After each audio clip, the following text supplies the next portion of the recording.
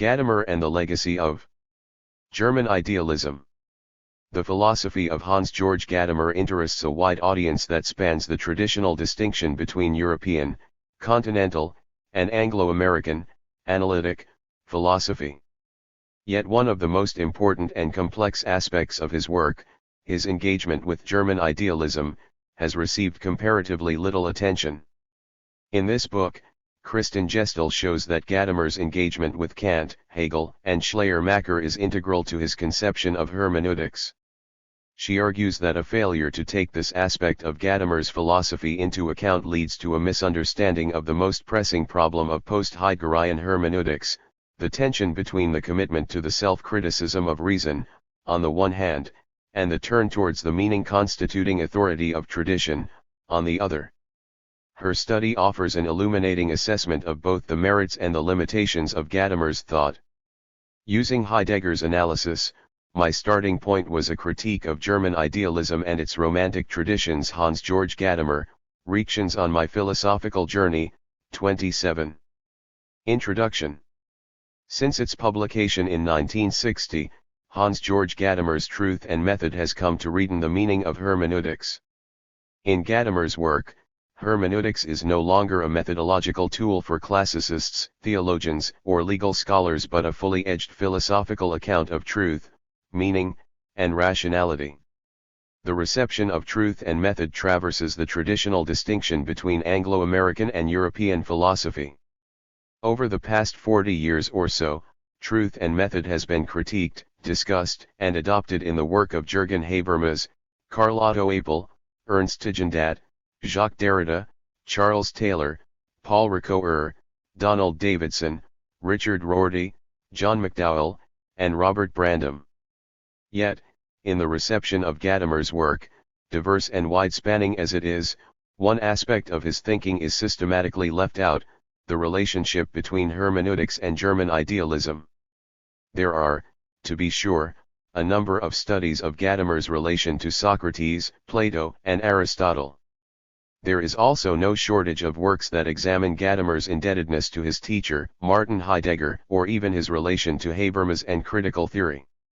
His reading of Kant, Fichte, Schleiermacher, the Romantics, and Hegel, however, has for the most part been left unvisited. The present study argues that Gadamer's critique of German idealism is integral to his hermeneutics. At the center of this critique is the idea that reason ought reactively to investigate the epistemic, moral, political, and aesthetic norms with which it identifies. While Gadamer takes over from German idealism the emphasis on the self-reaction of reason, he also claims that its idea of self-reaction is guilty of overlooking the situatedness of reason in history. In spite of promising insights, German idealism, in its Kantian, Fichtean, and 1. Hegelian permutations, ends up being locked into what Gadamer speaks of as a Cartesian model of absolute self-reaction. Under the inions of Heidegger's ontological turn, Gadamer sets out to overcome the shortcomings of German idealism by exploring the idea of understanding as a truth happening or an event of being.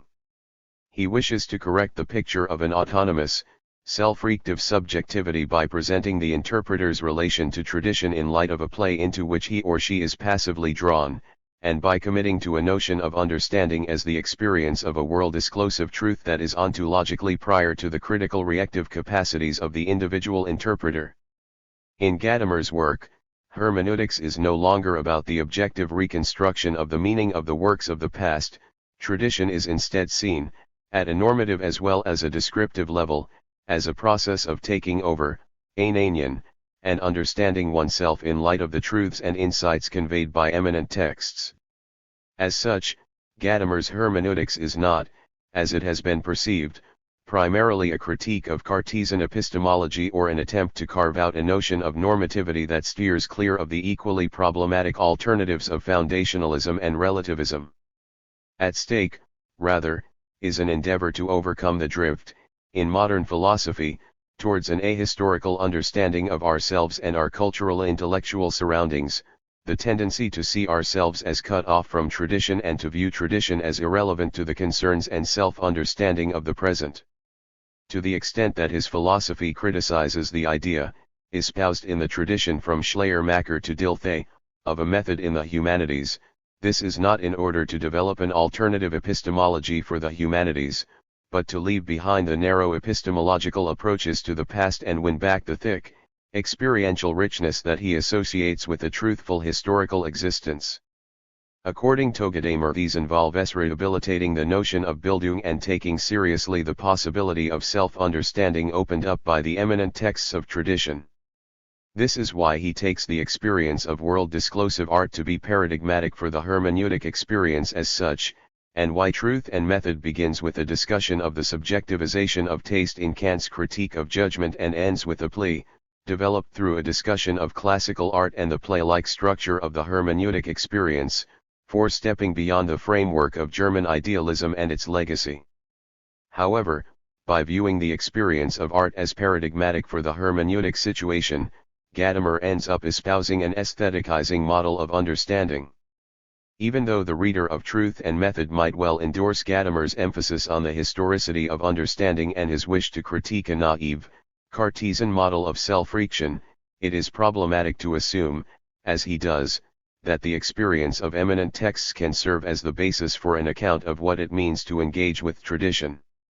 Furthermore, no matter how sympathetic one is to the overall cause of Gadamer's work, the reader of Truth and Method is left wondering whether his notion of a hermeneutic truth happening, taking the form of a demand, captured in the words of Rilke's famous poem, that the interpreter must change his or her life, really allows for the reactive dialogical model of rationality that Gadamer posits as an alternative to the idea of rationality ensuing from the tradition of German idealism.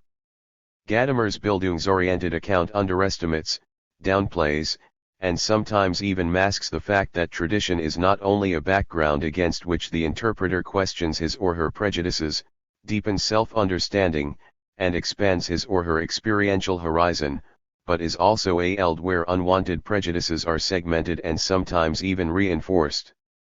Although Gadamer would not deny that tradition may shelter illegitimate prejudices and beliefs, his overgeneralizing critique of method and reactive standards in interpretation prevents him from developing an adequate notion of normative issues in hermeneutics. His wish to keep tradition alive as a process of continuous application of the insights of the great works of the past makes him overlook the philological and philosophical difficulties of dealing with expressions from culturally or temporally distant eras, works that may be expressive of a set of questions or concerns that fundamentally differ from those of the interpreter and hence do not trigger existential ontological self-understanding along the lines of Gadamer's thinking. In order to engage with texts from historically or culturally distant communities, these works must be recognized in their potential otherness. This process of recognition cannot be vouched for by a model which, like Gadamer's, places the main emphasis on the self-transformation that happens in the moment of applying the insights of the past within the horizon of the present. As it develops in the wake of Heidegger's critique of modern philosophy, Gadamer's hermeneutics addresses one particular prejudice, the modern tendency to abstract from the fundamental historicity of human existence, at the cost of overlooking a larger spectre of hermeneutic problems and issues, including those of critique, reaction, and normativity in understanding. To mend this situation, I recommend a return to the early 19th century theory of interpretation. Within this tradition, as it develops in relative continuity with the philosophy of the Enlightenment, the hermeneutic experience is not viewed as a truth happening that initiates a more authentic existence, but deals with the epistemological, ethical, and political challenges of understanding and interpreting the symbolic expressions that derive from temporally or culturally distant communities. In the philosophies of Herder, Schleiermacher, the Schlegels, Hegel, and the von Humboldts, we end, for the rst time, the systematic articulation of the idea that languages and cultures are expressive of forms of life, so that an expansion of the field of understanding and interpretation is at the same time an expansion of the field of thinking, action, and self-reaction. Within the scope of early 19th century hermeneutics, however, this expansion of horizons is not seen as the result of a happening of truth, Wahrheitsgeschehen, into which the interpreter is drawn, but as a process that requires philological and historical labor, as well as critical reaction on the prejudices that limit the interpreter's outlook. Among the many representatives of early 19th century hermeneutics, I have chosen to focus on the work of Friedrich Schleiermacher, whose philosophy of interpretation is given considerable attention in Truth and Method. In its sensitivity to cultural diversity, the plurality of historical cultures, and the problem of the individuality of the text, its being a unique expression of a given, linguistically mediated life form, Schleiermacher's philosophy points the way towards an intellectually sound and philologically responsible theory of understanding and interpretation. The rationale of his hermeneutics rests not with its appeal to an immediate, self-transforming truth happening in the encounter with tradition, but with the effort to overcome the obstacles of historical and cultural distance through working out a sustainable notion of normativity in interpretation. However, in Schleiermacher's work, such a notion of validity in understanding is not perceived as contrary to but, rather, emerges as a condition of possibility for a sustainable notion of Bildung and the enhanced self-understanding of the interpreter, as expounded in his dialectic as well as his practical philosophy. If Schleiermacher distinguishes between interpretation and application, this is not because he overlooks the way in which an interpreter may learn from, reject, or understand him or herself in terms of the past, but because he nds that in order for something to be accepted or rejected it should be understood. My discussion of Gadamer's critique of German idealism is divided into 6 chapters. Chapter 1 examines Gadamer's reading of Kant, focusing in particular on the relation between the critique of judgment and the critique of pure reason. Gadamer's reading of Kant is more complex than it is often assumed to be. In Truth and Method, he argues that Kant's notion of knowledge leads to a subjectivization of art and beauty. However, even though Gadamer is critical of the subjectivization of taste in the critique of judgment, he nds that Kant's turn from taste and reactive judgment to the relationship between art and morality evokes a promising notion of the experience of art as a dialogical, hermeneutic encounter. According to Gadamer, however, Kant is not primarily interested in art but in natural beauty, and natural beauty entails no hermeneutic experience of this kind. Hence he ends up leaving behind the promising hermeneutic insights that he had been hinting at in the beginning of the third critique. However, Gadamer's critique of Kant misses its target. Because Gadamer approaches Kant's treatment of natural beauty through the lens of artistic beauty, he overlooks how Kant's notion of natural beauty is intrinsically related to his notion of knowledge and empirical research within the natural sciences. Even if Gadamer misunderstands Kant's third critique, his reading paves the way for an important criticism of the romantic appeal to immediacy and pure aesthetic presence, or aesthetic consciousness, as Gadamer calls it. This criticism, as it grows out of Gadamer's review of the treatment of epistemological skepticism in post-Cartesian philosophy, is the subject of Chapter 2. Gadamer views aesthetic consciousness as a failed attempt to overcome the scientic orientations of modern philosophy. Aesthetic consciousness, he claims, celebrates art and aesthetic expression as the domains of subjectivity proper but fails to ask, as Gadamer himself wishes to, whether it is right to reserve the notion of truth to the procedures of scientic reason in the RST place. Gadamer's critique of aesthetic consciousness entails an apt analysis of a drift in post-Kantian philosophy towards a model of immediacy and pure aesthetic presence. Yet his objections to romantic aesthetics are 5. Coarse and sweeping. In his eagerness to expel every orientation towards immediacy and pure aesthetic presence, Gadamer fails to acknowledge that the Romantics, in drawing on Kantian notions such as autonomy, individuality, and feeling, respond to the situation of art in modernity rather than hypostatizing a set of ahistorical and faulty aesthetic ideals. Leaving behind the critique of Kant and aesthetic consciousness, Chapter 3 turns to Gadamer's own hermeneutic conception of art and the relationship between aesthetic experience and hermeneutic reason. I discuss Gadamer's attempt to criticize the tradition of modern epistemology by completing the notion of truth as correspondence with the idea of truth as world disclosure. Gadamer, however, goes too far in his universalizing of the world disclosive truth that he ascribes to art in particular. This hampers the historical as well as the systematic relevance of his model. From a historical point of view, Gadamer's notion of the world-disclosive truth of art leaves him ill-equipped to deal with practical, interpretative challenges within the tradition of modern as well as of pre-modern art.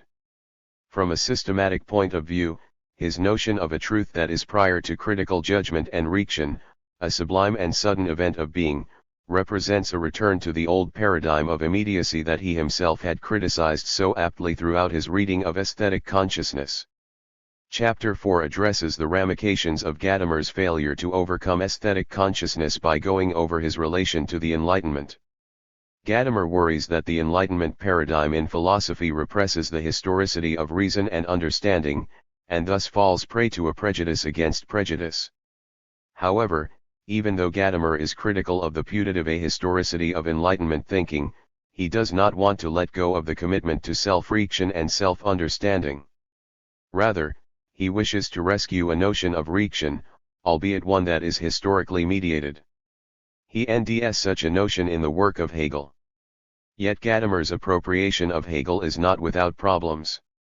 Whereas Hegel identifies with the Enlightenment and its focus on norms and questions of legitimacy, Gadamer, with his entire Heideggerian luggage, fails to distinguish between an epistemic and an existentialist notion of self-understanding. Art is taken to be paradigmatic for the hermeneutic experience precisely because the experience of the great works of tradition, with their world-disclosive authority, is ascribed a self-transformative 6. dimension.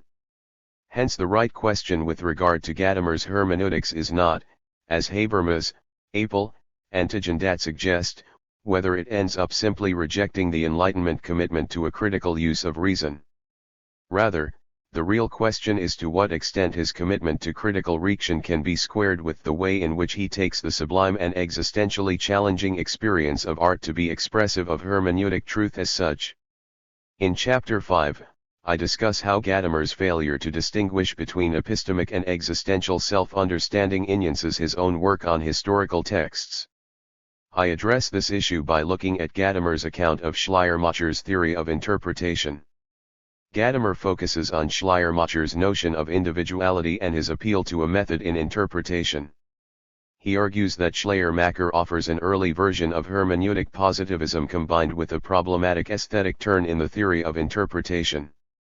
However, in his critique of early 19th century hermeneutics, Gadamer fails to acknowledge that the fundamental difference between Schleiermacher's theory and his own is not that Schleiermacher is a hermeneutic positivist and Gadamer is not, but that Schleiermacher takes hermeneutics to be all about correct understanding of the symbolic expressions of the past, whereas Gadamer, modeling understanding on the paradigmatic case of art, takes it to be about a self-transformative, world-disclosive truth in the encounter with the great works of the tradition. Chapter 6 sketches an alternative reading of early 19th century hermeneutics and advocates a retrieval of post-Kantian hermeneutics and its concern for critical normative standards in interpretation. I argue that although Schleiermacher is attentive to the need for such standards, he does not abstract from the interpreter's situatedness within a given, historical context. Instead, it is precisely because the interpreter is historically situated that a dimension of normativity is called for. Furthermore, Schleiermacher's hermeneutics, in being closely related to his theory of translation as well as his practical philosophy, allows for a notion of Bildung as well as the idea of the interpreter engaging in an ongoing expansion of his or her horizon. And if Schleiermacher does not believe in the idea of a dialogue between work and interpreter, he nonetheless emphasizes, in his dialectics, the intersubjective dimension of understanding. Rather than the discussion of the world-disclosive and sublime happening of the classical work, the tradition of early 19th century 7. philosophy, is where we need to look for a hermeneutics that may give rise to a philosophically relevant humanism. With its effort to combine a notion of historicity with a notion of normativity in understanding, it is this tradition, rather than Gadamer's ontologically oriented appeal to understanding as truth happening, that deserves a renaissance within contemporary philosophy, be it in a European or Anglo-American vein. 8. 1. Art, dialogue, and historical knowledge, appropriating Kant's critique of judgment. Any study of Gadamer's critique of German idealism must begin with a discussion of his reading of Kant. The relationship between Gadamer's own tradition, that of 20th century phenomenology, and Kant's program for a transcendental philosophy is itself a complex issue. First there is Edmund Husserl, who was both attracted to and critical of Kant's RST critique. Then there is Heidegger and his ambition to survey the entire eld of the three critiques. However, most important in this context is Heidegger's reading of the Critique of Pure Reason in Kant and the Problem of Metaphysics, 1929. Too faithful to his notion of a salvaging destruction of the philosophical tradition, Heidegger argues that the earliest version of the RST critique, the so-called A Deduction of Pure Reason, is radically different from the epistemological position that had been eagerly promoted by the Neo-Kantians. For according to Heidegger, Kant was initially not interested in epistemology in the narrow meaning of the term. Rather, Kant was verging upon a genuine ontology of being, but then felt forced to leave this path behind in order to pursue the transcendental conditions of knowledge. As for the second critique, Heidegger approaches this work through a discussion of the Kantian notions of freedom and causality. What, then, of the third critique, that is, Kant's aesthetics? There are scattered remarks about the critique of judgment throughout Heidegger's work from the early 1930s onward, especially in the late 1930s Nietzsche lectures, to which I return in Chapter 3. A lengthy, systematic account of the relevance of the third critique, however, is lacking in the work of Heidegger. This leaves Gadamer fertile ground on which to carve out his own philosophical niche, which is precisely what he does in the RST part of Truth and Method. He sets out to rescue the hermeneutically important insights of Kant's aesthetics from the dominant 19th and 20th century reception of this work. When Gadamer published Truth and Method, his work on Plato's Philebus, the Habilitationsschrift of 1931, was already well known in Germany. Arguing that Plato's dialogical form is not merely a stylistic or rhetorical device, but an intrinsic part of his conception of rationality, rationality rests with the dialogical activity itself, Gadamer worries that the Socratic, Platonic notion of philosophizing gets substantially weakened with Aristotle's more academic form and, even more so, with the development of post-Aristotelian philosophy. However, while turning to the critique of judgment, Gadamer discovers the traces of a dialogical spirit akin to the one in Plato's work, yet in Kant's case, it is not played out performatively. Strictly speaking, this dialogical spirit is not part of Kant's discussion of pure, aesthetic judgment, but occurs in his analysis of the relationship between art and morality in 16 and 17 of the Critique of Judgment. Gadamer, in other words, traces the hermeneutic insights of the third critique to the parts of the work where Kant deviates from his main objective of providing an a priori justification of the pure judgment of taste. 5. According to Gadamer, Kant, in these sections, suggests that art, while expressing the ideals of reason, must be ascribed a cognitive dimension, only that this dimension, being dialogically constituted, differs from the cognitive comportments of the physical sciences. In Gadamer's reading, this, rather than Kant's better-known doctrine of pure aesthetic judgment, is the place to look for the contemporary relevance of the third critique. In this part of the critique, Gadamer claims, Kant connects art with the idea of a self-reactive encounter of human reason in the concrete, historical world. Self-reaction, truth, and history, these are three unmistakably Hegelian topics. Yet in Gadamer's reading, Kant's aesthetics is brought in not only to strengthen, but also to modify a Hegelian understanding of art. For whereas Hegel famously claims that in modernity art, as a reaction of the absolute, gets surpassed by religion and, ultimately, philosophy, Kant insists that the experience of art can never be fully exhausted by conceptual, philosophical, means. Although Gadamer is not entirely faithful to Kant's text, I argue that he reads the third critique in a far too Hegelian light. The interpretation of the critique of judgment proves important to his overall argument in Truth and Method. The encounter with the critique of judgment allows Gadamer to develop, on the basis of the experience of art, a modern notion of dialogical rationality. This chapter begins by rehearsing the basic outlines of Gadamer's critique of Kant's subjectivization of taste and his discussion of Kant's aesthetic formalism. The next issues to be addressed are Gadamer's retrieval of the hermeneutic dimensions of Kant's conception of a self-encounter in the work of art and the Hegelian premises of this reading. I continue by suggesting that Gadamer's Hegelian, reading of Kant's aesthetics allows him to sustain a notion of dialogical rationality that is broad enough to embrace our relationship with art and tradition in general, while at the same time criticizing Hegel's idea of great art having come to an end. Within Gadamer's intellectual environment, such a reading of Kant implies an indirect response to Heidegger's wholesale rejection of aesthetics as the element in which art dies. Nonetheless, Gadamer ultimately NDS that Kant gives systematic priority to natural beauty, hence leaving behind the hermeneutic outlook that he himself had been hinting at in his discussion of the moral relevance of art. Kant, Gadamer claims, illegitimately determines natural beauty as the other of reason. Again, this kind of criticism follows the lead of Hegel's rejection of natural beauty. Hegel's argument, however, presupposes too sharp a distinction between natural and artistic beauty. Returning to the question of the hermeneutical potential of the third critique, I propose that the problem with Gadamer's reading of Kant is not that he categorically dismisses the critique of judgment, but that he, like Hegel, ends up hypostatizing an artificial contrast between Kant's reactions on art and his reactions on natural beauty. Taste and knowledge in the third critique. For a philosopher whose ambition it is to explore the hermeneutic potential of Kant's critique of judgment, Gadamer, from the very outset, adopts an unexpectedly polemical tone. To expound on Kant's aesthetics is, for Gadamer, to address the subjectivization of aesthetics through the Kantian critique, TM 42, WM 48. Thus any engagement with Gadamer's reading of the third critique must discuss the claim that Kant's critique represents a subjectivization of beauty and taste. How does Gadamer arrive at this notion?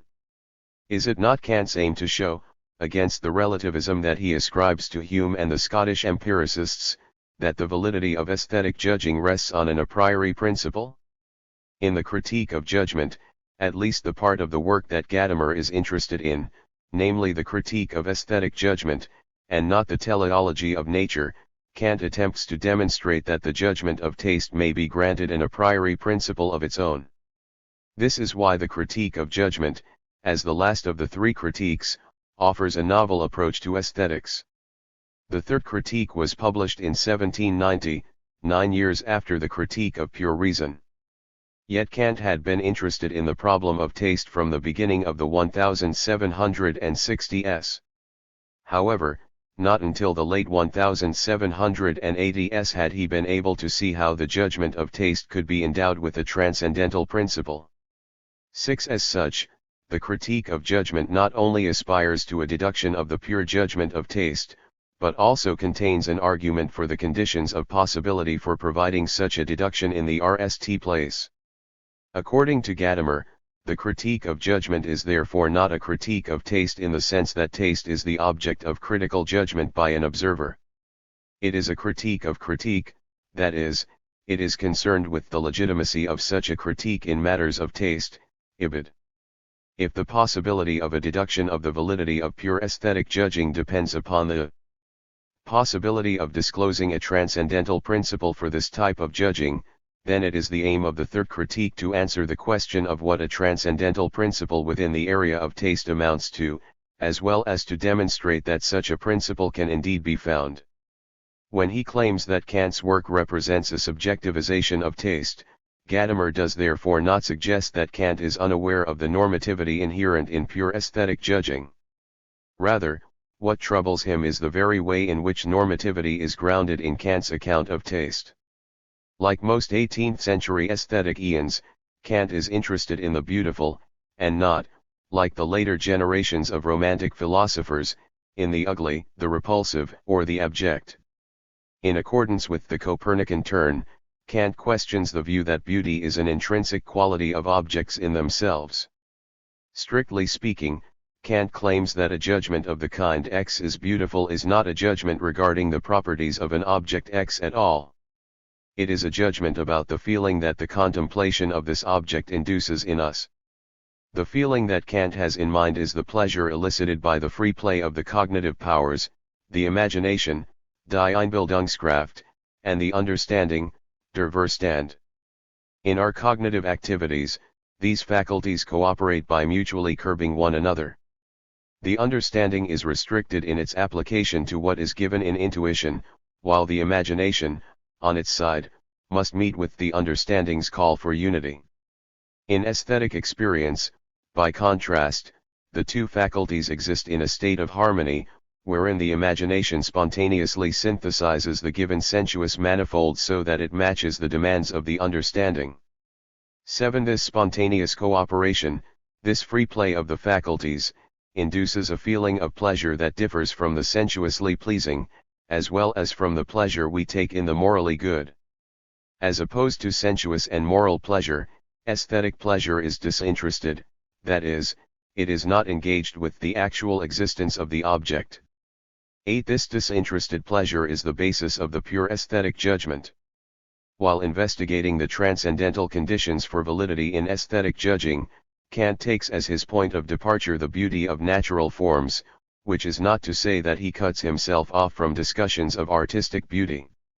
This focus on natural beauty is, in part, motivated by the overall structure of the critical project, and in particular by the potential tension between Kant's account of the causality of nature, in the Critique of Pure Reason, and his account of moral freedom, in the Critique of Practical Reason. Only the focus on natural beauty may help him bridge the gap between causality and freedom. According to Kant, the experience of natural beauty typically directs us towards the idea of a higher purpose in nature. Yet we have no criterion by which to determine whether this is objectively the case. The anticipation of a higher purposiveness of nature occasions no cognitive claim. It remains subjective, but without this subjective status diminishing the importance of this kind of purposiveness. Instead, this is a purposiveness of a peculiar kind, one that serves no purpose save that of making human beings feel at home in the world. Kant speaks of this as a purposiveness without a purpose.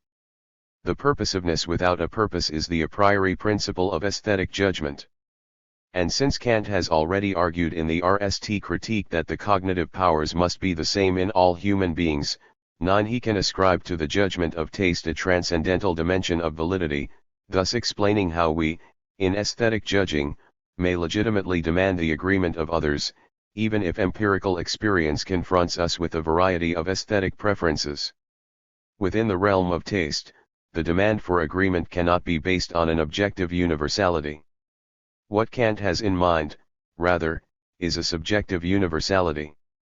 This is a kind of universality that differs from objective, logical, universality in that it does not connect the predicate of beauty with the concept of the object, considered in its entire logical sphere, yet it extends that predicate over the entire sphere of judging persons, cj. KDU 8, 215. The notion of a subjective universality offers a basis against which Gadamer's criticism of Kant's subjectivization of taste may be further expounded. Kant's conception of aesthetic judgment, Gadamer claims, represents a subjectivization in two related, yet slightly different, meanings of the term. First, the Kantian critique represents a subjectivization in that the normativity of aesthetic judgment is traced back to the free play of the cognitive faculties. Pure aesthetic judgment relates to a subjective feeling, and not to objective features in the world. Second, the subjective universality of aesthetic judgment deprives it of every cognitive claim. By grounding the validity of taste in the feeling induced by the free play of the cognitive faculties, Kant, in Gadamer's view, denies taste any significance as knowledge, Tm. 43, Wm. 49. Deeming Kant's account of aesthetic normativity a subjectivization of judgment, Gadamer is primarily concerned with taste's relation to knowledge.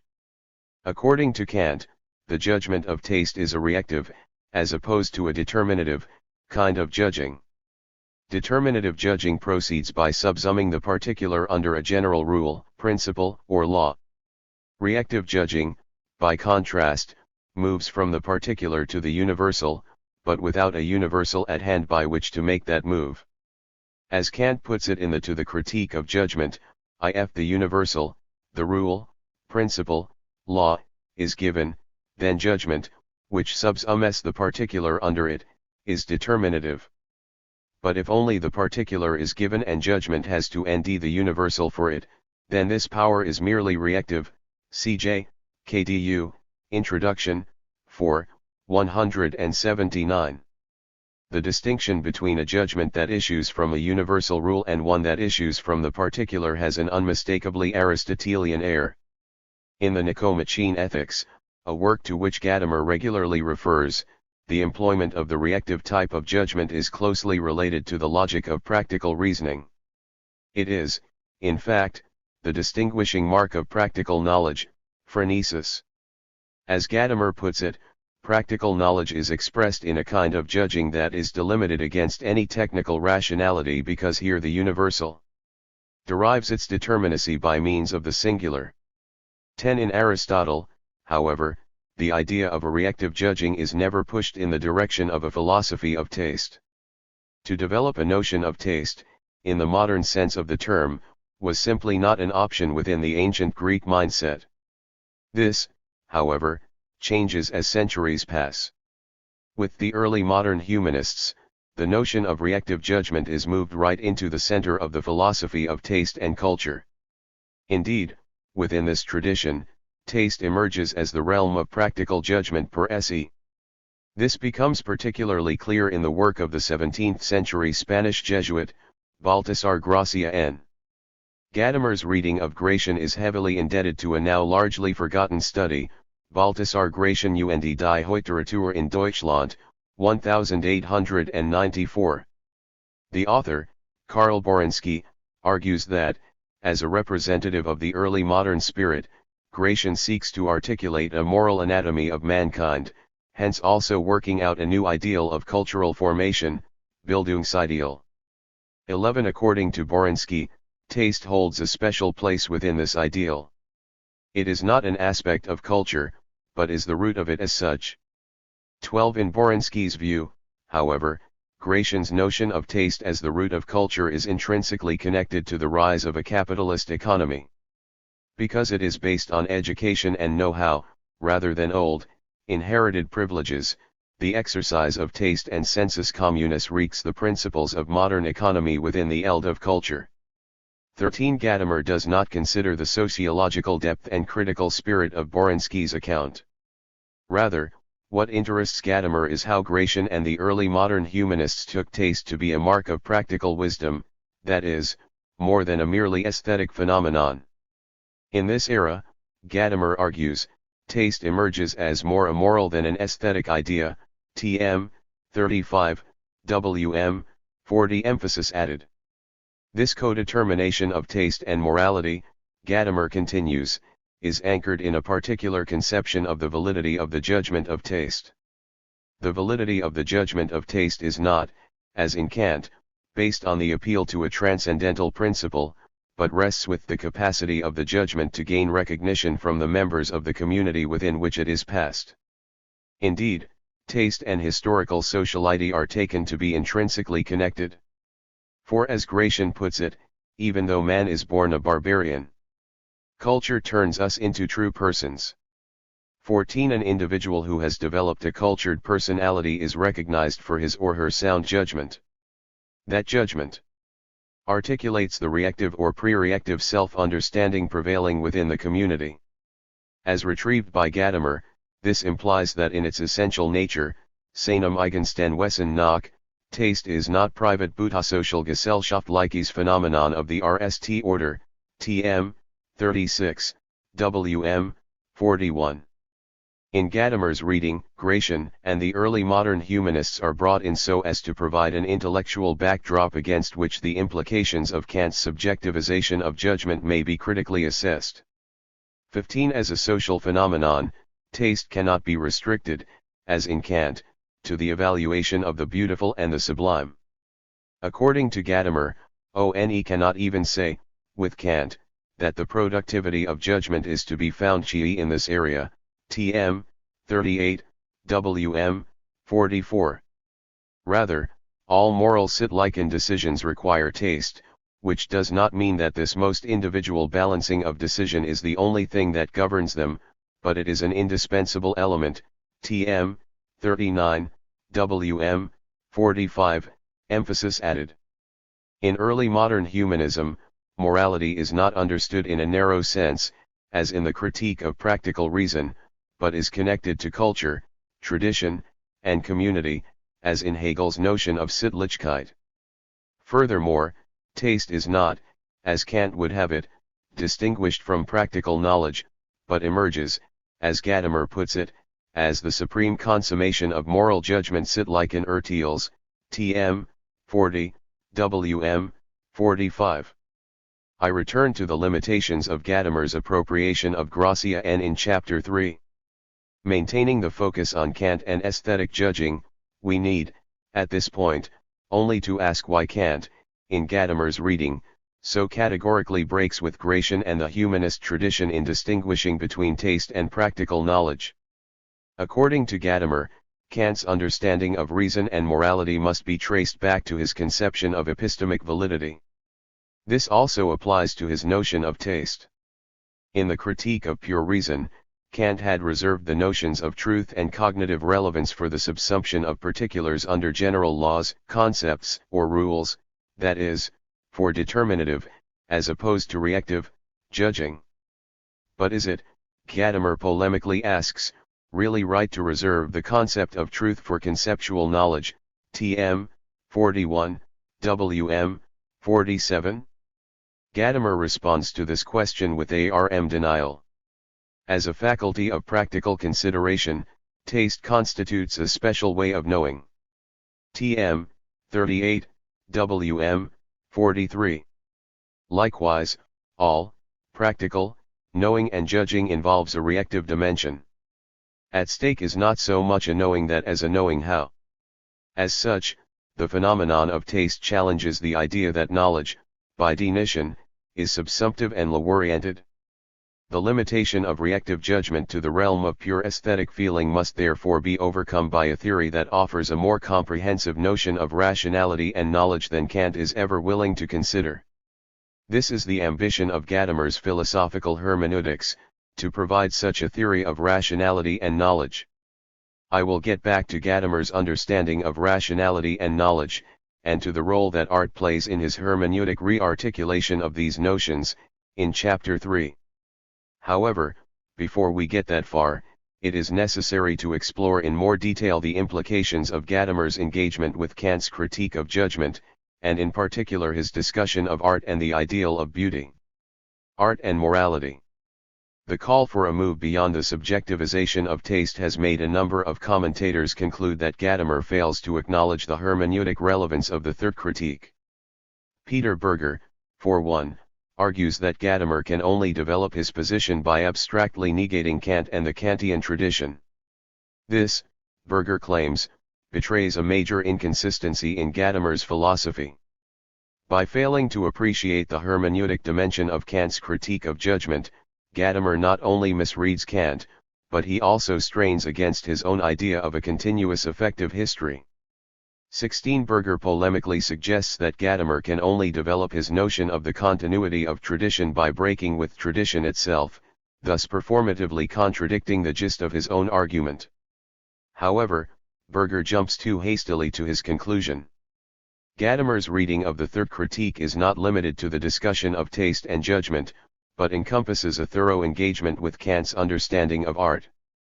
Due, perhaps, to the widespread interest in the hermeneutic conception of practical knowledge and normativity, an interest fueled by the so-called Gadamer-Habermas debate, to which I return in Chapter 4, this aspect of Gadamer's discussion has not received the attention it deserves. 17 Hence one may easily overlook how Gadamer, having criticized the subjectivization of taste in Kant's critique of judgment, modifies his critique by arguing that hermeneutics not only should distinguish itself from Kant's account of pure, aesthetic judging, but also understand itself as heavily indebted to his notion of art and artistic beauty.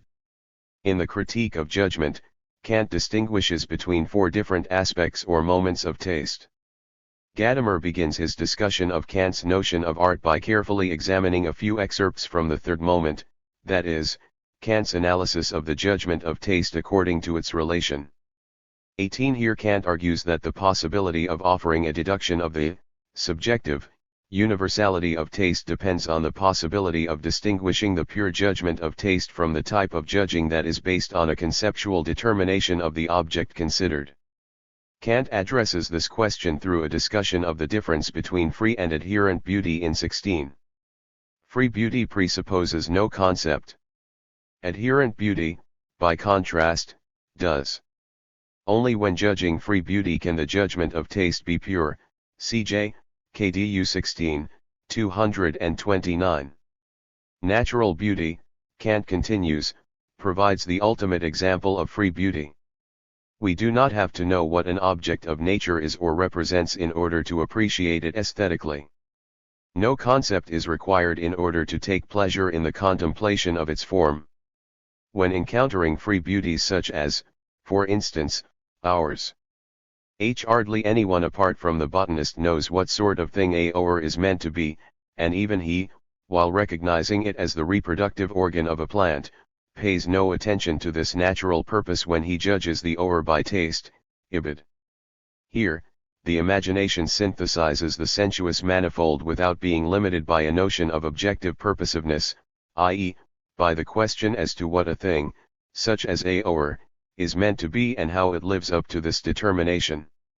Entering the world of human practice, however, the notion of free beauty becomes increasingly problematic. As opposed to natural beauty, the beauty of a human being, or the beauty of a horse or of a building, such as a church, palace, armory, or summer house, does presuppose the concept of the purpose that determines what the thing is meant to be. Cj. KDU 16, 230. Domesticated animals, people, and buildings appear within the realm of human ends and intentions.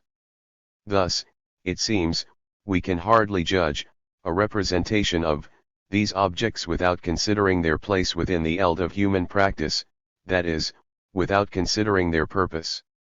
However, this purpose is not a purposiveness without purpose, one that only serves the subjective aim of generating aesthetic pleasure. Hence we risk contaminating the aesthetic judgment with a determinative, objective, purpose. Informed by such a criterion as perfection, the aesthetic judgment instantly loses its purity. Baumgarten, Kant argues, did not see this. By appealing to the criterion of perfection, Baumgarten had been opting for a didactic model according to which beauty is appreciated only to the extent that it prepares for a conceptual grasp of the contemplated object. But reduced to a mere means, Kant remarks, beauty is worth no more than the honey with which one bribes a young child to do something that is experienced as unpleasant or scary. 19. A beauty that is conceived along the lines of such pragmatic considerations, a beauty that, rather than being an end in itself, is reduced to a means, is not free but obscured and limited. Tm. 45, Wm. 51. This claim of Kant's might initially seem uncontroversial. Yet Gadamer questions this part of the third critique. What worries him is not Kant's rejection of the criterion of perfection within the sphere of pure aesthetic judgment.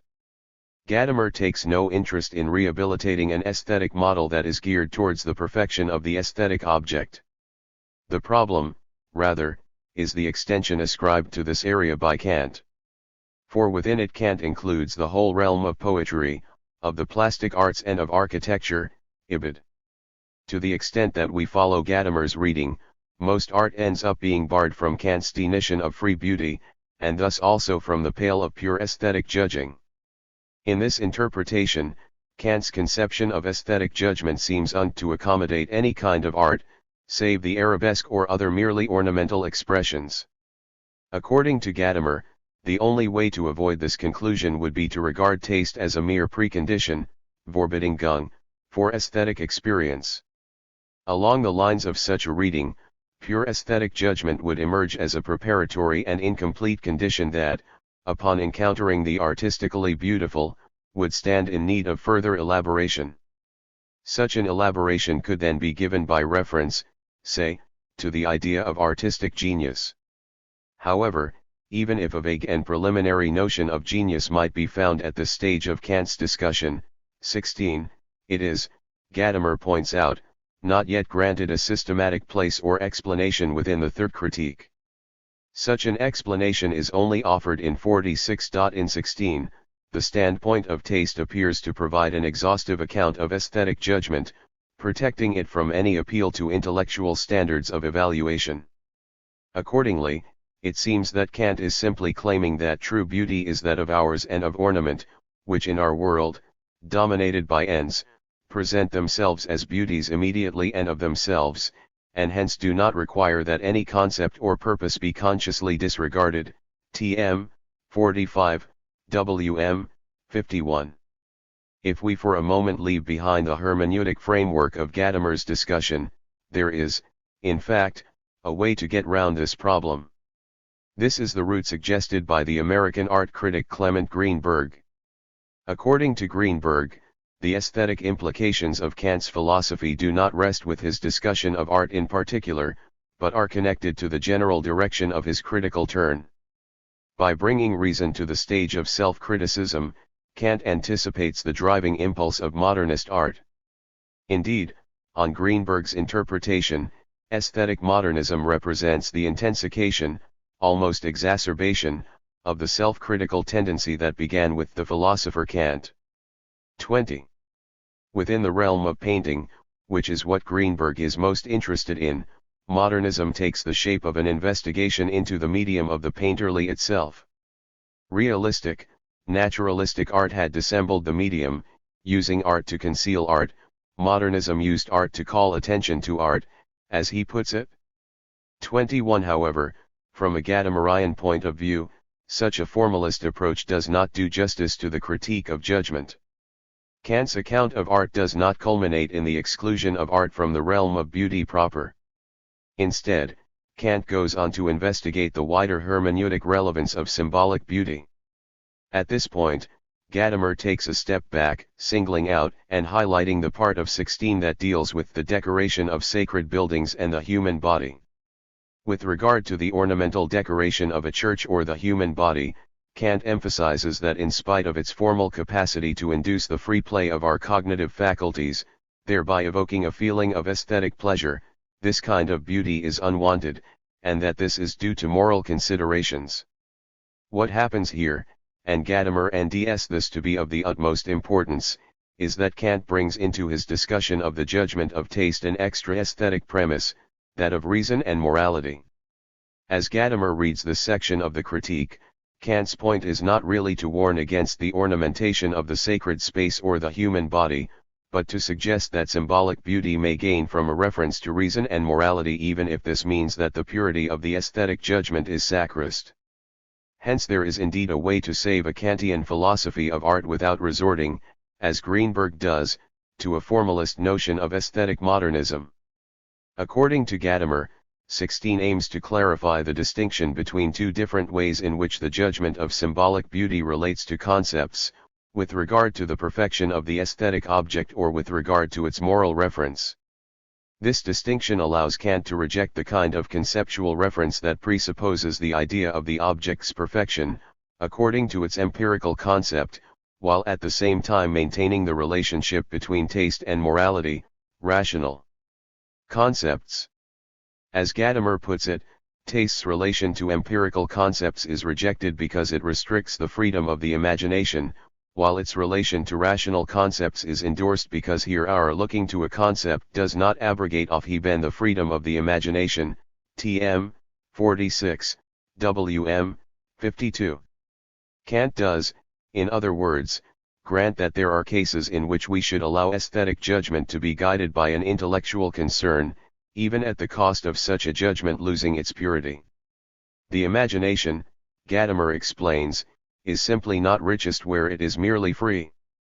As in the convolutions of the arabesque, but rather in a eld of play where the understanding's desire for unity does not so much convey it as suggest incitements to play, ibid. This is a conclusion that anticipates the point brought forth in the next section, 17, where Kant continues his examination of the relation between the judgment of taste and the possibility of an intellectualized aesthetic liking. The self-encounter of spirit in the work of art, the relation between taste and reason, rational concepts, makes it possible for Kant to argue that whenever a disagreement about a matter of taste arises, two judges with opposing opinions may in theory lay equal claims to validity. One may be right according to the intellectualized, moral, interest she takes in the object, the other according to a pure aesthetic liking. Yet such conics are not the rule. On the contrary, Kant remarks that surprisingly often these two approaches to beauty exist side by side. This leads him to address the possibility of there being a deeper, common ground behind our judgments on art and beauty. If such a ground exists, then it cannot be of a conceptual nature, since there is, Kant argues, no objective rule of taste. Reactive judgment is an aesthetic judgment. It is based on a subjective feeling induced by the disinterested contemplation of a beautiful form and not on a concept of the object itself. The search for a conceptual criterion of taste is therefore in vain. Hence Kant continues to address the possibility of there being something like an archetype of taste. Such an archetype would, he claims, have to be a mere idea, an idea which everyone must generate within himself and by which he must judge any object of taste, any example of someone's judging by taste, and even the taste of everyone else, cj. KDU 17, 232. An idea, properly, Kant explains, means a rational concept. When a rational concept is given a concrete expression, it appears as an ideal of beauty. Rooted in reason's indeterminate idea of a maximum, the ideal of beauty cannot be presented through concepts but only in an individual exhibition, ibid. As such, it is an ideal of the imagination. Given Kant's distinction between free and adherent beauty, and his tendency to identify art with adherent beauty, one must ask what kind of beauty could possibly be susceptible to such an ideal of the imagination. Although such beauty could not be determined by a concept, it would have to be partly xed by it. It would have to belong to an aesthetic judgment that is, in Kant's phrasing, partly intellectual, ibid. Thus we can a priori exclude from the ideal of beauty the non-conceptual beauty of ours or a beautiful view, Kant's own examples. How, then, about the kind of beauty that has a specific purpose, the beauty pertaining to objects that belong to their realm of human practice, their realm of means and ends? In these cases, Kant argues, the purpose of the object is not sufficiently determined. This kind of beauty is therefore nearly as free as is the case of vague beauty, that is, beauty which is not xed by a concept, cj. KDU 17, 233.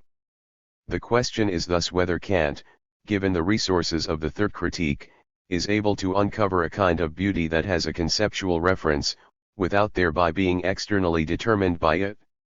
If we follow Kant's argument, such beauty would have to be related to the presentation of a being whose purpose is an inherent part of its own existence. According to Kant, only human beings meet such a requirement. Only M can himself determine his purposes by reason, as he puts it, ibid. Through the faculty of reason, human beings give themselves their own purpose. The purpose of a human being is intrinsic to humanity as such. This is why a human being, as we know from Kant's moral philosophy, should never be reduced to a mere means. Humanity is an aim in itself. Of all beings in the world, only humans would be susceptible to an ideal of beauty. As much as he initially began by criticizing Kant's subjectivization of taste and judgment power, the ideal of beauty is a notion of which Gadamer approves.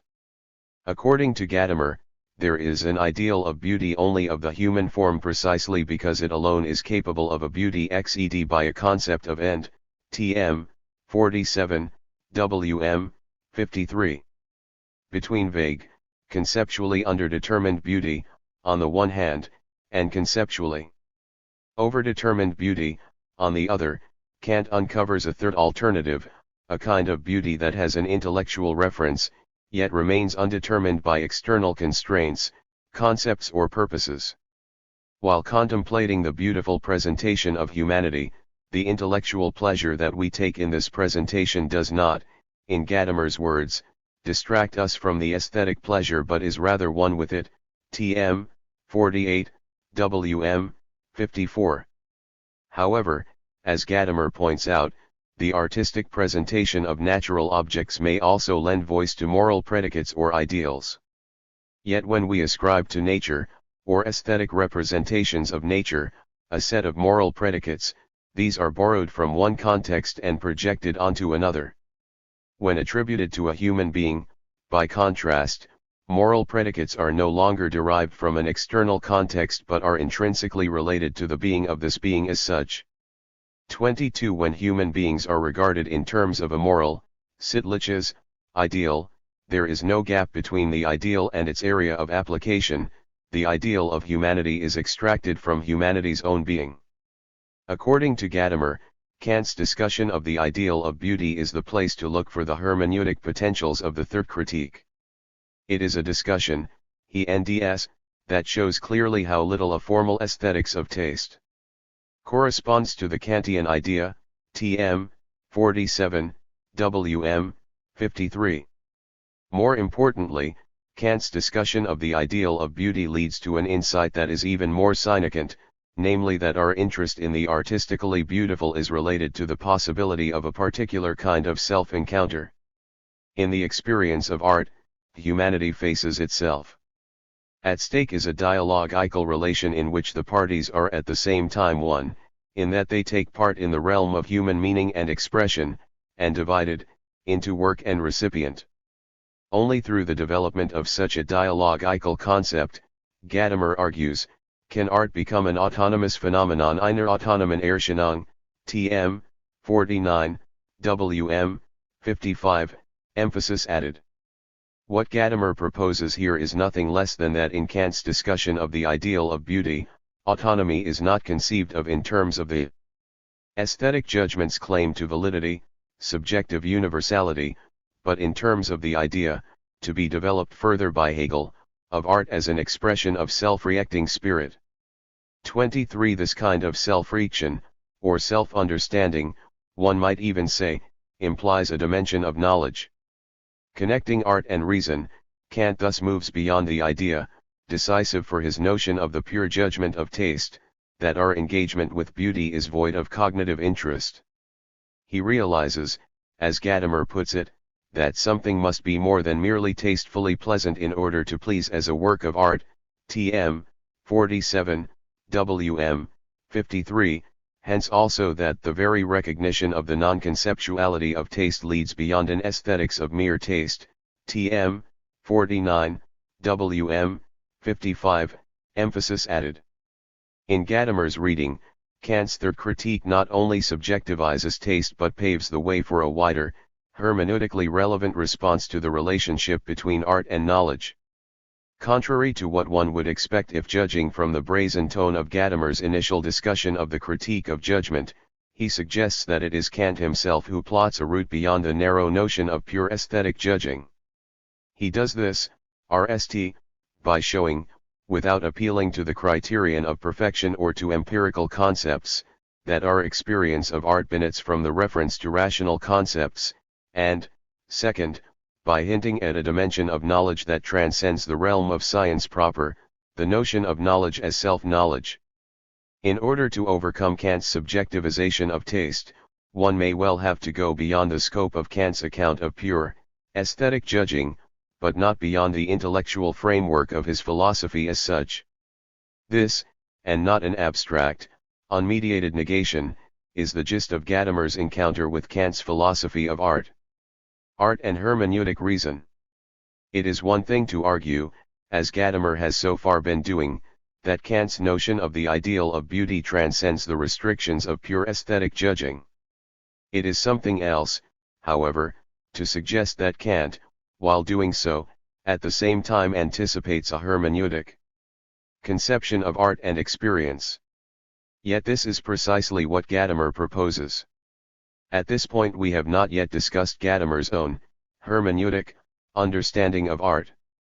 However, we do know that Gadamer recommends a return to Gratian and pre-Kantian humanism, with its notion of a practical, context-sensitive knowledge that is sourced in concrete intersubjectivity. This kind of knowledge does not aim at abstract and universal concepts but grows in richness and concreteness as time and history pass. As we will see, the idea of such knowledge is a crucial part of Gadamer's own account of art. To show how Kant's notion of the ideal of beauty aspires to a hermeneutic account of art, Gadamer must bring into his interpretation an additional premise. Not only will he have to argue that Kant's notion of the ideal of beauty makes it possible to conceive of aesthetic experience as a self-encounter of spirit, but he must also claim that the ideal of beauty allows us to cast this encounter in concrete, historical terms. At the end of his interpretation of the Critique of Judgment 17, Gadamer thus claims that Kant's conception of the moral relevance of art guides us towards the idea of art's ability to enable man to encounter himself in nature and in the human, historical world, ibid.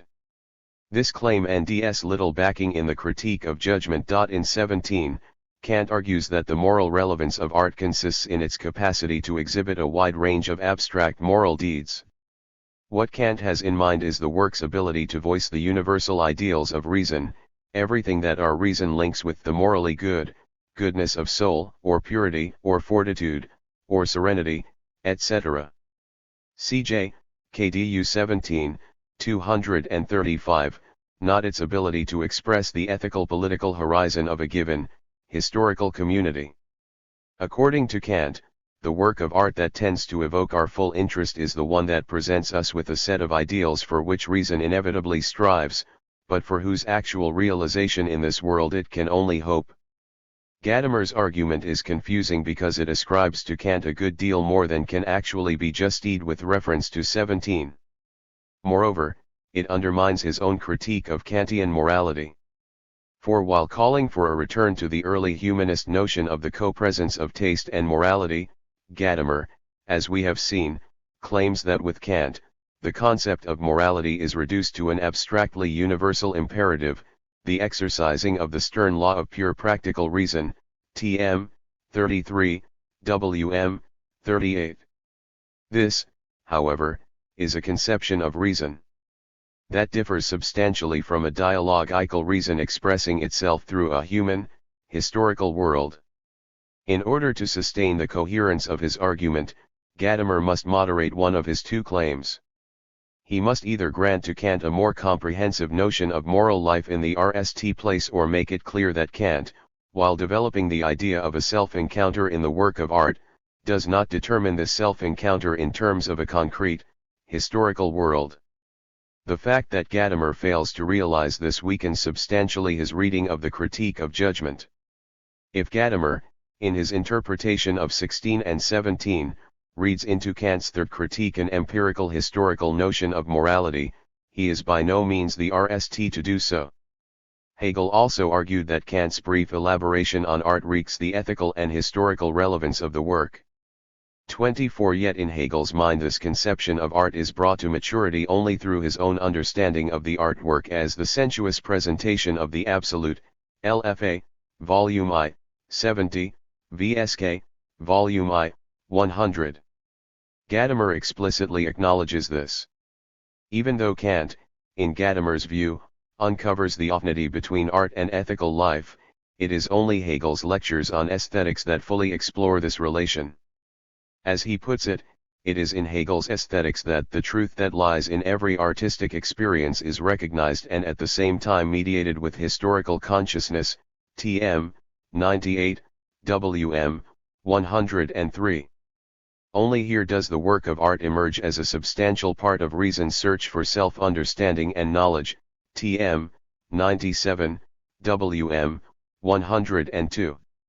However, if Gadamer, RST, maneuvers himself into a position in which he reads Kant's understanding of art, in 16 and 17, in a way that threatens to undermine the force of his own critique of Kantian morality, and if, second, he admits that it is only Hegel who fully redeems the moral historical aspect of art.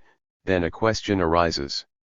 Why does Gadamer bother to discuss the critique of judgment in the RST place?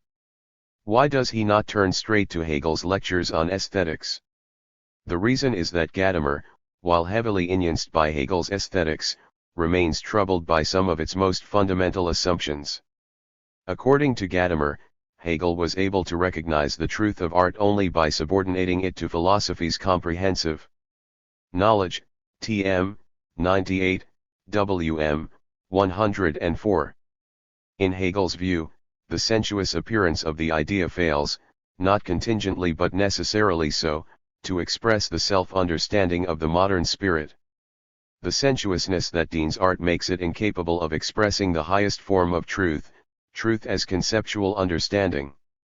Hence the truth of art is sublated into the reactively more advanced stages of religion and, nally, conceptual knowledge, philosophy. Art is bound to transcend itself, it is bound to forsake the element of a reconciled embodiment of the spirit in sensuous form and pass over from the poetry of the imagination to the prose of thought. LFA Volume I, 89, VSK Volume I, 123. This is a view that Gadamer does not share. 25. Any account of art, he argues, must, from the very outset, acknowledge that the truth of art cannot be rendered in terms of denative knowledge, Abschließenden Erkenntnis. There is, Gadamer claims, no absolute progress and nonal exhaustion of what lies in a work of art, TM, 100, WM, 105. Kant, he argues, recognized this. It is the achievement of the third critique to dissolve the subordination of art to conceptual knowledge without at the same time eliminating the significant relation of art to conceptual understanding. 26. In Kant's discussion of the ideal of beauty, art is granted a capacity to elicit self-understanding, be it, strictly speaking, moral, as in the Kantian meaning of the term, or more generally ethical-political, as in the Hegel-Gadamer interpretation, without this threatening the autonomy of aesthetic expression vis-a-vis conceptual reason. Art is granted a cognitive dimension, yet its truth cannot be exhausted by conceptual reason itself. Against what he takes to be Hegel's tendency to hypostatize conceptual knowledge, Gadamer seeks to justify art as a way of truth in its own right, TM, 98, WM, 104. This is why Gadamer, in working out the premises of a hermeneutic philosophy of art, turns to Kant's critique of judgment, and not just to Hegel's admirable lectures on aesthetics, TM, 98, WM, 103, and it is why he does so in spite of the obvious philological and interpretative problems generated by such a move. Observing how Gadamer reads into Kant's notion of the ideal of beauty a hermeneutical awareness of the self-encounter in the work of art while at the same time maintaining a versatile notion of the work's autonomy vis-a-vis conceptual reason, one cannot help asking how this reading is brought to bear on his overall approach to hermeneutic truth and rationality.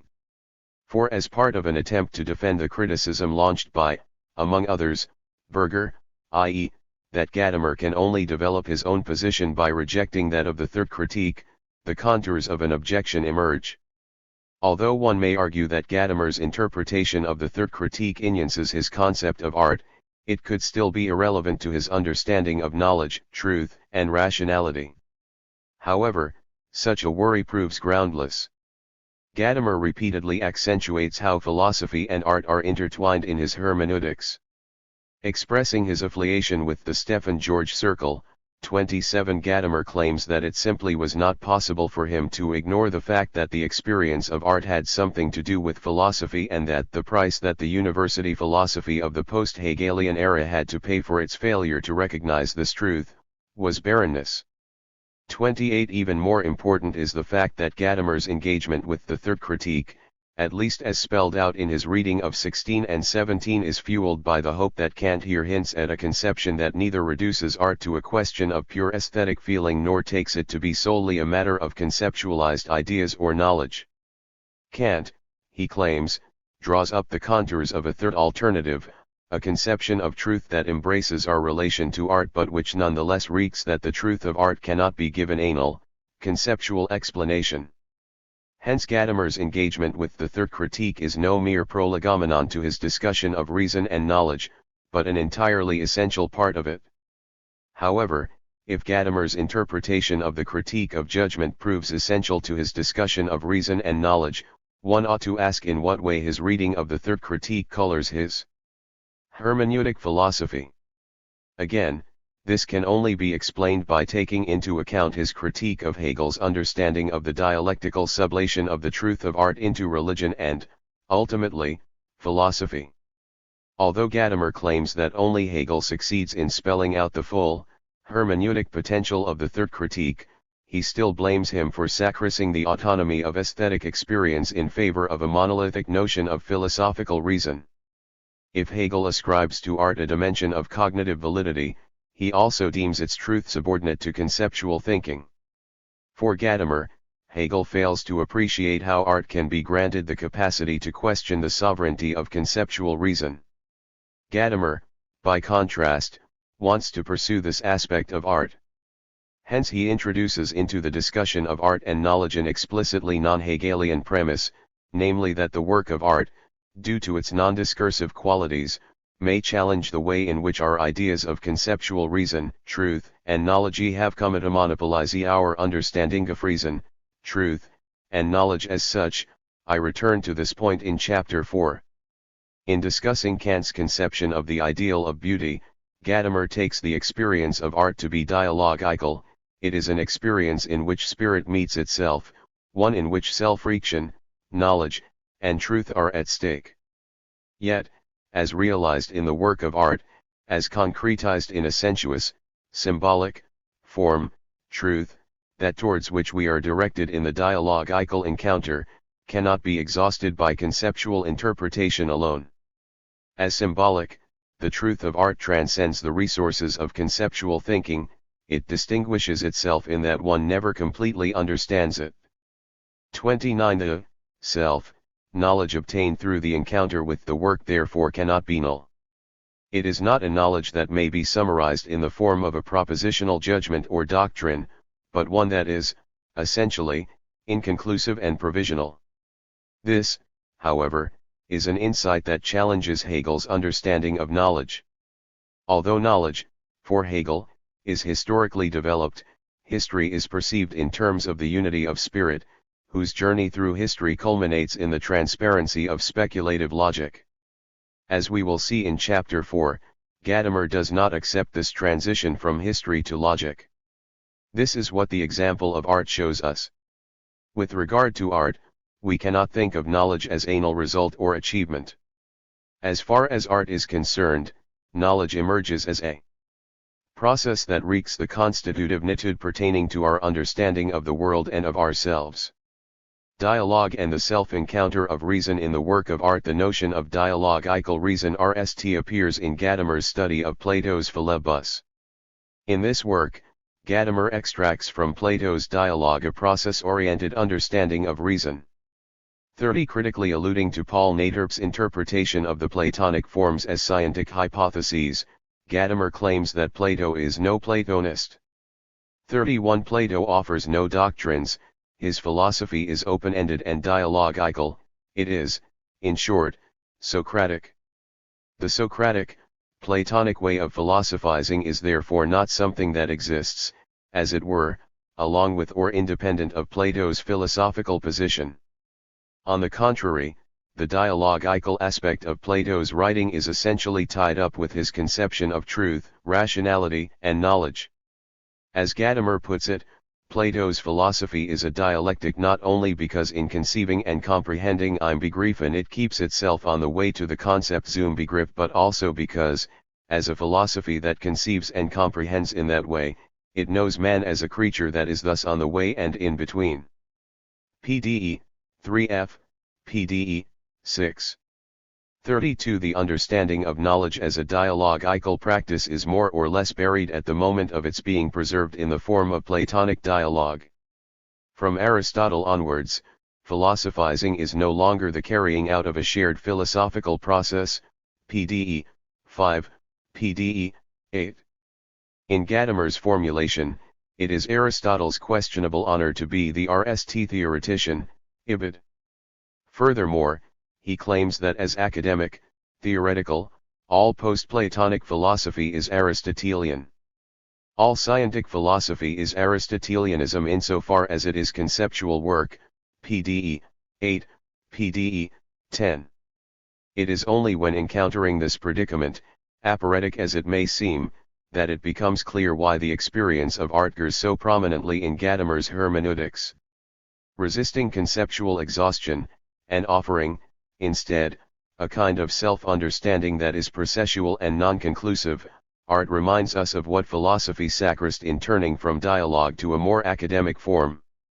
However, in order to do so, art must be granted a relative autonomy vis-a-vis conceptual thought. It cannot, as Gadamer takes Hegel to be suggesting, appear as a less mature stage of reason itself. What Hegel took to be the particular limitation of artistic truth, namely that it, as the sensuous expression of the idea, allows for no conclusive, conceptual knowledge, proves, on Gadamer's analysis, to be its particular strength, a strength that is given its RST articulation in Kant's discussion of the ideal of beauty in the Critique of Judgment. Gadamer, Heidegger, and the aesthetic tradition as mentioned at the beginning of this chapter, there was a wider phenomenological engagement with Kant throughout the 1920s and 1930s. Husserl, for one, had shown a strong interest in Kantian epistemology, and Heidegger, shortly after the publication of Being and Time, threw himself into the book-length study of the RST critique that, although it was initially intended as a second volume of Being and Time, would culminate in Kant and the problem of metaphysics. When it comes to the third critique, however, we are left without a systematic study of this sort. This does not imply that Heidegger took no interest in art and beauty or that he considered Kant's aesthetics irrelevant. The 1930s, when Gadamer starts working on the RST part of Truth and Method, is also the period in which Heidegger lectures on the development of aesthetics, in the RST version of The Origin of the Work of Art, 33, and in his 1936-37 seminar on Nietzsche, The Will to Power as Art. Heidegger's analysis is bleak. Modern Dasein is surrounded by artworks, he claims, yet it no longer knows what art is. Aesthetics has destroyed its relation to art. As Heidegger emphatically puts it, aesthetics is the element in which art dies, OWA, 79, UDK, 83. Right from his early work towards the end of the 1920s, Gadamer has an ambivalent relation to Heidegger. 34 Although Gadamer is definitively influenced by Heidegger's critique of aesthetics, he is not prepared to follow his teacher blindly. The same applies to his appropriation of Heidegger's ontology. While he adopts Heidegger's ontological turn in hermeneutics and his insistence on the temporality of Dasein's being, Gadamer worries that Heidegger's way of doing philosophy made it easy to raise the charge of mythological thinking against him. 35 Consequently, Gadamer's RST philosophical work on Plato, written when he was still a student of Heidegger, was, as he himself puts it, driven by the wish to emancipate himself from the style of Heidegger. 36 But Gadamer does not only want to liberate himself from Heidegger's style of philosophizing. More importantly, he sets out, in this early study, to rehabilitate a thinker whom Heidegger had already rejected as one of the figures who had had a significant impact on the subsequent development of Western philosophy, ushering it in a problematic metaphysical direction. 37 In Gadamer's view, Plato is not a metaphysical thinker in Heidegger's meaning of the term. Rather, it is Plato's achievement to question the metaphysical idea of knowledge as anal result, that is, as something we have or possess. Plato relates knowledge to the dialectical self-questioning that is indexed to the to and fro movement of the dialogical interaction. Hence, if Gadamer's inquiry into Plato's dialogical concept of knowledge is indebted to Heidegger, for example, to his critique of scientific objectivism and his wish to rescue the philosophy of the past by staging a radical and novel reading of the texts of the tradition, 2 points to which I return in Chapter 5, he nonetheless develops the phenomenological project in his own, original way. 38. This also applies to his reading of Kant and the beginning of modern aesthetics. By turning to the critique of judgment, and by reading into this work a set of distinctly hermeneutic premises, Gadamer marks a clear distance from the monolithic nature of Heidegger's critique of the history of modern aesthetics. In Gadamer's reading of Kant's third critique, modern aesthetics is not simply the element in which art dies. It is also, at least if read destructively, that is, critically and against the grain, a tradition that offers some very powerful philosophical resources. 39. One would have wished, perhaps, that Gadamer's engagement with Kant had ended on this positive note. Yet having spelled out the hermeneutic implications of the critique of judgment, Gadamer returns to the alleged non-hermeneutical aspects of Kant's work. The rationale of this move is partly historical. According to Gadamer, it is not the promising insights into the dialogical meaning of art that will be of interest to the post-Kantian thinkers who were soon to adopt the aesthetic philosophy of the third critique. Instead, they used the critique of judgment to back up a much more problematic turn to artistic genius and the immediacy of aesthetic experience. This is possible because the post-Kantian philosophers focused on Kant's notion of natural beauty, rather than his account of the arts.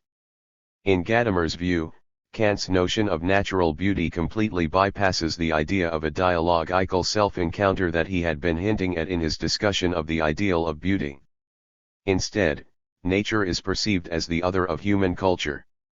But, Gadamer argues, when nature is seen as such an other, the encounter with beauty remains problematically undetermined. Beauty is reduced to a blank screen, ready for each and every subjective projection. According to Gadamer, this unhermeneutic conception of beauty is the ultimate result of Kant's tendency to purge his philosophy of every notion of truth and knowledge that fails to meet the standards of validity inherent to the natural sciences. Natural and artistic beauty. While addressing the, allegedly, non-hermeneutical aspects of Kant's understanding of beauty, Gadamer turns from the analytic of the beautiful to a later part of the critique, the deduction of pure aesthetic judgments, 41, 45. At the close of the deduction, Kant claims to have demonstrated the subjective universality of the pure judgment of taste. We have already seen that a pure judgment of taste is focused on free beauty. It is a judgment on an object that does not presuppose intellectual apprehension or determination. Kant NDS the beautiful forms of nature to be the best examples of such beauty. Art, by contrast, qualies as adherent beauty. Yet as long as the concept by which this beauty is determined, or in terms of which it is dependent, is morally indexed, as long as it is determined in light of a rational concept, rather than an empirical one, the judgment of taste may gain from this relation, even if a judgment that is based on moral interest would no longer qualify as a pure judgment of taste. Kant, it seems, has thereby completed his account of artistic beauty. He has granted art a significant place within the space of human practice, but without jeopardizing the purity of aesthetic judgment. Why, then, is the problem of art once again brought into Kant's discussion? This question guides Gadamer's reading of the deduction. In moving on to Kant's discussion of art in 41, one cannot help noticing how this section bears every mark of a new beginning. 40. Hence Gadamer RST seems justified in suspecting that this part of the critique may shelter an alternative, less hermeneutic, conception of art. Yet the fact that this discussion appears to mark a fresh beginning does not imply that Kant has lost interest in the relation of the beautiful to morality. Kant continues to investigate this relation, although at this point it is approached from a different angle. At the center of Kant's attention is now the pure and non-intellectual beauty of nature. Kant's interest in the beauty of nature is present from the very beginning of the third critique. It is, moreover, an interest that is motivated by the architectonic of the critical system. The architectonic purpose of the critique of judgment, Kant explains, is to bridge the idea of a causally determined nature under laws, developed in the RST critique, and the idea of freedom, central to the second critique. For, as he puts it, even if an immense gulf is exed between the domain of the concept of nature, the sensible, and the domain of the concept of freedom, the supersensible, so that no transition from the sensible to the supersensible, and hence by means of the theoretical use of reason, is possible, just as if they were two different worlds, the RST of which cannot have an instance on the second, and yet the second is solved to have an instance on the RST, i.e., the concept of freedom is to actualize in the world of sense the purpose enjoined by its laws. CJ, KDU, Introduction, 2, 176. In the RST critique, Kant shows that no formal contradiction exists between the standpoint of necessity and the standpoint of freedom. While resolving the third antinomy of reason, he claims that freedom is here being treated only as a transcendental idea whereby reason is led to think that it can begin the series of conditions in the eld of appearance by means of the sensibly unconditioned, and so becomes involved in an antinomy with those very laws which it itself prescribes to the empirical employment of the understanding. What we have alone been able to show, and what we have alone been concerned to show, is that this antinomy rests on a sheer illusion, and that causality through freedom is at least not incompatible with nature. CPR, KDRVA 558/B 586. A demonstration of the reality of freedom within a causally determined nature was still not part of the critical agenda. However, to provide such a demonstration is precisely the task assigned to the critique of practical reason. By introducing the distinction between an agent's natural and artistic beauty 37.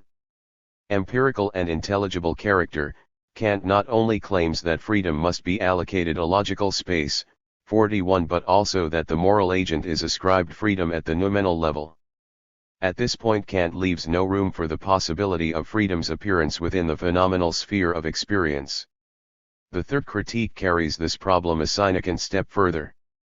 In this work, Kant accepts the subjective presumption that nature, even if causally determined, may also leave room for the realization of freedom.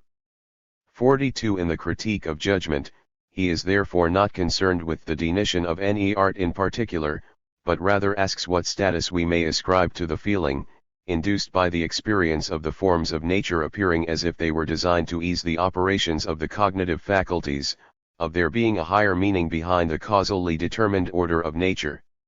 Natural beauty is granted what Gadamer describes as a methodological priority over the artistically beautiful, for a natural beauty alone, not art, can assist in legitimating the concept of purpose in judging nature, tm. 55, wm. 60. However, in the sections that follow immediately after the deduction of the pure judgment of taste, Kant not only defends the methodological priority of natural beauty, but ascribes to natural beauty a priority of content, Inhalt, tm. 50, wm. 56.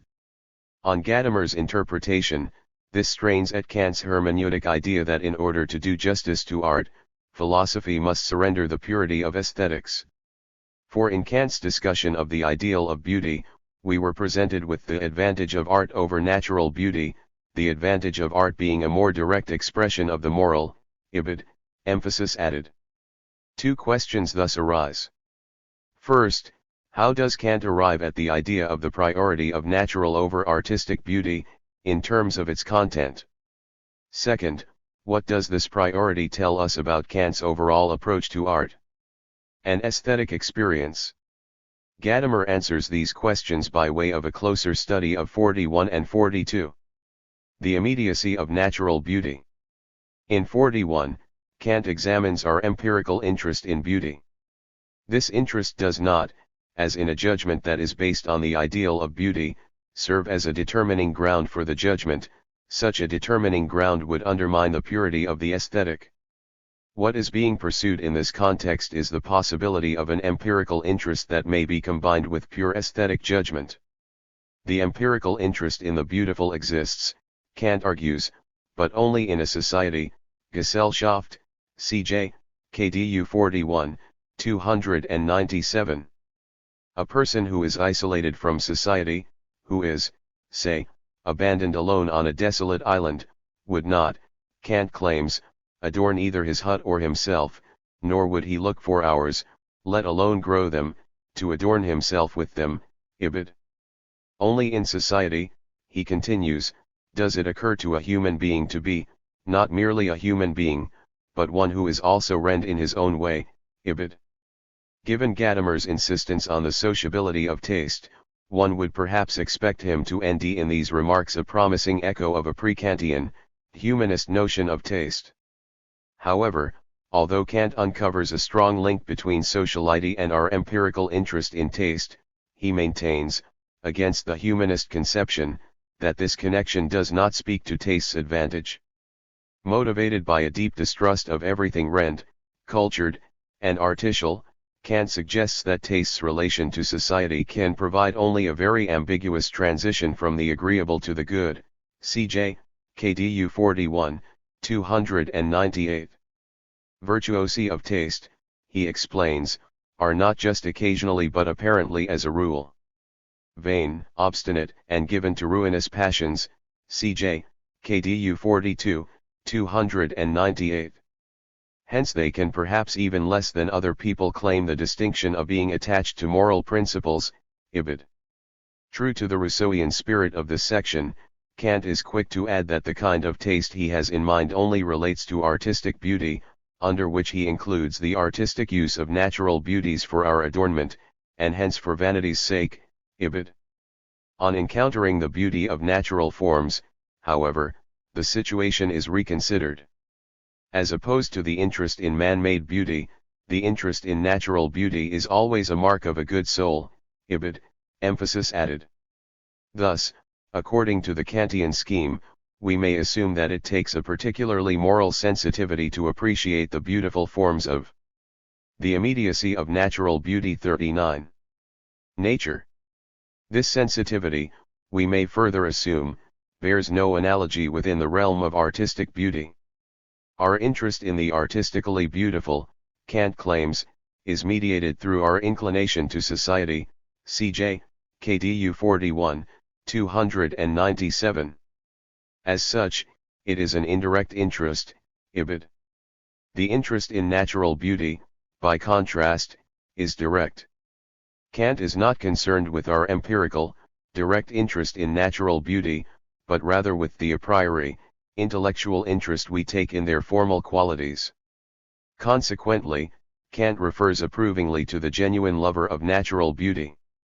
This person, he claims, would be someone who is all by himself, and has no intention of communicating his observations to others, and who contemplates the beautiful shape of a wild oar, a bird, an insect, etc., out of admiration and love for them, and would not want nature to be entirely without them even if they provided him no prospect of benefit but instead perhaps even some harm.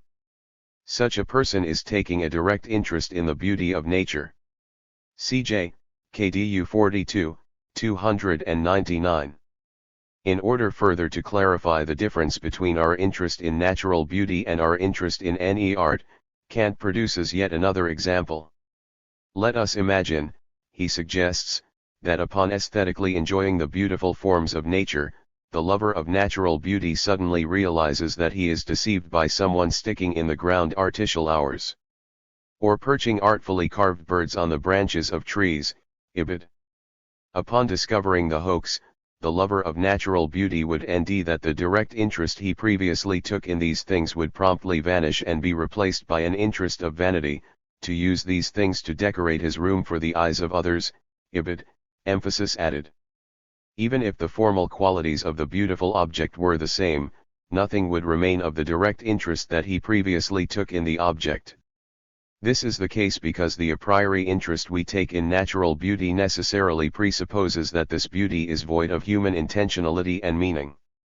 On contemplating the beauty of nature, we see no trace of human intentionality. Instead, we face the other of humanity. Yet this other addresses us in a pleasing, almost meaningful way. Nature seems to have overcome its muteness. However, in order to contemplate that cipher through which nature speaks to us curatively in its beautiful forms, cj. KDU 42, 301, one must possess specific sensibilities. These sensibilities, Kant continues, are morally attuned. Only thus may the interest in the beauty of nature be the mark of a good soul, only thus may the interest in natural beauty be peculiar to those whose way of thinking is either already trained to the good or exceptionally receptive to this training, ibid. The direct interest in natural beauty is, in other words, generated by the fact that forms, which, as such, hold no human intention, nonetheless appear as if they were meaningful, that they appear as if they were signs of a higher purpose, or freedom, behind the very same nature that, when regarded from the perspective of physical science, is governed by blind causality. The possibility of such an as if is the reason why Kant, after the deduction of the pure judgment of taste, places natural beauty over the artistically beautiful. The priority of natural beauty rests with the possibility that nature, even as the other of human subjectivity, may appear as if exhibiting a purpose, which we, elsewhere, do not envy. Anywhere outside us, ibid. As Gadamer summarizes, Kant's preference for natural beauty hinges on the idea that nature, whose innocence consists in the fact that it knows nothing of man or his social vices, has something to say to us. As beautiful, nature nds a language that brings to us an intelligible idea of what mankind is to be, tm. 51, wm. 57. Returning to Hegel. In considering the notion of natural beauty, Gadamer next reviews the validity and relevance of Kant's argument.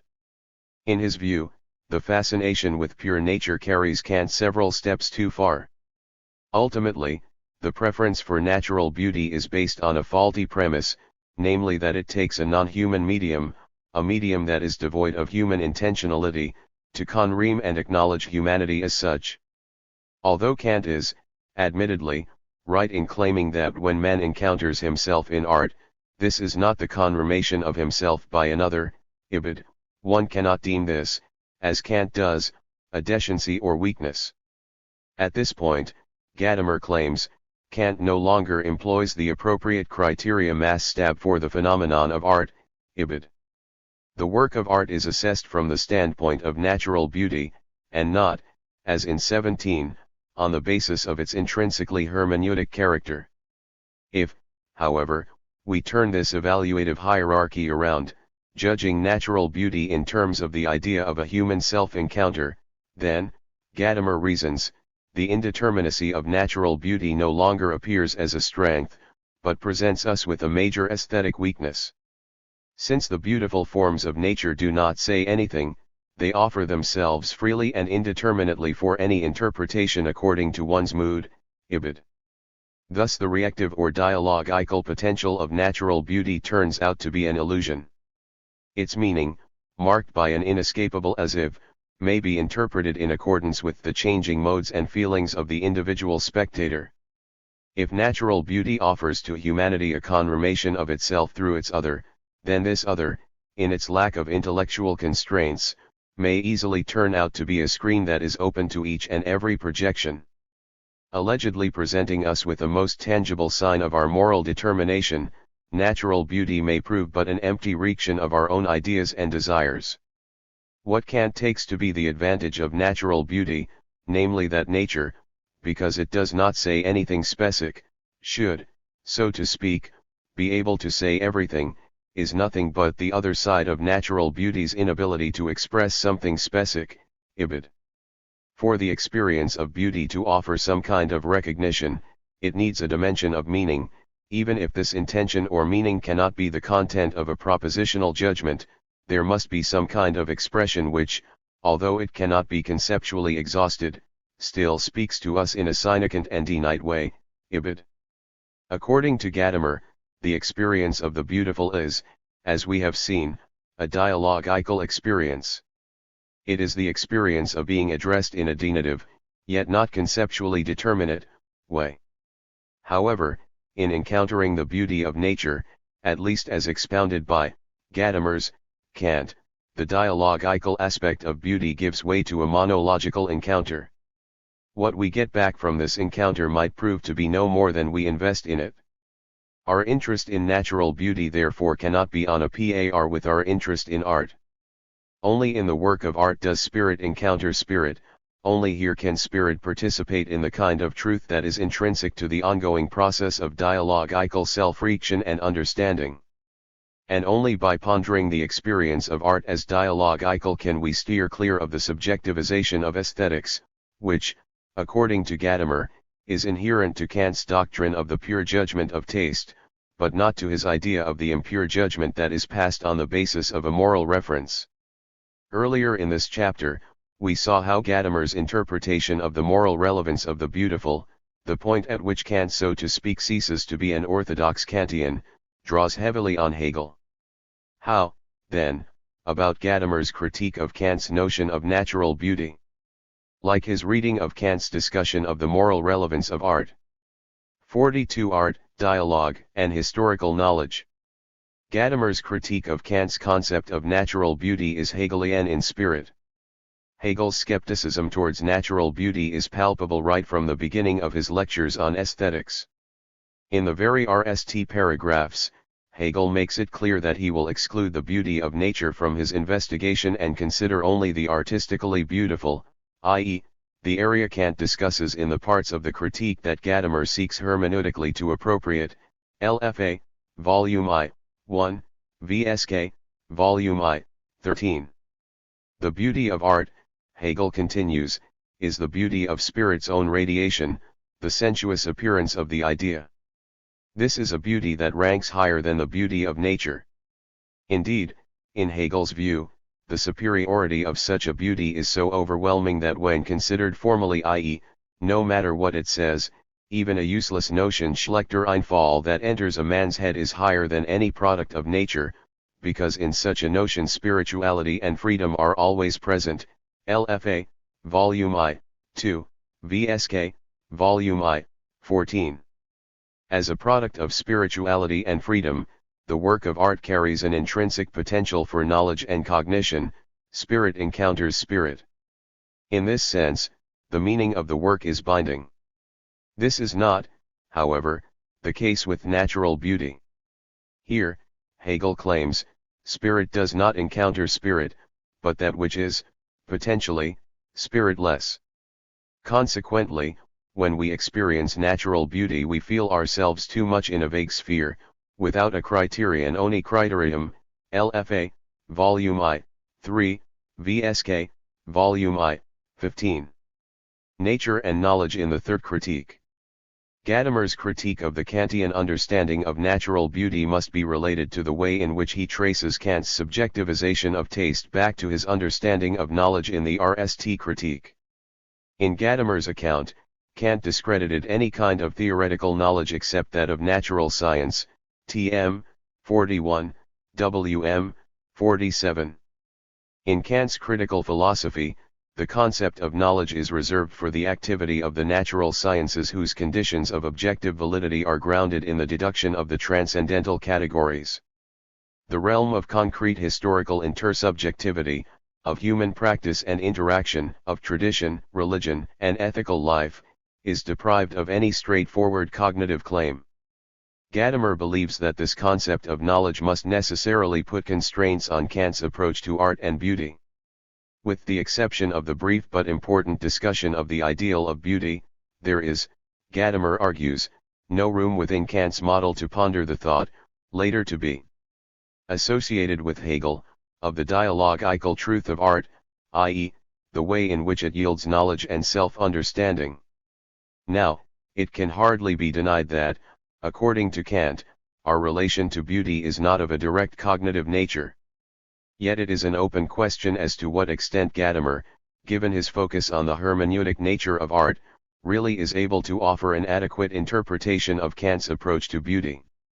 For Gadamer's critique rests on the assumption, and this, again, is something he inherits from Hegel, that in order for our experience of beauty to be of importance for our self-understanding, it must be granted a direct cognitive claim.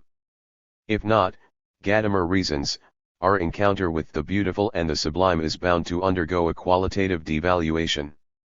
In the Critique of Pure Reason, Kant accounts for the a priori possibility of cognition in general. As he puts it, the Critique of Pure Reason is a treatise on the method, not a system of the science itself. CPR, KDRV, BXXII.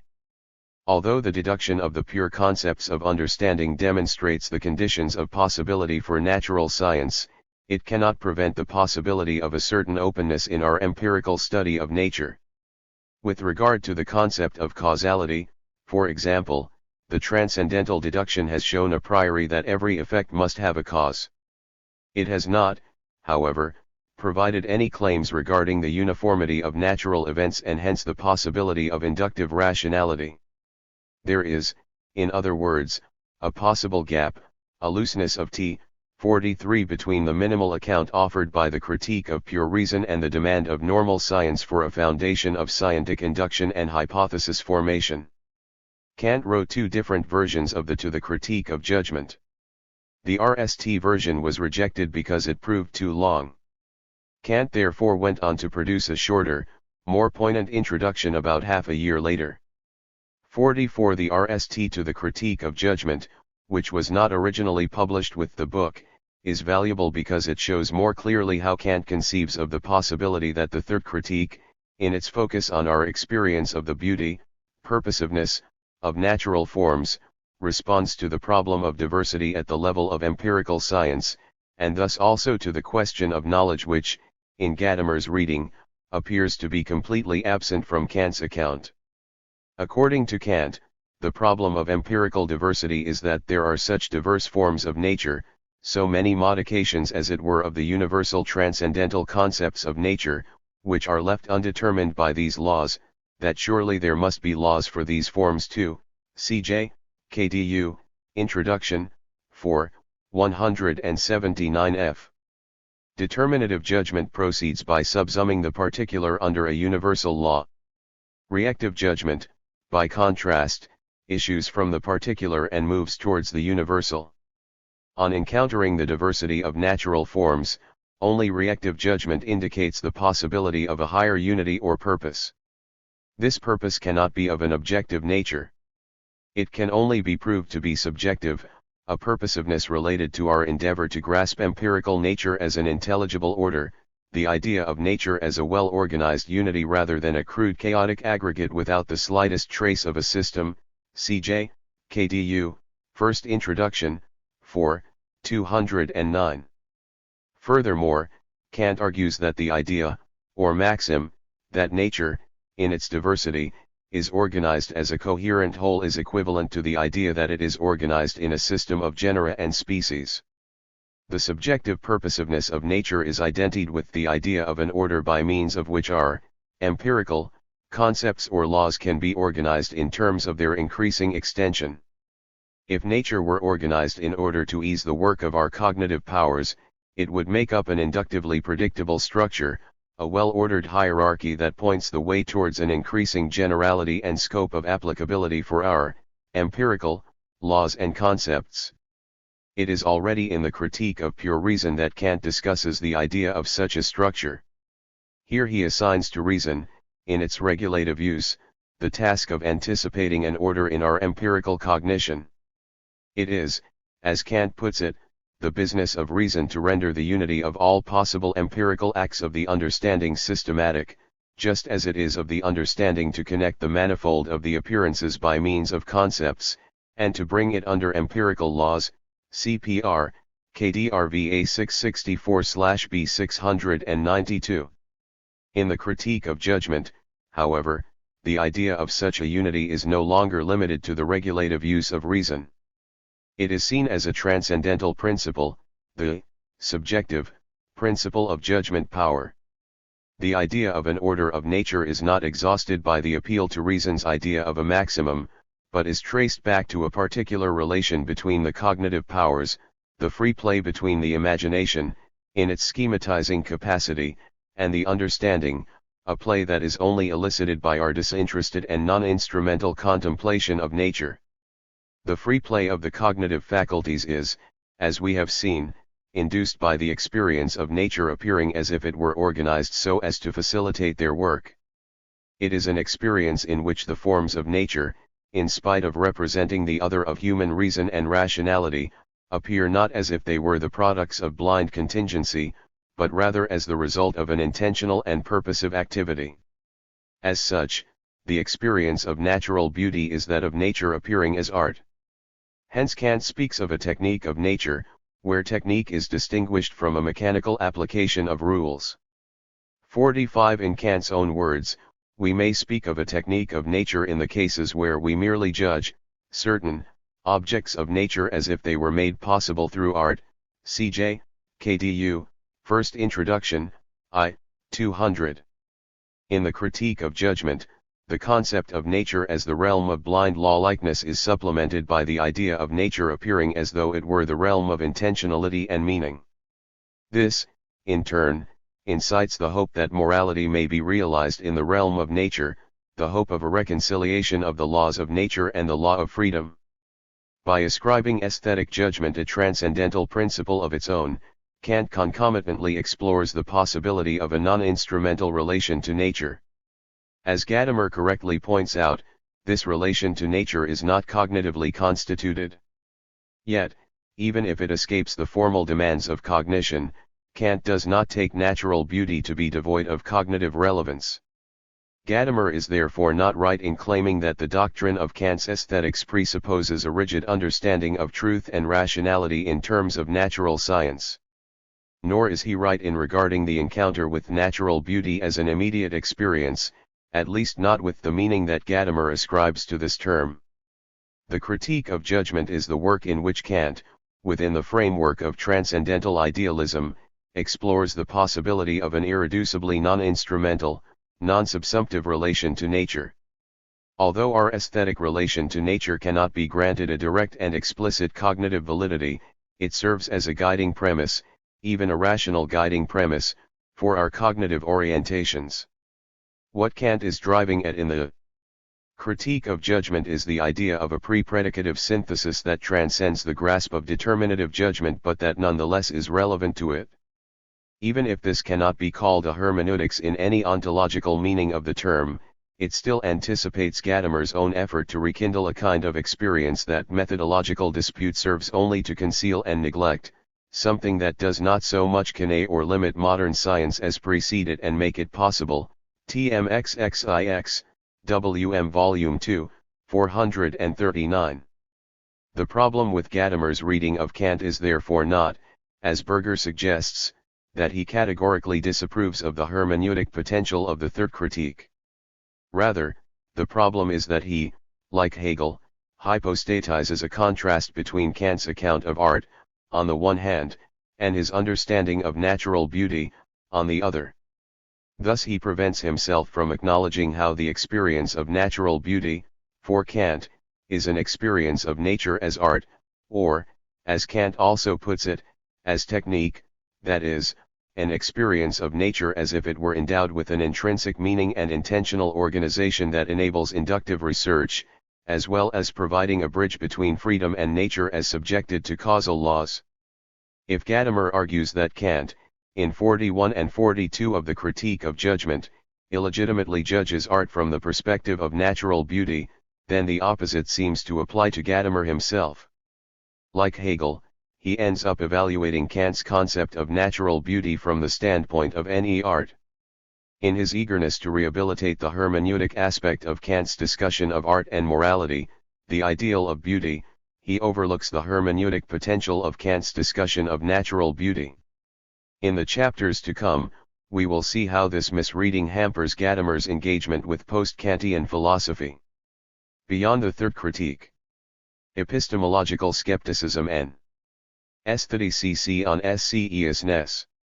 In Chapter 1 we saw that Gadamer distinguishes too sharply between Kant's account of art and his account of natural beauty, and that, as a consequence of this, he wrongly ascribes to Kant a radically non-hermeneutic conception of natural beauty. However, the fact that Gadamer misreads Kant's notion of natural beauty does not mean that the basic orientation of his critique, the more general philosophical point that he is after, is illegitimate as such. In this second chapter, I argue that Gadamer's misreading of Kant's approach to natural beauty paves the way for a more promising critique of aesthetic subjectivism and immediacy, notions that Gadamer traces back to the paradigm of aesthetic consciousness. As opposed to the discussion of the Critique of Judgment, Gadamer's critique of aesthetic consciousness does not deal in detail with selected sections of a particular philosophical work. It does not address a specific thinker or a specific historical epoch. At stake is an attempt to clarify and make explicit the comprehensive intellectual framework by which post-Kantian aesthetics has had a tendency to be delimited. Emerging within the Romantic period, aesthetic consciousness questions the rigid scientific understanding of human life and its place in nature, and emphasizes instead our capacity for spontaneity, freedom, and creativity. In drawing attention to the role of art in human life, aesthetic consciousness stresses the immediacy of aesthetic creation and experience, claiming that the work of art is presented to consciousness in terms of pure aesthetic qualities. Yet in focusing on the idea of pure aesthetic qualities, aesthetic consciousness fails to account for the linguistic mediation of experience.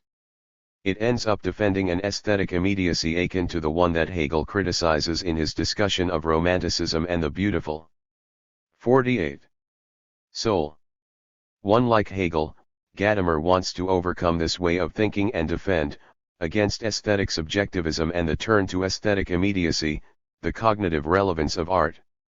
For even if aesthetic consciousness initially aimed at developing an alternative to the scientific view of the world, it fails to consider the possibility, suggested by Kant's account of the ideal of beauty, that the experience of art might give rise to a particular kind of knowledge and self-understanding.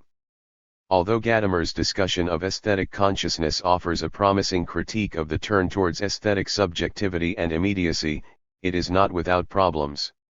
This becomes clear upon comparing Gadamer's position to that of Hegel. For if Hegel persistently criticizes the Romantic withdrawal to the sphere of subjectivity and immediacy, he never loses sight of how post-Kantian aesthetics responds to the situation of art in modernity. Gadamer does not address this aspect of Romantic philosophy. As a result, he entertains a far too narrow understanding of modern aesthetics. Nowhere is this more evident than in his critique of the museum, the expression, par excellence, of the predicament of art in the modern era. While he disapproves of the way in which the museum leaves us with the illusion of a work without a world, Gadamer never asks what the alternatives are, in modernity, to the idea of the museum as a place for art and aesthetic appreciation. This chapter opens with an account of Gadamer's use of the term aesthetic consciousness and proceeds to discuss the historical systematic roots of this paradigm in the Romantic, reading of Kant and Fichte. Gadamer's reconstruction of the historical development of aesthetic consciousness is then reviewed. While Gadamer's critique of aesthetic consciousness is impeded by a number of historical shortcomings, this should not keep us from acknowledging the systematic relevance of his argument. Gadamer convincingly critiques aesthetic subjectivism and the notion of aesthetic autonomy. Moreover, he aptly criticizes the notion of pure, aesthetic givenness or immediacy. According to Gadamer, the problems of aesthetic consciousness can be overcome only by conducting a shift from aesthetics, in the narrow meaning of the term, to hermeneutics, that is, to a broader theory of the linguistic mediatedness of experience. Yet, in spite of these valuable points, Gadamer's critique of aesthetic consciousness remains hampered by a fundamental awe. Even though he is indebted to Hegel's objections to Romantic aesthetics, Gadamer ultimately fails to live up to Hegel's awareness of the particular challenges of art in modernity. Aesthetic consciousness and the Romantic misunderstanding of Kant's critique. We have seen that Gadamer begins his philosophical training as a student of ancient Greek philosophy and a great admirer of Platonic dialogue. As it is, the term aesthetic consciousness is initially introduced in order to characterize the subjectivist turn among the poets in Plato's Athens, that is, the position against which Plato's critique of poetry was initially directed. However, in turning to aesthetic consciousness, Gadamer's aim is not to address a bygone intellectual era. Rather, aesthetic consciousness, in his work, refers to a set of fundamental premises, prejudices, one might even say, that have misled our understanding of art and beauty throughout the entire tradition of Western philosophy, and never more so than in the period of post-Kantian thought.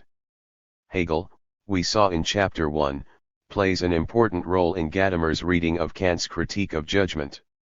Gadamer's wish to address the premises of our own philosophical horizon in terms of their historical presuppositions is also enunced by Hegel, this time by Hegel's reconstruction of spirit's organic unfolding in history.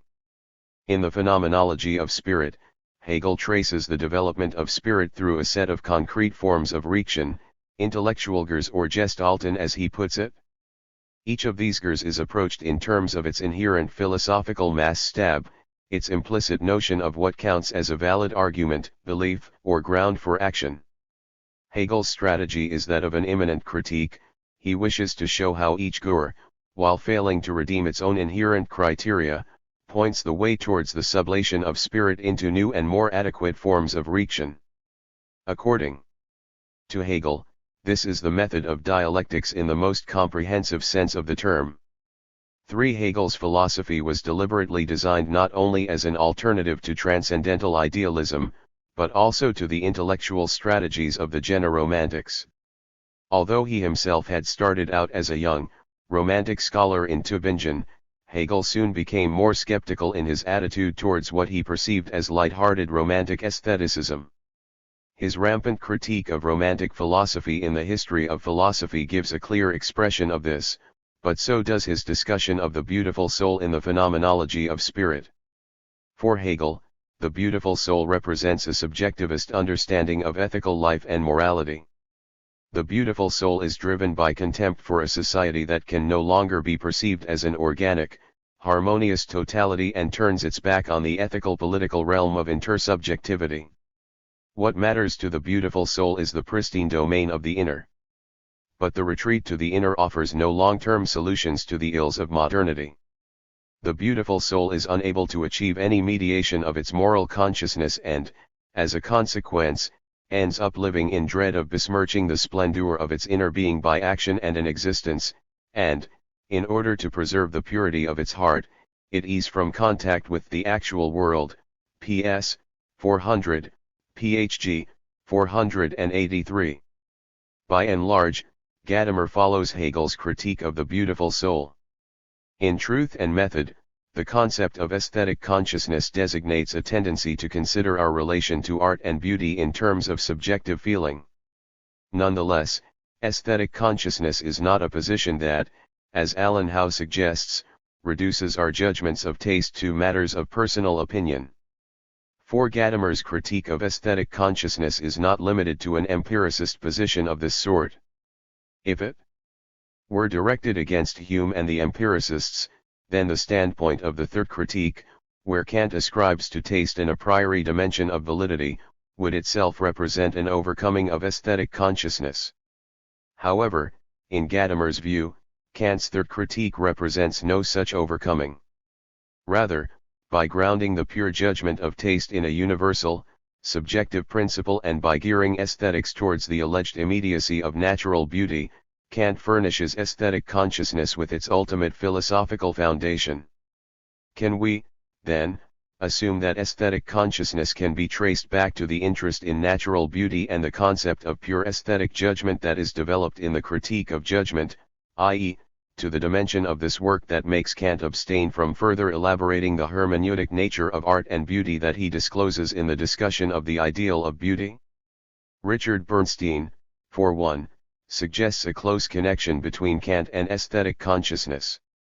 It is, he claims, Kant's radical subjectivization of aesthetic judgment that Gadamer calls aesthetic consciousness.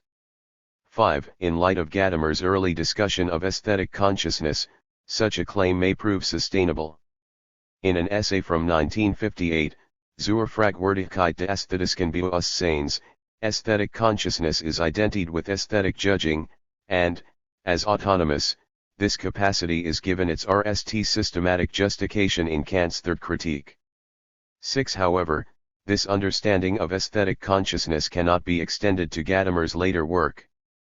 Only a few years later, in Truth and Method, Gadamer leaves us in no doubt that aesthetic consciousness belongs to the standpoint of art, which, in turn, is not the same as the standpoint of taste, TM, 81, WM, 86F. Even though Gadamer, a few lines later, admits that the concept of art is itself a product of aesthetic consciousness, TM, 81, WM, 87. This claim also underlines the close relation between aesthetic consciousness and the standpoint of art. The standpoint of art, Gadamer argues, is developed in the wake of, and not with, the third critique. Kant, as we have seen, was primarily interested in the normativity claim that inheres in our disinterested judging of natural beauty. In spite of his promising remarks about taste's relation to morality, Kant did not enter into a fully-edged discussion of art. It is, Gadamer maintains, RST with Friedrich Schiller that we witness a shift from an interest in taste and judgment to an interest in artistic beauty, TM, 84, WM, 90. From now on aesthetics is ultimately possible only as the philosophy of art, TM, 58, WM, 64, emphasis added.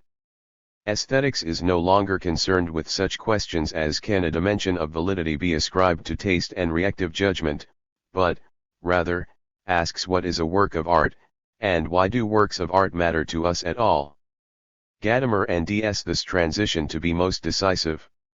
As it is, Gadamer's own hermeneutics deals with the question of art, and so do Hegel's lectures on aesthetics, TM, 98, WM, 103. Indeed, one could even argue that Gadamer's own appropriation of the third critique, focusing, as it does, on the relation between art and morality in 16 and 17, presupposes the standpoint of art.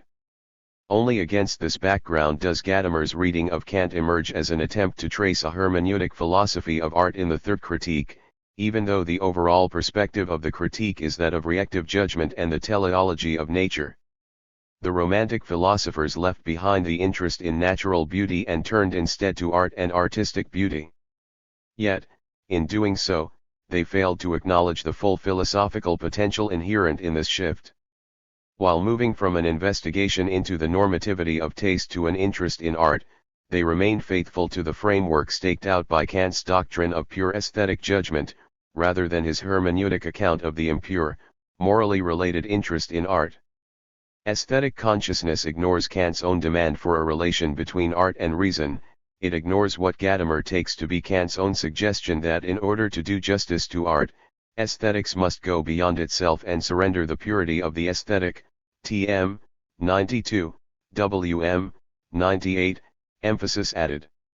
Because it turns its back on the hermeneutic impulse of the third critique and focuses, rather, on Kant's notion of pure aesthetic judging, aesthetic consciousness is, in Gadamer's view, left with the idea that beautiful art must be considered from the perspective of natural beauty.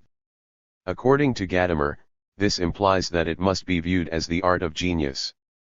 With Romantic aesthetics, genius is turned into the criterion of artistic production, that by which a work of art is distinguished from other kinds of objects and representations.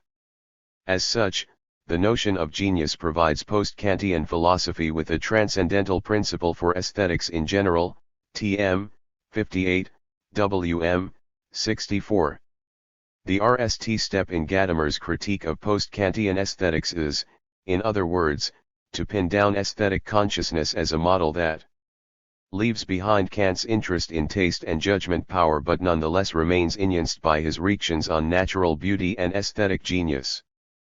But, he continues, not until it is detached from its Kantian framework and perceived through the lens of post-Kantian philosophy does the notion of aesthetic genius reach its full impact. How, then, does Gadamer account for this development? Misreading Kant and Fichte, Subjectivity and Aesthetic Genius. To see why Gadamer takes the concept of genius to be of crucial importance for aesthetic consciousness, one must bear in mind that the notion of aesthetic genius is a relatively recent addition to the philosophical vocabulary. Admittedly, earlier philosophy entertained a general notion of genius, but only in post-Kantian aesthetics is creative production, hence also the notion of genius itself, restricted to the realm of art. 7. In the Critique of Judgment, Kant famously claims that any art is the art of genius, cj. KDU 46, 307. This claim proves more important than Kant would ever have been able to foresee. With the Romantic adaptation of the Third Critique, the notion of creative genius soon shapes and lends voice to a whole new zeitgeist in aesthetics. In the course of the previous chapter, little attention was paid to Kant's account of genius. However, in order to come fully to terms with Gadamer's critique of aesthetic consciousness, the contours of this account must be retrieved. Kant deals with aesthetic genius in the deduction of pure aesthetic judgments, that is, 46-51 of the Critique of Judgment. In the section immediately prior to this discussion, Kant repeats his claim, RST put forth in 16, that only free beauty, i.e., beauty that is contemplated without regard to a concept, can be an object of pure aesthetic judging. Nature provides the privileged examples of free beauty, the harmonious shapes of a petal or the tortuous forms of a conch, that is, beautiful forms that have not been intentionally brought forth and are not designed in order to fool a particular purpose. If a work of art, i.e., a product of human intention, is to appear beautiful, then it needs to display a similar freedom. The work of art cannot appear to be produced so as to satisfy some pre-existing concept, law, or notion. Can, then, the work of art be an object of pure aesthetic judgment? In Kant's view it can, but only to the extent that it looks to us like nature, cj. KDU 45, 306. The work of art must display a spontaneity, a lack of conceptual constraints, that makes us see in it a freedom akin to the freedom we perceive in natural beauty. 8. This is an aspect of Kant's aesthetics that Gadamer adopts. He claims that Kant is right when he says that art must be capable of being regarded as nature, i.e., please without betraying the constraints of rules. We do not consider the intentional agreement between what is represented and the reality we know, we do not look to see what it resembles, we do not measure its claim to significance by a criterion that we already know well. TM, 52, WM, 57. According to Gadamer, however, the next step in Kant's analysis is more problematic. Being a product of human intentionality, art must somehow be thought through and organized. It must, as Kant puts it, display a rule, regel. Yet, if it is not to hinder the nature-like appearance of the work, the rule must show no hint that it was hovering before the artist's eyes and putting fetters on his mental powers, cj. KDU 45, 307. This is where aesthetic genius enters the picture. Aesthetic genius provides a rule that shows no sign of having been consciously conceived by the artist. Thus nature is introduced within the realm of culture. According to Kant, genius is the talent through which nature gives the rule to art, cj. KDU 46, 307. In the work of genius, the rule of art is intrinsically related to the immediacy of aesthetic creation. Among the Romantic philosophers, Kant's idea of creative genius quickly gained currency, it reached a true apotheosis, as Gadamer at one point puts it, TM, 59, WM, 65. In Gadamer's view, the growing interest in creative genius must be explained in light of Fichte's theory of subjectivity. Again Gadamer pursues a Hegelian line of reasoning. According to Hegel, Fichte is the true successor of the Kantian project. The shortcoming in the Kantian philosophy, Hegel claims, was its unthinking inconsistency Gedankenlos inconsequens, through which speculative unity was lacking to the whole system, and this shortcoming was removed by Fichte. 9. Gadamer, however, is more interested in another aspect of the Kant-Fichte connection. In Gadamer's reading, Fichte's emphasizing of spontaneous subjectivity is but a universalization of the Kantian theory of genius. Fichte, Gadamer claims, elevates genius and what genius created to a universal transcendental position, TM, 60, WM, 65. The idea of an unlimited, immediate spontaneity is turned into a universal concept of value, TM, 59, WM, 65. The Romantics worried about the way in which scientific reason monopolizes our understanding of ourselves and the world. Even though scientific rationality may well increase our understanding of physical nature, as perceived under causal laws, it fails to account for the full scope of human nature and in particular for the dimensions of freedom and spontaneity. 10. Classicist aesthetics, with its search for a Newton of art, 11 emerges as inadequate. The concept of genius, by contrast, ties in nicely with these novel aesthetic sensitivities. Art no longer emerges as a further manifestation of scientific rationality, but appears as something that exceeds the logic of such a rationality altogether. Against the conception of nature and human being in terms of causality and natural laws, aesthetic genius represents a spirit of freedom and transgression. If, as Lessing suggests, the educated, enlightened society has made machines out of men, then the aesthetics of genius penetrates this lifeless existence in order to make men again out of these machines.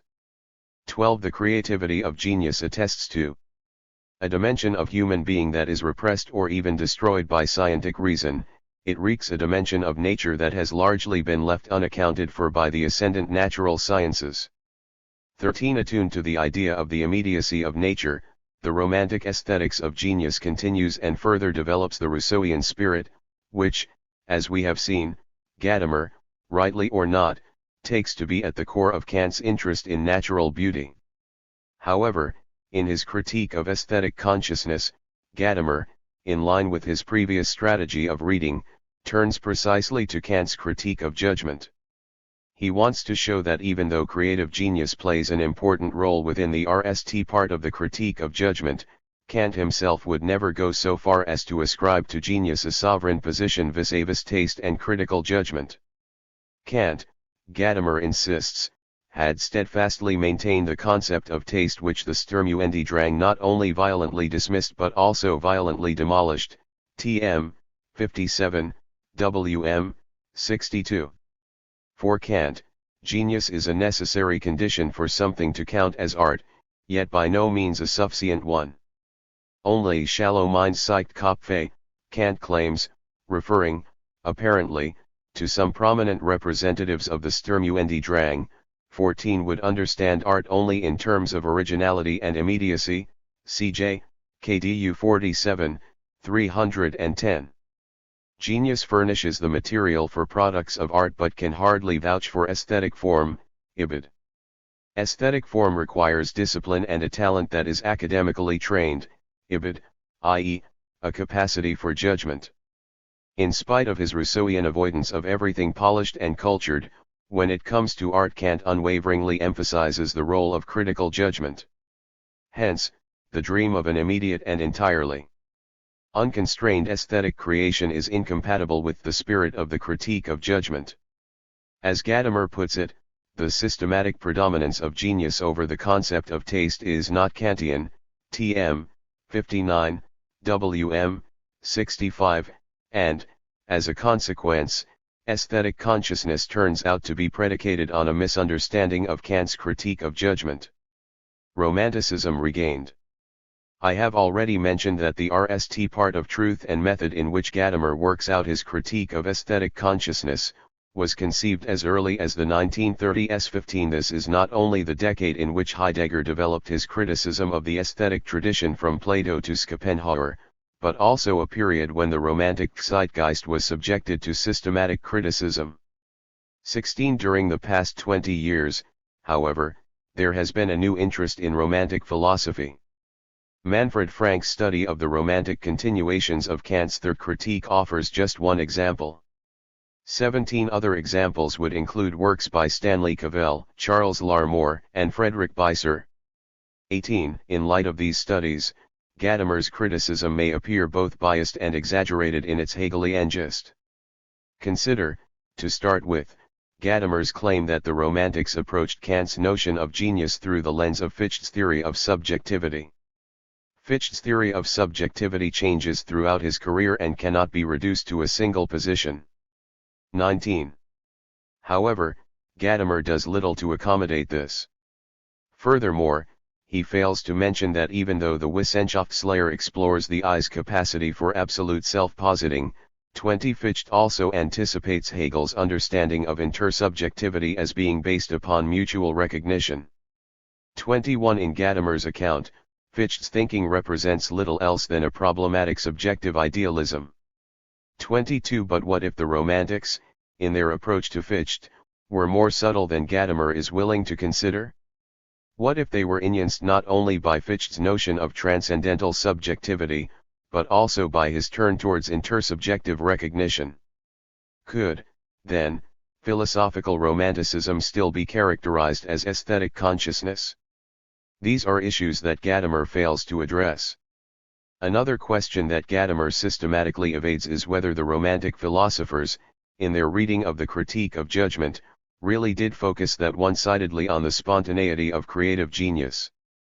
What about Kant's notion of aesthetic ideas? To the extent that the Romantics were interested in such a concept, the notion of an intuition for which an adequate concept can never be found, the recourse to aesthetic genius would not be the only way to distinguish a work of art from non-aesthetic objects and representations. Even though these objections are valid and important, they fail to do full justice to Gadamer's critique of aesthetic consciousness. For what Gadamer is after is not really to offer a historical portrait of the Romantic reception of Kant's Critique of Judgment. Rather, his point is of a more general nature, namely that modern aesthetics, as it develops in the wake of Kant's critique of aesthetic judgment, remains inclined to see the experience of art as something subjective, something that may well have to do with immediacy, inwardness, and feeling, but that is of no relevance for our cognitive, ethical, or political orientations. This way of thinking cannot be reduced to one particular philosophical position, example a Romantic aesthetics of genius. Rather, the Romantic aesthetics of genius offers an example that is meant to direct our attention towards a wider philosophical mindset that Gadamer and is characteristic of modernity as such, its understanding of truth in terms of the ideals of natural science only, and its claim that art, being incapable of providing scientific truth, is void of cognitive content. Subjectivism and the problem of aesthetic autonomy. In Gadamer's view, Romanticism is motivated by a deep-seated dissatisfaction with the way scientific reason monopolizes our understanding of human existence and the world, art and aesthetic experience included. However, if Romanticism, in its alleged turn to the spontaneous creation of genius, seeks to counter the monopoly of scientific reason, then a question arises. Is it really right to view, as Gadamer does, aesthetic consciousness and philosophical hermeneutics as radically opposed to one another? According to Gadamer, the aim of philosophical hermeneutics is to defend, against the predominant notion of reason in the age of science, 23 all modes of experience in which a truth is communicated that cannot be varied by the methodological means proper to science, TMXXII, WM, 2. This task is itself indebted to the Romantic critique of the Enlightenment. Moreover, one could plausibly argue that had it not been for the affinities between Romanticism and hermeneutics, it would not have been so important for Gadamer to criticize the mistakes of aesthetic consciousness in the RST place, not only with regard to its alleged misreading of Kant's Critique of Judgment, but also with regard to the ambition that, in Gadamer's reading, initially triggered the turn to Kant's aesthetics, the desire to curb the rapidly expanding influence of the scientific understanding of the world. How, then, does Gadamer understand the modern notion of scientific reason? And, why, in his view, does aesthetic consciousness fail in its attempt to overcome the limitations of the scientific worldview? I have already mentioned that Gadamer, in spite of his call for a move beyond Heidegger's philosophical style, remains influenced by his critique of the aesthetic tradition. Gadamer also draws on Heidegger in his treatment of modern epistemology. In Being and Time, Heidegger claims that Cartesian ontology in principle, is still the usual one today, BT, SZ 21, 100. Like Heidegger, Gadamer takes modern scientific reason to rest on a Cartesian basis, TM, 461, WM, 465. The idea of such an intellectual basis should not, however, be interpreted too literally. In alignment with his reference to aesthetic consciousness, Gadamer's notion of the Cartesian basis of modern science designates a general mindset or framework on which our reaction on such issues as truth, rationality, and knowledge has a tendency to draw. 4. As Richard Bernstein points out, even though few philosophers since Descartes have accepted his Descartes substantive claims, there can be little doubt that the problems, metaphors, and questions that he bequeathed to us have been at the very center of philosophy since Descartes. 24. Within the larger phenomenological movement, Descartes appears, from the very beginning, as an ambiguous guru. Although critical of Descartes turned to the epistemic cogito, Husserl had famously described his phenomenology as neo-Cartesian in spirit. 25. And while he was still working closely with Husserl, Heidegger had been rather positive about Descartes and what he took to be an almost existentialist retrieval of the meaning of the being of the I am. 26. As far as Cartesian epistemology goes, however, Heidegger is critical. This is clear in Being and Time, BT, SZ 19-21, but even more so in the later works. Gadamer follows the line staked out by the later Heidegger. In his 1938 essay The Age of the World View, Heidegger argues that the Cartesian basis of modern thinking is characterized by two closely related assertions. First, objectivity is established with reference to subjectivity itself. Second, it is understood in terms of a given set of rules or methodological guidelines. In Heidegger's reading, the Cartesian basis of modern science is related to a conception of truth, rationality, and knowledge that is grounded in the mutual dependence of a certain kind of subjectivism, on the one hand, and a certain kind of positivism, on the other. Its subjectivism is traced back to the way in which Emin becomes the representative of the existent in the sense of the objective. 27. Its positivism rests with its identification of reason with the adoption of a rational method, and the related assertion that whatever transcends the bounds of methodological behavior is beyond the pale of truth and knowledge. 28. Although it would be incorrect to suggest that Cartesian philosophy, as such, can be reduced to the consideration of a rational method for the natural sciences, thereby overlooking how the Meditations develop several motives from a philosopher such as Augustine, 29, and how Descartes situates his work within the ancient genre of meditative literature. 30. Gadamer assumes that the Enlightenment concept of reason, being based on the idea that reason authorizes its own activity in an act of absolute self-construction, TM, 277, WM, 281, may be illuminated by a recounting of its Cartesian origins. In considering Gadamer's critique of the Cartesian basis of scientific thinking, it is helpful to keep in mind how Descartes, looking back on his philosophical education, stages his battle with philosophical skepticism. The skeptic, in his view, is a person who doubts only for the sake of doubting. 31. This, Descartes argues, must be distinguished from his own efforts to reach certainty, to cast aside the loose earth and sand so as to come upon rock or clay. 32. Keen to uncover a stable intellectual foothold, Descartes remains unimpressed by the resources offered by the tradition-based consensus of his intellectual community. Neither the kind of normativity that pertains to a given tradition nor the authority of his teachers can curb the doubt that plagues him. Only upon arriving at the ego's reactive turn towards its own thinking does Descartes uncover a kind of certainty that withstands all skeptical doubt.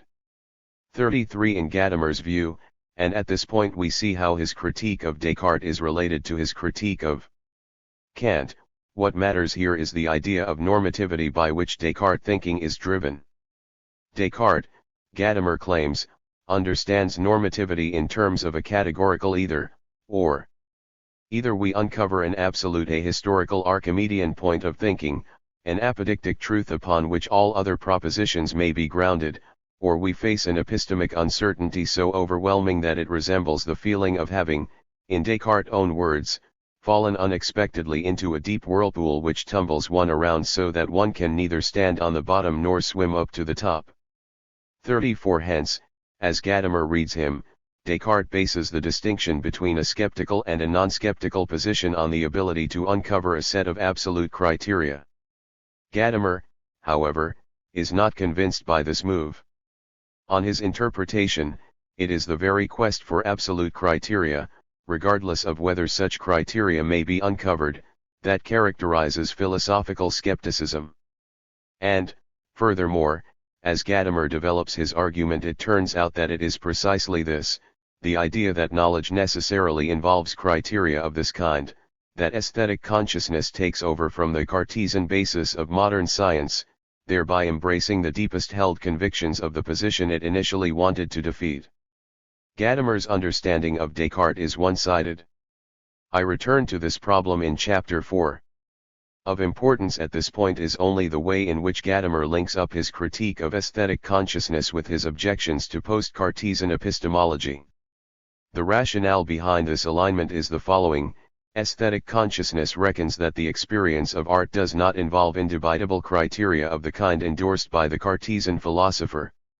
Indeed, the very effort to uncover such criteria within the sphere of art would amount to a misunderstanding. On this basis, aesthetic consciousness draws the conclusion that the experience of art occasions subjective feeling rather than cognitive commitment. It is here, aesthetic consciousness assumes, that we nd the real relevance of art for our understanding of human being. Given its non-cognitive nature, the work of art conveys an aspect of subjectivity that transcends the realm of law-oriented, scientific reasoning. However, upon affirming, rather than rejecting, the idea of the non-cognitive status of art, aesthetic consciousness fails to challenge the concepts of truth, rationality, and knowledge that dominate post-Cartesian epistemology. Against its own intentions, laudable as they may be, aesthetic consciousness proves to have its theoretical basis in the fact that the domination of the scientific model of epistemology leads to discrediting all the possibilities of knowing that lie outside this new methodology, TM 84, WM 89F. It naively accepts the idea that modern scientific rationality gives us privileged access to rationality. Hence aesthetic consciousness remains caught up with the most fundamental presuppositions of the scientistic paradigm that it initially set out to overcome. For there is simply no room within this model to raise the question, which Kant, in Gadamer's reading, alludes to in his discussion of the ideal of beauty, of whether it would be possible to conceive of truth, knowledge, and rationality in a way that would not a priori exclude the experience of art and beauty, and that would therefore challenge the understanding of normativity in terms of absolute criteria. As Gadamer distills this point, you enter the domination of nominalist prejudices, aesthetic being das Ästhetische Sein can be only inadequately and imperfectly understood, TM 83, WM 89. To overcome the subjectivization of art, what is needed is not only an effort to get beyond a problematic conception of art, but also a questioning of the limitations pertaining to the post-Cartesian understanding of truth, knowledge, and rationality. Immediacy and the myth of the aesthetically given aesthetic consciousness fails to realize that the Cartesian picture of reason cannot be defeated as long as it excludes from its understanding of truth, knowledge, and rationality all aspects of the life world that cannot be explained in light of the natural sciences. By emphasizing this aspect of aesthetic consciousness, Gadamer, by the same token, highlights a fundamental difference between hermeneutics and aesthetic consciousness. It is not aesthetic consciousness but philosophical hermeneutics that takes on the task of developing a notion of truth and rationality that is comprehensive enough to encompass our experience of art and beauty, hence also challenging a narrow scientific understanding of rationality. I return to this point in chapters 3 and 4. However, to fool the requirements of an immanent critique, Gadamer cannot stop at this point. Having moved from a historical to a systematic level of criticism, he cannot only argue, as he has done so far, that aesthetic consciousness presupposes too narrow a notion of rationality, thus excluding art from the area of cognition. In addition to this, he must show that aesthetic consciousness, even on an internal level, that is, with regard to the inherent premises of its understanding of art and aesthetic experience, is hampered by the very position it is determined to trump. Gadamer does this by returning, once again, to the contrast between a humanist conception of taste and a Kantian understanding of beauty. In its 17th-century humanist garb, taste, in Gadamer's interpretation, appears as a testimony to the mutability of all human things and the relativity of all human values, TM, 58, WM, 63. There are no null rules, no ahistorical principles within the realm of taste. Yet there exists a deeper agreement, a common horizon, that lends normativity to our judgments within this area. This is a kind of normativity that is grounded in a concrete, historically developed life world. Rather than being based on an abstract law or principle, ultimately the kind of either, or thinking that Gadamer ascribes to Descartes, this type of normativity refers to the historical sensus communis, the we that understands itself in light of the values expressed by this particular judgment. Kant and aesthetic consciousness let go of this kind of normativity, and in doing so, concomitantly give in to a problematic aesthetic skepticism, TM, 57, WM, 63. In Gadamer's view, Kant is the RST to reject the normativity inherent in taste's relation to a concrete, socially embodied sensus communis. Even if it would be wrong to claim that Kant renounces the idea of a relation between taste and sensus communis altogether, he does trace sensus communis back to the free play of the cognitive faculties.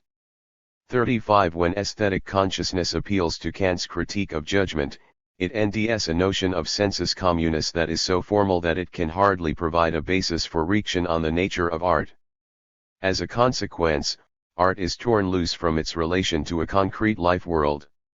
The work is not considered in terms of a larger context of meaning that is relevant to our understanding of ourselves as night, historical beings, but is thought to present itself to us, as aesthetic. Only to the extent that we abstract from our own situatedness within a historical culture, i.e., to the extent that we contemplate it in terms of pure aesthetic qualities. In abstraction from its historical context and the tradition through which it is handed down, the work is conceived as a mere aesthetically given. 36. It is only when keeping in mind this analysis of aesthetic consciousness that it is possible fully to grasp the meaning of Gadamer's claim that aesthetic being is inadequately understood as long as we subscribe to the paradigm of a quasi-Cartesian, scientific reason. By detaching art from every concrete historical context, aesthetic consciousness falls prey to the skepticism that, in Gadamer's account, has beleaguered modern epistemology. 37. When judged in terms of its own intrinsic mass stab, the problem with aesthetic consciousness is therefore that it imports the premises of scientific rationality into an area where such premises do not belong. In the name of aesthetic subjectivity, it adopts the kind of attitude that Gadamer understands as a prejudice against prejudice.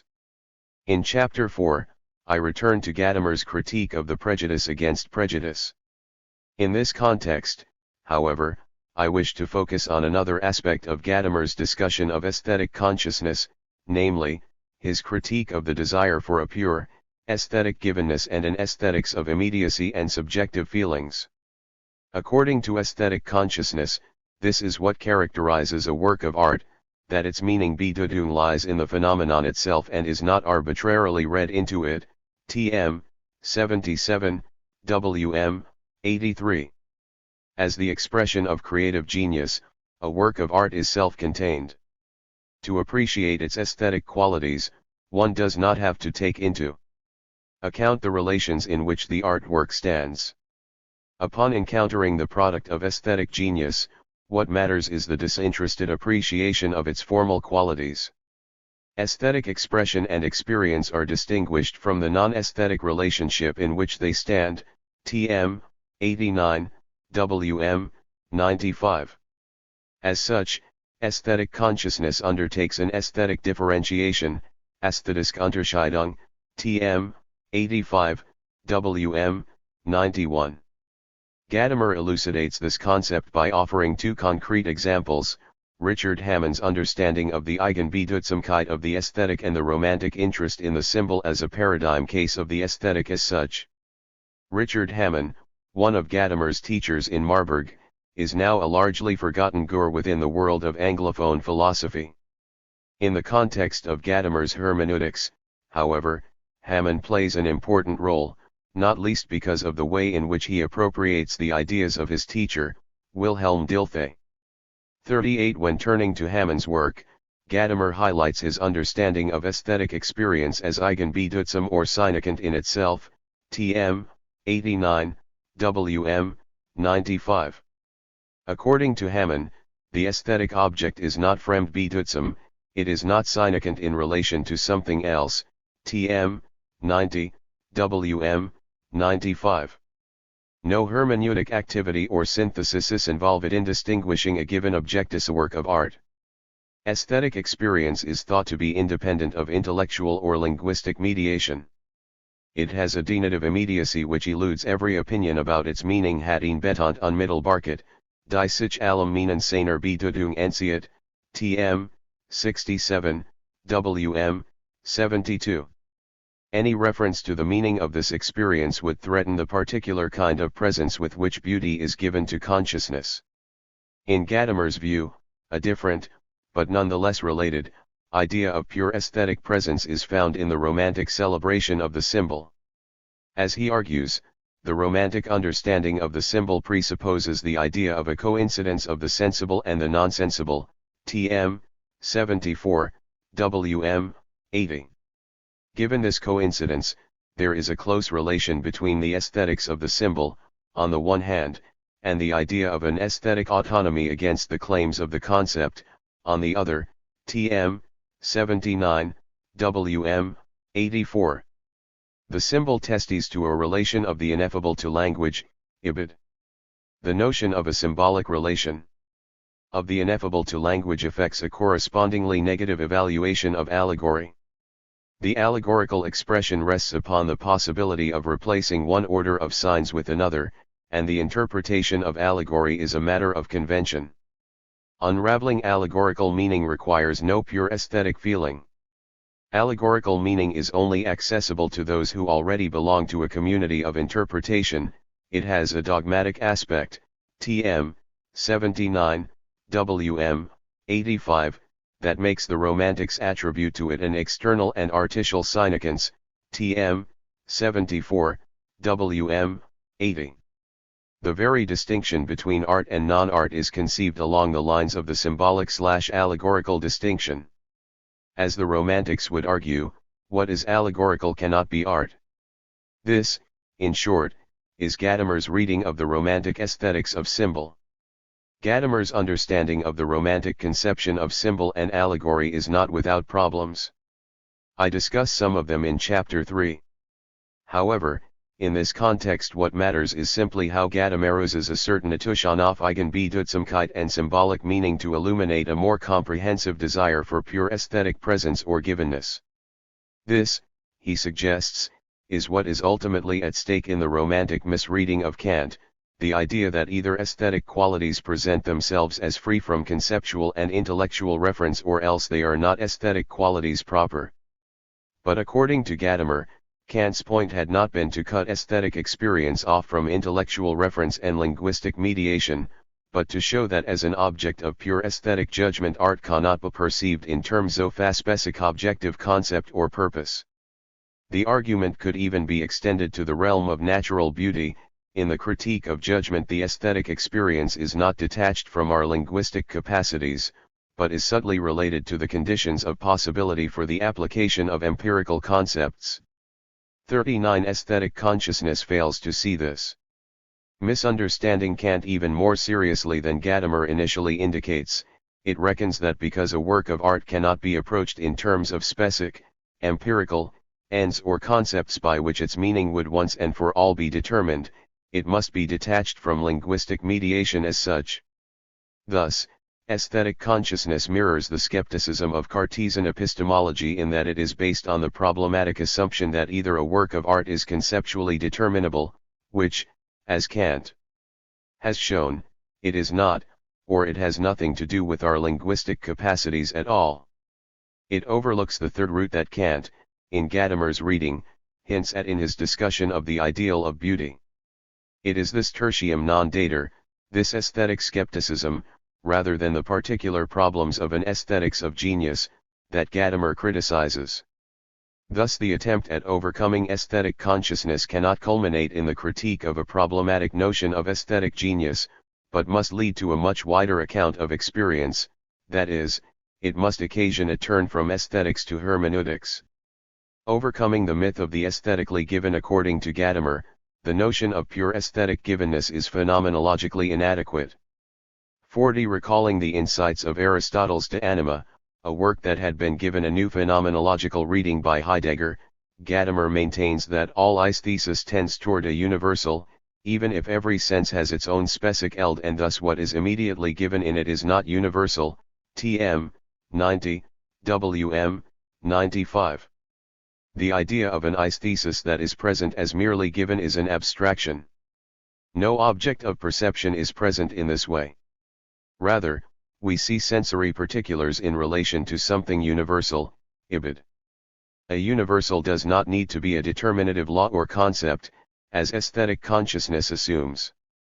Admittedly, aesthetic consciousness is correct in pointing out that aesthetic experience is characterized by not hurrying to relate what one sees to a universal, the known significance, the intended purpose, etc., but by dwelling on it as something aesthetic. TM 90, WM 96. However, as Gadamer argues, this dwelling does not stop us from seeing relationships, ibid. All perception involves contextual reference. Perception is never a simple reaction of what is given to the senses, ibid, but requires a synthesis in which one looks away from wegziet von. Looks at hinziet auf. Sees together as zusammenziet als, TM 91, WM 96. This also applies to aesthetic experience. According to Gadamer, we do not, on the most fundamental phenomenological level, perceive a pure aesthetic form that induces in us an equally pure aesthetic feeling or liking. What we perceive is a beautiful oer, a beautiful poem, or a beautiful artistic presentation.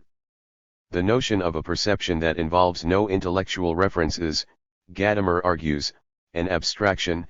TM 90, WM 95.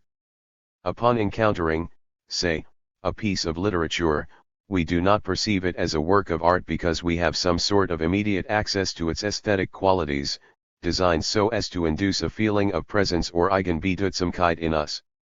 As Gadamer puts it, only when we understand a text, only when we are at least in command of its language, can it be a work of literary art for us. TM 91, WM 97, emphasis added. This is also the case upon proceeding to non-linguistic art. Turning to the visual arts, Gadamer continues, it applies that only if we recognize erkennen what is presented das dargestellt are we able to read a picture. In fact, that is what ultimately makes it a picture, ibid, transmoded. And as far as music is concerned, Gadamer suggests that even in listening to absolute music we must understand it. And only when we understand it, when it is clear to us, does it exist as an artistic creation for us, ibid. On the face of it, the emphasis on understanding might seem to create a tension in Gadamer's philosophy of art. For has not Gadamer, siding at this point with Kant and aesthetic consciousness, and going against Hegel, emphasized that the truth of art can never be fully exhausted by conceptual reason? Indeed, he has. And as famously articulated in Adorno's critique of hermeneutics, the orientation towards understanding seems contrary to the insistence on the non-conceptual nature of art. In Adorno's polemical exposition, the task of aesthetics is not to comprehend begriffen artworks as hermeneutical objects. 41 being distinguished by their constitutive incomprehensibility, advanced works of art are, as he puts it, enigmas. 42 Hermeneutics does not realize this, it does not see that understanding verstehen is itself a problematic category in the face of art's enigmatic allness. 43 Rather than acknowledging the enigma of art, hermeneutics rejects it, thus potentially undermining the very phenomenon that it set out to recover, i.e., the phenomenon of art. Those who peruse art solely with comprehension, Adorno claims, are forced to see it disappear.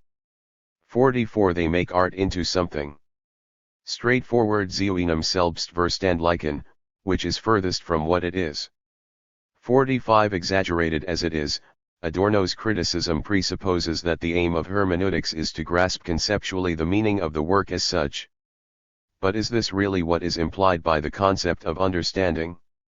Gadamer's point, and this is where he, along the lines staked out by the ideal of beauty sections of the third critique, transcends the kind of either, or thinking that characterizes aesthetic consciousness, is not that we, on the fundamental level of understanding, have to, or are able to, grasp the full meaning of the work, i.e., that we have to, or are able to, see the work in terms of concepts. As it is, concepts do not belong to the realm of art, nor, for that sake, to the larger realm of symbolic expression. This is the very point of Gadamer's attempt, in Truth and Method and other places, to rethink the circle of understanding. 46 He calls for a redefinition of hermeneutics, a shift from a didactic methodological exposition of the way in which the interpreter moves back and forth between the parts of a text and its meaning as a larger unity, until he or she has grasped its meaning. 47 To an awareness of the intrinsically temporal aspect of understanding. The meaning of a text is never XED, Gadamer claims. It is not something that lurks behind the work, only to be teased out by the clever interpreter. In the realm of art, meaning is made possible by a fusion between the horizon of the interpreter, his or her larger system of beliefs and practices, 48 and the horizon of the text, as it is mediated by tradition. 49 The meaning of a text or a work of art is, in other words, not one over against which the interpreter relates as a neutrally investigating subject. Such a view, Gadamer reasons, only testes to the aesthetic historical positivism of aesthetic consciousness, TM, 307, WM, 312. At stake, rather, is a kind of signification that reeks back on the self-understanding of the interpreter him or herself, altering the standpoint from which he or she, on another occasion, may return to the work.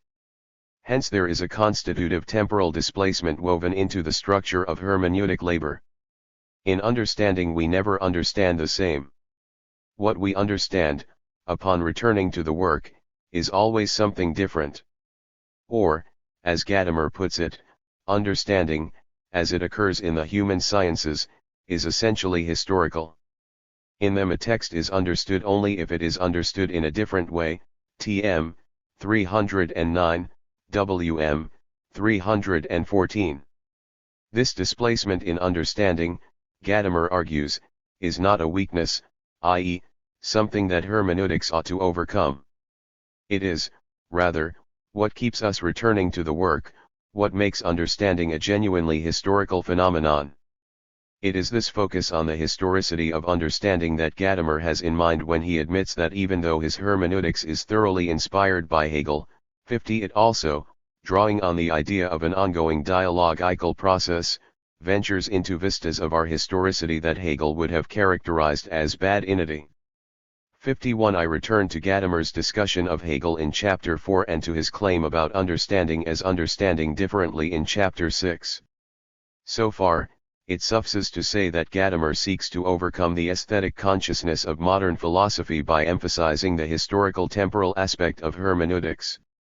However, having argued that aesthetic consciousness is trapped in a false opposition between immediacy and conceptual determination, Gadamer needs to indicate how hermeneutics, in his version, points beyond these false alternatives.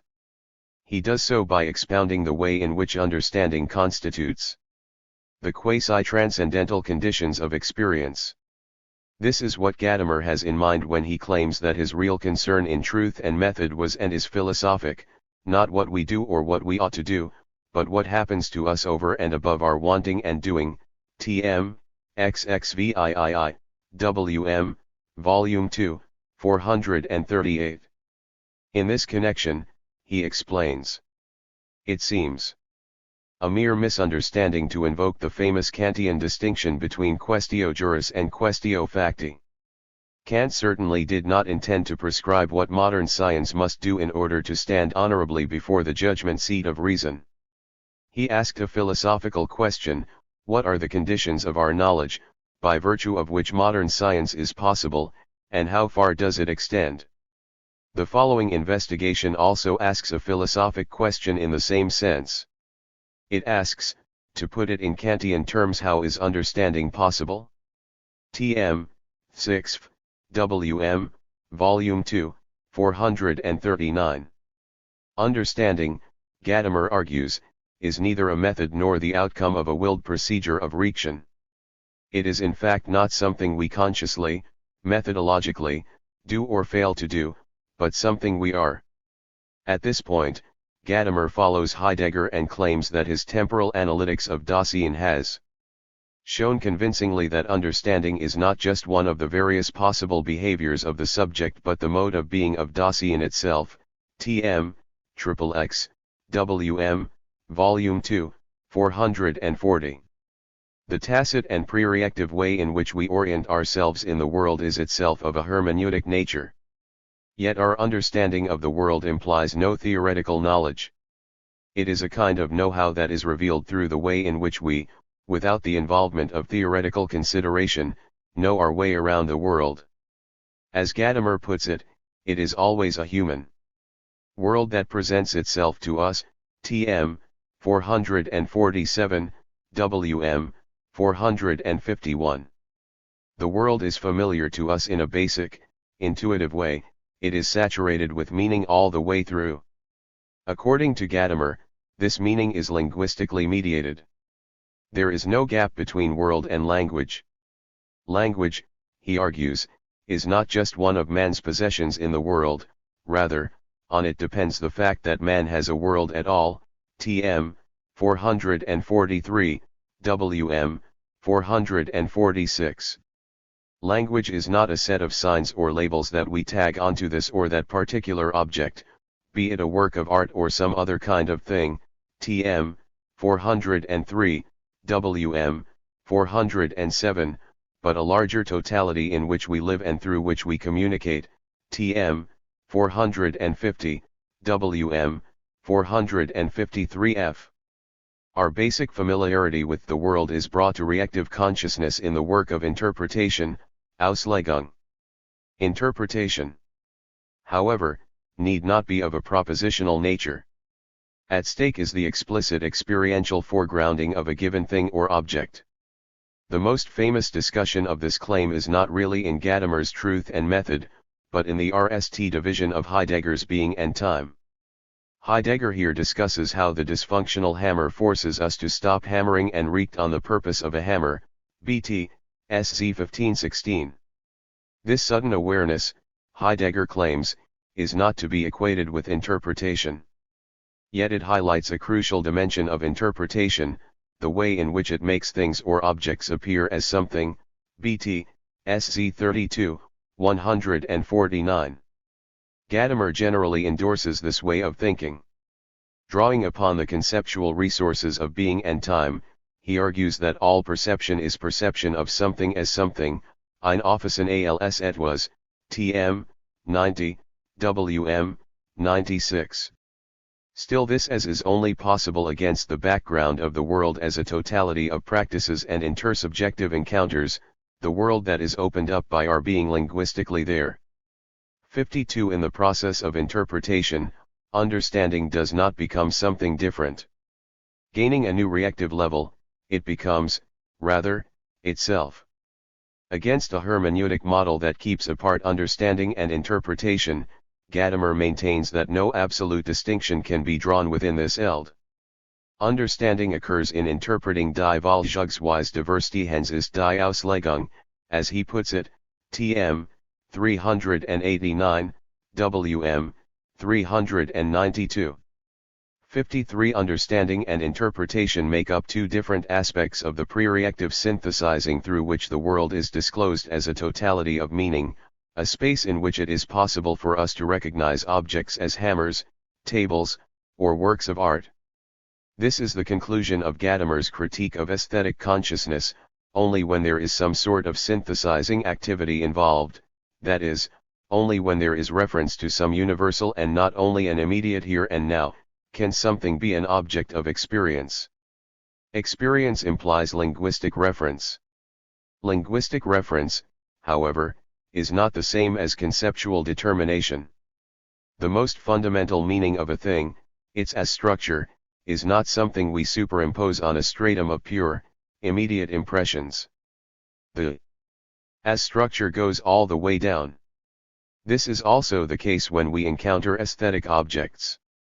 Although, in aesthetic experience, one does not simply look beyond what one sees, example to its general use for some end, but dwells within it, it is still the case that lingering vision and assimilation is not a simple perception of what is there, but is itself understanding as, TM, 91, WM, 96. Referring to Heidegger's distinction between an understanding of objects or things in the world as ready to hand, Zuhanden, and an understanding of objects or things as present to hand, Vorhanden, in ordinary practice and circumspection we encounter things as ready to hand, in terms of their reference to a comprehensive context of use and meaning. The scientific gaze, by contrast, strips the world of this dimension, regarding it solely as present to hand. BT, SZ21FF, Gadamer maintains that the mode of being of what is observed aesthetically is not presence at hand, TM, 91, WM, 97. Thus by failing to take into account how the work of art presents itself through a more comprehensive, hermeneutic synthesis, aesthetic consciousness is bound, upon further philosophical analysis, to generate a feeling of ontological embarrassment, ontologisch Verlegenheit, TM, 83, WM, 89. As an attempt to wreak on the ontological embarrassment caused by the myth of the aesthetically given, Gadamer's critique of aesthetic consciousness is much more than a critique of the romantic aesthetics of genius. It is, in fact, a critique of any orientation towards pure, aesthetic immediacy. As such, its relevance exceeds the boundaries of 18th-century art and philosophy, Romanticism and modernity.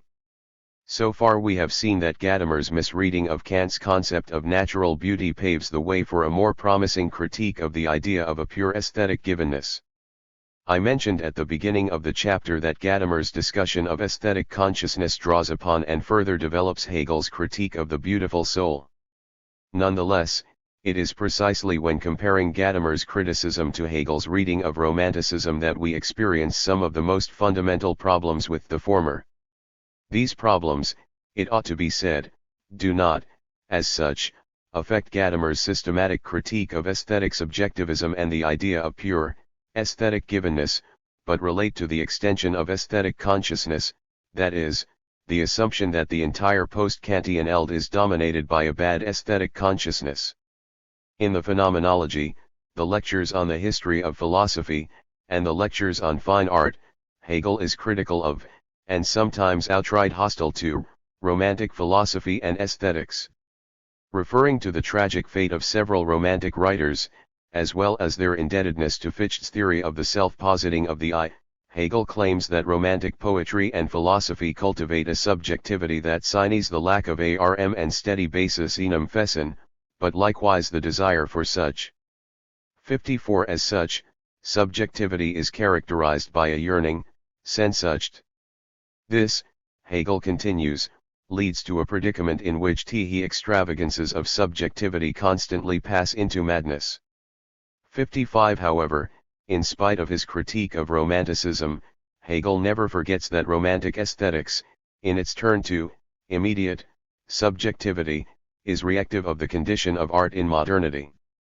Indeed, in his view, modern art is, in a certain sense, romantic. Here Hegel is in line with philosophical and aesthetic romanticism. He develops an idea which was later to be reformulated in Charles Baudelaire's suggestion that romanticism, as a mode of feeling, is the most recent, the latest expression of the beautiful, 56, and also in Walter Benjamin's claim that the romantic notion of art criticism mirrors the condition of modern art and aesthetic discourse per se 57. Like Gadamer, Hegel claims that romantic aesthetics, in its turn to subjectivity, responds to the most problematic aspects of the Enlightenment, i.e., to a situation in which reason is reduced to dry understanding and cold utility. 58. It represents a reaction to a condition in which art no longer offers an adequate articulation of the common horizon of a given historical community. But in Hegel's view, and this is where he radically differs from Gadamer, a moment of rationality must be ascribed to the romantic turn to subjectivity. Because art in modernity can no longer serve as the most advanced source of intersubjectively binding meaning, Hegel, later on, deems it a thing of the past. This does not imply that works of art will no longer be produced. Nor does it imply that our fascination with art has come to an end. What it means, rather, is that we have reached a state in which the absolute has moved into the realm of free subjectivity, hence also beyond the resources of sensuous presentation. It is reason that articulates the absolutes of late modernity. Even though we, in this state, still understand ourselves through art and culture, absolute spirit has at this point moved on to philosophical reason. Art is still produced and appreciated. Yet art no longer presents us with the most advanced articulations of the ethical and religious ideals of our society. Art, rather, has become aesthetic. This is the aspect of romantic aesthetics left out of Gadamer's critique of aesthetic consciousness. Gadamer's failure to see romantic aesthetics in the context of modernity, rather than simply rejecting it as an example of aesthetic consciousness, is particularly problematic in his critique of the modern museum. The institution of the museum is developed approximately at the time when aesthetics gained status as an independent philosophical discipline. The Glyptothek in Munich was constructed in the period from 1816 to 1830, and the British Museum had already opened in 1759, that is, a few decades before Kant would publish the Critique of Judgment. 59 In the museum, the work of art traditionally appears as an aesthetic object. Although it may be situated within a historical or thematic context, it is no longer an integral part of a broader ethical political horizon. 60 If the ego cogito of Cartesian philosophy is, as Heidegger once put it, a worldless I, BT, SZ 63, 316, and if the Kantian conception of the normativity of the pure judgment of taste appears to be a worldless normativity, then the institution of the museum thrives, as Gadamer sees it, on an analogous idea, that of the worldless work. Here, Gadamer claims, we no longer admit that the work of art and its world belong to each other, TM, 85, WM, 90. Aesthetic consciousness appears as the experiencing center from which everything considered art is measured, IBID. It is perceived as sovereign and free to draw aesthetic differentiation everywhere and to see everything aesthetically, TM, 86, WM, 91. The work is deprived of authority, and it is not considered in terms of what it says. Rather, the aesthetic qualities of the work are distinguished from all the elements of content that induce us to take up a moral or religious stance towards it, TM, 85, WM, 91. As such, the work is judged solely in terms of its aesthetic being, IBID. Whereas the early humanists had approached the normativity of taste in terms of a criterion of content, presupposing the unity of a style of life and an ideal of taste, TM, 85, WM, 90, aesthetic consciousness refuses to let its judgments be guided by anything but pure aesthetic qualities. In focusing on pure aesthetic qualities, aesthetic consciousness creates for itself a sphere of simultaneity. However, by protecting the simultaneity through special spheres or institutions such as the museum, it underwrites its own powerlessness. The experience of art is valid only within the limits of an autonomous aesthetic sphere and has no application within an extra-aesthetic reality. As in Schiller's letters on the aesthetic education of man, any education by art ends up being an education to art, TM, 83, WM, 88. 61 Rather than being seen as expressive of the extra-aesthetic reality, art is contrasted to it. In Gadamer's words, beneath the dualism of is and ought that Kant reconciles. Aesthetically, a more profound, unresolved dualism opens up. The poetry of aesthetic reconciliation must seek its own self-consciousness against the prose of alienated reality, TM, 83, WM, 89. Gadamer is right in pointing out the dangers of depriving the work of its world. He is right in pointing out the aporia that follows from the idea of a pure aesthetic givenness, and, furthermore, in pointing out how institutions such as the museum may be consonant with the limited perspective of aesthetic humanism.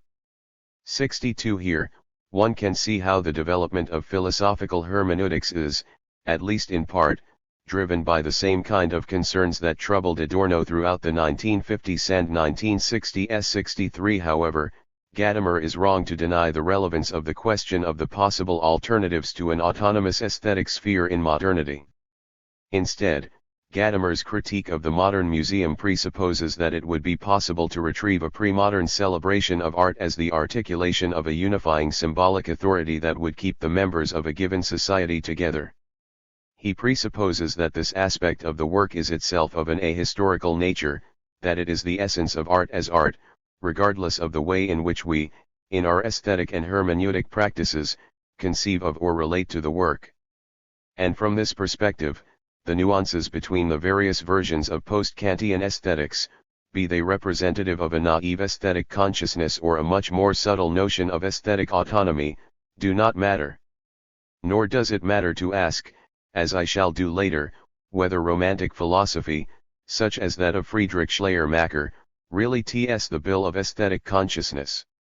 The only thing that matters is to prepare the ground for a new ontological conception of the truth of art.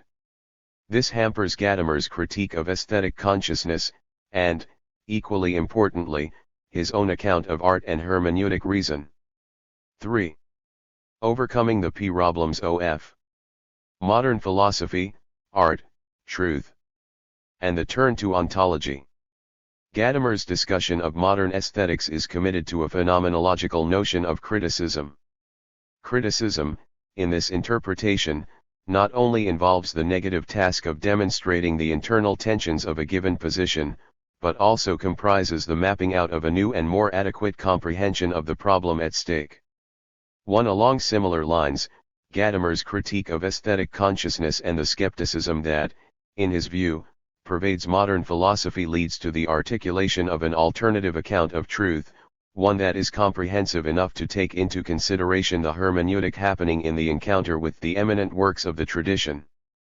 However, if his hermeneutic account of truth develops dialectically from his critique of Kant and aesthetic consciousness, then a number of questions emerge. First, to what extent do the problems with Gadamer's critique of aesthetic consciousness, his failure to take seriously the romantic response to art in modernity and his overgeneralization of aesthetic consciousness, shape his attempt to carve out a notion of truth that comprises the experience of art? Second, to what extent does Gadamer, in working out a hermeneutically adequate conception of the relationship between art, truth, and reason, manage to overcome the problems of aesthetic consciousness, i.e., the problem of its subjectivism, and its turn towards immediacy and pure, aesthetic presence? And, nally, to what degree does his own hermeneutic idea of truth and rationality incorporate the dialogical structure that he endorses in his analysis of the critique of judgment? I argue that Gadamer, in elaborating on how world-disclosive art puts forth an immediate source of authority, hypostatizes a notion of immediacy.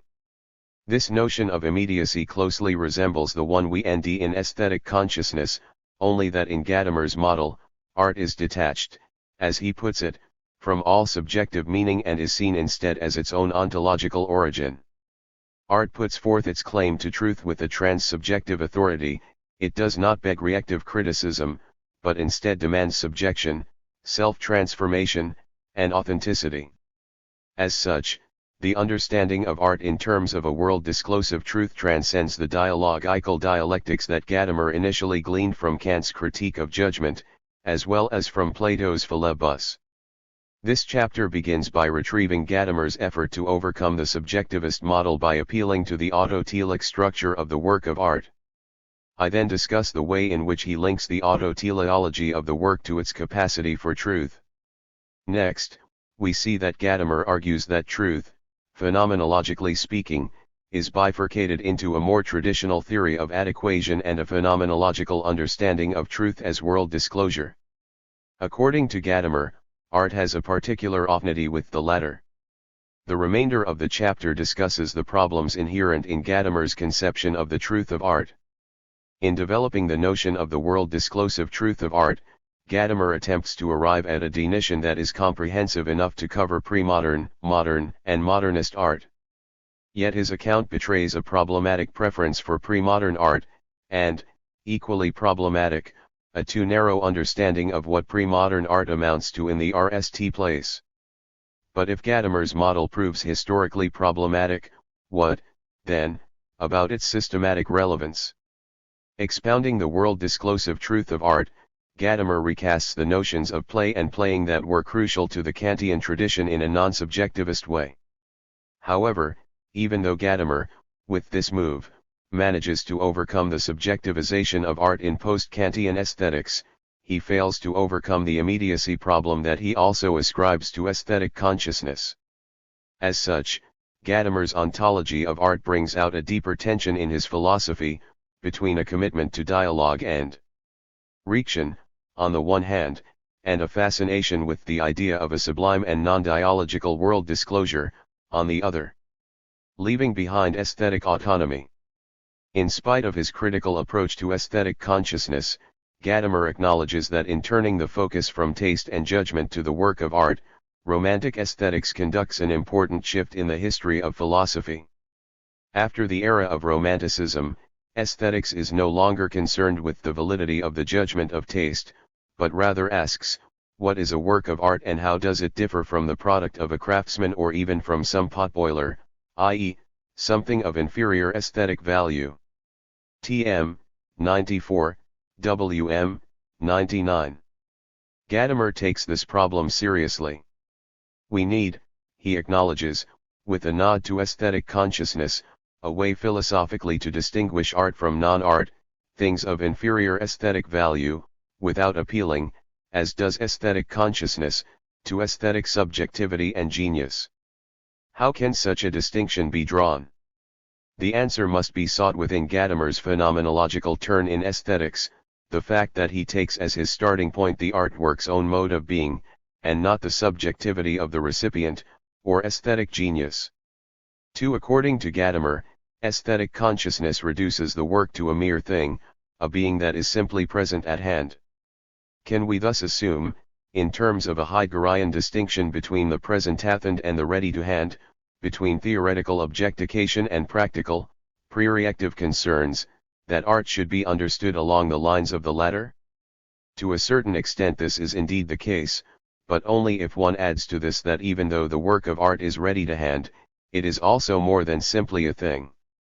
According to Heidegger, ALL works have this thingly character, yet the artwork is also something else over and above the thingly element, OWA, 19, UDK, 9F. This something else distinguishes the work of art as art.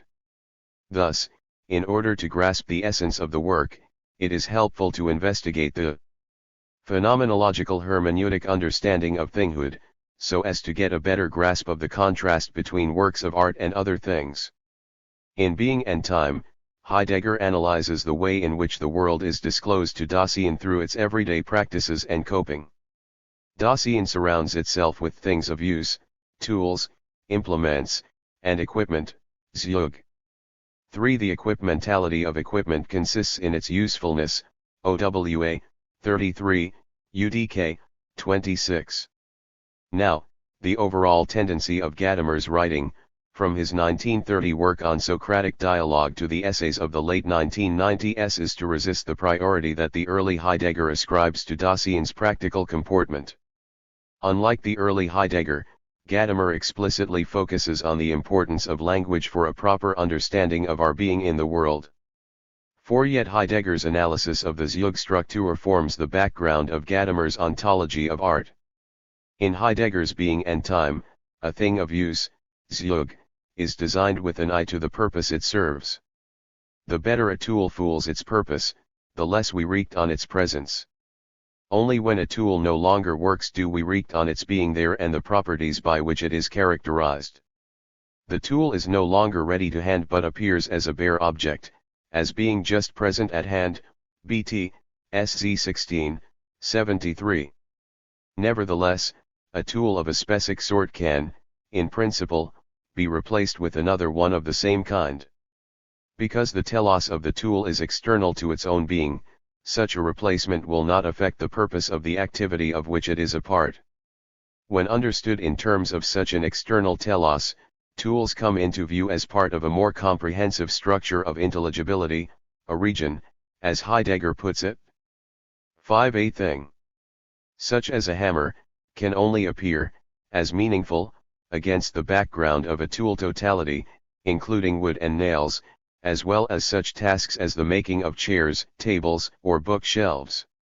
What makes Heidegger's analysis of the tool structure an indispensable part of his destruction of the Cartesian understanding of worldhood, hence also a project of great importance for Gadamer's hermeneutics, is the need to illustrate that our relation to beings in the world cannot be adequately grasped so long as we take as our starting point the picture of a mind, on the one hand, and the sphere of merely present-at-hand objects of cognition, on the other. Our relation to the world is always already organized in terms of pre-theoretical patterns of coping and interaction. Focusing on the relation between a work of work and a work of art, Gadamer turns to Heidegger's idea that both the function of tools, that which they are made for, their in order to, and their null purpose, their for the sake of which, are external to their being. Here Gadamer NDS a way to distinguish art from things in general, or, more precisely, from other things that are brought forth and that must therefore be seen as products of human will and intentionality, without involving a reference to aesthetic subjectivity. While the aim, telos, of the tool is external to its own being, art is not in this way a means to an end. It is, emphatically, its own end. Upon encountering works of art one cannot, Gadamer insists, ask what purpose they serve, tm. 477, wm. 481. Works of art are desirable for their own sake and not, like the useful, for the sake of something else, ibid. As such, a work of art is dwelling within itself. 6. Even though a work of art, like a tool, is deliberately brought forth by human beings, its aim, or its telos, is intrinsically related to its own being there. The work is characterized by its autotelic structure. By drawing a distinction between the kind of being that does not have its telos as part of its own existence and the kind of being that has its telos as an intrinsic part of its being, Gadamer, again, refers to the Nicomachean ethics. Within Gadamer's own environment, Aristotle's work had, as mentioned, gained new relevance through Heidegger's teaching and in particular his seminar on Book 6 of the Nicomachean Ethics. In this seminar, which Gadamer recalls as a formative intellectual experience, 7. Heidegger, who was at the time preoccupied with the study of Aristotle's notion of being, focuses on the distinction between poiesis and praxis. According to Aristotle, poiesis is an activity that relates to things, objects. Praxis, on the other hand, is an activity that involves other human beings. 8. When relating to things, productivity is not an end in itself, it is only a means to achieve some other end. When Dasein engages in intersubjective interaction, however, the situation is different. Praxis does not strive for the realization of external ends, but is sustainable in its own right. 9. In Chapter 1, we encountered the idea of an autoteleological structure in a context that differs from Aristotle's. In Gadamer's reading, Kant's conception of the ideal of beauty allows for a structure of this kind. What particularly interests Gadamer and makes him ascribe such great importance to the ideal of beauty is that here Kant, RST, considers the experience of art in terms of an immanent telos, its being an aim in itself rather than a means to an end, and that he, second, relates this to the idea of a dialogical experience. Hence Kant ends up describing what Gadamer takes to be a non-subjectivist version of aesthetic autonomy. In wanting to develop a phenomenological account of art, Gadamer returns to the notion of autoteleology but without explicitly distinguishing between its Aristotelian and its Kantian legacy. Gadamer is not interested in the philosophical roots of the concept, but rather in its ontological possibilities. Distinguished by its autotelic being, art no longer appears as a thing that, in addition to its status as a thing, is characterized by the complementary property of beauty, which aesthetic consciousness traces back to the feelings induced in us upon the disinterested contemplation of the formal qualities of the work. The autotelic structure of art does not depend on an attitude that we adopt in order to approach the world aesthetically. Nor is it a value predicate that we project onto things that are, in themselves, present at hand. The autotelic structure of the work is intrinsic to the manner in which it originally presents itself to us. From the point of view of its dwelling in itself, art, ontologically speaking, turns out to be constituted in a way that differs from the being of both nature and man-made entities such as tools or equipment. Brought forth, yet dwelling in itself, art is reducible to neither. In accordance with Heidegger's suggestion that art is the origin ursprung of the work and of the artist, OWA, 57, UDK, 56, emphasis added, Gadamer claims that art is its own origin ein eigener Ursprung, TM, 120, WM, 126. This is how Gadamer moves from a notion of aesthetic autonomy, based on subjective feeling, to a notion of the autoteleology of art, based on the work's ontological features, hence taking a RST step beyond the paradigm of Kant and aesthetic consciousness. He manages to draw a distinction between art and things of inferior aesthetic value but without appealing to aesthetic subjectivity and the free play of the cognitive faculties. However, if Gadamer, by stressing the autoteleological nature of art, gets beyond a subjectivist understanding of autonomy, the next question is how he connects this with the cognitive dimension of art.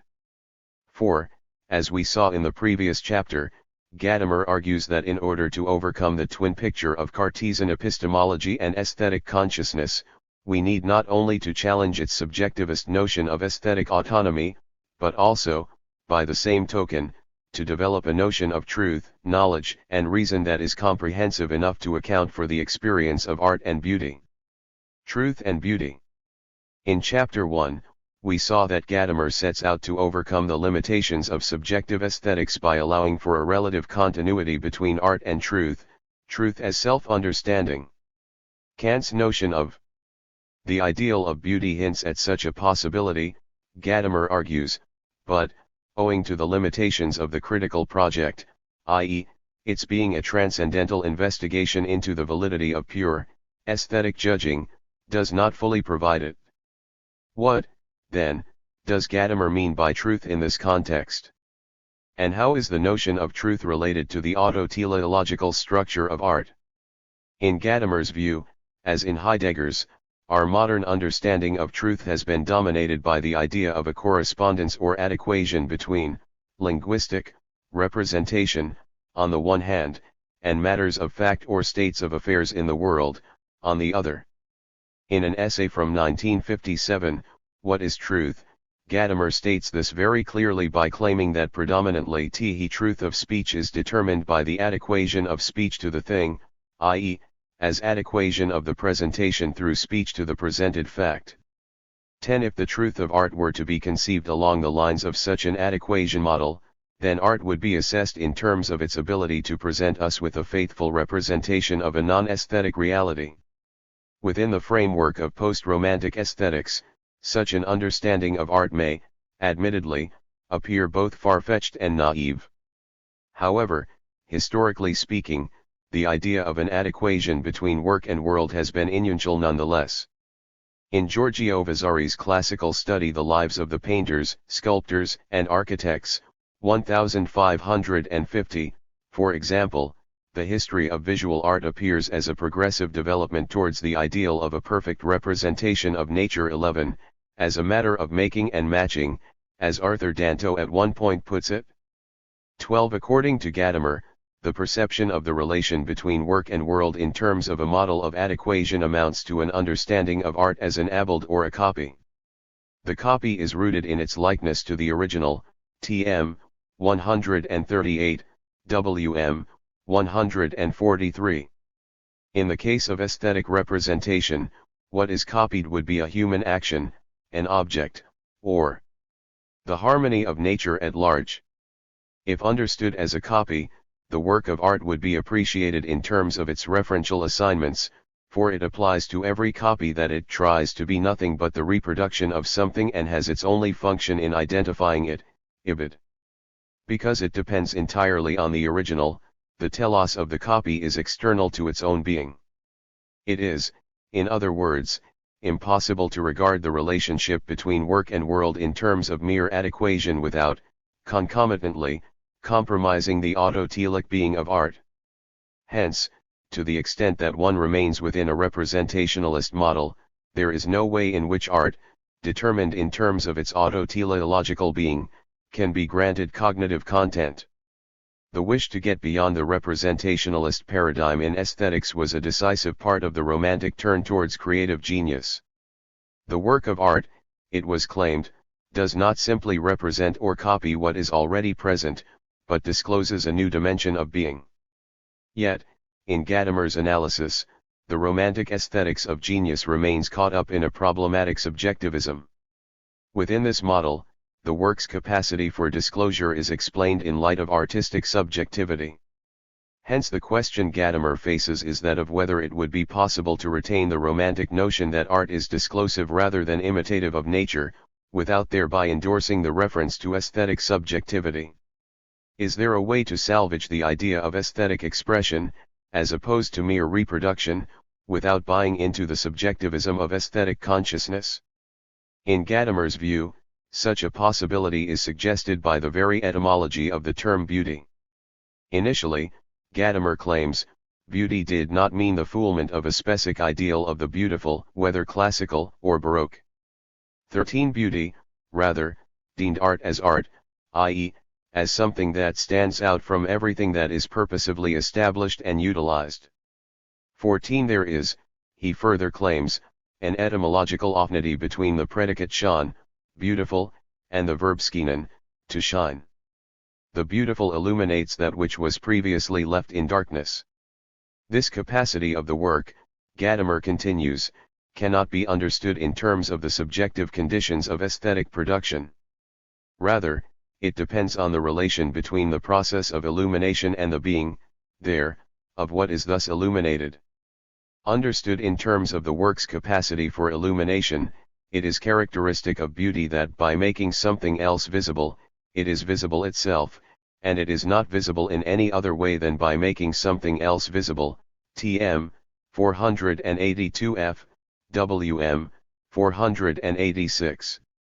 Gadamer concludes from this that, with regard to art, no absolute distinction can be drawn between presentation and imitation. Referring, again, to ancient Greek philosophy, he develops the notion of an imitation that is laden with productive force. The Greek notion of mimesis, Gadamer NDS, implies that imitation and representation are not merely repetition, but a bringing forth. TM 114, WM 120. Within the Greek paradigm, to imitate means to make present, and in this process of making present the presentation remains essentially connected with what is represented, indeed, belongs to it. TM 139, WM 143. The relation between presentation and the presented is understood in terms of an emanation, and what emanates is an over-owe. What it owes from does not thereby become less. TM 140, WM 145. With regard to aesthetic presentation, Gadamer therefore speaks of an increase in being Zuwachsen sen, ibid. Artistic presentation is not just one among several possible ways of relating to beings but differs qualitatively from other, non-artistic, modes of presentation. As Gadamer puts it, the work of art lets what it presents be in the there more authentically eigentlicher Instiggekommen, TM 114, WM 120. Proceeding to develop his own hermeneutic philosophy of art, Gadamer is ready at this point to leave behind the conceptual resources of Kant and the Romantics. Now it is Heideggerian phenomenology that plays the major part. The vocabulary of subjectivity, genius, and pure, Aesthetic judging is replaced with the conceptual landmarks of Heideggerian phenomenology, Dasein, being, and the difference between being and beings. Moreover, the very emphasis on the link between the Greek concept of beauty and the idea of an emanation echoes Heidegger's use of the term Ursprung, as in der Ursprung des Kunstwerks, the origin of the work of art. The title of Heidegger's essay not only promises an investigation into the origin of the work, but suggests, additionally, that art, in its being, is comparable to a source or a well, that it is an emanation. The spontaneity involved in aesthetic production is desubjectivized and led back to the work of art itself. Gadamer points to the affinity with Heidegger's notion of Ursprung by suggesting that the idea of emanation in Neoplatonism implies more than the physical movement of owing out. The primary image, rather, is that of a source cal, tm, 423, wm, 427 transmoded. In accordance with Heidegger's ontology in the period around the publication of Being and Time, Gadamer holds that to present itself as itself is an essential dimension of being. It is, if we follow Heidegger, what ultimately makes something a phenomenon in the RST place, BT, SZ 7, 28. In Heidegger's account, the very term phenomenon actually means to present itself, the Greek expression to which the term phenomenon goes back. Sines to show itself, so that, concomitantly, it points to that which shows itself, the manifest das sich zeigend, das Offenbar, ibid. Gadamer fully accepts this way of thinking and makes it a central premise in his own approach to art. The work of art, in his understanding, is distinguished in terms of its capacity to allow being to present itself, as self-presenting. The specific mode of the work of art's presence, he claims, is the coming to presentation of being zur Darstellung kommendesens, tm, 159, wm, 165. Dense and convoluted as it is, this passage marks the null farewell to the framework of Kant and aesthetic consciousness. The work's capacity to let beings be in their self-presenting being comprises the core of Gadamer's philosophy of art. Art is the expression of the self-presentation of being. If it is the essence of being to present itself, and if art expresses the self-presentation of being, then it seems that art stands in a special relation to being as such. In the work of art, being presents itself in its own being, art allows what it presents to be for the RST time fully what it is, tm, 143, wm, 148. Art allows whatever is truly to be, or, alternatively, to be in truth. On encountering the work of art, we no longer approach the presented in terms of subjective means, ends thinking, but appreciate it in its own right. Moreover, such an appreciation can take place only in the form of artistic expression. In the work of art, Gadamer insists, a truth is experienced that we cannot attain in any other way, tm, cf, wm, 2, emphasis added. However, if Gadamer ascribes to art the potential for a kind of truth that transcends the notion of truth as adequation, how, then, does he envision the relationship between this kind of truth, on the one hand, and a more traditional notion of truth as adequation, on the other? Transcending the Cartesian framework of modern philosophy from the early 1920s onwards, Heidegger had criticized the notion of truth as correspondence or adequacy. He traces this notion back to Aristotle. This Greek philosopher, Heidegger claims, has not only assigned truth to the judgment as its primordial locus Ursprunglichen Ort but has set going the definition of truth as agreement Übereinstimmung, BT, SZ 44, 214.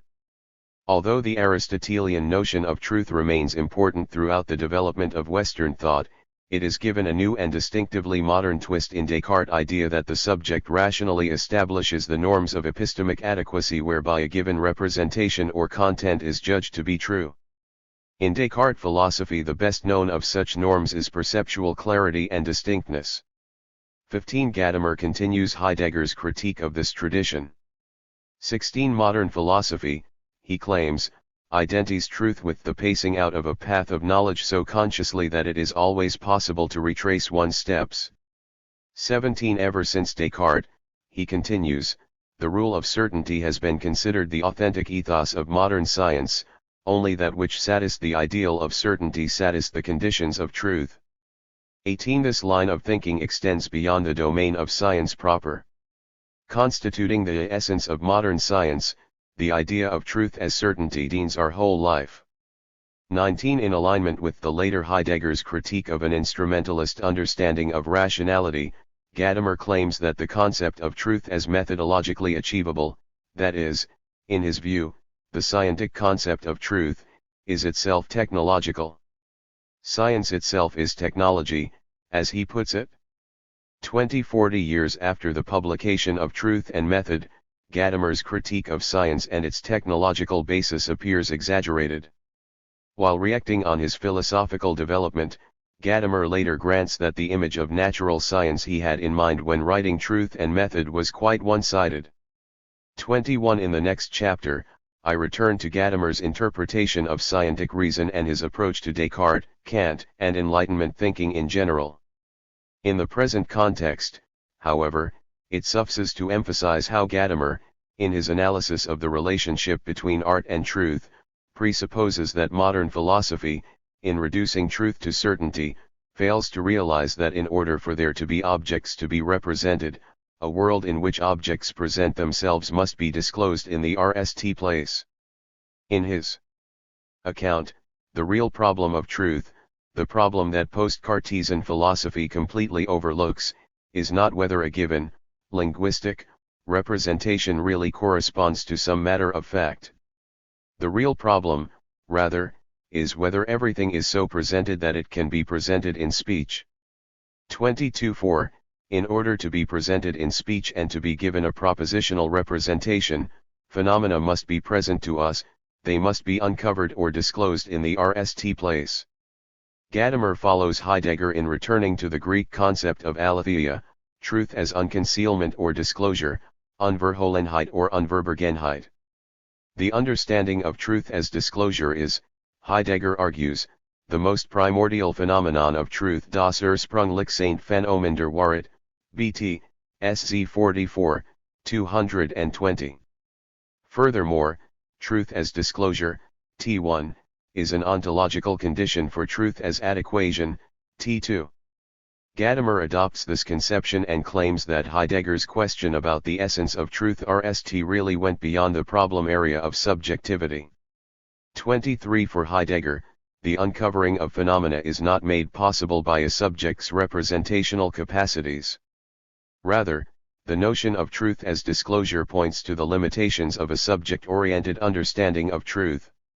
It presents us with the idea of truth as a clearing in being, a space of intelligibility that is presupposed in all propositional synthesizing, and representation in general, but as something that cannot, as such, be understood as discursively structured.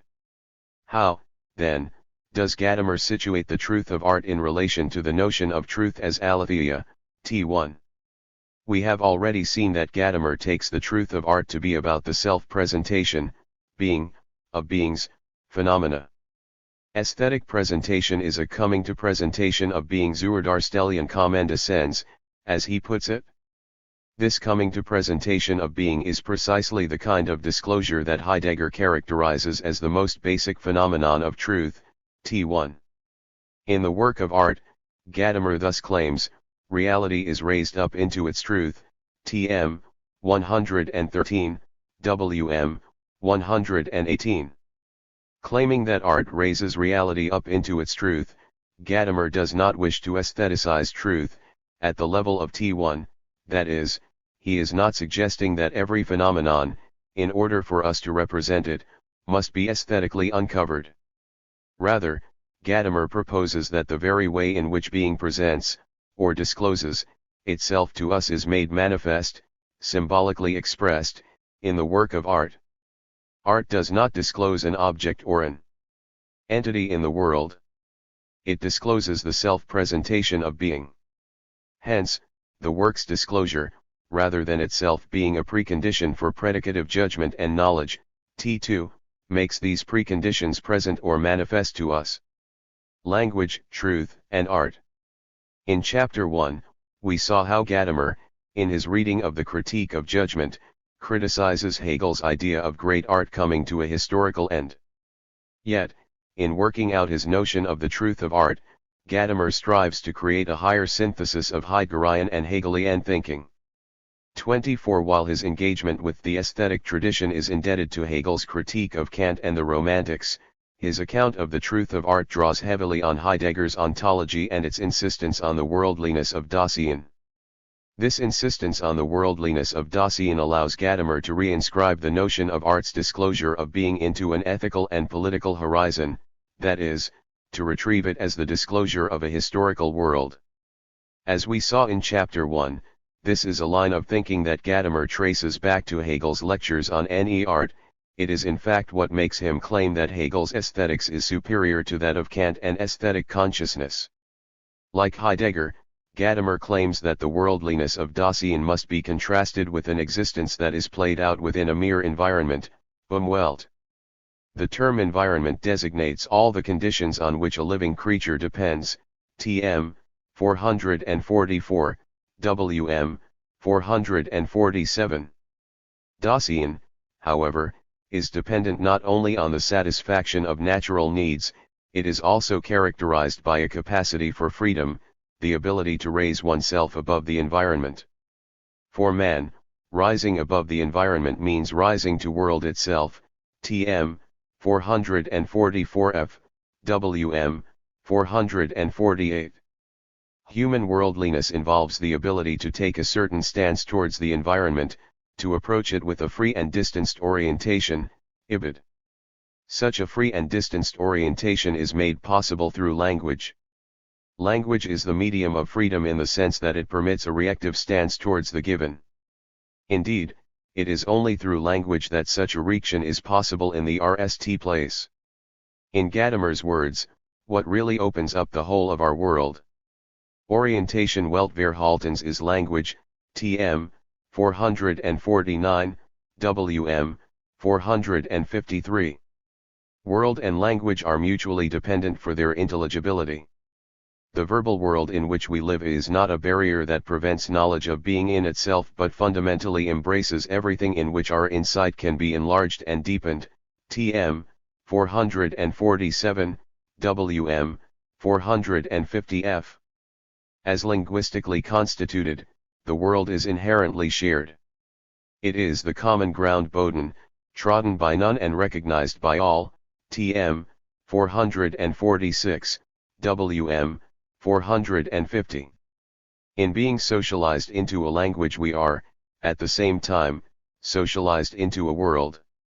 To the extent that language cannot be mine only, this applies to the world as well. The intersubjective dimension of the world includes more than just the horizon of the present. As opposed to a mere environment, the world is made up of the historically mediated ideas and traditions that the linguistic community carries with it.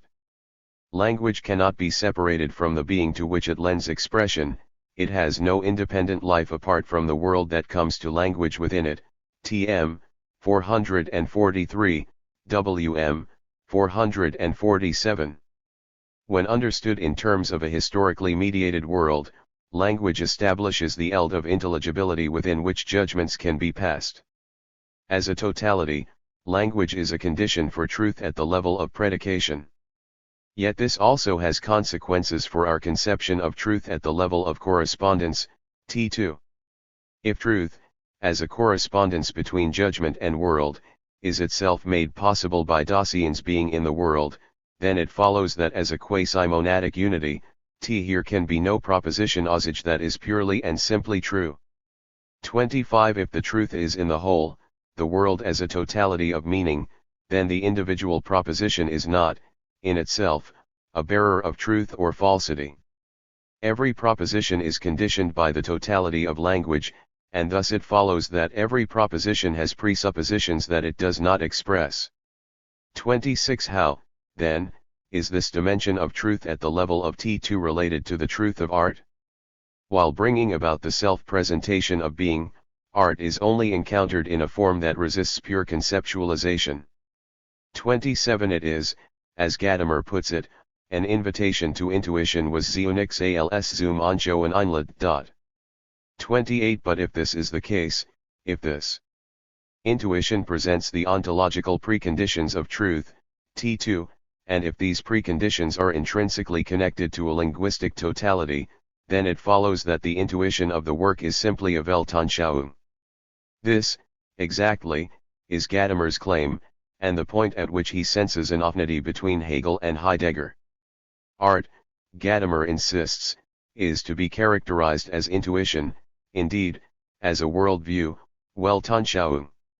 29 Prior to all conceptual scientific knowledge, the way in which we look upon the world, and upon our whole being in the world, takes shape in art. 30 Understood in terms of the self-disclosure of being, the work of art expresses the pre-predicative horizon of meaning, the common ground on which our predicative and conceptual activities are based. It manifests what Heidegger calls the outlook 31 of a culture and what Hegel would speak of as its spirit or absolute. As such, the work of art symbolically presents the comprehensive eld of meaning that is a precondition for the truth of a certoric judgment.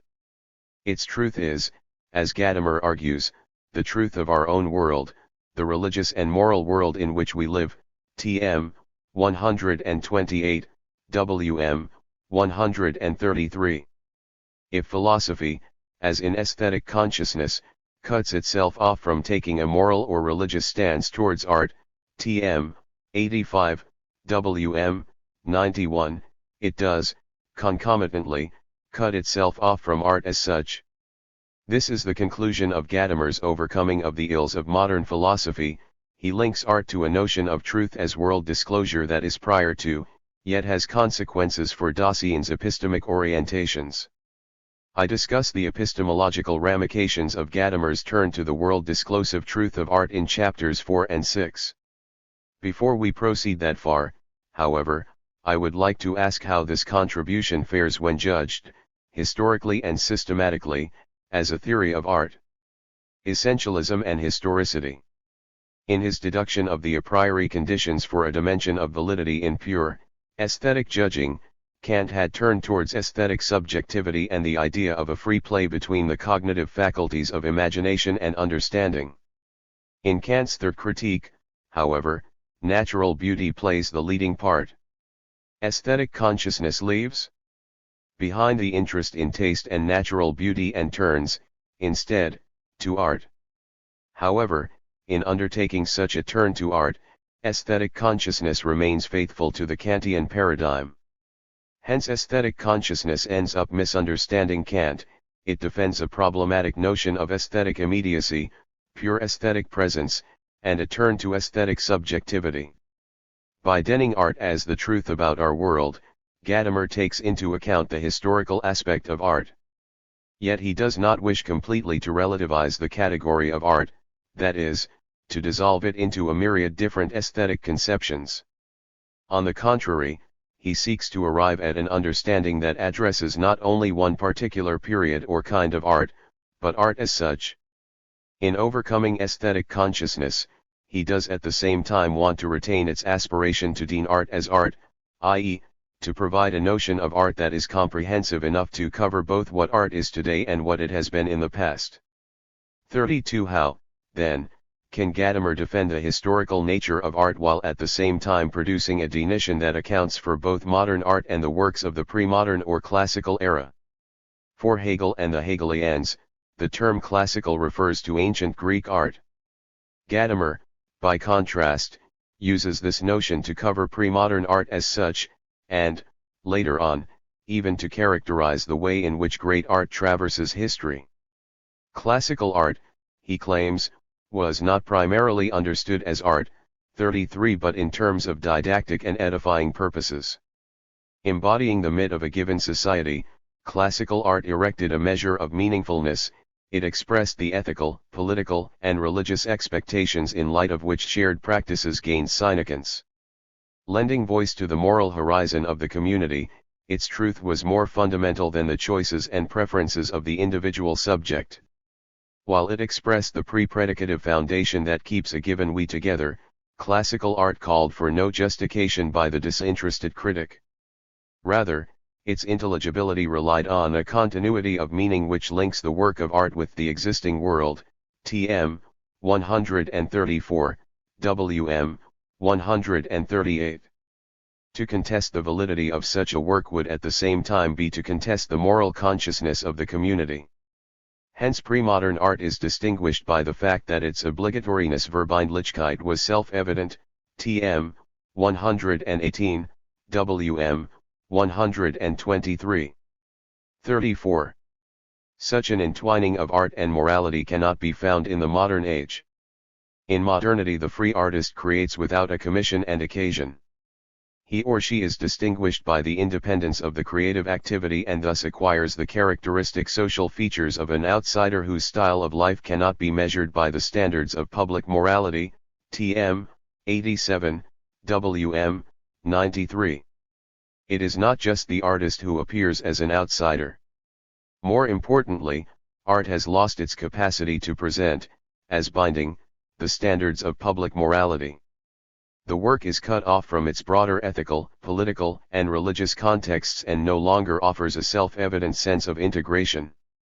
If art, in previous eras, occupied a legitimate place in the world, so that it was clearly able to effect an integration in Selbstverstand-like integration between community, society, and the church on the one hand and the self-understanding of the creative artist on the other, 35 then the modern situation is one in which this self-evident integration, and the universally shared understanding of the artist's role that accompanies it, no longer exists.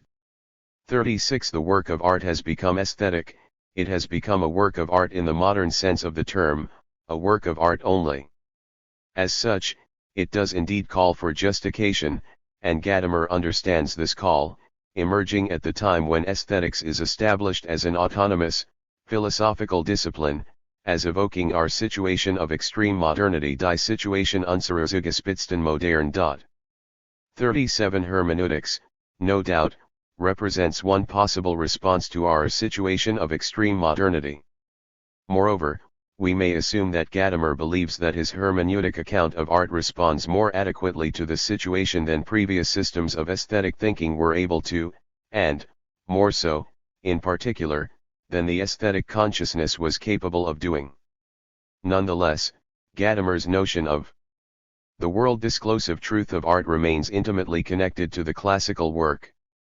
The real workliche experience of art, he claims, does not experience art as art, tm. 573, wm. Volume 2, 472. When conceived as art only, the work cannot disclose the shared ethical political standards of a given, historical world. It is not original in the sense of transcending every call for justification. Gadamer's account of modern art gives rise to a number of questions. Given the historical development of art, how are we to understand the insistence on its world-disclosive truth? Is Gadamer suggesting that art in modernity has lost its capacity for world disclosure?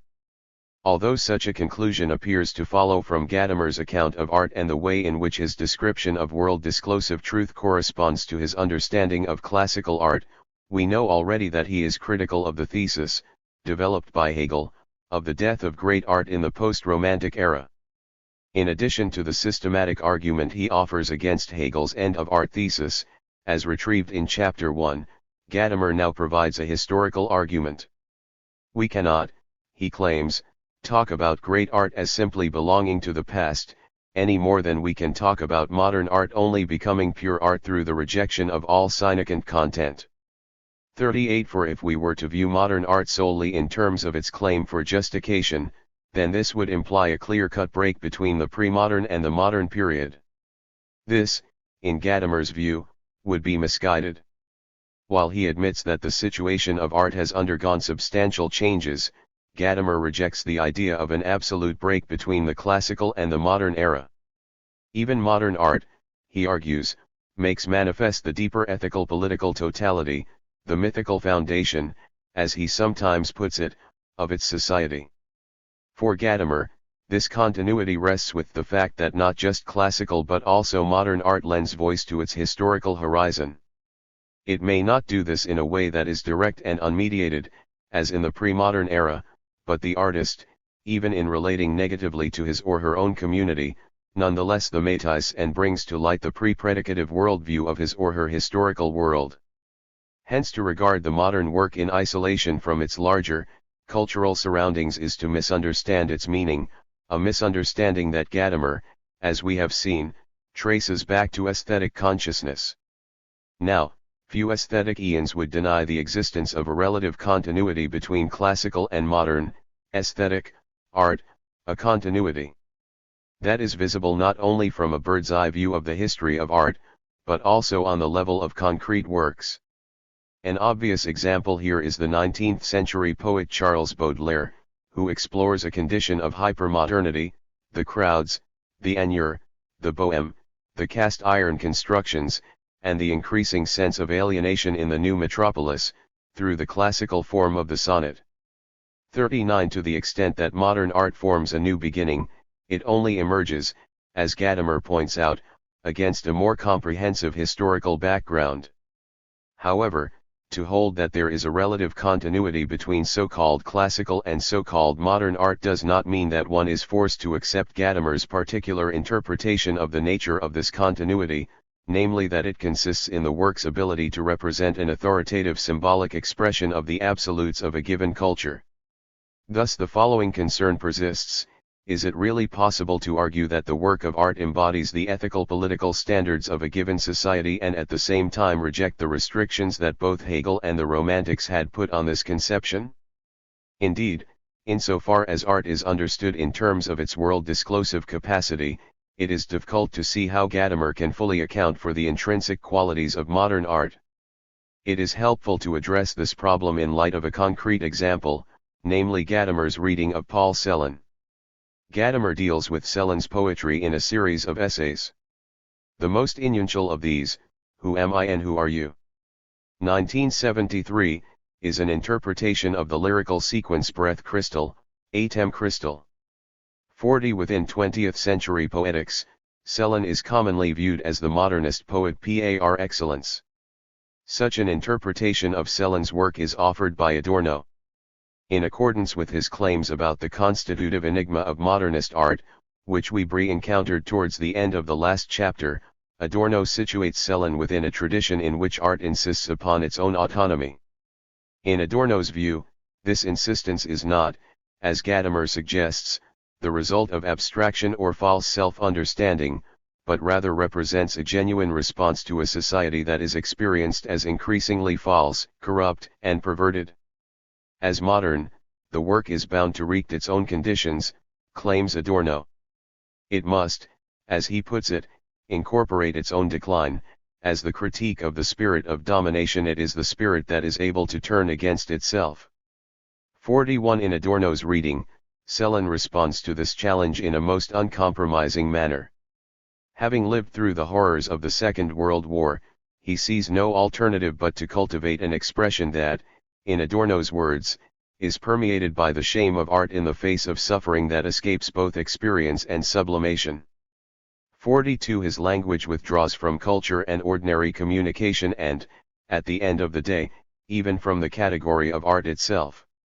Celan's poetry, Adorno insists, imitates a language beneath the helpless language of human beings, indeed beneath all organic language, it is that of the dead speaking of stones and stars. 43. The language of the dead is the very last resort when life as well as death is deprived of meaning. Gadamer, however, sees nothing of this in Celan's work. Regardless of the experiences conveyed in Celan's poems, in Gadamer's view language is always the language of conversation. 44. Accordingly, Celan's work does not wreak the feeling that language fails the poet, but the experience, echoing the later Heidegger's claim that language is the house of being, that the covering of words is like a roof over us. 45. Language, the covering of words, secures the familiar. 46. In the familiar covering of words, the I encounters the you of the poetic text. The I and the you are unit in a harmonious whole. In Gadamer's reading, Sellin's hermetic, paratactic, and fragmentary form gives way to the experience of a unit and coherent meaning. The question that Gadamer does not address, however, is whether Sellin's poetry can really be read in terms of a hermeneutically harmonizing model without thereby being deprived of its most essential character. If one seeks to defend Gadamer's conception of art, one could argue, against the universalist aspiration that he starts out with, that even if the notion of art as the truth about our world, the religious and moral world in which we live, misses fundamental aspects of modernist art, his philosophy is well suited to describe the nature of pre-modern, classical, art. However, this is not the case. By basing his notion of art on the idea of an ethical political world disclosure, Gadamer not only provides too narrow an account of modern art, but also defends a rather static understanding of classical culture. Approaching classical art in terms of its ability to disclose a common, organic horizon of meaning, Gadamer fails to account for aspects of these works that do not tie into his harmonizing model. Once again, it is helpful to illuminate this point with the aid of some concrete examples. We have already seen how Gadamer elaborates his critique of romantic aesthetics by contrasting the modern notion of the symbol with the allegorical expression. Gadamer takes allegory to be a mode of representation that rests on RM traditions and always has a xed, statable meaning which does not resist rational comprehension through the concept but is closely related to the rationalization of the mythical, TM, 79, WM, 85. Given Gadamer's emphasis on the ethical political world disclosure of art, he simply cannot consider other possible ways of recounting the historical aspects of the allegory without being forced to dismiss its importance to art. He cannot, for instance, account for the aspects of allegory that someone like Walter Benjamin is interested in, even though Gadamer actually refers to Benjamin in his discussion of allegory, TM, XXXI, WM, Volume 2, 441, footnote. Like Gadamer, Benjamin seeks to rescue allegory from its devaluation throughout the Romantic era. And, like Gadamer, he is interested in the way in which for over 100 years the philosophy of art has been subject to the tyranny of a usurper who came to power in the chaos which followed in the wake of Romanticism. 47 Again, like Gadamer, Benjamin claims that the quasi-romantic notion of the symbol soon leads to a devaluation of the allegorical expression. However, in Benjamin's view such a devaluation fails to realize how allegory, and in particular Baroque allegory, represents a response to the genuinely modern experience of a loss of binding ethical political values. Allegory, Benjamin claims, is in the realm of thoughts, what ruins are in the realm of things. 48 It is, he continues, common practice in the literature of the Baroque to pile up fragments ceaselessly, without any strict idea of a goal, and, in the unremitting expectation of a miracle, to take the repetition of stereotypes for a process of intensification. 49 In Benjamin's reading, allegory appears as an aesthetic form that counters the idea of the pre-aesthetic artwork as a disclosure of a common world in Gadamer's sense of the term. My point here is not to pass any null verdict on which of these models leaves us with the best account of allegory, but simply to emphasize that given Gadamer's understanding of art in terms of its organic, communal, and collective features, he fails to consider how allegory, as a rhetorical trope, also articulates experiences that we have later come to identify as typically modern in that they no longer reeked an integrating web of shared values and practices. Another example, while not taken from the realm of any art in the narrow sense of the word, may further elucidate my point. In Chapter 1, we saw how Gadamer traces the ethical political aspect of taste back to Gratian and early modern humanism. On Gadamer's reading, Gracian cultivates the ideal of a humanistic Bildung, TM, 35, WM, 41. The concept of good taste is intrinsically related to that of a good society. What Gadamer does not take into account, however, is how Gratian's notion of taste is saturated by a more pessimistic stance. If taste, in his work, includes a dimension of knowledge, then this is not only a dimension of practical knowing, referring ultimately to the idea of the good society, but also an insight into the fundamental groundlessness of human existence. What motivates Gracian's turn to taste and judgment is not only the dream of a good society, but also the idea that we are, in his words, stuck in the mud from which we were formed, so that there is nothing to do but to go forwards and try to escape as best as one can. 50. We need people who are capable of passing apt judgments, heroes, as Gratian calls them, simply because we need to see how one may at all endure the dreary conditions of human life. The hero does not uncover an intrinsic organic meaning in society or social life, but affirms the groundlessness of it all. This is the Gratian who so fascinated Nietzsche and Schopenhauer, his German translator. In Gratian's view, the human condition is intrinsically tragic. We climb the ladder of life, and the rungs, the days, disappear one after another, the moment we move our feet. There is no way to climb down, nothing to do but go forward. 51. This is an aspect of Gratian's aphorisms that Gadamer completely overlooks and, moreover, one that he must overlook to avoid overthrowing the consistency of his overall argument. As shown by these examples, Gadamer's approach to the history of art is threatened by an overemphasis on the ethical political world disclosure of the work. In attempting to overcome the subjectivation of art in aesthetic consciousness, Gadamer lets himself be guided by a very peculiar notion of the work's ability to manifest the ethical political foundation of a given, historical world. His endeavor to work out a concept of art that is comprehensive enough to cover both what art is today and what it has been in the past ends up hypostatizing, as the paradigm of art as such, a work that reeks a set of ethical political values that transcend the scope of critical reaction and judgment. Beyond subjectivism, play and ecstatic self-forgetfulness, Gadamer's hypostatization of the work of art that transcends the scope of critical reaction and judging is not limited to his understanding of art, his answer to the question of what a work of art is and how it is distinguished from other man-made objects, but also shapes his understanding of the relationship between work and recipient, which is perceived as a kind of play, spiel. We have seen that the concept of play was an important part of the aesthetic tradition that Gadamer criticizes. In the Critique of Judgment, Kant argues that the aesthetic feeling is induced by the unconstrained coordination of imagination and understanding, a free play that Dieter Henrich compares to a dance of two partners who harmonize in their movements without enuncing each other. 52. This idea is further developed in Schiller's utopian notion of aesthetic education. Here the play drive, der Spieltrieb, refers to the harmonious relation between form drive, der Formtrieb, and sense drive, der Sinnlichtrieb. In the play drive, feelings and passions, Empfindungen und Affekten, are brought into harmony with the ideas of reason. 53. Schiller ascribes to this harmony an ethical and political significance. In his view, it is only an aesthetic state that can make society real. Wirklichkeit alone brings harmony into society, because it fosters harmony in the individual. All other forms of perception divide man, because they are founded either upon the sensuous or upon the spiritual part of his being.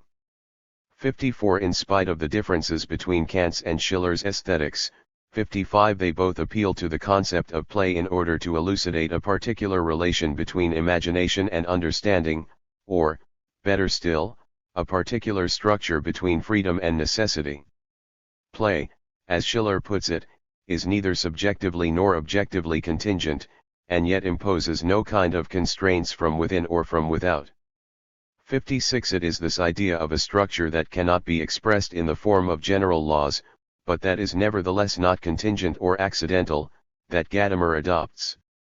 Although he dismisses the idea that aesthetic experience is anchored in the free play of the cognitive faculties, he is determined to retain the idea of a free and spontaneous, yet organized, structure. In turning to Kant's notion of free play, Gadamer follows his teacher Heidegger and his attempt to rescue Kant from his 19th-century critics. In Chapter 1, we saw how Gadamer's reading of Kant's Third Critique represents a revision of Heidegger's rejection of modern aesthetics as the element in which art dies. Nonetheless, the idea of free play, or, rather, the idea of the disinterestedness by which free play is conditioned, is a notion in which Heidegger takes a certain interest. It is the point, so to speak, where he is willing to modify his massive critique of the modern philosophy of art. Lecturing on Nietzsche's revolt against subjective aesthetics, Heidegger discusses how Schopenhauer mistook Kantian disinterestedness for sheer apathetic drift, n. 108, Ni. 108. He insists that in Kant's work interest does not signify that something is meaningful and significant for us, so that, concomitantly, an attitude of disinterestedness would imply a neglect of the significance or meaning.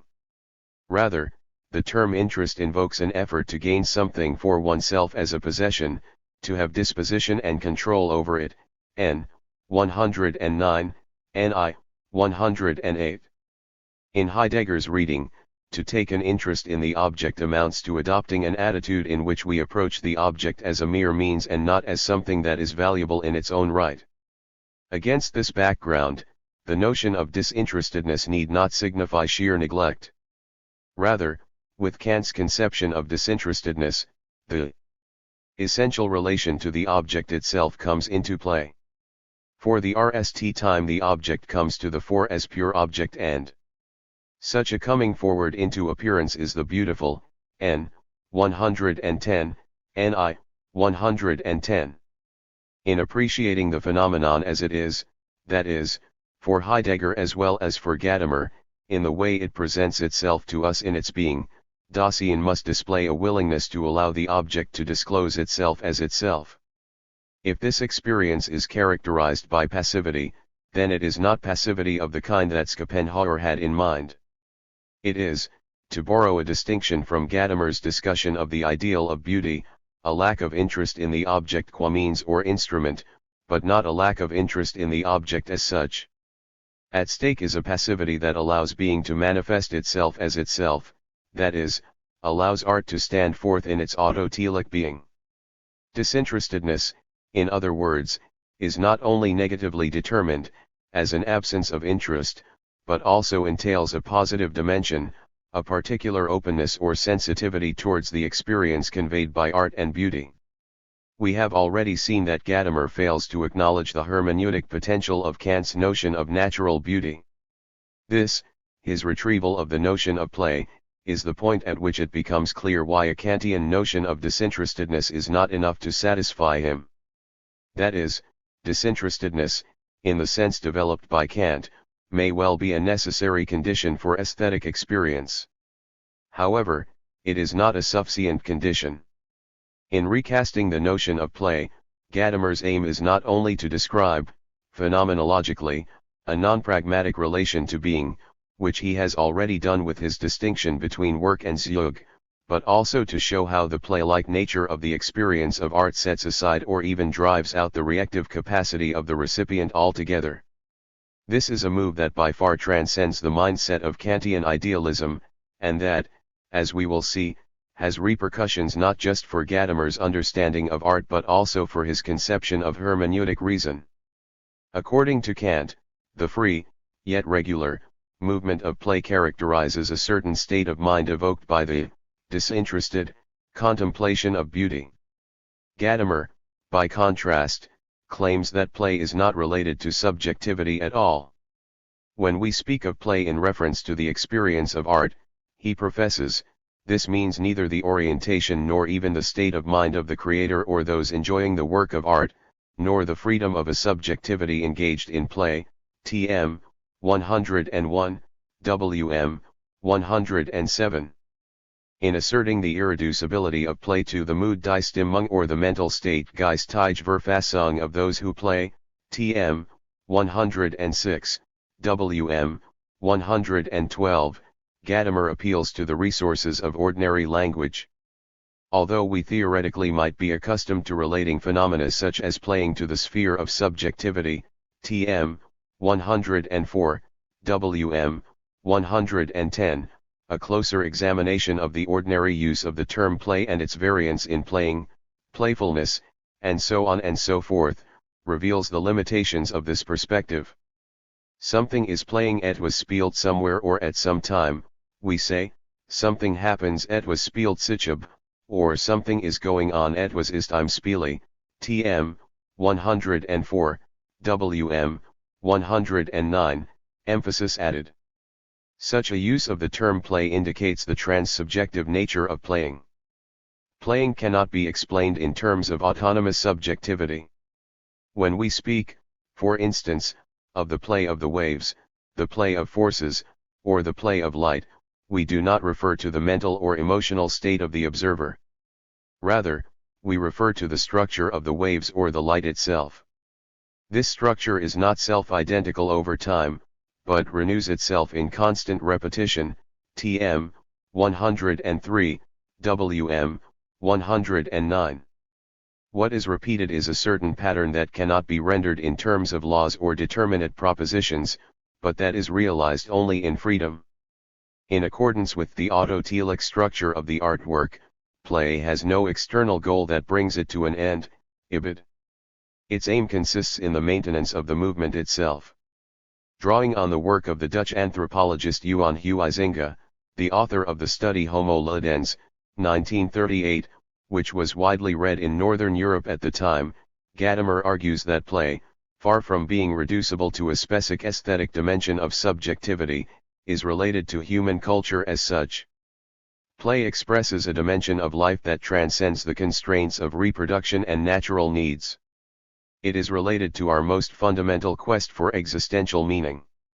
Hence there is, Huizinga argues, a continuous relationship between the activity of playing and the anthropological structure of religious celebration. Primitive society performs its sacred rites, its sacristies, consecration, and mysteries, all of which serve to guarantee the well-being of the world, in a spirit of pure play truly understood. Now, in myth and ritual the great instinctive forces of civilized life have their origin, law and order, commerce and prod, craft and art, poetry, wisdom and science. All are rooted in the primeval soil of play. 57. According to Gadamer, the analogy with religious rites and festivals uncovers an important phenomenological aspect of play. When understood in terms of the festival, it appears that play is made possible by a particular form of seriousness. In playing, Gadamer argues, the purposive relations alleswakbezug that determine active and caring existence have not simply disappeared, but are curiously suspended, TM, 102, WM, 107. Play itself is characterized by sacred seriousness Heilige Ernst, ibid, that is, by a willingness to be directed by the rules or rhythms of the game itself. Accordingly, the player himself knows that play is only play and that it exists in a world determined by the seriousness of purposes. But he does not know this in such a way that, as a player, he actually intends this relation to seriousness, ibid. The player, in other words, must forget that what he is engaged in is only play, the participation must be immediate, and the player cannot question or criticize the rules or the playing as such. As an activity in which we participate by making its goals our own, play is prior to the reactive self-determination of the individual player. In playing, we submit to a totality of meaning that transcends the scope of reactive subjectivity. Play fools its purpose if, and only if, the player lets go of his claim to autonomous self-determination.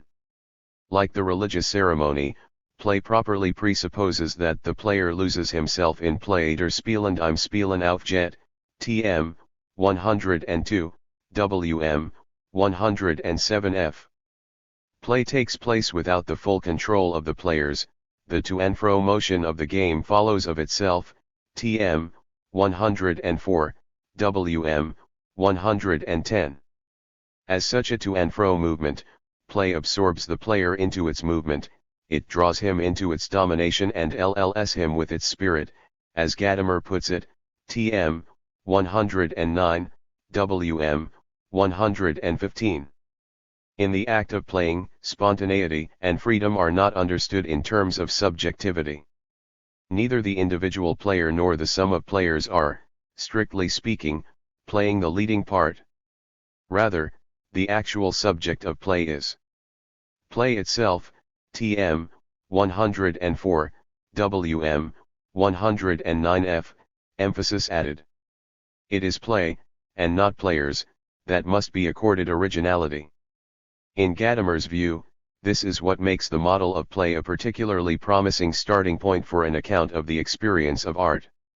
The work of art, Gadamer argues, is not an object that stands over against a subject, TM, 102, WM, 108, emphasis added. Understood in light of play, the work of art is original in the sense that it is ontologically prior to the individual recipient. Hence, in order to relate fully to the work, one must be willing to be completely carried away. Hingerison, TM, 125, WM, 130. One must be ready to forget oneself and be absorbed by the truth of the work. In this, the ontological structure of play reeks the being of art. For, as we have seen, the subject of the experience of art, that which remains and endures, is not the subjectivity of the person who experiences it, but the work itself, TM, 102, WM, 108. In presenting an authority that is self-evident, the world-disclosive truth of art is more original than the individual critic or interpreter. It evades every reference to artist as well as critical recipient, and only to the extent that we realize this are we able to respond properly or, as Gadamer would say, authentically, to art. Overcoming aesthetic consciousness. By stressing the autotelic being, the world-disclosive truth, and the play-like ontology of art, Gadamer wants to get beyond the subjectivist framework of Kant and aesthetic consciousness. As we have already seen, the notion of world-disclosive truth leaves Gadamer poorly equipped to deal with the history of art. Moreover, we have seen that Gadamer casts the work-recipient relationship in terms of the notion of play. The next question to be addressed is thus to what extent the turn towards play serves to redeem Gadamer's original intention of overcoming aesthetic consciousness and its notion of aesthetic immediacy. To answer this question, it is helpful to return, once again, to Hegel. As we have seen, it is Hegel who delivers the premises for Gadamer's critique of Kant's cultivation of natural beauty. It is Hegel who initially criticizes the paradigm of romantic aesthetics. And, finally, it is Hegel who, in spite of the Heideggerian framework of Gadamer's thinking, enhances the historical and ethical political accent of his understanding of the world-disclosive truth of art.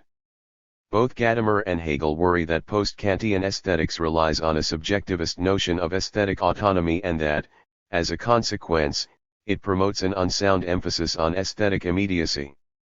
In facing this twin problem, Gadamer, like Hegel, assumes that the solution to the subjectivism problem, i.e., the claim that art is set off from the demands of cognition and truth, contains the solution to the immediacy problem as well, i.e., the notion of art as given to consciousness in terms of its pure, aesthetic qualities.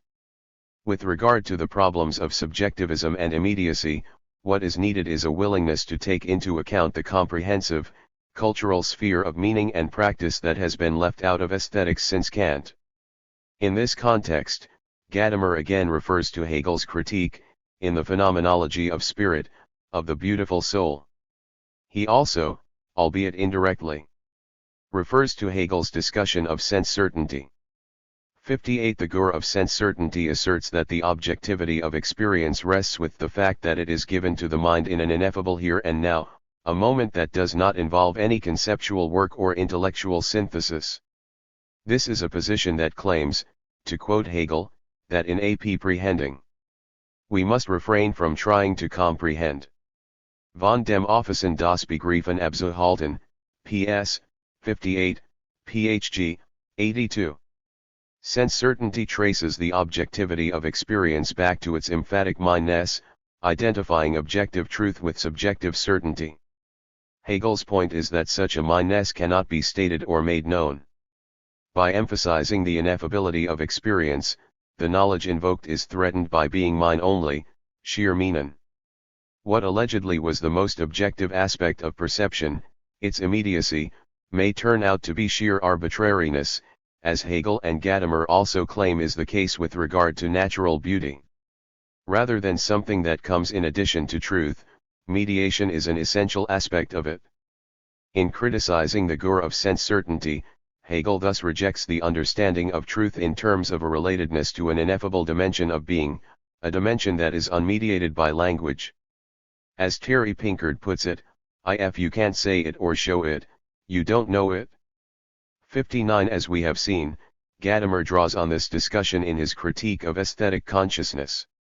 This, I have argued, is the most promising aspect of his critique of romantic aesthetics. Against a model that privileges subjective immediacy as being prior to, more original than, and independent of language and understanding, Gadamer claims that art, rightly understood, is detached from all subjective meaning, abgelost von allem meinen. 60. The focus on the immediacy of the aesthetic reduces the meaning of the work to a pure meaning, to nothing but subjective meaning. Artistic beauty, however, should not be perceived in this manner. Instead, we ought to realize that art is a cultural phenomenon that always has a dimension of meaning, that it speaks to us, as Gadamer puts it, in a meaningful way. Art articulates the larger horizon of our historical culture. Thus conceived, it must be granted a dimension of truth, although not conceptual truth.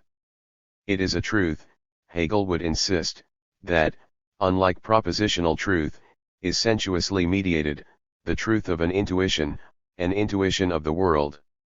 What we face here is a hermeneutic truth in the sense of its being a worldview that is expressive of who we are, the truth about our own historical tradition. In spite of their criticism of romantic aesthetics, both Hegel and Gadamer recognize that the romantics were the RST to develop a philosophy of art proper, the standpoint of art, as opposed to the standpoint of taste. They were also, although this is not recognized by Hegel and Gadamer, among the RST, within the modern era, to offer a historical retrieval of the development of art. Here I am not thinking of Winckelmann's cultivation of Greek sculpture that so impressed Hegel, but of the Schlegel brothers' studies of medieval art, of Shakespeare, and of the history of tragedy, to mention only a few examples.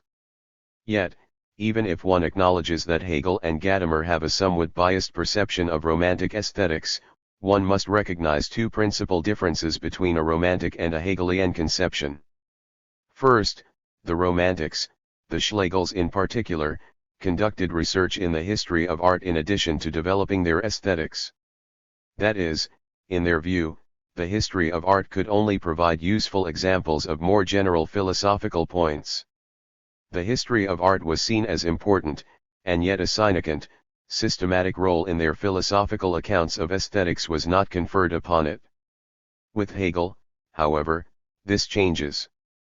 The history of art is not some kind of pastime activity that we engage with in addition to the task of arriving at its philosophical definition. Unless we can give an account of how and why art changes throughout the ages, we have no proper understanding of the essence of art. The systematic and the historical are essentially two sides of the same coin. Art is, in essence, a historical phenomenon.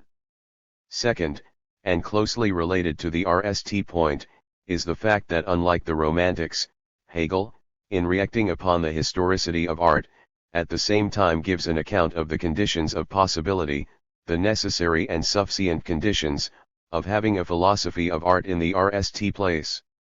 Great art, he thinks, can only be determined philosophically, in accordance with its concept or essence, when each and every historical possibility is realized. Only when great art has come to its historical end can we know, philosophically, what art is. That is, in the earlier periods, we are familiar with art, to be sure. However, the essence of great art, of that which is common throughout the changes and vicissitudes of art history, can only be determined when its historical development has been brought to an end and the philosopher can catalogue its basic forms and historical expressions without him or herself being part of this development. Gadamer adopts the RST of Hegel's 2 points vis-a-vis the Romantics, that art, but also spirit in general, is historically mediated. This is why he refers to himself as a Hegelian philosopher and claims that it is only Hegel's philosophy that puts modern hermeneutics back on track. After Hegel, or, rather, after Hegel is read properly, Dilthey and the historical school read Hegel, but not properly, Gadamer claims, 61 The meaning of the work of art cannot possibly be bound up with the original intentionality of creative genius. Now the meaning of the work is tied up with its mediation in tradition at large. As for Hegel's second point, the end of art thesis, and the claim that only such a thesis can authorize a nonpartisan philosophical account of art, Gadamer, as we saw in Chapter 1, is quick to back off. He seeks to appropriate the idea of the historical mediation of art but without accepting that the historical development of great art has come to an end. Gadamer's rejection of this idea is of a systematic, rather than an empirical, nature. His claim is not that Hegel was wrong in locating the end of art in early 19th century culture, but that the very idea of an end of great art contradicts the general, hermeneutic gist of Hegel's philosophy and, moreover, is untenable on systematic grounds. According to Gadamer, there is no end to the history of great art. To think that there is not just intellectual hubris, it is to miss the very point of the sensuous nature of art, its being an intuition in and through tradition. As such, art lives historically, it offers itself to ever new interpretations, and its meaning gets progressively richer and ever more concrete. It is not, as Hegel thought, up to the post-historical philosopher to conceptualize the essence of art. Art, as it were, follows the play-like dialectics of tradition itself. The meaning of art gets realized in an ongoing, ever-enveloping repetition, yet not a repetition that is self-identical, but one that allows for unity in difference. Gadamer may well be right in criticizing the colossal ambitions involved in Hegel's effort to join a historical and a systematic account of great art by taking on the perspective of its sublation into religion and philosophical thinking. Yet regardless of what one makes of Gadamer's critique of Hegel's end of art thesis, it is hard, upon comparing Hegel's and Gadamer's respective solutions to the problems of aesthetic consciousness, not to worry that by casting the experience of art in terms of the passivity and transreactive structure of play, Gadamer, unlike Hegel, simply introduces a new variety of aesthetic immediacy, and that he therefore in effect undermines his own effort to overcome aesthetic consciousness, in addition to, as we will see, creating a number of problems within his reactions on hermeneutic reason. For if Gadamer, in wanting to overcome both the subjectivization of art in aesthetic consciousness and its objectification in Hegel's philosophy, moves from a paradigm of aesthetic subjectivity to one of autoteleology and play, he still does not question the notion of an immediate, given, kind of truth or authority that resides beyond the community of taste and critical judging. Hence even though Gadamer, in his Hegelian critique of aesthetic consciousness, scorns the drive towards immediacy, he ends up claiming that the truth of art presents itself with a similar kind of immediacy, only that this immediacy is no longer connected to the way in which aesthetic forms are given to subjectivity, but to a world-disclosive truth. Hence whereas Hegel always insists, along the lines of a Kantian commitment to autonomy, on the relation between art and critical reason, judgment, Gadamer claims that a genuine artistic creation is always distinguishable from the cultured society that is informed and terrorized by art criticism. 62 This desire for an immediate, world-disclosive truth claim is, I take it, the inherently naive romanticism of Gadamer's philosophy of art, the point at which his own critique of aesthetic consciousness backers, and we see a return of the very same element, namely a problematic orientation towards immediacy, that Gadamer initially set out to criticize. Hegel, Heidegger, and the problems of subjectivism and immediacy. One could, at this point, deem Gadamer's failure to overcome aesthetic consciousness an unwanted, yet relatively innocent, aspect of his philosophy of art. However, this failure betrays a deeper problem, one that not only has to do with the issue of immediacy in aesthetics, but also influences his views on critical thinking as such. One way to address this problem would be to cast it in terms of a lack of tie between the Heideggerian and the Hegelian commitments in Gadamer's work.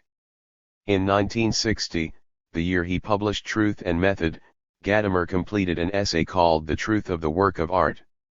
This essay was originally produced to accompany the null edition of Heidegger's The Origin of the Work of Art.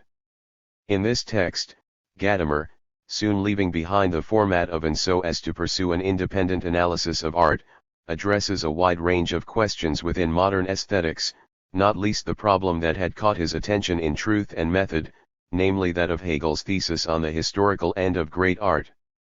The 1960 essay is interesting because Gadamer here discusses the cognitive content of art by comparing Heidegger's position to that of Hegel. Gadamer's relation to Heidegger is, as we have seen, ambivalent.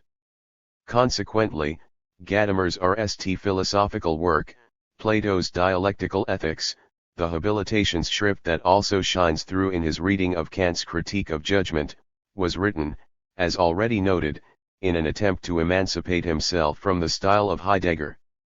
But in this early text, Gadamer not only seeks to liberate himself from Heidegger's style of philosophizing.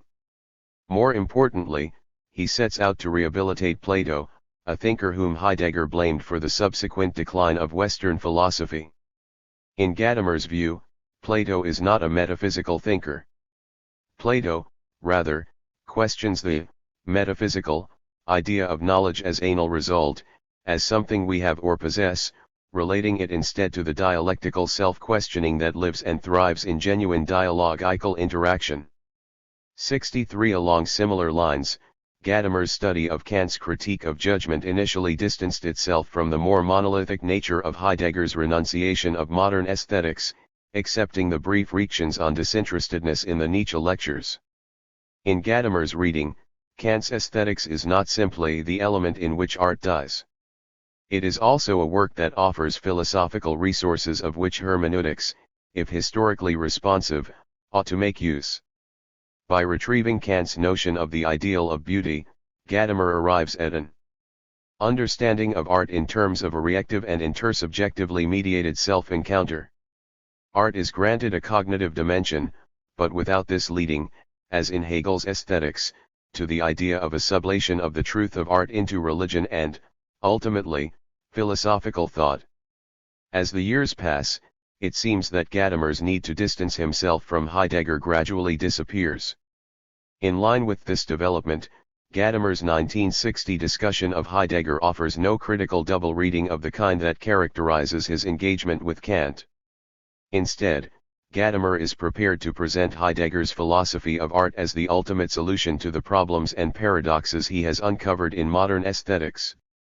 In his lectures on the origins of the work of art, and in particular in the appendix to the null and printed version, Heidegger leaves unanswered the question of the affinity between his own philosophy and that of Hegel. Gadamer, however, is in no doubt about this affinity. The similarities between Hegel's and Heidegger's conceptions of art are, he argues, striking. The Hegelian definition of beauty, he explains, shares with Heidegger's own effort the fundamental transcendence of the antithesis between subject and object, and does not describe the being of the work in terms of the subjectivity of the subject. 64 Nevertheless, Gadamer adds that Heidegger transcends the limitations of modern aesthetics more convincingly than Hegel. Although Hegel, by regarding the work of art as the sensuous embodiment of spirit, succeeds in overcoming Kant's subjectivization of aesthetics, it appears to Gadamer that Hegel's description of being Goft work of art moves in his direction, that is, in the direction of subjectivism. 65 This is the case, Gadamer continues, because in Hegel's aesthetics it is the sensuous manifestation of the idea, conceived by self-conscious thought, that constitutes the work of art. 66 The importance of this remark should not be underestimated. Gadamer here expands the eld of aesthetic subjectivization to include the idea of spirit's self-encounter in the work of art. As opposed to the philosophical intuitions that animate his reading of Kant's ideal of beauty, Gadamer now claims that in order to overcome the dangerous process of subjectivization initiated by Kant and aesthetic consciousness, art must encompass more than what can be explained in terms of the dialogical self-encounter of spirit. Our understanding of art in terms of an intersubjective spirit or world, Welt, must be completed with the idea of a non-reactive, non-subjective aspect of reality, namely what Heidegger captures with the mythic poetical notion of the earth, Erde. 67 In Gadamer's reading, Heidegger's notion of the earth discloses a radically non-subjective aspect of reality. In the work of art, this aspect of reality is present in the artistic material, in the marble of the sculpture, the colors of the painting, and even the tones of a musical work. 68. What shows itself in the material dimension of the work is not the reactive power of a dialogical, historical spirit. Rather, what comes forth in this way in the work is precisely its being closed off and closing itself off verschlossen und sich verschließen. 69. The earth shows itself as itself only when it withdraws from our reactive capacities, and nowhere is this process of withdrawal more evident than when contrasted with the world of human intentionality and self-understanding in the work of art.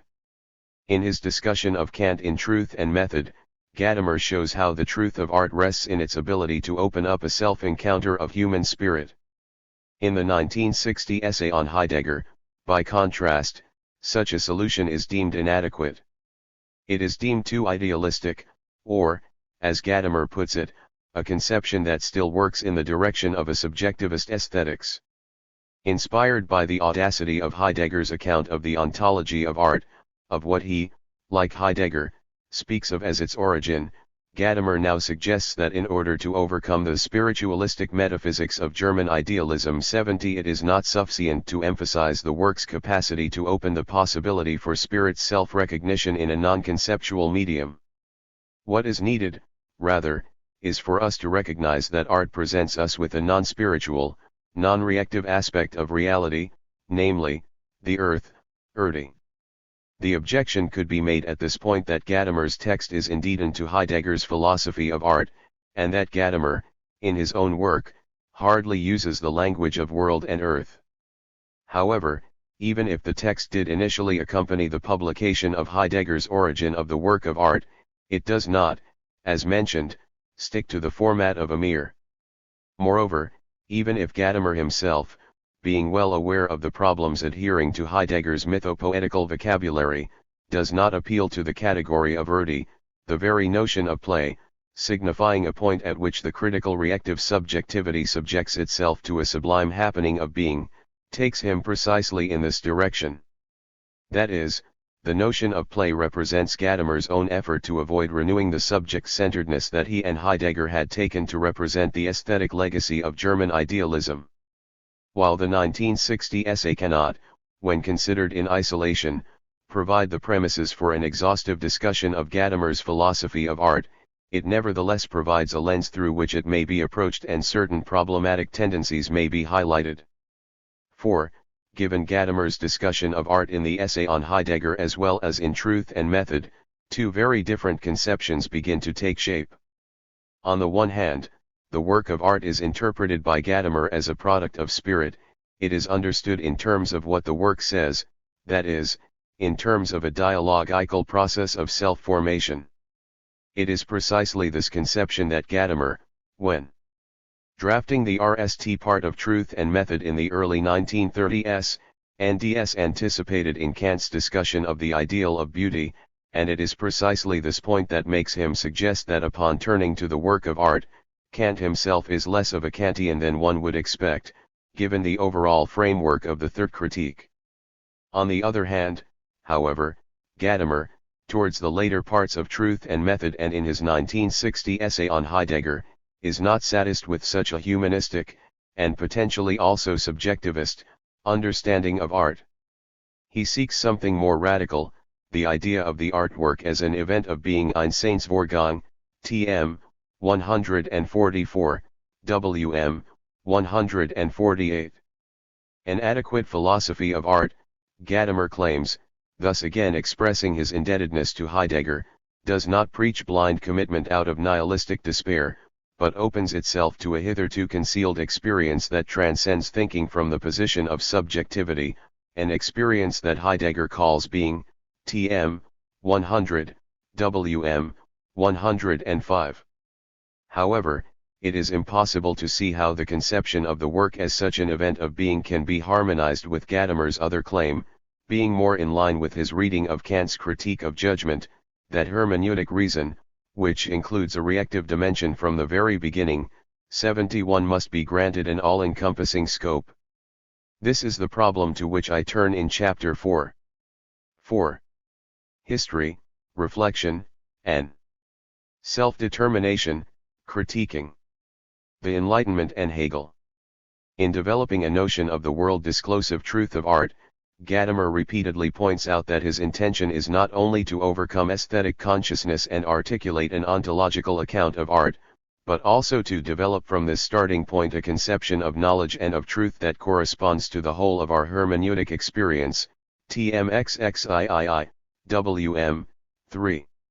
Hence the question emerges of how the problems of Gadamer's account of art, most notably the tension between the reactive dialogical approach he sketches in his encounter with Kant and Plato and a more passive model of play and self-forgetfulness, affect his understanding of hermeneutic rationality. In contrast to his writing on art and aesthetic experience, Gadamer's discussion of hermeneutic rationality has received ample attention within the Anglo-American and European traditions alike. From within an Anglo-American context, Richard Rorty, John McDowell, and Robert Brandom have appealed to Gadamer's attempt at overcoming a problematic Cartesian paradigm in philosophy by emphasizing our situatedness within a linguistically and historically mediated world. From within a European discourse, Jürgen Habermas and Karl Otto Apel have celebrated Gadamer's turn towards a communication-oriented, dialogical paradigm. Yet some critics, especially within the German tradition, have worried that Gadamer, given his interest in the world-disclosive truth of art, ends up defending a position that, in the words of Ernst Tigendat, lets an ontologically innated conception of art become a substitute for the question of the justification of norms, and that he, as a consequence, ends up advocating an ideal of receptivity as against a critical. 119. Methodological approach, thereby forsaking the Enlightenment ideals of reaction and autonomy. 1. Against the claim that Gadamer simply rejects the Enlightenment notion of reactive autonomy, I argue that, in developing his commitment to hermeneutic rationality, he seeks to rescue the self-critical capacity of thinking, albeit in a way that avoids the false objectification inherent in the idealist conception of reaction. 2. He does so, RST, by criticizing the Enlightenment prejudice against prejudice and, second, by adopting a Hegelian notion of the reactivity of historical reason. In approaching philosophical hermeneutics, the question is therefore not whether Gadamer is for or against the Enlightenment paradigm of post-Cartesian philosophy. The important question, rather, is whether or not he can harmonize his critical reactive intent with his desire to portray the world-disclosive event of art as paradigmatic for our relation to truth and knowledge at large. Gadamer ultimately fails to do this. This is due to a conation in his work of the epistemic and the existential dimensions of self-reaction.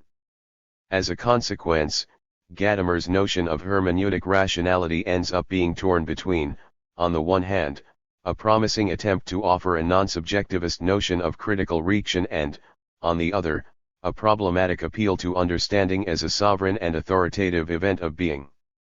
This chapter starts with a discussion of Gadamer's critique of the Cartesian basis of the Enlightenment and its prejudice against prejudice. The next step is then to survey the reception of this part of Gadamer's work, and in particular the objections voiced by Apel, Habermas, and Tigendat. These philosophers underestimate Gadamer's commitment to reaction and self-understanding. His aim is not to dispense with reaction as such, but to work out a notion of reaction that is critical and historically sensitive at the same time. Gadamer does so by drawing on Hegel's phenomenology of spirit. Yet if Gadamer is sympathetic to Hegel's historicization of reason, he nonetheless NDS that Hegel does not go far enough. At the end of the day, Hegel dismisses the commitment to historicity so as to defend the idea of the tradition's transparency to itself in absolute spirit. Late 19th century theorists of the humanities, Gadamer argues, failed to see this. Instead of appropriating the promising historical strands of Hegel's notion of reactivity, they turned to the quasi-Cartesian aspect of his philosophy. However useful it may be for the development of his own hermeneutic position, Gadamer's critique of Hegel's Cartesianism is not acceptable. Gadamer fails to see how Hegel's of the standpoint of absolute spirit allows him to respond to the problem of normativity in understanding. This points to a deeper schism between Hegel and Gadamer. Whereas Hegel follows the Enlightenment in focusing on an epistemically oriented notion of self-understanding, including the self-understanding of historical reason, Gadamer develops an existential notion of self-understanding. He wants, in short, to transform the very notion of truth in understanding into a notion of authenticity. This is also why Gadamer moves the experience of art into the center of hermeneutics. In his model, artistic truth is the paradigm case of truth as authenticity. With this move, however, a tension makes itself felt between Gadamer's Enlightenment aspirations and the anti-Enlightenment currents of his work. Rather than whether he is for or against the Enlightenment, this is the real problem when engaging Gadamer's hermeneutic re-articulation of truth, rationality, and knowledge. Prejudice against prejudice. Gadamer develops his notion of hermeneutic rationality in dialectical interaction with his critique of modern epistemology, that is, his rejection of the Cartesian basis of modern thinking. In ascribing to art a dimension of truth, Gadamer challenges the idea that reason authorizes its own activity in an act of absolute self-construction, TM, 277, WM, 281. Gadamer's discussion of the Enlightenment takes this criticism one step further.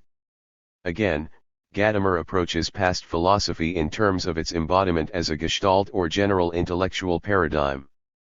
Enlightenment, as he applies the term, does not refer to a narrowly defined period in the history of philosophy, but to a larger set of presuppositions that tends to steer our thinking about reason, truth, and knowledge. Furthermore, Gadamer yet again adopts the strategy of immanent criticism. His aim is not to critique the Enlightenment paradigm from an external point of view, but to measure the notion of a completely autonomous, self-legislative reason against the Enlightenment's own commitment to self-reaction. And criticism. Is the notion of a completely autonomous and self-legislative reason really the best way to conceptualize the nature of critical reaction and thinking? Or does the idea of a completely self-legislating reason itself presuppose a set of prejudices whose legitimacy Enlightenment thinking systematically fails to address? According to Gadamer, our being in the world is historical. Historicity is the most fundamental ontological condition of human life. As such, it is a precondition for critical thinking. The historical world in which we live constitutes the eld of intelligibility, the totality in which critical reason orients itself and gains direction.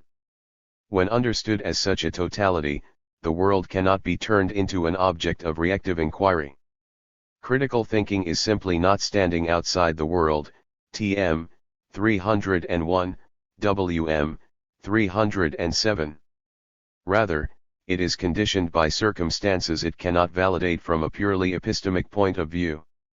Unlike what the Enlightenment philosophers took to be the case, reason is not its own master but remains constantly dependent on the given circumstances in which it operates, TM, 276, WM, 280F. Reason is never fully autonomous or self-authorizing, but exists for us only in concrete, historical terms, TM, 276, WM, 280. It cannot assess its own historical framework from a point of view beyond this framework itself. Indeed, the very assumption that the historicity of reason is a problem that begs a theoretical solution is itself a misunderstanding.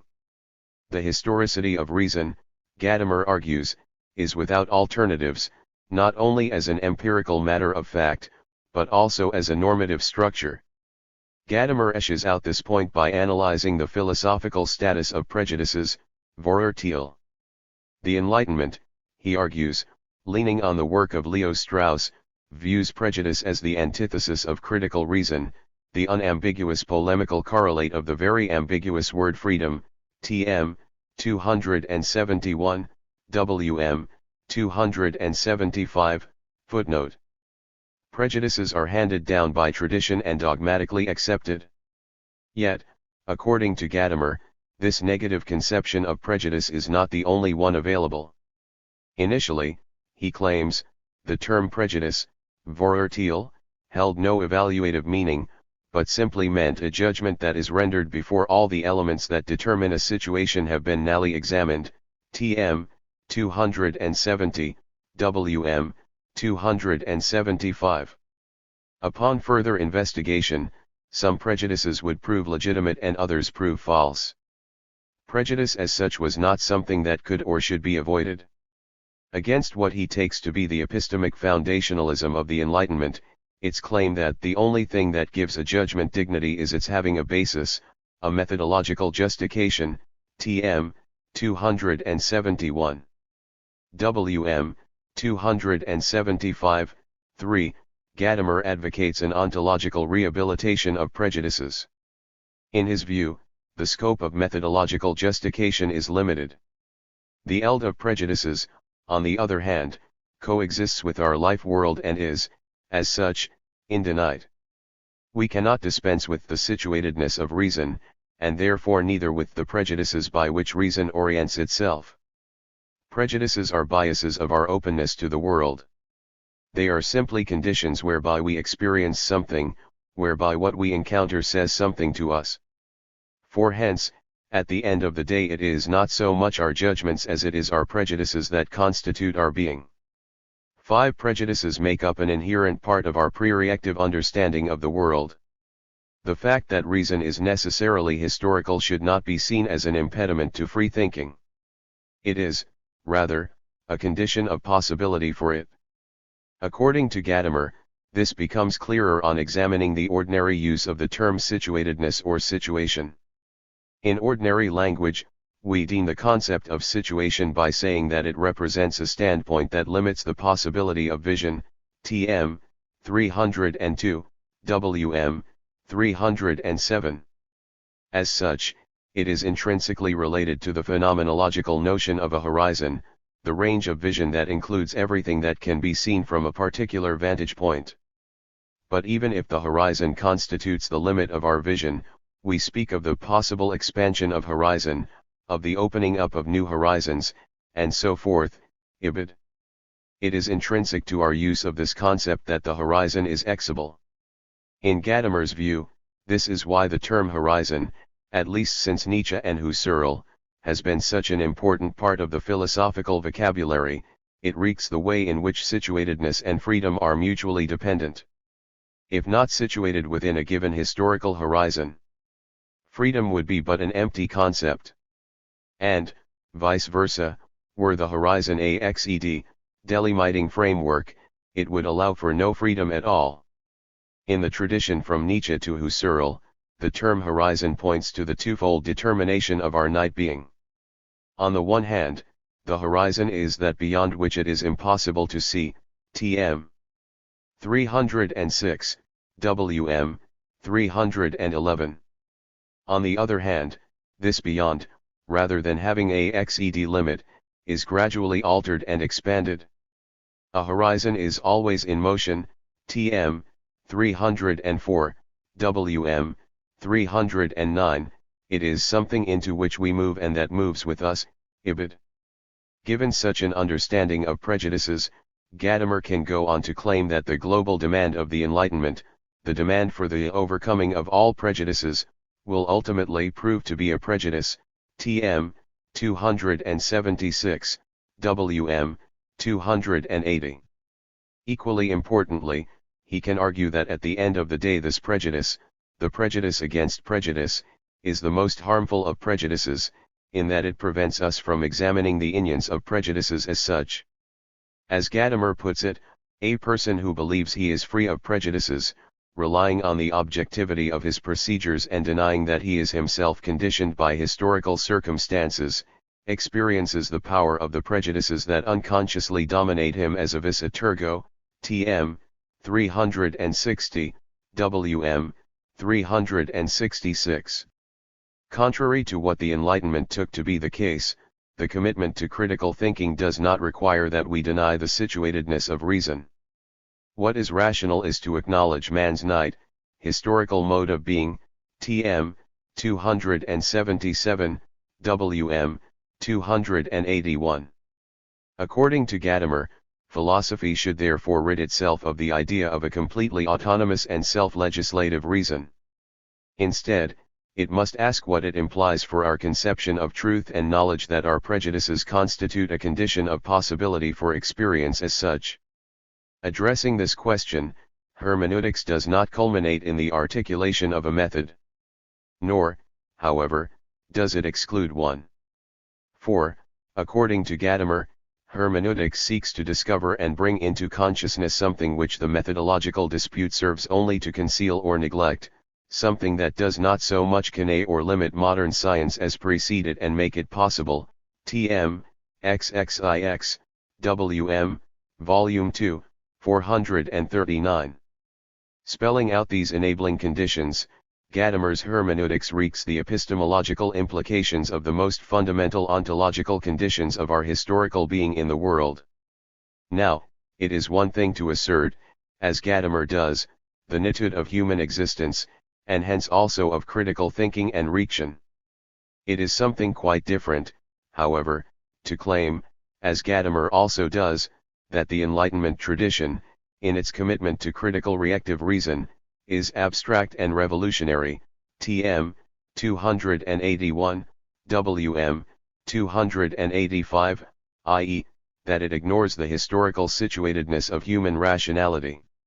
How, then, does Gadamer end up with such a picture of the Enlightenment?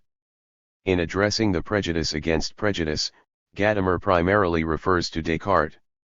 6. However, Descartes does not engage in metacritical reaction on the nature of the Enlightenment as a paradigm in the history of philosophy.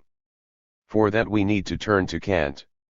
Standing at the peak of the Enlightenment, Kant articulates its most fundamental principles. In Kant's view, the Enlightenment spirit answers to the Orachean Sapere ode, dare to know. This, in turn, is contrasted with dogmatic obedience.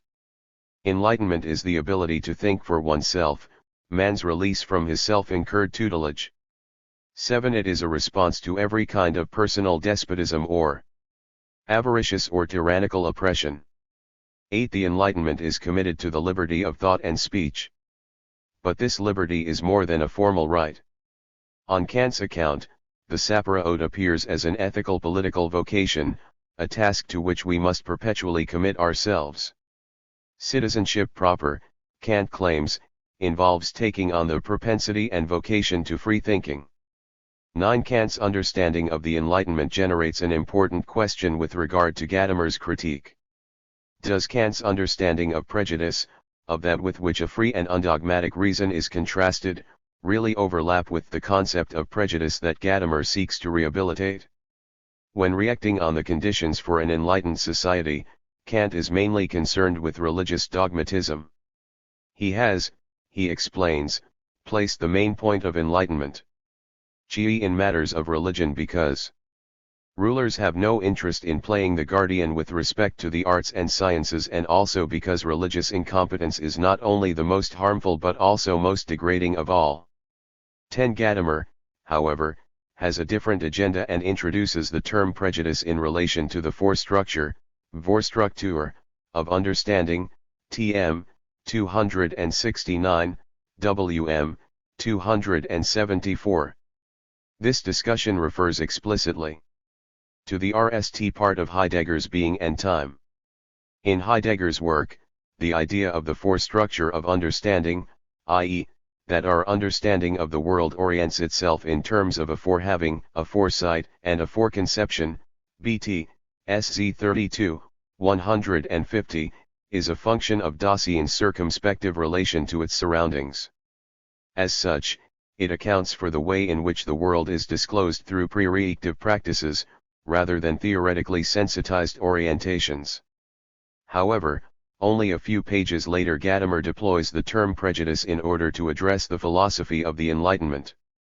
Here, the terms Vorstruktur and prejudice are used more or less synonymously.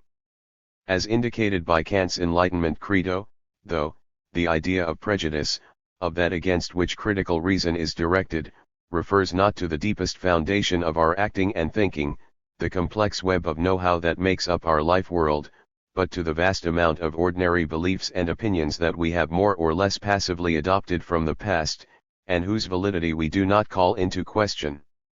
These beliefs and opinions may well be criticized, altered, or replaced, but without necessarily affecting the way in which the world is disclosed to us at a pre-reactive level.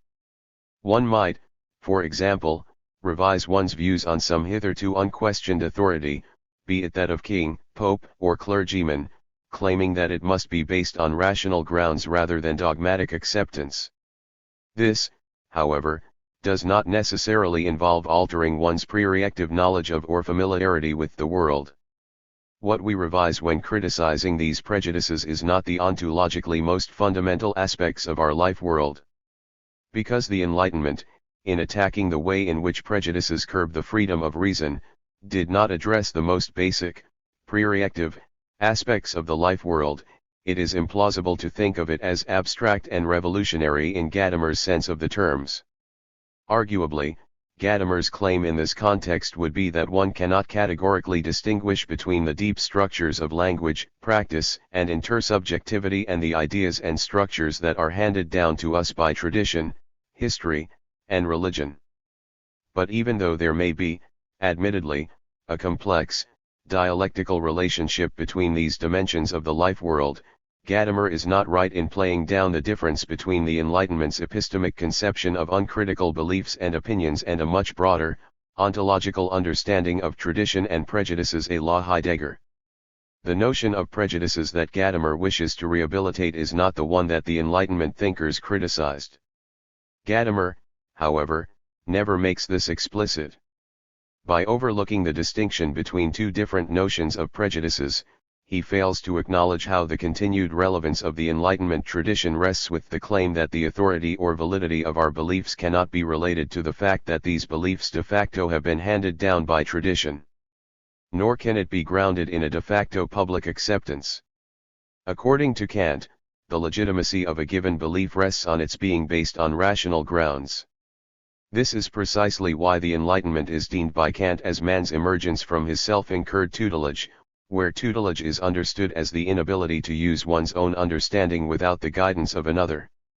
11. By evading this most fundamental idea of the Enlightenment, Gadamer offers a picture if this paradigmatis for more polemical than it would have had to be in order for him to make his point about the historicity of reason. Moreover, he ends up fueling the common misunderstanding that hermeneutics is fundamentally anti-Enlightenment in spirit, situatedness and normativity. The Anglophone reception of Gadamer's work has generally endorsed his critique of the post-Cartesian paradigm in philosophy. This is particularly true of Rorty's reading of Gadamer in Philosophy and the Mirror of Nature. Rorty, an avid reader of Heidegger, highlights truth and method as an example of a philosophy that has reached beyond the representationalist paradigm of Cartesian, Kantian philosophy. 12. Whereas the Cartesian, Kantian pattern is to see traditional philosophy as an attempt to escape from history, 13. Gadamer's hermeneutics substitutes the notion of Bildung, education, self-formation, for that of knowledge as the goal of thinking. 14. In Gadamer's work, Rorty NDS a position in which getting the facts right is merely propedeutic to ending a new and more interesting way of expressing ourselves. 15. From the edifying, as opposed to the epistemological or the technological, point of view, he continues, the way things are said is more important than the possession of truth. 16. This, basically, is what Rorty gets out of his encounter with truth and method. A more detailed analysis of Gadamer's critique of Descartes and the Enlightenment is not to be found in his work. 17. The same can be said of John McDowell's references to Gadamer in Mind and World. Eager to overcome the dualism of conceptual scheme and given, 18. McDowell refers to the Gadamerian notions of Bildung and effective history. 19. Yet he never pauses to ask, as he would most probably do when it comes to Sellers, Strawson, Quine, or Davidson, what these concepts actually mean and what kind of unclarities they might host or cover up. It is, for example, puzzling how McDowell, in appropriating Gadamer's distinction between a mere environment and a historical, human world, involving a free and distanced outlook on the environment, 20 fails to note that Gadamer himself borrows this notion from Heidegger, and thus also fails to ask to what extent such a distinction really can, without further argumentative labor, be imported into a philosophical context like his own. Within a German context, however, the situation is different. Since the publication of Truth and Method, Gadamer's critique of the Enlightenment has generated a wide-spanning discussion. At stake is not only the Enlightenment legacy, but also the general relevance of Gadamer's hermeneutics. In his review of Truth and Method, Habermas articulates this concern in an illuminating manner. According to Habermas, it is Gadamer's achievement to stress that language coexists with a given life form or horizon, without thereby inferring that different languages exist as closed or monadic units. The latter is the view that Habermas at the time ascribed to the later Wittgenstein. 21 Gadamer, Habermas claims, maintains the unity of reason in the pluralism of languages. In Gadamer's hermeneutics, however, the unity of reason is grounded upon the normativity of a continuous and all-encompassing concept of tradition. Gadamer, Habermas worries, neglects the Enlightenment notion that critical reason proves itself in being able to reject the claim of tradition. 22 He focuses one-sidedly on the ontological conditionedness of critical thought, thus denying reason the power of reaction. 23 This, in short, is Habermas's critique of Gadamer in the years immediately after the publication of Truth and Method. Later, Habermas further rennies and modies his criticism. In particular, he develops an interest in Gadamer's turn to dialogue and practical reasoning.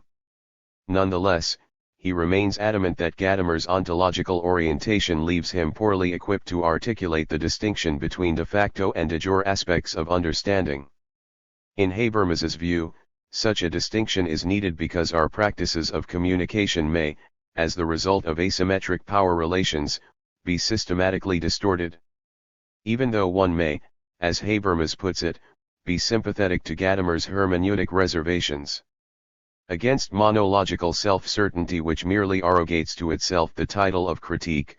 24 One should not be seduced by his willingness to let go of the Enlightenment commitment to reactive reason and criticism. Related concerns have been voiced by Carl Otto Apel. According to Apel, Gadamer's ontological hermeneutics made something like a normatively controlled progress in understanding appear totally inconceivable. 25 Against a position that, in his view, dissolves the question of normativity in interpretation, Apel maintains the possibility that some beliefs or interpretations legitimately, and on principled grounds, aspire to be more objectively valid than others. To insist upon a dimension of validity amounts, in Apel's words, to approaching Gadamer's hermeneutics with a quasi-Kantian reservation. 26 In calling for a dimension of normativity in understanding, Apel refers not only to Kant, but also to the later Heidegger.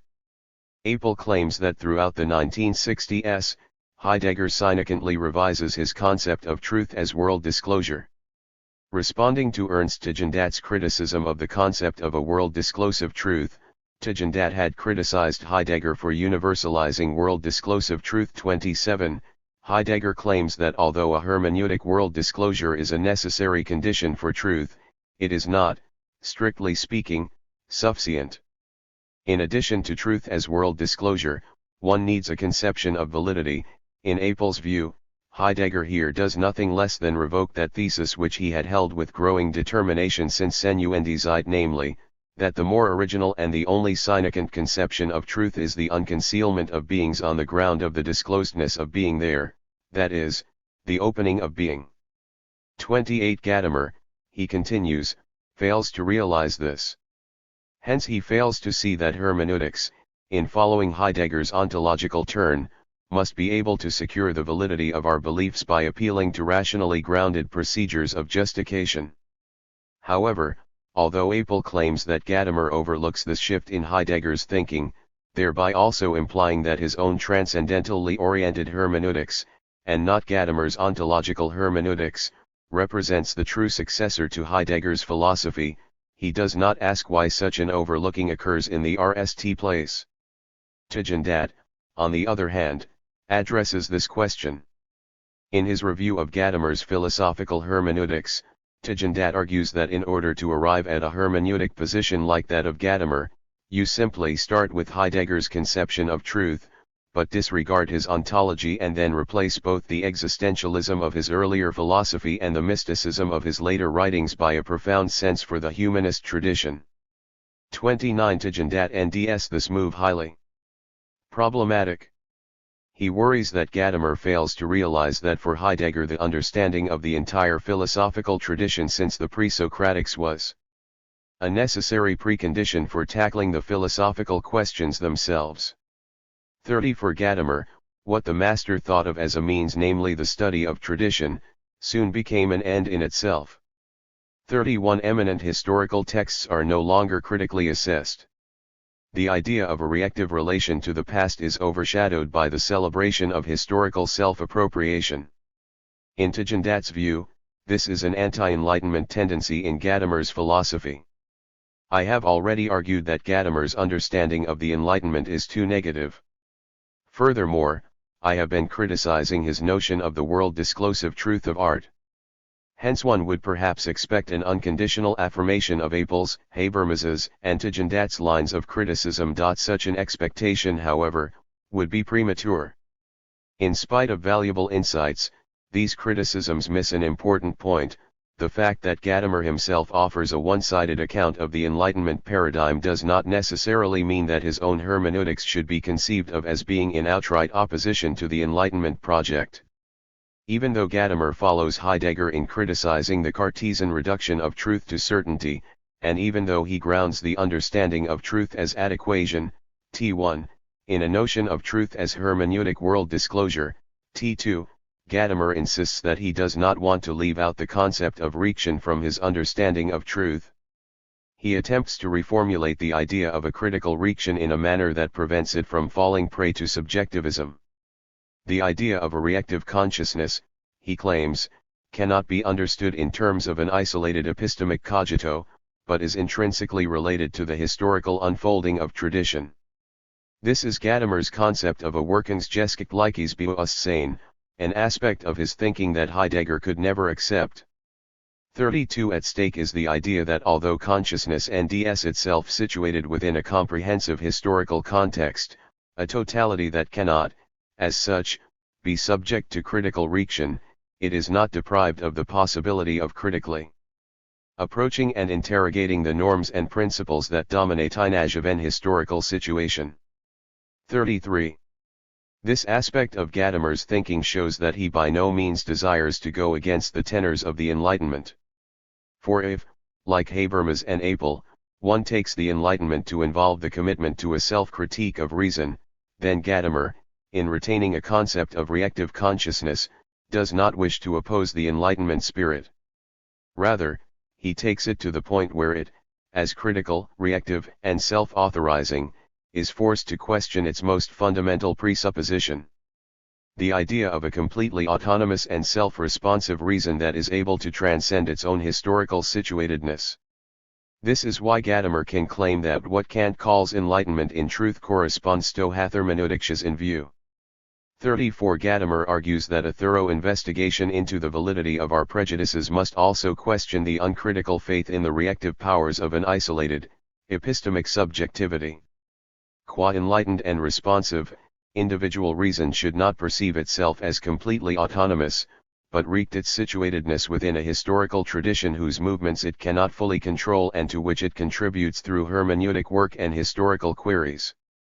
As Gadamer himself puts it, it is extremely astonishing that philosophical hermeneutics is being discussed under the title Critique of Enlightenment and not with reference to the idealist concept of the completed enlightenment which was coined by Fichte.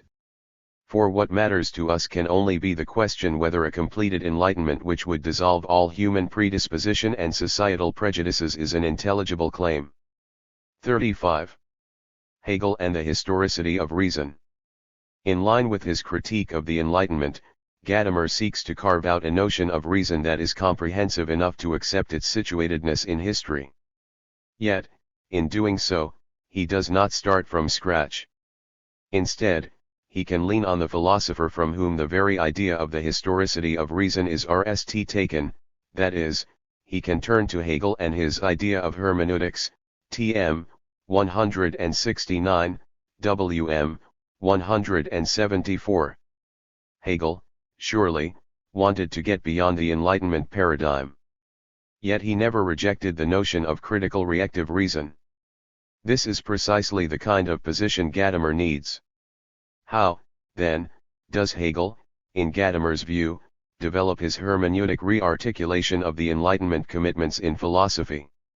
He does so by forging a link between self-understanding and understanding of the past. On Gadamer's reading, the Enlightenment had not paid sufficient attention to the historicity of reason, but focused on an abstract, methodological notion of normativity borrowed from the physical sciences. Hegel, by contrast, claims that only by understanding the past can we understand ourselves. The historical horizon is not to be bracketed in the name of objectivity or critical reaction. Rather, the very capacity for objectivity and critical reaction rests with the ability to account for our own historical situation as the outcome of the gradual development of a tradition that itself transcends the particularities of the cultural horizon in which the reacting is situated. When the present appears as dialectically mediated with the past, tradition is no longer identified with unricted prejudices. Critical reason now realizes the productivity involved in tradition. In approaching a given problem or subject matter, reason takes into account the historical development of the horizon in which this problem or subject matter occurs as meaningful in the RST place. Furthermore, reason reacts on the prejudices of the present by coming to terms with the hermeneutic horizon of cultures that are temporally distant from our own. The continuity of tradition enables us to engage in a dialogical relationship with the past. This dialogue is not about understanding the past as an object to be studied by a detached historical consciousness, but about developing the shared historical self-understanding that tradition ultimately is. The insistence on the continuity of tradition is crucial to Gadamer's re-articulation of the Enlightenment commitment to self-reaction in terms of the resources provided by Hegelian hermeneutics. As Gadamer puts it, Hegel had realized that all self-knowledge arises from what is historically pre-given, what we call substance, because it underlies all subjective intentions, meaning and actions, tm. 302, wm. 307. With Hegel, the objectivity of reason is no longer wedded to a capacity to abstract from its situatedness within a given, historical horizon. The ideal of a formal, methodological reason is left behind. Integration is what matters. In its Hegelian version, hermeneutics is all about acknowledging the past as a tradition by which we are formed and through which our philosophizing gets its ultimate shape and orientation. Given such a point of view, philosophy does not believe itself to start without presuppositions. Nor does it legitimize itself by reference to procedural rationality. Or, rather, to the extent that philosophy does proceed along these or similar lines, as Gadamer criticizes Enlightenment philosophy for doing, it misunderstands its mandate. By overlooking its own historicity, reason fails to question its most fundamental presuppositions.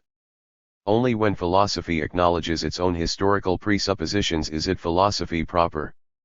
According to Gadamer, Hegel was the RST to realize this, hence also the RST to realize the true philosophical potential of the Enlightenment commitment to self-criticism and reaction. Gadamer presents his own hermeneutics as fundamentally Hegelian in spirit. Its task, as he puts it, is to retrace the path of Hegel's phenomenology of mind until we discover in all that is subjective the substantiality that determines it, ibid. The substantive in the subjective, the historical in what appears transhistorical, the notion of tradition as a continuous, circular back and forth movement between understanding ourselves and understanding history, this is what philosophical hermeneutics, just like dialectical phenomenology, brings to light. However, if Gadamer's effort to overcome a naive and ahistorical notion of reaction culminates in the wish to develop a Hegelian hermeneutics, he is not, for that reason, uncritically adopting every aspect of Hegel's work. Hegel, to be sure, had shown that self-understanding involves an understanding of historical context.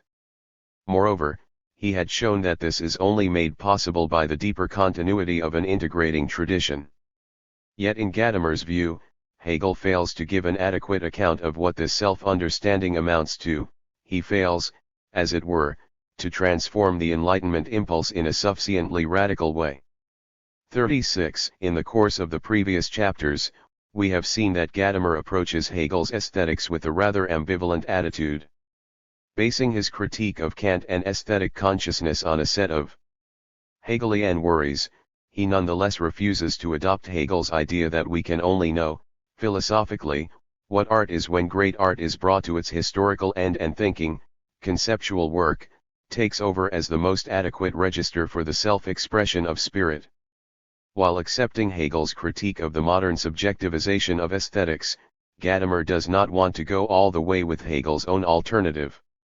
What holds him back is, again, the idea of spirit's full understanding of itself at the end of its development in history.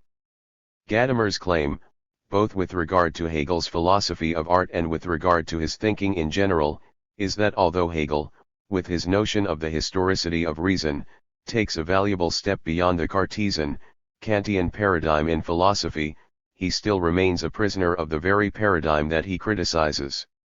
While expounding this point, Gadamer's critique forks into two argumentative branches, RST, a comparison of Platonic dialogue and Hegelian dialectics, and, second, a review of previous, hermeneutic efforts at rescuing the relevance of Hegel's phenomenology, most importantly those of Wilhelm Dilthey and the historical school.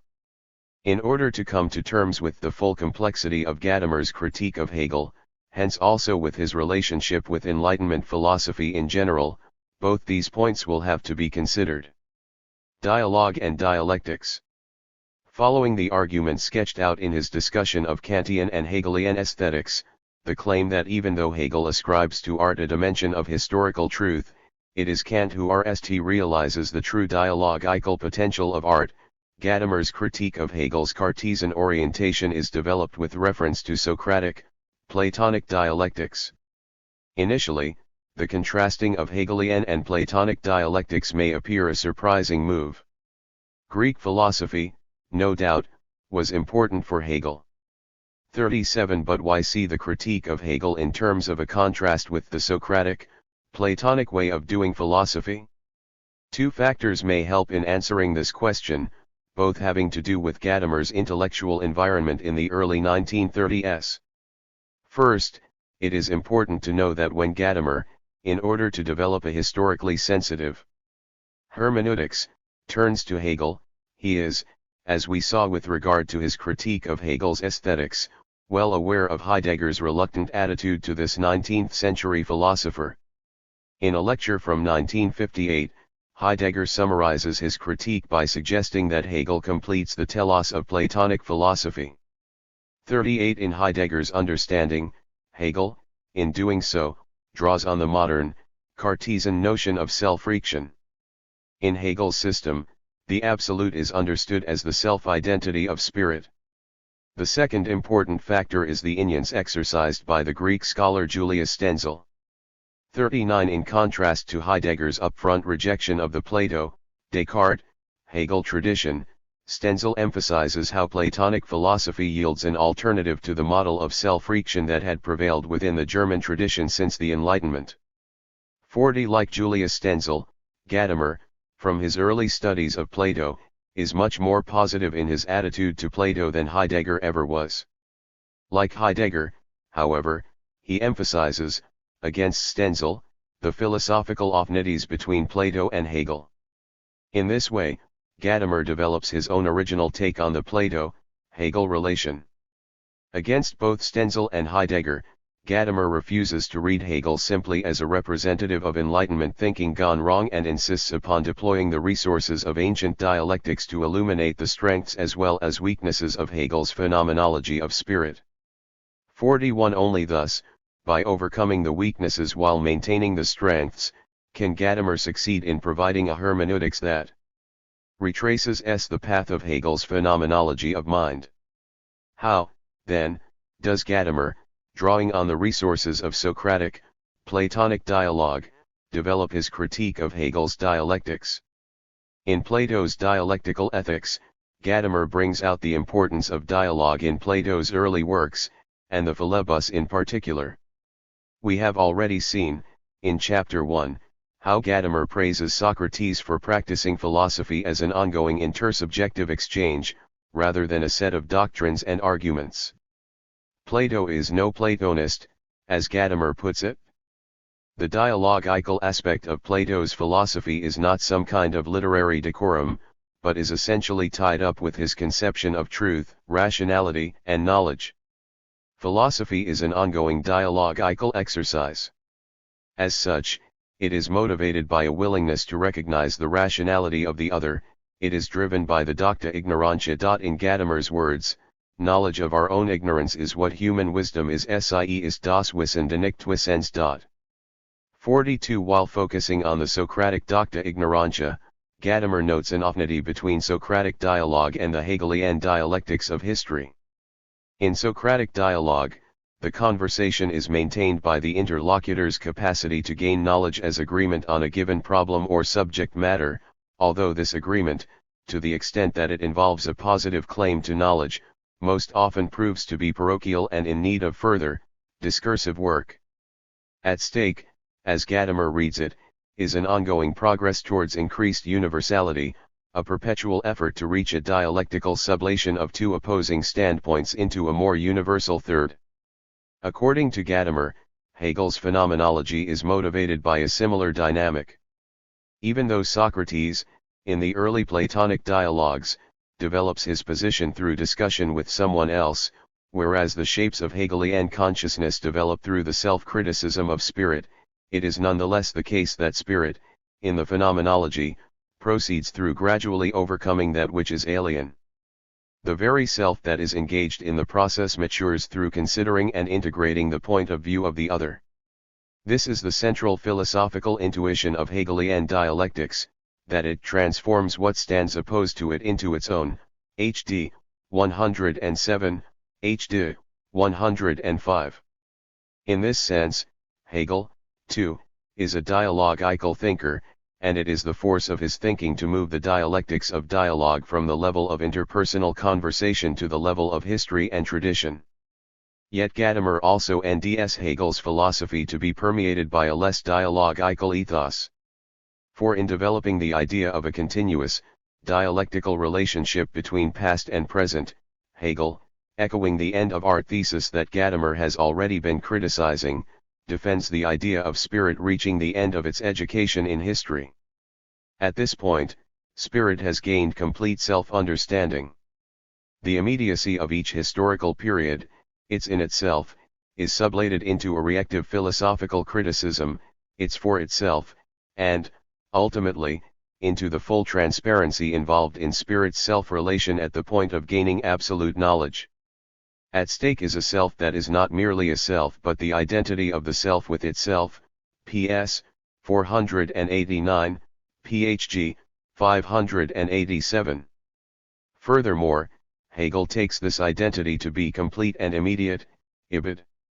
To Gadamer, who remains fascinated by the Socratic notion of knowledge as an ongoing self-questioning, this is the most problematic strand of Hegel's otherwise promising understanding of the historicity of reason. 43 Like Heidegger and Stenzel, Gadamer traces this element back to a Cartesian or broader Enlightenment legacy in modern thinking. 44 In Hegel's work, the commitment to dialogical dialectics culminates in what Gadamer takes to be an objectification of thought, a method which was newly raised to the level of self-consciousness in Descartes and which assumes its ultimate form in Hegel's logical panmethodism, HD 111, HD 108. 45 The idea that Hegel should be some kind of quasi-Cartesian or naive Enlightenment philosopher may at rst seem absurd. Throughout his philosophical trajectory, Hegel positions himself as a critic of Descartes. Descartes, Hegel claims, arrives at his famous cogito argument by defending an untenable form of philosophical idealism, a direction of thought that, as Hegel puts it, proceeds from what is inward. According to it, everything is in thought, mind itself is all content. 46 In emphasizing the historical development of thinking and philosophy, of spirit's realizing itself in the historical world, Hegel wishes to escape the potential abstractions of Cartesian thought. Nonetheless, and this is where Gadamer and DS textual support for his reading, Hegel is determined to maintain the possibility of an absolute self-reaction of spirit. The mutual determination of self-reaction and autonomy is for Hegel an a priori of modern thinking. 47 Yet self-reaction ought not to be cast as subjective, i.e., it ought not to be cast in a way that simply reproduces the threat of idealism that worries him with regard to Descartes philosophy.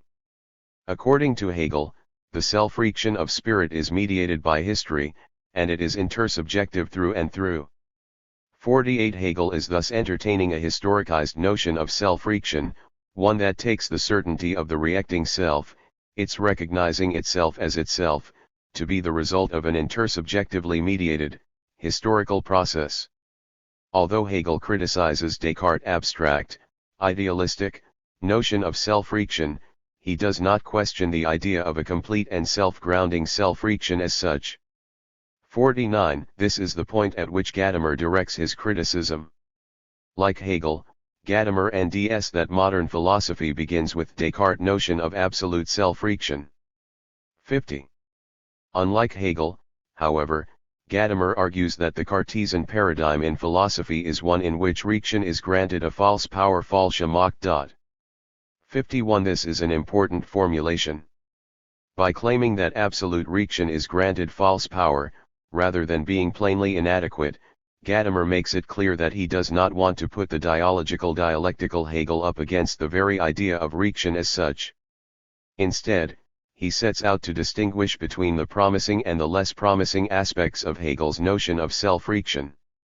His point is, in other words, not that we need to scrap the notion of self-reaction altogether, but that the very notion of an absolute self-reaction, or self-understanding, needs to be subjected to further questioning and scrutiny. 52 Hegel, Gadamer worries, fails to do this.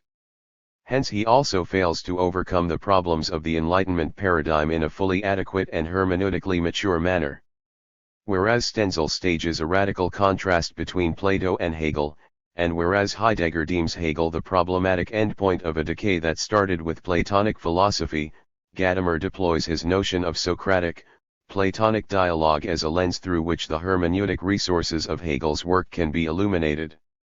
His aim is not to leave Hegel behind so as to issue a call for a return to Plato, like Stenzel did.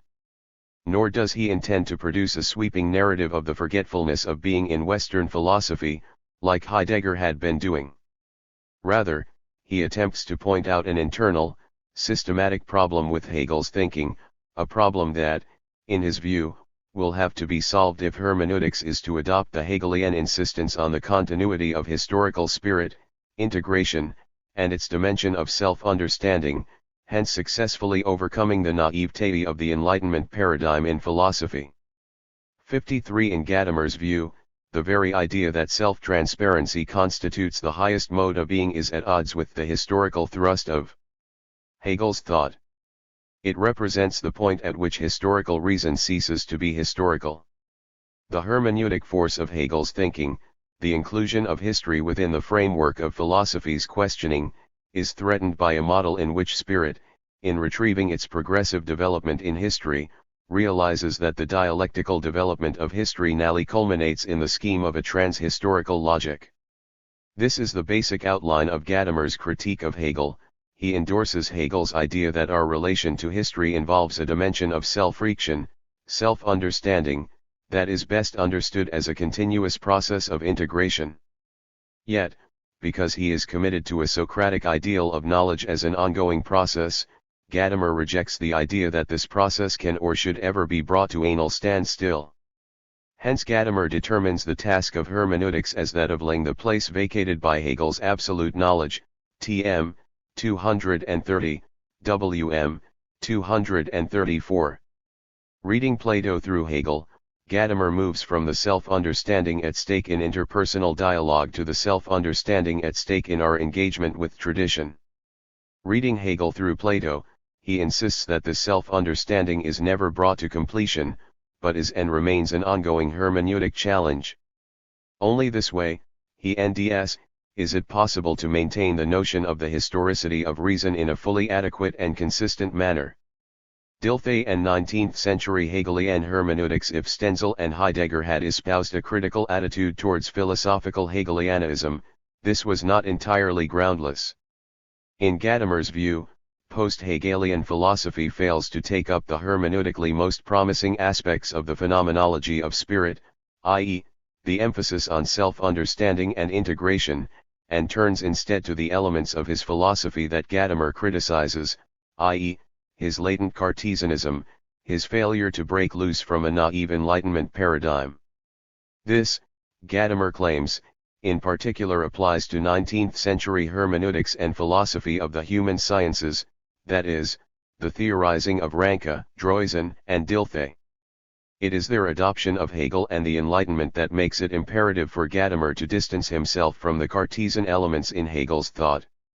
At RST, this might seem an unexpected point to make on Gadamer's part. With Ranke, Droysen, and the historical school, the general Hegelian climate of late 19th century German culture seems to be brought to an end. Any attempt at a priori writing of history now appears a thing of the past. A priori writing of history, it is claimed, fails to take into account how history is not just the playing field of necessity, but also the arena of freedom, TM, 204, WM, 207F. Indeed, as recounted by Gadamer, virulent anti-Hegelianism was the intellectual birth certificate of the historical school, TM, 200, WM, 204. Yet Gadamer and DS the historical school to be a lot more Hegelian than it was ever prepared to admit. Although the historicists criticized a priori constructions of history, both Ranke and Droysen presuppose the full self-transparency of being, TM, 211, WM, 215. That is, they both presuppose that the scientific historian, like the philosopher of absolute knowledge, encounters world history as an objective entity, fully accessible for its reconstructive work. With Ranke and Droysen, the Hegelian legacy continues at the level of a philosophical subconscious, a hermeneutic return of the repressed, so to speak. With Dilthey, however, the Hegelianism of post-romantic hermeneutics is brought to the fore. Dilthey, to be sure, was one of the RST to appreciate the philosophical implications of Hegel's early, theological writings. 54. In addition to this, he draws on the philosophy of Friedrich Schleiermacher, to whom he dedicated an extensive, intellectual monograph. 55. Dilthey endeavors to combine the romantic focus on individuality, methodology, and historical reconstruction with a Hegelian attentiveness to the continuity of tradition in the multiplicity of historical worldviews. 56. Gadamer, however, argues that Dilthey manages to synthesize these opposing intellectual positions only by adopting the least promising aspect, the unhermeneutic, Cartesian streak, of Hegel's thinking, TM, 476, WM, 480. Gadamer's critique of Dilthey is somewhat crude. However, for our purposes, it is not necessary to go into the details of Gadamer's reading, but it suffices to see how Gadamer positions Dilthey with regard to Hegel.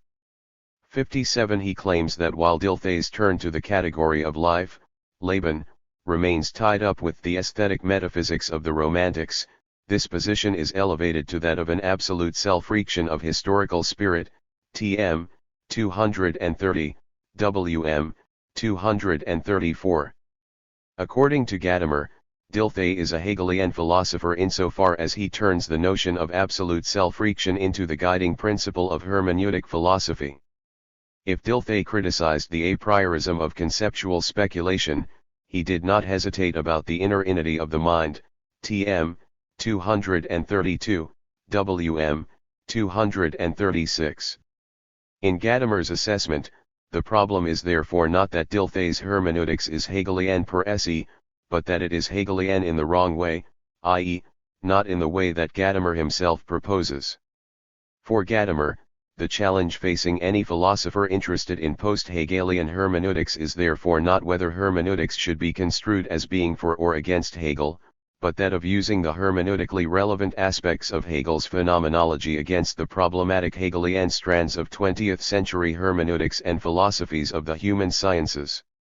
This is so because, in spite of the problems Gadamer detects in Hegel's historical justification of philosophy, he NDS it overwhelmingly superior to all later attempts, HD 104, HD 103. 58. Hegel's philosophy of history.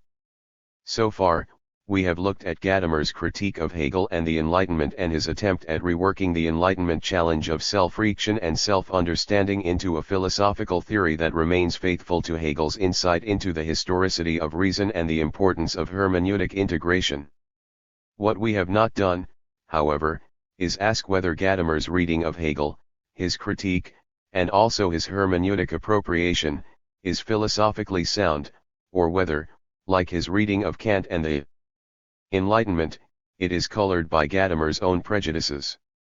In Gadamer's hermeneutic scheme, the promising aspects of Hegel's dialectics are held up not only against a problematic, Enlightenment paradigm, but also against the problematic, non-hermeneutic strands of Hegel's own philosophy that were to be reinforced within post-Hegelian philosophy of history and interpretation. At stake is a dichotomy in which dialogue, the historicity of reason, and the notion of a continuous, historical integration is played out against the understanding of reason as being its own master, i.e., as being able to transcend its situatedness in history and reach some kind of a historical truth or self-understanding. Facing these alternatives, Gadamer subscribes to the notion of understanding as self-understanding and the idea of an integration between past and present. To what extent, though, is it right to read Hegel's claim about the self-identity of historical spirit in post-Enlightenment philosophy as a case of naive Enlightenment thinking, rather than an integral part of what Gadamer speaks of as Hegel's hermeneutic philosophy? According to Hegel, spirit reconstructs its own development in history as a process of self-understanding. The continuity of its development in and through different historical Gestalten is detectable only from the vantage point of its culmination in absolute self-knowledge. The standpoint of enlightened modernity, i.e., of Hegel's own time, is brought to self-awareness through a genetic retrieval of the history of spirit. The epistemic, ethical, political, and aesthetic standards of this period are the outcomes of a process in which spirit learns from the aporia it has been facing and the problems it has worked through. Hence the position of the phenomenologist is at one and the same time non-contingent. It is the necessary culmination of a development that lends itself to rational reconstruction, and deeply historical. It is developed and justified with reference to the learning process of the tradition. By providing such an account of spirit's education in history, Hegel wishes to get beyond the limits of subjective idealism and its Cartesian legacy without lapsing into historicist relativism.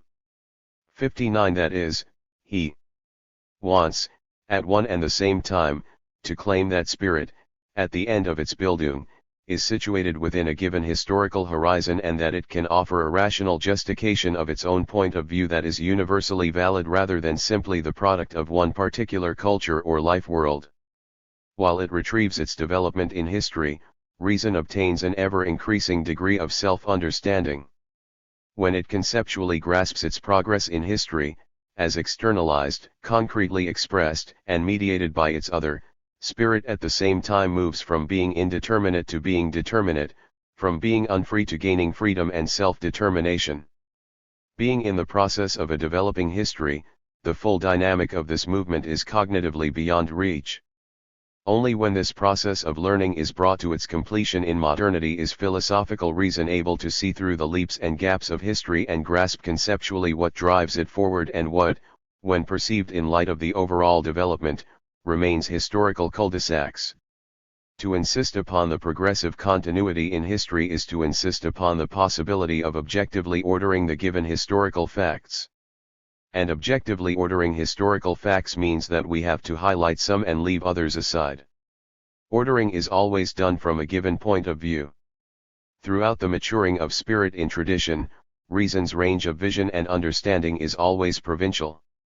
It strives, to be sure, to establish a certain order among what at RST appears to be random facts. It tends to insist, furthermore, on the universality of its conceptualizations. Yet it sometimes realizes the inconsistency or limitedness of its point of view and leaves it behind for new, possibly more universal, standpoints. It is precisely because he insists that the standpoint of reason is always a function of a local life-world context that Hegel holds that the phenomenology of spirit can only be written at the point at which spirit has reached total reactive clarity.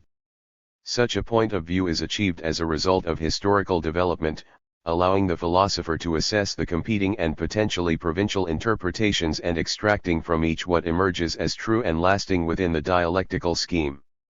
Contrary to what Gadamer claims, then, Hegel does not retain a notion of the reactive self-understanding of spirit because he naively adopts a Cartesian or Enlightenment idea of the self-transparency of consciousness. Nor is the point of view of absolute reason forced upon the historical material. In Hegel's model, it is reason's development in history that allows it to abstract itself from and take a reactive stand. In relation to the life-world context in which it NDS itself situated and the past from which it results.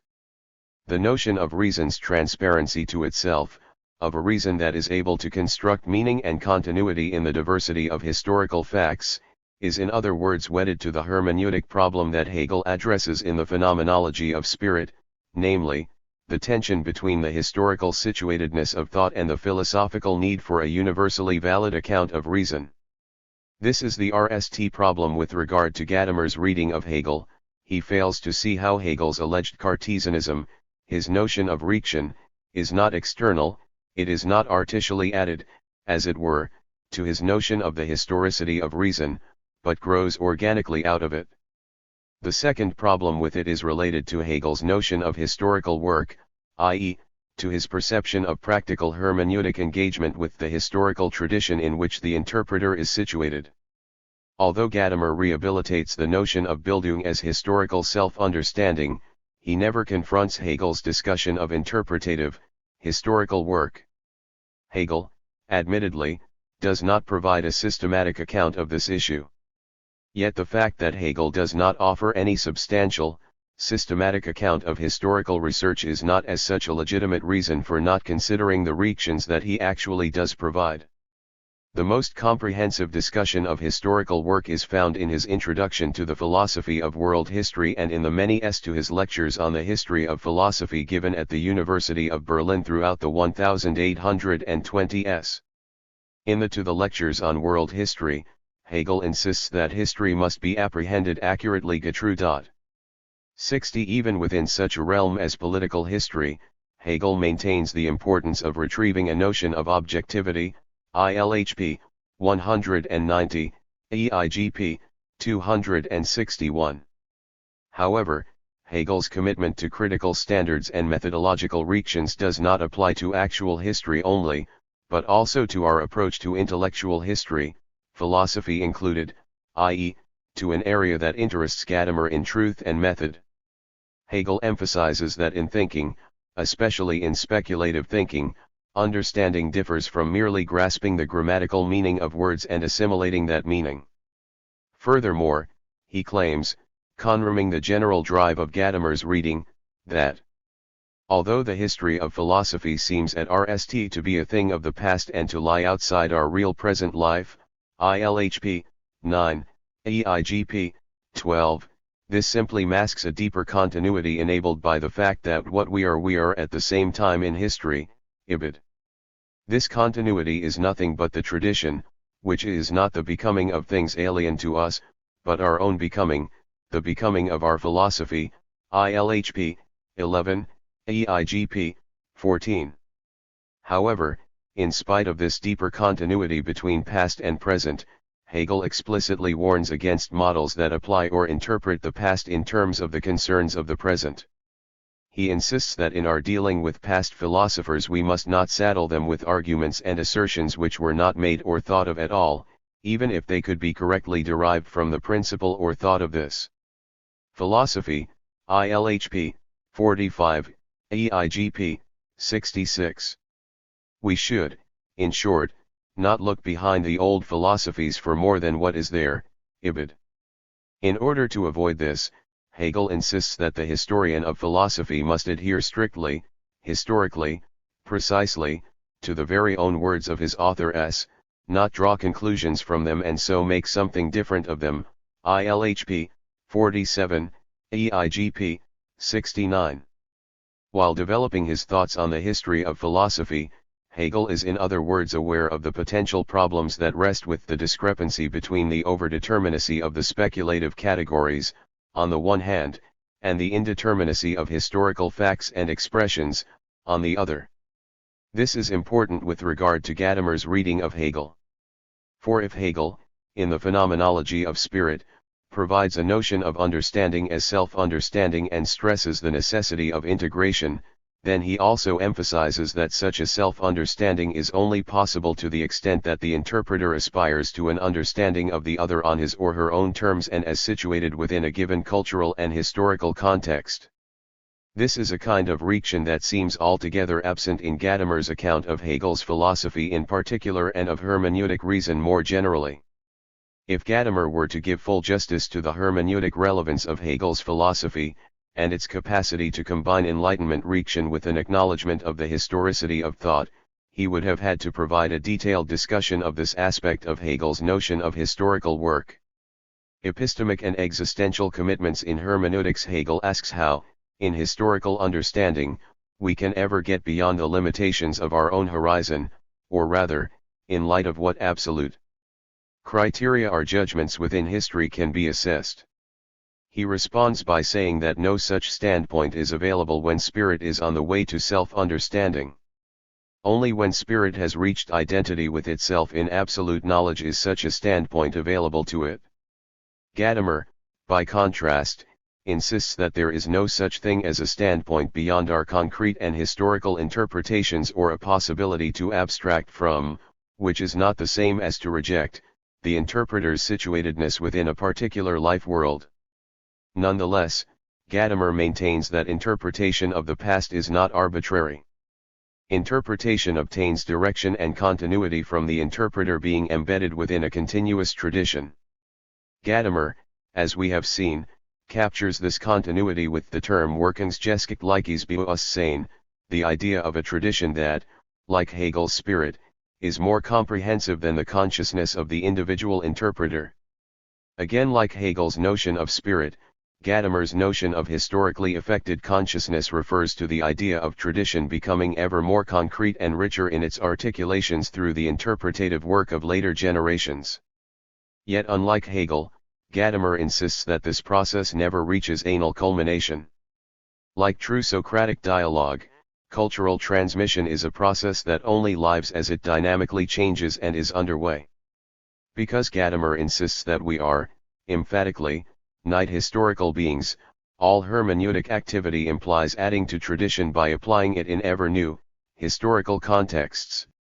While engaging with a given text or tradition, we are, Gadamer claims, at the same time shaped by tradition itself. The self-understanding gained through the encounter with history changes the outlook of the interpreter.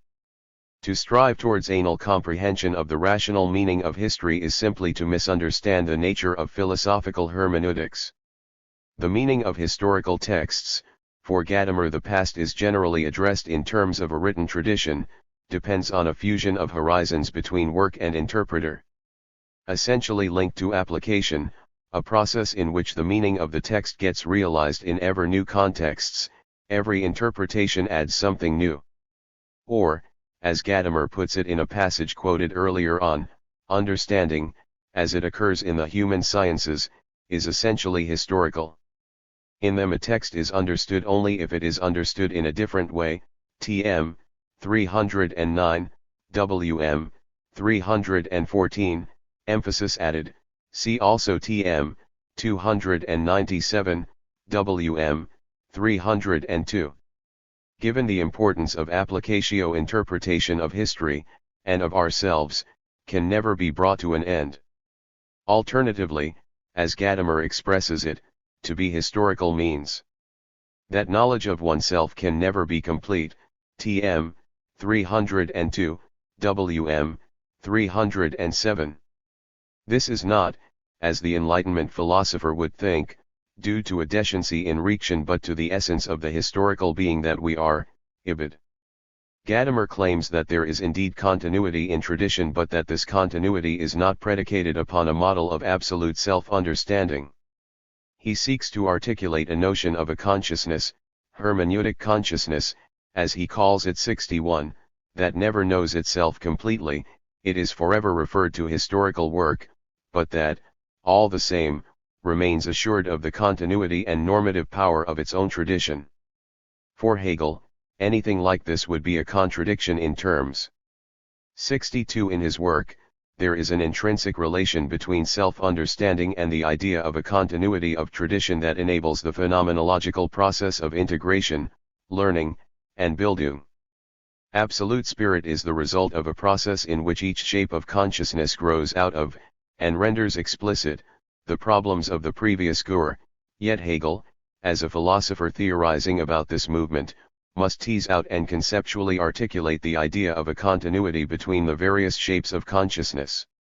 Even though he argues that his hermeneutics represents a critical continuation of Hegel's philosophy of history, a continuation through which Gadamer distinguishes himself from the problematic Hegelian instances that he detects in Dilthey and the historical school, Gadamer cannot nd support for his claim that this hermeneutic side of Hegel's philosophy can be set apart from the Cartesian strands of his thinking, nor for his claim that Hegel's real hermeneutics is all about self-understanding and integration, in the sense of abolishing the distinction between interpretation and application. Furthermore, what Gadamer himself presents as a hermeneutically reworked Hegelianism proves to be a position that, when assessed from a Hegelian point of view, does not hold. Why, then, does Gadamer, in his effort to get beyond the perceived limitations of romantic hermeneutics, want to align himself with Hegel? In the null part of this chapter, I want to claim that this follows from a misreading of Hegel's notion of self-understanding, or, rather, from the lack of capacity to account for the difference between the epistemic and the existential dimensions of self-understanding in history. By stressing his indebtedness to Hegel, Gadamer grants historical authority to his own philosophical project. He does not, as it were, invent a brand new hermeneutics, but ferrets out and explicates the promises of a Hegelian philosophy that had been misinterpreted by the tradition. For a thinker who claims that truth is mediated in and through the gradual unfolding of tradition, such a project of legitimation is of the utmost importance. Moreover, this strategy of interpretation not only characterizes Gadamer's reading of Hegel, but also, as we have seen, his interpretation of Kant's third critique. Kant grasped the hermeneutic nature of art but, due to the restrictions of the transcendental project, he was forced to leave this behind. Nonetheless, when considering the critique of the Enlightenment and of Hegel, one cannot help noticing that Gadamer's hermeneutics, given its Heideggerian orientation, responds to a problem that differs substantially from that of Hegel. Hegel had been asking how it could be possible to conceive of reason as historically situated without thereby ending up in the relativist dead end of naive historicism. Gadamer's hermeneutics, by contrast, responds to what he, in the 1930s, experienced as a wave of unwanted, aesthetic humanism. Aesthetic humanism fails to see that art can convey truth. Gadamer wishes to provide an alternative to this model, and this is what initially triggered the work that we today know as Truth and Method, the desire to show that art has a truth and authority of its own. When worrying about the predominance of aesthetic consciousness, Gadamer is not concerned with art in a narrow sense of the term but with historical culture in a much broader meaning of the term. Standing in the shade of the Enlightenment rejection of the normativity of tradition, we are about to turn the tradition into a museum. Tradition is either rejected as irrelevant to our present orientations or admired in terms of its pure aesthetic qualities. In either case, the past has ceased to matter as a source of normativity and meaning. Wanting to amend this situation, Gadamer emphasizes that self-understanding involves historical interpretation. However, the self-understanding at stake here is not an intersubjective, historicized notion of spirits. Gradual progress in history. Genuine historical self-understanding is not, as it was for Hegel, about grasping the historical sources of normativity and practice, so as to be able to acknowledge them as ours or criticize them as unwanted prejudices. For Gadamer, what is at stake is not simply a historical phenomenological account and systematic evaluation of norms and values, but a deeper, more existential engagement with the past. In understanding the past, we reach a more profound understanding of ourselves. We understand ourselves, our being in the world, as emphatically historical. To the extent that truth is involved in this process, it is not conceived in terms of validity or objective standards, but as the achievement of a more authentic existence. This aspect of Gadamer's hermeneutics is made even clearer when one takes into account his retrieval of the classical. In modernity, Gadamer argues, the term classical is reduced to a mere stylistic concept, TM, 285, WM, 290. Partly due to Hegel, who identified classical art with the period of the ancient Greeks and saw in classical art the work of a bygone level of spirit, the idea of the classical has lost its normative force. It is reduced to a concept of a period, and even Gadamer, as we have seen, frequently uses the term classical as interchangeable with the period of pre-modern art. As such, the classical is deemed by that which comes before it as well as that which comes after. Yet, in this case, Gadamer claims, historical consciousness includes more than it admits of itself, TM, 287, WM, 292. For the very notion of a humanistic education embodies the idea of the classical as a normative, rather than simply a period-specific concept. Here, the classical is, as Gadamer puts it, more than a concept of a period or of a historical style, and yet it nevertheless does not try to be the concept of a supra-historical value übergeschichtlicher Werkgedanke, IBID. As part of a liberal education, the classical refers to a distinctive mode of being historical, the idea that something is preserved because it perpetually allows something true to come into being, IBID. Hence the aspect of the classical that interests Gadamer is primarily the idea of an authority that is preserved and handed down prior to all historical reaction, TM, 287. 63. As it applied to the great work of art, the classical does not need to prove its authority. Recognizing the classical, we apprehend it as a text whose authority does not depend on our, individual, acceptance. Its authority is always already proved because the horizon of the work extends into and forms the beliefs and practices in terms of which we understand ourselves. The classical opens a historical reality to which consciousness belongs, Zugehört, and is subordinate, Untersteht, TM, 288, WM, 292f. The idea of such subordination, no longer characteristic only of our encounter with sublime art, but also with, say, the great historical works of philosophy, would have been alien to a philosopher like Hegel. What is more, however, it shatters the very concept of a dialogical acknowledgement by which Gadamer's critique of Hegel was initially motivated. Whereas the interpersonal dialogue was understood by Gadamer in terms of the parties' mutual right, or rather obligation, to question the given conception of a subject matter, such an emphasis on mutuality can hardly be found in his understanding of the classical. It is, so to speak, we who are interrogated by the classical work. 64. The classical is distinguished by the ability to erect a standard whose validity does not call for critical validation. Responding adequately to the standard, we simply listen. The claim of the classical rests in its positing of a kind of authority which does not have to prove itself to us as an authority. 65. Gadamer argues that when authentically relating to our own being we realize, along the lines of the experience of art, that it is not we who question the past, but we who are being questioned by the past. We are being questioned not only with respect to our understanding of this particular text or artwork, but also with regard to our relation to tradition as such, that is, with regard to our existence as historical beings. If authentically experienced, the works of the past address us with an imperative like that of Rilke's Archeisker Torso Apollos. Thou must alter thy life. 66. The great works of the tradition beg neither criticism nor philological or historical research but self-examination, because we live in a culture that is no longer able to respond adequately to its own historicity. Hence the challenge we face, living under the twin specter of aesthetic consciousness and the Enlightenment rejection of the normativity of the past, is once again to be able authentically to take on our historical being in the world.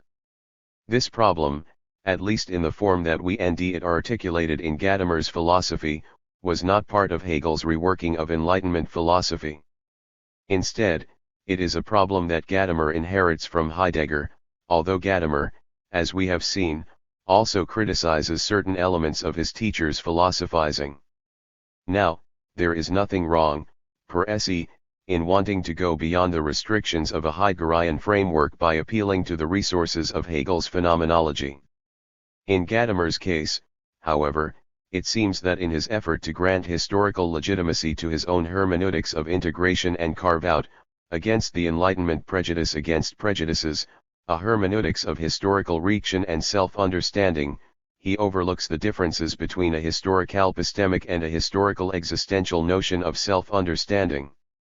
For in spite of the differences between Enlightenment thinking and Hegelian hermeneutics, with regard to this particular distinction, it seems clear that Hegel does indeed belong within the same framework as the Enlightenment, even though his emphasis is not on working out an ahistorical notion of reason, but on the retrieval of rationality and self-understanding in history.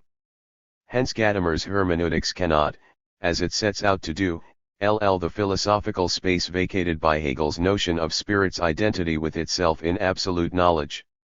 In his craving for an existentially apt approach to historical understanding, Gadamer simply evades the underlying problem of Hegel's philosophy of history, namely the possibility of combining a notion of the historicity of reason with the question of validity in understanding.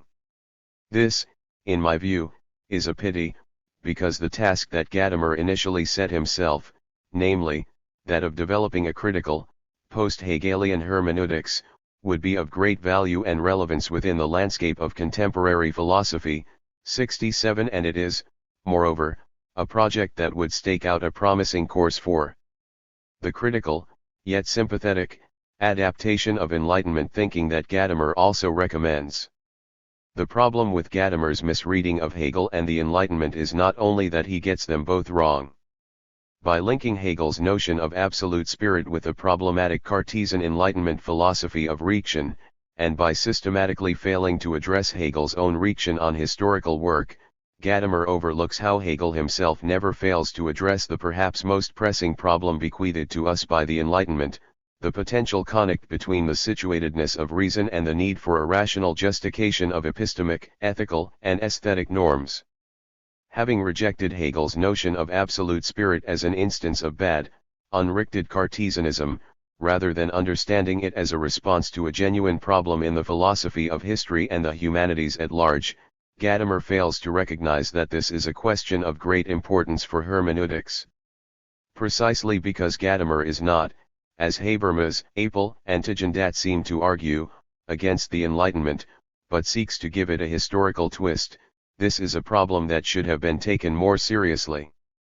Because he does not address the complexity of Hegel's hermeneutic legacy, Gadamer fails to keep open the space of discourse that Hegel and his generation were the RST to brand as philosophically relevant and pressing, the question of validity in understanding. Only by dealing with this problem are we able to discuss possible, Hegelian and non-Hegelian, solutions to it. In order to do so, it is not necessary to reject Gadamer's philosophy. What is needed, rather, is a willingness to see Gadamer's hermeneutics as an extension of the Enlightenment project while at the same time questioning his sublation of the epistemological question of self-understanding into an existential one. In addressing this issue, it will be helpful to contrast Gadamer's position with the hermeneutic theories of a 19th-century philosopher who has so far been left out of the discussion, namely Friedrich Schleiermacher. Schleiermacher's critical theory of interpretation. Until Heidegger and Gadamer, hermeneutics focused on the practical, philological challenges we encounter in engaging with the texts of the past. Gadamer, however, has surprisingly little to say about this issue. As far as he is concerned, what matters is the way in which we relate, or fail to relate, authentically to tradition and keep alive the world disclosing and existentially challenging truths of the great historical works. For Gadamer, hermeneutics is at the same time a theory of Dasein's historical being in the world and a theory of its experiencing and understanding itself in light of the truth of the texts and artworks of the past. In this chapter, I turn to the problem of the practical interpretation of texts that are temporally or culturally distant from the interpreter. No part of Gadamer's work could prove a better touchstone for an assessment of his interpretatory program than his reading of the 19th-century philosopher Friedrich Daniel Ernst Schleiermacher and his critical theory of interpretation. This, it seems, would be the place where Gadamer could test and discuss the boundaries of his own philosophical hermeneutics. Yet such an encounter never takes place. In Truth and Method, Gadamer dismisses Schleiermacher as the philosopher who seals the fate of modern hermeneutics by ushering it into a problematic, romantic dead end, heavily infested with the problems adhering to the aesthetics of genius and methodological ideals of a Cartesian stamp. As it is, Gadamer never enters into a fair discussion of Schleiermacher's philosophy of interpretation, but leaves the reader with a systematically distorted picture of his notion of individuality and an equally misconstrued retrieval of his call for a critical method in understanding. Gadamer's reading is not expressive of a dialogical 155 attitude of the kind that he himself locates at the heart of the hermeneutic project, but presents us with an untenable straw man that allows the ontological turn in hermeneutics to emerge as a superior alternative to the outlook of early 19th-century theory of interpretation. As it develops in the period of German idealism, Schleiermacher's hermeneutics does not represent a naive, positivistic theory of the kind that Gadamer ascribes to him. Instead, it is Schleiermacher's achievement to have developed a set of critical philological reactions on the practical challenge of understanding others, be they culturally and temporally close to or distant from the interpreter. As such, the concerns of early 19th-century hermeneutics are different from, but not incompatible with, the ones addressed in Truth and Method.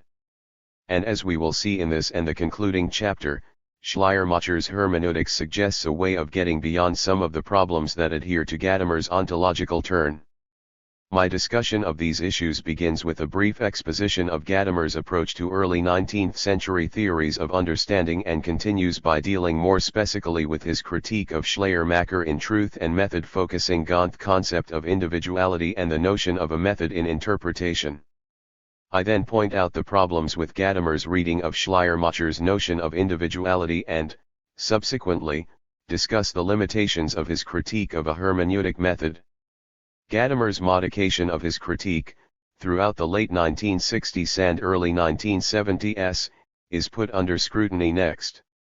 While allowing for some important philological corrections, philosophically speaking this revision remains of a merely cosmetic nature. Why, then, does Gadamer systematically misread this part of 19th-century hermeneutics? This question is answered by reference to his political humanism and his call for existentially challenging rather than historically accurate interpretations. The problems inherent in this dimension of Gadamer's work, which are often overlooked in the secondary literature, should trigger a return to the hermeneutic legacy of German idealism and its focus on critical standards in interpretation, rather than Dasein's existential appropriation of its own historicity. In their orientation towards questions of validity, Schleiermacher and his generation plot a way to reinsert a notion of objectivity into hermeneutics. 156 Schleiermacher's critical theory. The universality claim of 19th-century hermeneutics. Friedrich Schleiermacher is perhaps best known for his romantic reconceptualization of Protestant theology. In such works as On Religion, Speeches to Its Cultured Despisers, 1799, and Christmas Eve, 1806, he offers a phenomenological account of religious experience in terms of individuality, intuition, and feeling. These topics are then further explored in The Christian Faith, 1822, his major work within the philosophy of religion. One, however, the Reactions on religion constitute just one of Schleiermacher's intellectual commitments. He also contributed to the fields of aesthetics, epistemology, and ethics. A strong interest in the politics of education led Schleiermacher to take an active part in the foundation of the University of Berlin in 1809, where he taught, along with Hegel, until his death in 1834. In Halle, Schleiermacher studied with Eberhard, who was a leading guru of the Leibnizian and Wolffian reaction against Kant.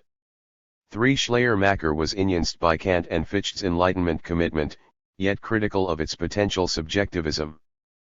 He also took a strong interest in classical philosophy and, together with Friedrich Schlegel, set out to translate the entire work of Plato. However, Schlegel withdrew from the project at an early stage, and Schleiermacher translated some of the dialogues on his own. Although Schleiermacher's translations proved controversial, they were soon praised as congenial to the spirit of Plato's work. Schleiermacher lectured on the problems of hermeneutics in the period between 1805 and 1833. Apart from 2 Academy lectures from 1829, he never completed a major work on this issue. Nevertheless, the lecture notes, the student annotations, and his engagement with the problems of interpretation in such texts as dialectic and aesthetique, provide us with the most coherent articulation of the early 19th century philosophy of understanding. 8. In Gadamer's work, Schleiermacher is presented as the guru who fatally imports the romantic conceptions of genius and aesthetic individuality to the realm of hermeneutics. That said, however, one should not forget why Gadamer takes such a strong interest in Schleiermacher's hermeneutics in the first place. Only if there exists at least a minimal, yet non-trivial, affinity between Schleiermacher's and Gadamer's ideas of understanding is it worthwhile for Gadamer critically to engage with the trajectory of early 19th century hermeneutics. Gadamer and D.S. such a moment of affinity in Schleiermacher's universalizing of the hermeneutic problem. Earlier hermeneuticians such as A.S.T., Wolff, Ernesti, and Morris had been working within the fields of biblical studies and ancient Greek literature. 9. In Schleiermacher's view, this approach to hermeneutics rests on little but a collection of observations, H.C. 6, Book 75. It involves no reacted account of the conditions of possibility for validity in interpretation and fails to fool any scientific demands, H.C. 6, Book 76. What is needed is a move from the limited focus of Hermeneutica Specialis to a philosophical account of Hermeneutica Generalis, a theory of the conditions of possibility for validity in understanding that is rooted in reactions on the conditions of possibility for understanding as such. 10. According to Schleiermacher, a critical hermeneutics must be based on a general theory of language. Indeed, in its written or spoken form, language is the only presupposition in hermeneutics, and everything that is to be found, including the other objective and subjective presuppositions, must be discovered in language, HK 50, HK 38. This is a view that Gadamer shares, and he quotes these lines as the motto of the third part of Truth and Method, that is, the part entitled The Ontological Shift of Hermeneutics Guided by Language. Yet, according to Gadamer, Schleiermacher never redeems the promises of his path-breaking universalizing of hermeneutics. For that we need to go to Hegel, that is, to the, in Gadamer's view, more promising aspects of his phenomenological method, namely, his insight into the historical aspects of thought and language and his emphasis on the continuity of historical mediation. In Gadamer's retrieval of modern hermeneutics, Schleiermacher remains a child of the era of German idealism, and his hermeneutics is beset with the twin problems of positivism and romanticism. As a consequence, his claim about the universality of language is constrained by very perceptible limits, Tm. 197, Wm. 200. These limits, Gadamer continues, are particularly evident in Schleiermacher's notion of individuality and his outline of a method in interpretation. Individuality and feeling in interpretation. In his hermeneutics, Schleiermacher is not interested in the problem of self-understanding and authentic historical existence.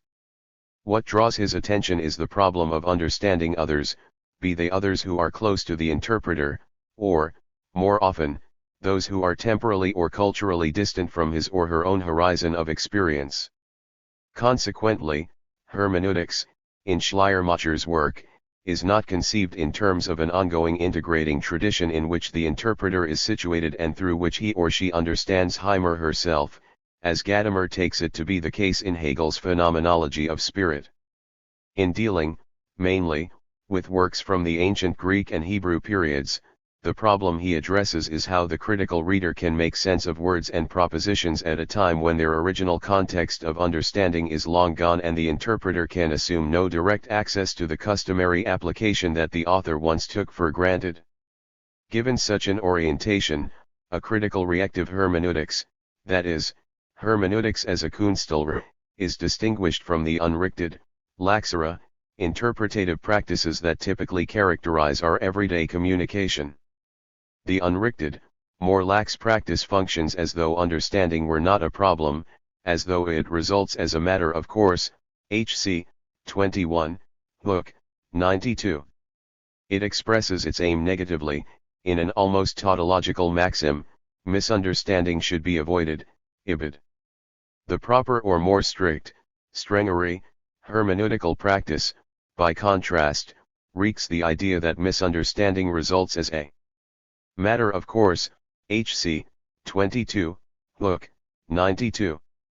In the stricter hermeneutic practice, the interpreter does not presuppose a direct access to the meaning of the text. Rather, he or she anticipates, in the best possible manner, the risks of misunderstanding. According to the stricter hermeneutic practice, understanding must, as Schleiermacher puts it, be deliberately desired and sought at every point, ibid, and this is only achieved through reaction on the nature of language and symbolic performance in general, as well as knowledge of the linguistic and cultural resources that were at the author's disposal. On a general level, symbolic performance is constituted by the interplay between a common reservoir of grammatical rules and semantic possibilities, and the individual application of these conventional resources. Even though every person is on the one hand a location in which a given language forms itself in an individual manner, on the other their discourse can only be understood via the totality of the language, HC 8, Hook 78. As a theory of the conditions of possibility for validity in understanding, hermeneutics must respond to the situation by offering both understanding by reference to language and understanding by reference to the one who speaks verstehen in der Sprache und verstehen im Sprechenden, HK 68, HK 56. These two standards, attending to the linguistic and cultural resources the speaker has at his or her disposal, as well as his or her individual application of these shared resources, make up the methodological core of Schleiermacher's critical hermeneutics. Schleiermacher calls the reaction on the common resources of language grammatical interpretation. Grammatical interpretation investigates the relation between the particular text and the language area in which it emerges, HC 90, Hook 167. 11. Reaction on how language forms itself in an individual expression is the task of technical or psychological interpretation. 12. Technical interpretation concentrates on how the individual collaborates in the language, HC 91, Hook 167, and aims at a complete understanding of style, i.e., of the treatment of the language, HC 91, Hook 168. 13. Gadamer and D.S. Schleiermacher's conception of grammatical interpretation, a brilliant contribution to hermeneutics, TM 186, WM 190. Nonetheless, he claims that it is technical or psychological interpretation that makes up Schleiermacher's particular contribution, TM 187, WM 191. Thus he feels entitled to ignore the grammatical aspect of Schleiermacher's theory. Because he focuses exclusively on the notion of technical interpretation, which he takes to be in line with the aestheticist attitude of post-Kantian Romanticism, Gadamer and DS that in Schleiermacher's hermeneutics a text is not to be understood in terms of its subject matter but as an aesthetic construct, as a work of art or artistic thought, ibid. Allegedly, early 19th century hermeneutics approaches the texts as an expression of unconscious production, and the task of the interpreter is to bring to consciousness what was not conscious in the process of creation. As Gadamer puts it, in a quotation that makes it clear how he immediately situates Schleiermacher within the paradigm of aesthetic consciousness and its culture of immediacy, Romantic hermeneutics strives towards a placing of oneself within the whole framework of the author, an apprehension of the inner origin of the composition of a work, ibid. Such an apprehension of the inner origin of the composition of a work is required because Schleiermacher, in Gadamer's reading, traces the linguistic expression back to individual, aesthetic feeling. Like artistic genius, the individual language user transcends the constraints of grammatical correctness and semantic conventions. Within this conception, it is genius itself which creates models and rules. It creates new ways of using language, new literary forms, TM, 189, WM, 193. If all symbolic performance displays a rule transcending originality, then one ought to ask how communication can take place at all. According to Gadamer, Schleiermacher did not explain the possibility of communication in terms of a continuous, integrating tradition or the linguistic mediation of experience. Indeed, in Gadamer's reading, it is Schleiermacher's lack of an adequate notion of historical intersubjectivity that made him recast the problem of hermeneutics as a problem of individuality in the RST place. In Gadamer's words, it is not only the written tradition that is estranged and in need of new and more vital assimilation, everything that is no longer immediately situated in a world, that is, all tradition, whether art or the other spiritual creations of the past, law, religion, philosophy, and so forth, is estranged from its original meaning and depends on the unlocking and mediating spirit that we, like the Greeks, name after Hermes, the messenger of the gods. TM, 165, WM, 170. As recounted by Gadamer, Schleiermacher fails to acknowledge that whatever presents itself to us does so within the framework of a historically and linguistically mediated culture. He assumes that real understanding is immediate, a communication from heart to heart, as it were. This, Gadamer continues, forces him to view understanding as a re-experience of the original experience, as divination. In Schleiermacher's philosophy, Gadamer claims, what corresponds to the production of genius is divination, the immediate solution, which ultimately presupposes a kind of congeniality, TM, 189, WM, 193. Hermeneutics is reduced to an immediate, sympathetic, and congenial understanding, TM, 191, WM, 194. The question of hermeneutic method. According to Gadamer, Schleiermacher's hermeneutics is geared towards an individual thought that by its very nature is a free construct and the free expression of an individual being, TM, 188, WM, 192.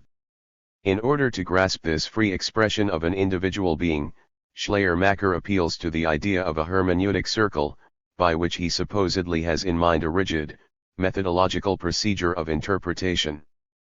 14. In developing the notion of the hermeneutic circle, Schleiermacher, unlike Spinoza and AST, does not focus primarily on the relation between the parts of a text and the text as a whole. Nor does he, as we later nd it in Hegel, wreaked upon the process of spirit's self-understanding in history. In Schleiermacher's adaptation, the hermeneutic circle targets the relation between individual language user and original audience, and its aim is to achieve what Gadamer takes to be the conclusive unlocking of its meaning, TM, 191, WM, 194. This, Gadamer claims, is made clear by Schleiermacher's insistence that the aim of hermeneutics is to understand a writer better than he or she understood him or herself. The notion of such a better understanding, Gadamer continues, is a formula that has been repeated ever since, TM 192, WM 195, or, stronger still, a formula into which the whole history of modern hermeneutics can be read, ibid. That said, it is important to stress that Gadamer's interest in this idea is not entirely negative. On the contrary, he acknowledges that it debunks the common view that the author possesses a privileged access to the meaning of the text. As such, the notion of our understanding the author better than he or she understands him or herself contains the real agent-like problem of hermeneutics, TM 192, transmoded, WM 196. The idea that our understanding of a text must be better than the author's understanding of it performs an important theoretical task, in that it collapses the distinction between interpreter and author, TM 193, WM 196f. In Schleiermacher's version, however, the full hermeneutic potential of this dictum has not yet been realized. For, according to Gadamer, the task of understanding a text better than it was understood by its author is not, as it was in Kant, 15, regarded as a matter of moving beyond the contradictions of a given theory by achieving greater conceptual clarity, TM 195, WM 198. Rather, it is a question of deploying the critical standards of technical and grammatical analysis in order to retrieve the immediate and spontaneous feeling to which the text lends voice. What counts, what the method is aiming at, is not the truth of the text but the idea of texts as purely expressive phenomena, TM 196, WM 200. Any text is regarded as the outcome of free, aesthetic production. Schleiermacher thus disregards its content as Knowledge-Erkenntnisgehalt, ibid. It is this disregard, in the name of objective method, for the cognitive claim of the text, hence also for the kind of ontological historical self-understanding that Gadamer advocates, that allegedly forces later hermeneutics to move beyond the framework of Schleiermacher's romantic theory and proceed towards an ontologically informed reaction on our historical being in the world, TM 197, WM 201. Individuality reassessed. According to Gadamer, Schleiermacher treats every expression as a quasi-aesthetic object, that is, in terms of its style or unity, expressing the individuality of the writer, and not in terms of its truth. Hence no dialogical encounter can take place between work and interpreter. Interpretation supposedly aims at immediate, aesthetic empathy. If Schleiermacher's hermeneutics emerges in the wake of the critique of judgment, then it is in other words based on what Gadamer has already criticized as a romantic misunderstanding of Kant's notion of creative genius, and not his more promising discussion of the ideal of beauty. I have argued that Gadamer's reading of Kant's conception of genius and natural beauty is inadequate. When dealing with this part of the third critique, Gadamer overlooks the hermeneutic potential of Kant's conception of natural beauty, the experience of nature appearing as if it were created with a view to making us feel at home in the world. Moreover, we have seen that Gadamer's approach to aesthetic consciousness, while helpfully spelling out the problems inherent in a model of aesthetic immediacy, at the same time overlooks the philosophical complexity of the Romantic paradigm. This generates an important question with regard to Gadamer's interpretation of Schleiermacher. For if Gadamer, RST, fails to do justice to Kant and post-Kantian aesthetics, and if he, second, reads Schleiermacher along the lines of a romanticized Kantianism, then one ought to ask whether perhaps his understanding of Schleiermacher is biased in the same way. As mentioned at the beginning of this chapter, Gadamer limits his discussion of Schleiermacher's hermeneutics to the technical aspect of interpretation, which he takes to represent an inadequate, aestheticized hermeneutics. This is the critical gist of his reading of early 19th century hermeneutics, what makes him assume, RST, that individuality is, by definition, aesthetic individuality, and second, that the only alternative to a Hegelian, Gadamerian model of historical integration is an unhappy combination of aestheticism and strict hermeneutic proceduralism.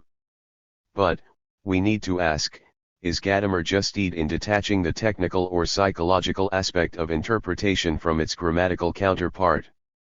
According to Schleiermacher, the critical standards of technical and grammatical interpretation should be treated together. They constitute two inseparable aspects of the hermeneutic practice, neither of which can be completed by itself. HK 68, HK 56. Each operation presupposes the other, as he puts it, HK 69, HK 56.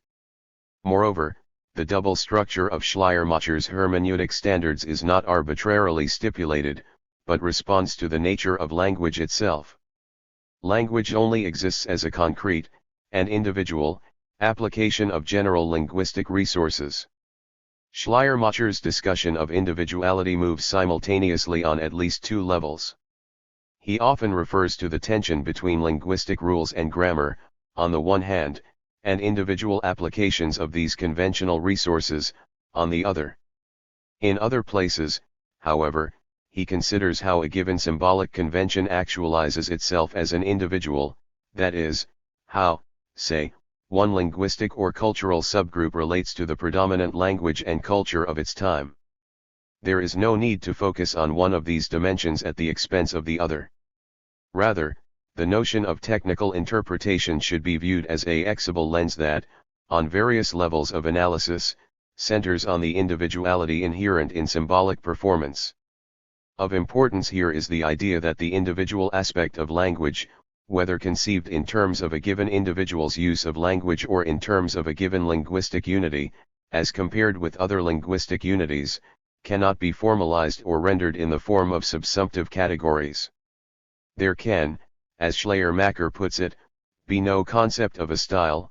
HC 96, Book 172. The extent to which language is used in an individual way varies with genre and convention.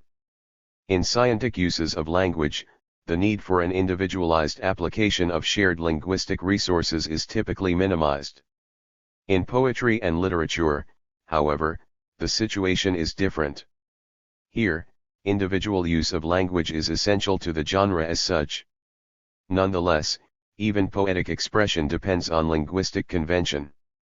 In the same way, no scientific discourse is entirely free of individual elements.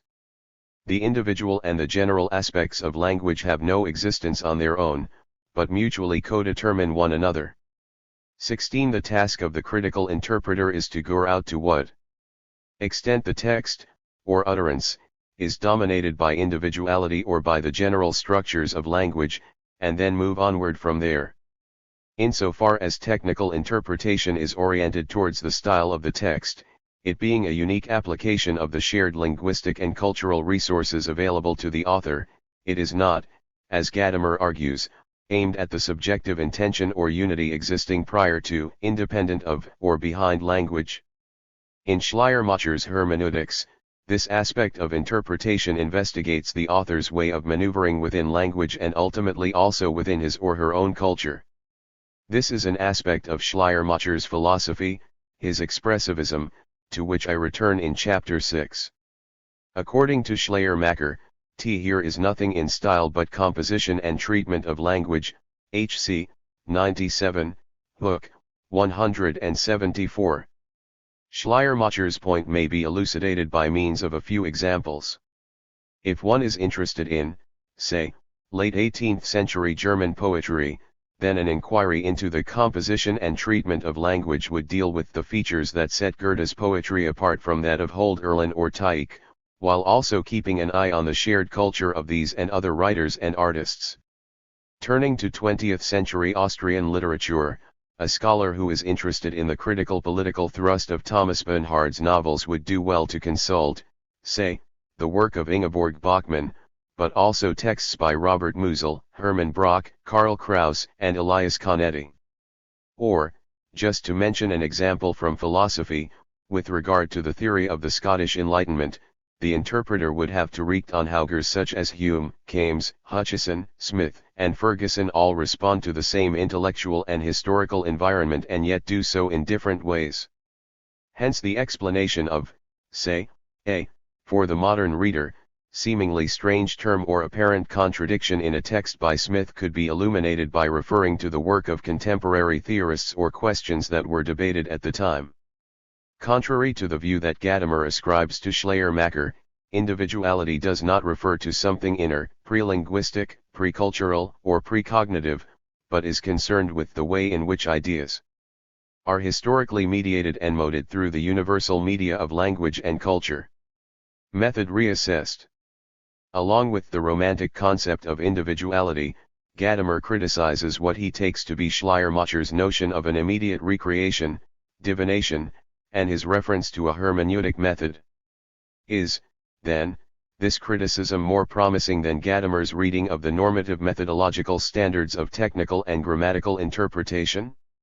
In Schleiermacher's work, the concept of divination does not refer to an aestheticizing or quasi-mystical faculty. Divination is best described as a creative hypothesis making about the meaning of a text or passage. The initial hypothesis is revised or confirmed through a process of comparison with other passages and texts by the same author or with works by other writers from the same culture and period. Divination and comparison are both necessary aspects of interpretation. There is, in Schleiermacher's hermeneutics, no such thing as an understanding based on divination alone. Only by drawing on the potential of comparison, through historical and philological work as well as creative hypothesis making, can the interpreter succeed. Grammatical and technical interpretation, comparison, and divination are four closely related aspects of interpretation, the marks of a critically richted, as opposed to an unrichted, lax hermeneutical practice. To Gadamer, however, this appears as a problematic hermeneutic method, the dream of a totally transparent and identity-positing rationality that, as we have seen, he brushes off as the Cartesian basis of Enlightenment philosophy, Tm. 461, Wm. 465. Nothing of this sort can be attributed to Schleiermacher. The richted hermeneutic practice does not subsume what is unique under some higher universal, it does not level differences, nor erase distinctions. Quite the contrary, the critical norms of technical and grammatical interpretation are designed to ensure a context-sensitive and detailed reading of the texts of the past, whether artistic or philosophical. From this point of view it is, rather, Gadamer's idea of a continuous, self-mediating classical work, in the face of which the interpreter surrenders his or her critical reactive capacities, that threatens to reduce historical difference and diversity to an undifferentiated, idealist notion of tradition.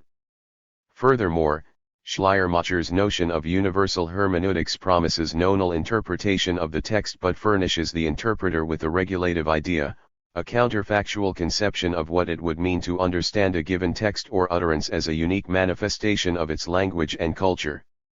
This is not something at which the interpreter can hope to arrive at the end of a successfully conducted interpretation. Rather, it is something that, being situated within a historical life world that possibly differs from the one of the text and its original audience, we perpetually strive for. Like Gadamer, Schleiermacher studied ancient dialectics, and, for him, hermeneutics is an endless task, a process that, to borrow a point from Gadamer's reading of Plato, unfolds in the mode of a Socratic docta ignorantia. Technical as well as grammatical interpretation, Schleiermacher insists, can only be reached by approximation der Knaherung, HC, 96, Book, 172. Hence the hermeneutic rules must be more a method of preempting Zvor's difficulties than observations for dissolving Aufzelos in those difficulties, HC, 14, Book, 84. 17. Yet again Gadamer's critique is based on untenable assumptions. He reasons that because Schleiermacher does not subscribe to a quasi-Hegelian or Heideggerian paradigm of integration and self-understanding, of the kind that Gadamer recommends, he necessarily falls prey to the most naive variety of hermeneutic proceduralism. But Schleiermacher's appeal to normative standards in interpretation cannot be placed within such a dualistic schema. Instead, he points out a third way in hermeneutics. Hermeneutics, in his account, is not a formal methodological approach in the sense that it mechanically applies pre-existing rules to a given empirical material. Rather, hermeneutics requires an element of tact and Fingerspitzengefühl, which is why it is described as an art, Kunst, in the RST place. 18. Furthermore, hermeneutics is not about Daseins' existential self-appropriation of tradition. From Schleiermacher's point of view, integrating the understanding of the other into a hermeneutic model of existential self-understanding would threaten to collapse the distinction between self and other, hence daring, in Hegel's language, the voices of the past through the horizon of the present. Schleiermacher insists that only to the extent that the interpreter acknowledges how the past differs from the present can he or she critically scrutinize the validity of his or her own prejudices. Does this then mean, as Gadamer claims, that Schleiermacher does not acknowledge the productivity of tradition and that he proposes, against the thrust of Gadamer's argument, that understanding is always understanding of the same, i.e., that it involves no element of application? To a certain extent it does. According to Schleiermacher, there is, hypothetically, an interpretation or a set of interpretations that would get things right. Understanding is not a question of understanding differently, but of understanding correctly. Some interpretations are better than others. However, because the interpreter is always situated within his or her own historical culture, he or she does not have direct access to a conclusive interpretation. This does not imply that the interpreter should let go of all normativity or the aspiration to reach an adequate understanding. Nor does it force him or her to ignore the historicity of his or her own existence or ignore the historical being of the text as it is passed down to him or her through the mediating work of tradition. Rather, it is precisely because the interpreter is a historical creature and because the text itself is a historical expression that the regulative methodological ideals of technical and grammatical understanding are called for. To summarize the discussion so far, one might say that Gadamer, in analyzing Schleiermacher's idea of a stricter hermeneutic practice, is right in pointing out that early 19th century hermeneutics does not deal with the truth happening in the encounter with the past. In Schleiermacher's philosophy, Dialectics, 19, which he, in alignment with Plato's Dionysian, understands as the art of carrying on a conversation, als Kunst der Gesprächsführung, is oriented towards the truth of a given claim, but this is not truth in Gadamer's meaning of the term, that is, truth as world disclosure. I return to this point in chapter 6. 20. Although dialectics is connected with the process of understanding, hermeneutics is a condition of possibility for dialectics. 21, the two do not overlap. Moreover, Gadamer is correct in claiming that Schleiermacher does not consider, as part of his hermeneutics, the significance of historical texts for human self-understanding at large.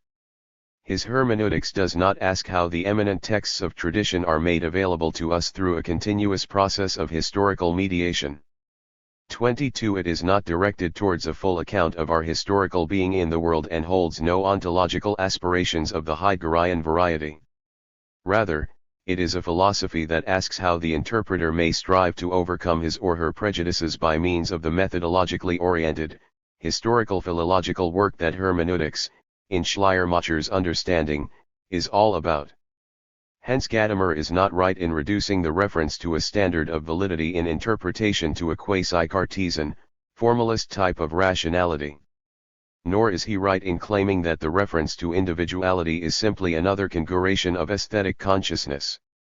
I return to these points in chapter 6. However, in order to do justice to Gadamer's reading of Romantic hermeneutics, it is necessary to consider how his criticism of Schleiermacher gets moded throughout the late 1960s and 1970s. Gadamer's moded position. Gadamer's reading of early 19th century hermeneutics in Truth and Method is indebted to the late Dilthey's interpretation of Schleiermacher. This interpretation was brought into question by the publication of some earlier manuscripts in which Dilthey emphasizes Schleiermacher's affiliation with the objective idealists, thereby casting doubt on the image of Romantic hermeneutics as a psychologist or subjectivist model of interpretation. Informed by this discovery, Gadamer's student Heinz Kim Orell put together a new edition of Schleiermacher's handwritten manuscripts, aiming to show that he initially defended an almost Gadamerian notion of the intertwining of thought and language. However, in Kimmerle's interpretation, this early, almost Gadamerian hermeneutics was later overshadowed by a more problematic orientation towards the inner, emotional states of the writer, i.e., by Schleiermacher as Gadamer knows him. 23 Although Kimmerle's organization of Schleiermacher's manuscripts was later subjected to criticism, 24 The emphasis on the non-psychological aspects of Romantic hermeneutics forced Gadamer to reconsider some aspects of his reading. In the 1972 edition of Truth and Method, Gadamer admits that he had reviewed the history of hermeneutics essentially for the preparatory purpose of laying in the background of Heidegger's and his own hermeneutics, T.M. 564, W.M., Volume 2, 462. Consequently, his presentation displays a certain one-sidedness, ibid. This one-sidedness, Gadamer continues, led him to overlook Schleiermacher's discussion of the connection between thought and speaking, T.M. 564, W.M., Volume 2, 463. Moreover, while acknowledging the relation between thought and language in Schleiermacher's hermeneutics, Gadamer grants that he may have overemphasized Schleiermacher's tendency towards psychological, technical, interpretation rather than grammatical linguistic interpretation, T.M. 565, W.M., Volume 2, 464. Yet Gadamer maintains that psychological or technical interpretation is Schleiermacher's peculiar contribution sen eigenster Beitrag, ibid. Failing to specify which notion of technical interpretation he is referring to, Gadamer's claim is not particularly helpful. Is he thinking of the psychological interpretation he had criticized in the 1960 edition of Truth and Method? Or does he have in mind a linguistically moded conception of individuality that, along the lines of the 1972 revision of his criticism, traces the individuality of the text back to a particular language use within a historically mediated culture? Gadamer offers no answer to these questions. In order to illuminate the extent of his revisions, one therefore must consult two earlier essays, The Problem of Language in Schleiermacher's Hermeneutics, 1968, and Schleiermacher als Platonike 1969. 25 The RST of these essays is particularly relevant in this context. In The Problem of Language in Schleiermacher's Hermeneutics, Gadamer acknowledges that for Schleiermacher the problem of language is completely central 26 and that technical interpretation is oriented towards the specific linguistic style of a given text rather than the subjective intentions of its author. This focus on the individuality of language, Gadamer continues, is balanced by grammatical interpretation, and from the perspective of grammatical interpretation what is to be understood is something universal and communal. 27 As Gadamer now reads Schleiermacher, his hermeneutic seeks to grasp the particular way in which the text balances between individual different production and identical convention. 28 However, even though Gadamer is at this point willing to grant that Schleiermacher's concept of individuality does not depend on the idea of a subjectivist intention or psychological content, but is a matter of meaning understood in light of language use, he maintains that grammatical interpretation remains nearer the center of hermeneutics. 29 Hence we are left with the following picture. If Gadamer, after Truth and Method, offers a more plausible reading of Schleiermacher's hermeneutics, the aspects of 19th-century hermeneutics that he acknowledges are only those that in his view anticipate his own conception of Dasein's being in the world. Furthermore, he continues to emphasize, depending on the context, either technical or grammatical interpretation, whereas Schleiermacher would claim that both these aspects of hermeneutics are equally needed. Just as Gadamer fails to engage the hermeneutic potential of Kant's notion of natural beauty, just as he fails to consider the complexity of Romantic aesthetics, and just as he fails to take seriously Hegel's reactions on objectivity in historical research, his reading of Schleiermacher systematically omits those aspects of 19th-century hermeneutics that would have challenged the orientation of the ontological turn in hermeneutics, such as the emphasis on the possible otherness of the text and the idea of standards of validity in interpretation. Preparing the grounds for his own ontological turn in hermeneutics, Gadamer's critique of Schleiermacher is at best hyperbolic. At worst, it is plainly wrong. The question I would now like to raise is therefore how we, as readers of early 19th century hermeneutics, should respond to Gadamer's criticism. Should we simply dismiss this critique altogether and follow Johnny Vattimo in arguing that aesthetic consciousness must be rescued from this Gadamer's critique and re-evaluated? 30. In my view, this is not a tenable solution.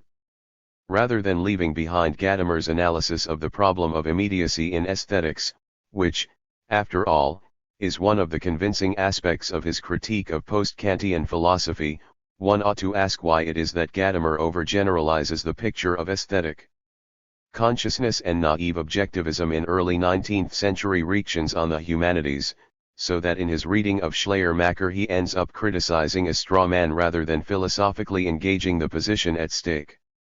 Aesthetic and political humanism.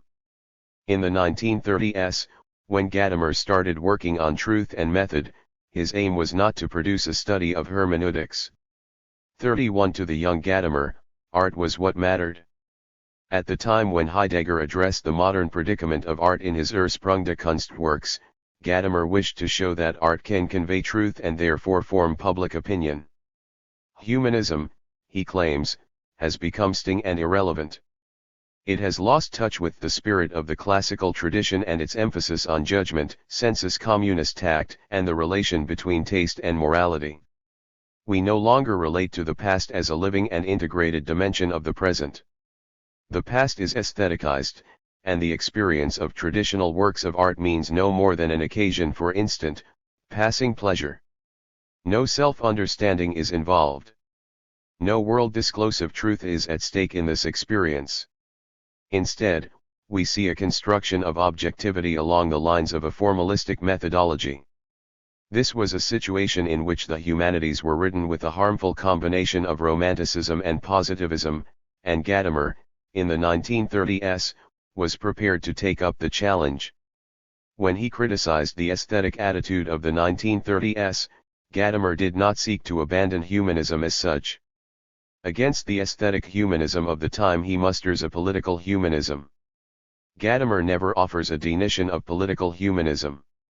Yet he makes it clear that a political humanism would take into account the importance of art and tradition, and how our historical being in the world is acted out in our engagement with the classical works of the past.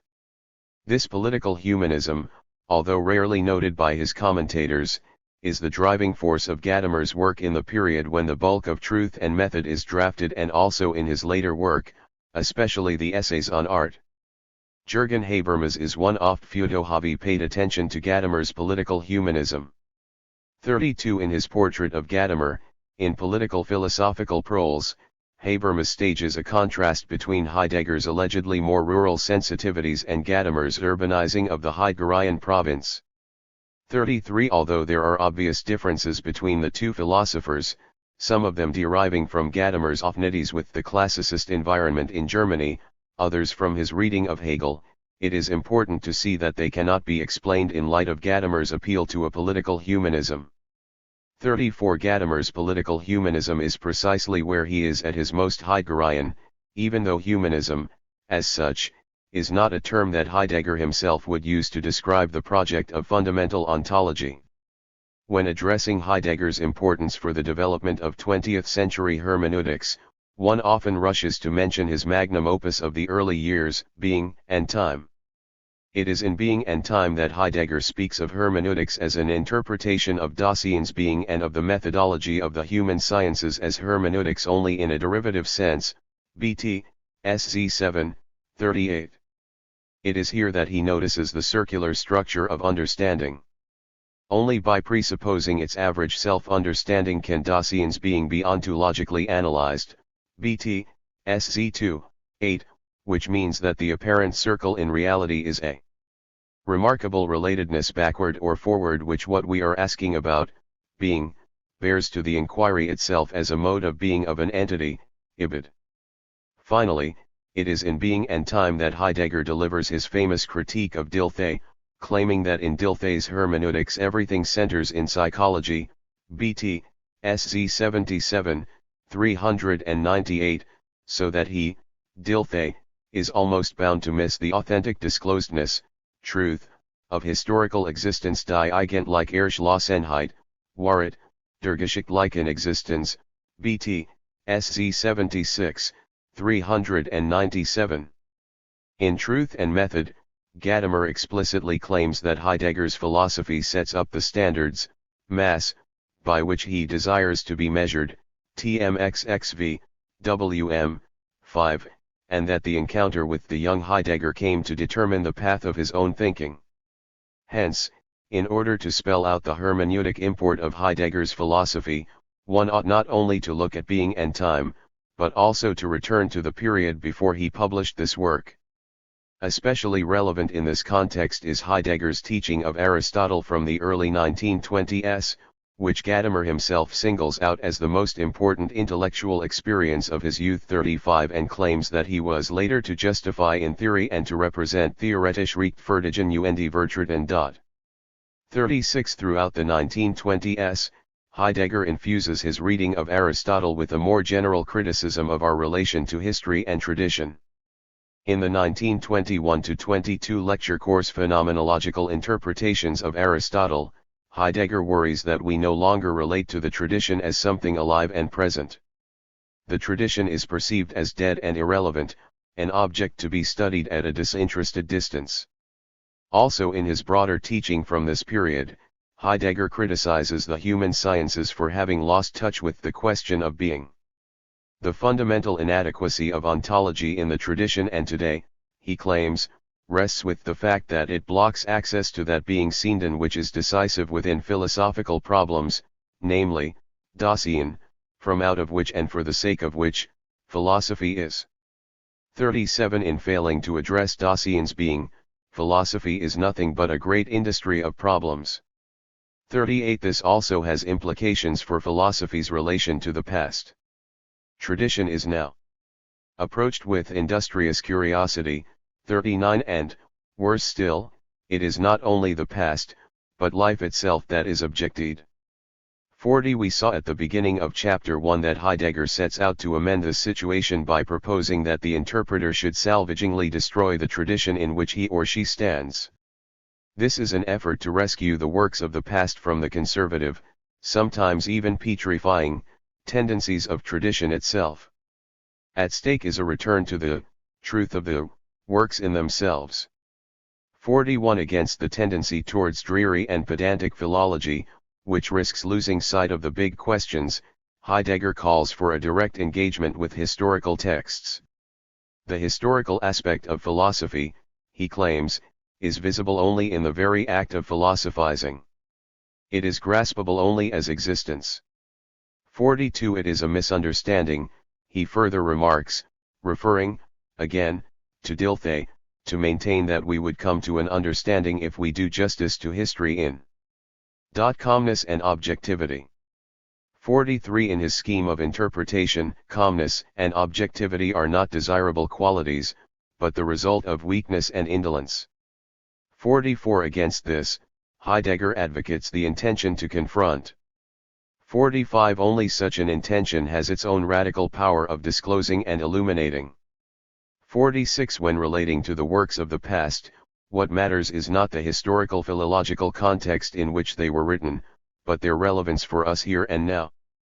This is the context in which Gadamer's philosophy, and his reconstruction of 19th-century hermeneutics, must be placed. Gadamer, too, wants to rescue the past from aestheticizing, or objectivizing, attitudes. He, too, wants us to directly confront the words of the great poets and philosophers.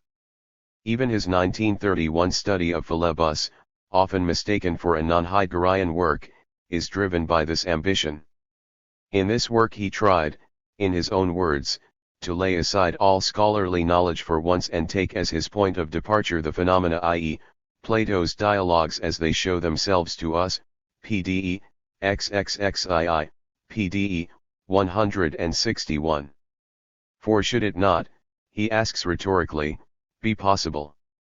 To see Greek philosophy, Aristotle, and Plato, with new eyes, just as Heidegger was able in his lectures on Aristotle to present a completely uncustomary Aristotle, one in whom one rediscovered one's own present-day questions in startlingly concrete form. 47. This kind of thinking not only characterizes Gadamer's own hermeneutic practice in the 1920s and 1930s, but also his general hermeneutic position, his political humanism, in Truth and Method and later works. The greatness of the works of the past, their truth, cannot be acknowledged if we turn them into objects of human studies in the narrow sense of the phrase. Instead, we ought to expose ourselves to their sublime, existential bidding, that is, we ought to let them address us with the authority of the classical. The detour through the phenomenological existentialist roots of Gadamer's hermeneutics should put us in a better position to see why Gadamer, for systematic, philosophical reasons, misreads Schleiermacher and continues to do so even after the publication of a philologically sounder edition of his theory of interpretation. What Gadamer wants is not so much to get Schleiermacher right or to ask in what way early Romantic theory could challenge the hermeneutic framework that develops in the wake of Heidegger's teaching in the 1920s. His aim, rather, is to explain philosophically how it was that aesthetic humanism, coupled with a naive belief in methodological proceduralism, came about, so that he, having analyzed its historical roots and contemporary symptoms, can prescribe the right cure.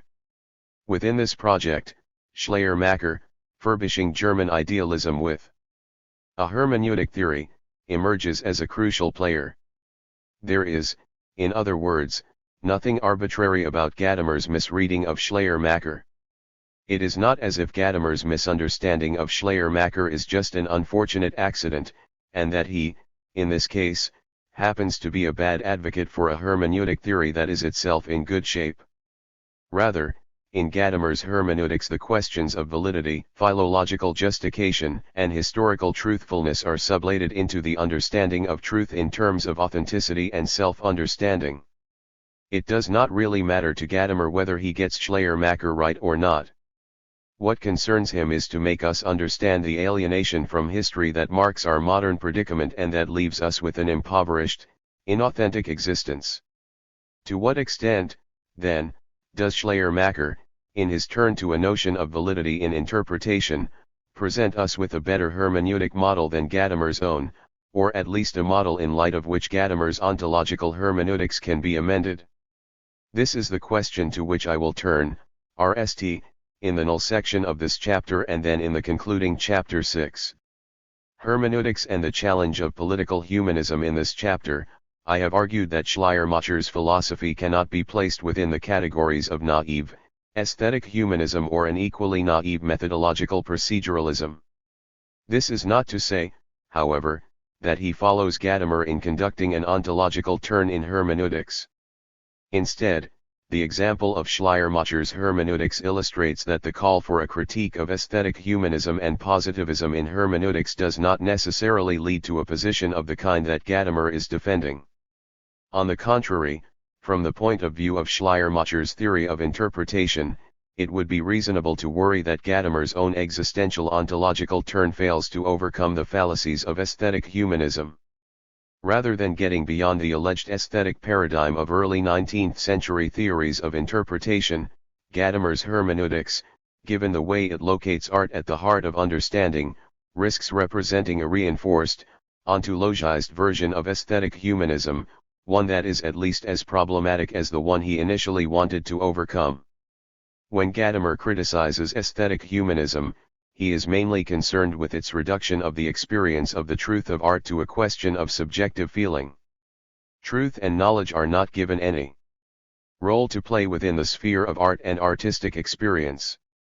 Against this, Gadamer emphasizes the artwork's capacity for world disclosure and its ability to present us with the truth about our own being, as historical creatures, and hence trigger a potentially more authentic and fooling existence. The truth of art is a momentary ash of self-understanding, an epiphany in which we all of a sudden see the power of the tradition in which we are situated and recollect, in a quasi-Platonic sense, what we already knew but did not reactively possess. 48. This is what Gadamer has in mind when describing understanding as an event of being Seinsvorgang or simply an event. Jeshihen, TM, 144, WM, 148, see also TM, 309, WM, 314. The idea of such an event makes up the fabric of Gadamer's so-called political humanism. At stake is an account of the humanities that, while wanting to move beyond the call for a formal method, returns to art's capacity to stage a world-disclosive awakening in which not just the given, historical work, but the entire relationship between the interpreter and the tradition in which he or she is situated is experienced in a new and more truthful manner. When authentically perceived, the interpreter does not stand towards tradition as a subject towards an object. On the contrary, this way of perceiving the hermeneutic situation is the very root of the problem pertaining to the modern philosophy of interpretation. The proper hermeneutic experience allows the interpreter to encounter a totality that is stronger than him or herself, a totality that he or she cannot reactively master or objectify, but only deal with to the extent that he or she participates in and subjects him or herself to the truth of tradition. Gadamer, as we have seen, expands on this experience by exploring the metaphor of games and game-playing, which he retrieves from the Kantian, Schillerian tradition and reformulates in deliberately religious terms. 49. The game-playing involved in our encounter with tradition is not about exercising critical reaction or judgment. It is, rather, about the transformative experience of self-forgetfulness and belonging. This belonging of the interpreter to his or her tradition is so strongly emphasized that Gadamer, even in texts that are written well after the Second World War, is comfortable with calling for a rehabilitation of the aesthetic philosophical relevance of the notion of vogue.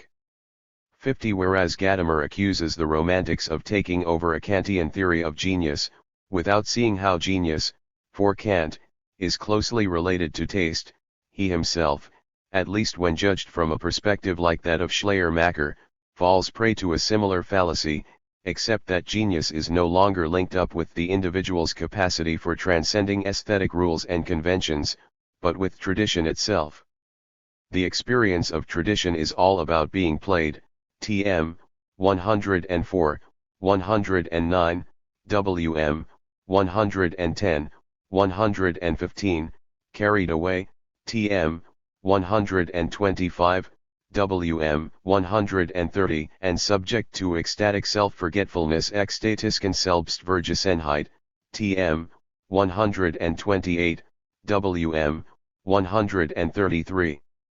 A critical reactive attitude, appealing to standards of validity in interpretation, would be impossible within the political humanism that Gadamer espouses. Against this, Schleiermacher and the tradition of early 19th century hermeneutics represent a more promising alternative. Unlike what Gadamer claims, their call for critical standards of validity in interpretation is not rooted in a rejection of the interpreter's situatedness in history. Quite the contrary, according to Schleiermacher, it is precisely because the interpreter is a historically situated being that he or she needs to be able to appeal to a set of hermeneutic standards and reactive procedures in light of which he or she can critically assess his or her engagement with the past. I return to this point in the next chapter.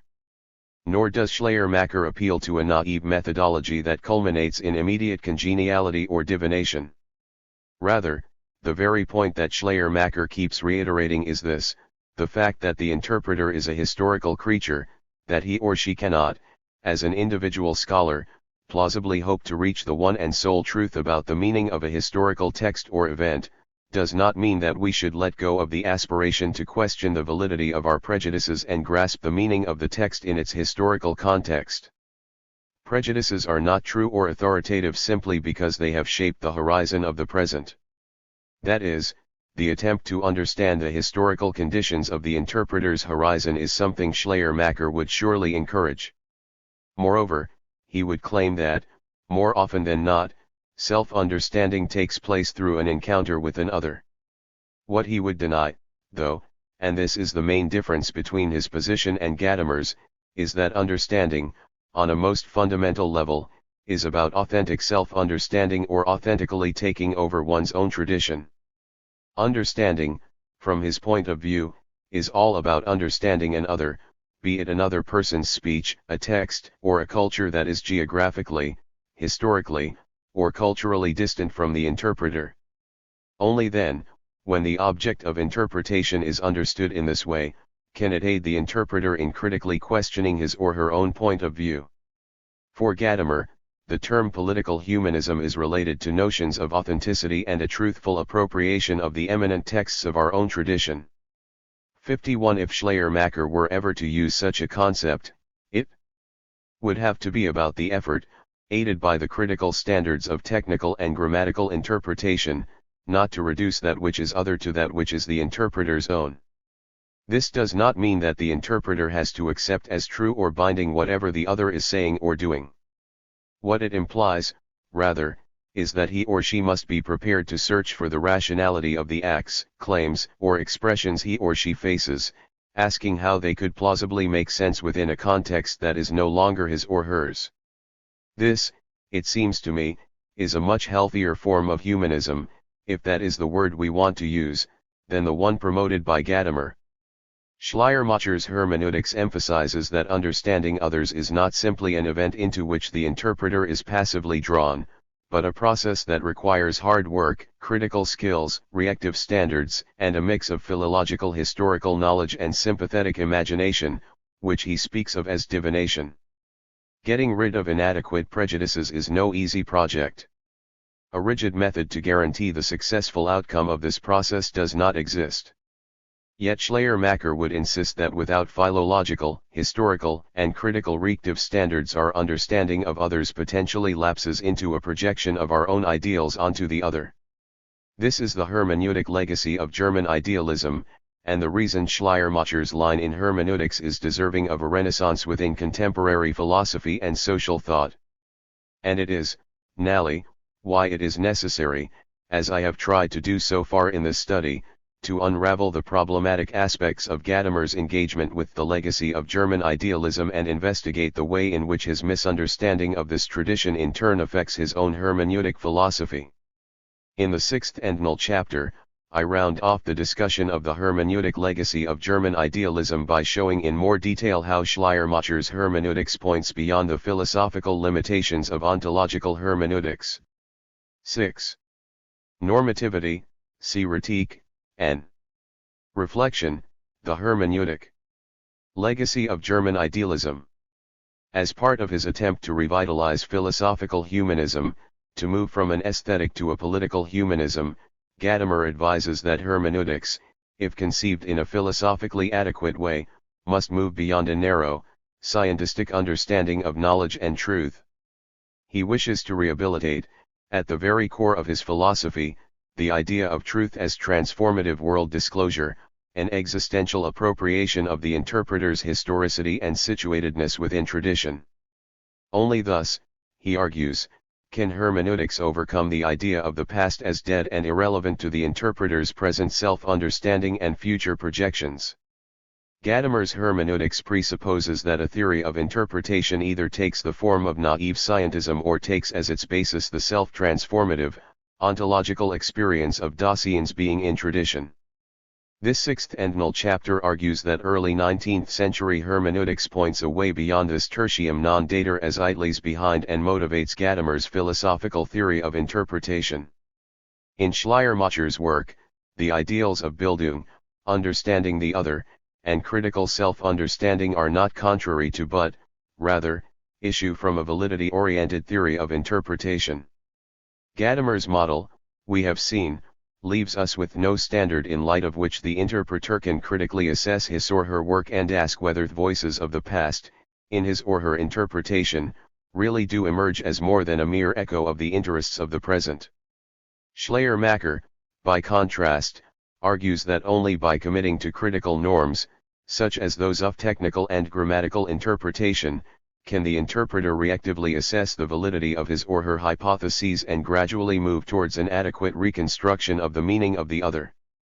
In this reconstruction, the standpoint of the other may 185 serve as a critical corrective to, or genealogical explanation of, the interpreter's own way of thinking, although this is only possible to the extent that he or she maintains a relative distinction between interpretation and application.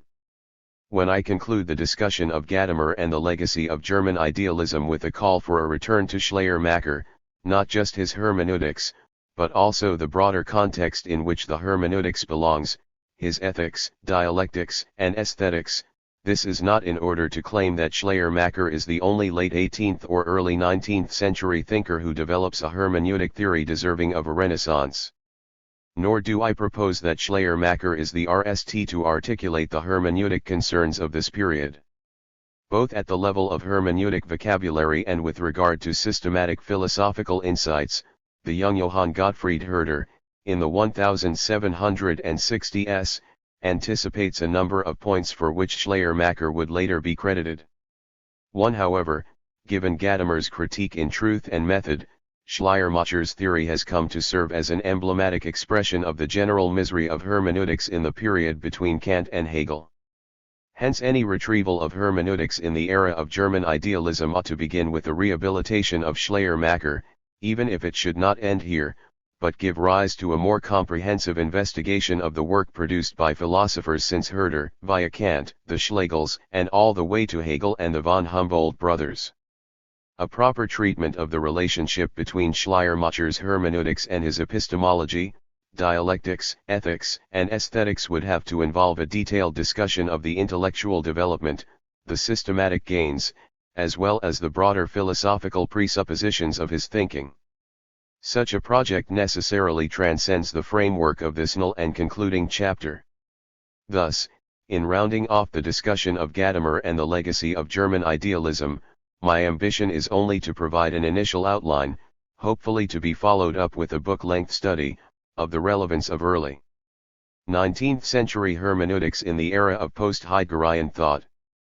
Furthermore, in advocating a return to 19th century hermeneutics, my point is not to claim that Schleiermacher's philosophy, embedded as it is within the intellectual frameworks of idealism and romanticism, provides every piece and detail that is needed in order to develop an alternative to philosophical hermeneutics, but that it is representative of a tradition that, having been sidelined by Gadamer and Heidegger, deserves serious reconsideration. This chapter begins by asking how Schleiermacher's theory provides an alternative to Gadamer's deconstruction of the distinction between hermeneutics and the experience of art. Next, I review the problem of prejudice and the historical situatedness of reason.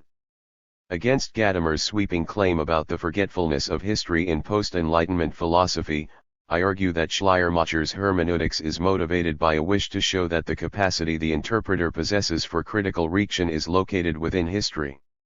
Schleiermacher's 1813 lecture on translation is then the subject of discussion. In this lecture, Schleiermacher develops the notion of an expansion of horizons, albeit one that differs from Gadamer's more existentially motivated model. In order to realize this, however, we need to turn to Schleiermacher's writings in practical philosophy and see how his hermeneutics is connected to the more comprehensive ideals of Bildung, sociability, and the progress of reason in history. Finally, the chapter closes by suggesting that Schleiermacher's philosophy points the way to an overcoming of the ontological turn that has dominated the hermeneutic discourse since Heidegger and Gadamer's work in the late 1920s and early 1930s. Hermeneutics and Aesthetics. Throughout the course of chapters 1 through 5, we saw how Gadamer's dismantling of the distinction between aesthetics and hermeneutics leads to a number of practical interpretative as well as systematic philosophical problems. Hence, in calling for a return to early 19th century theories of interpretation, the RST question that needs to be asked is how Schleiermacher views the relationship between hermeneutics and the experience of art. Because Schleiermacher takes the area of hermeneutics to be coextensive with language, this is largely an issue concerning the relationship between hermeneutics and poetry, literature, i.e., linguistic art.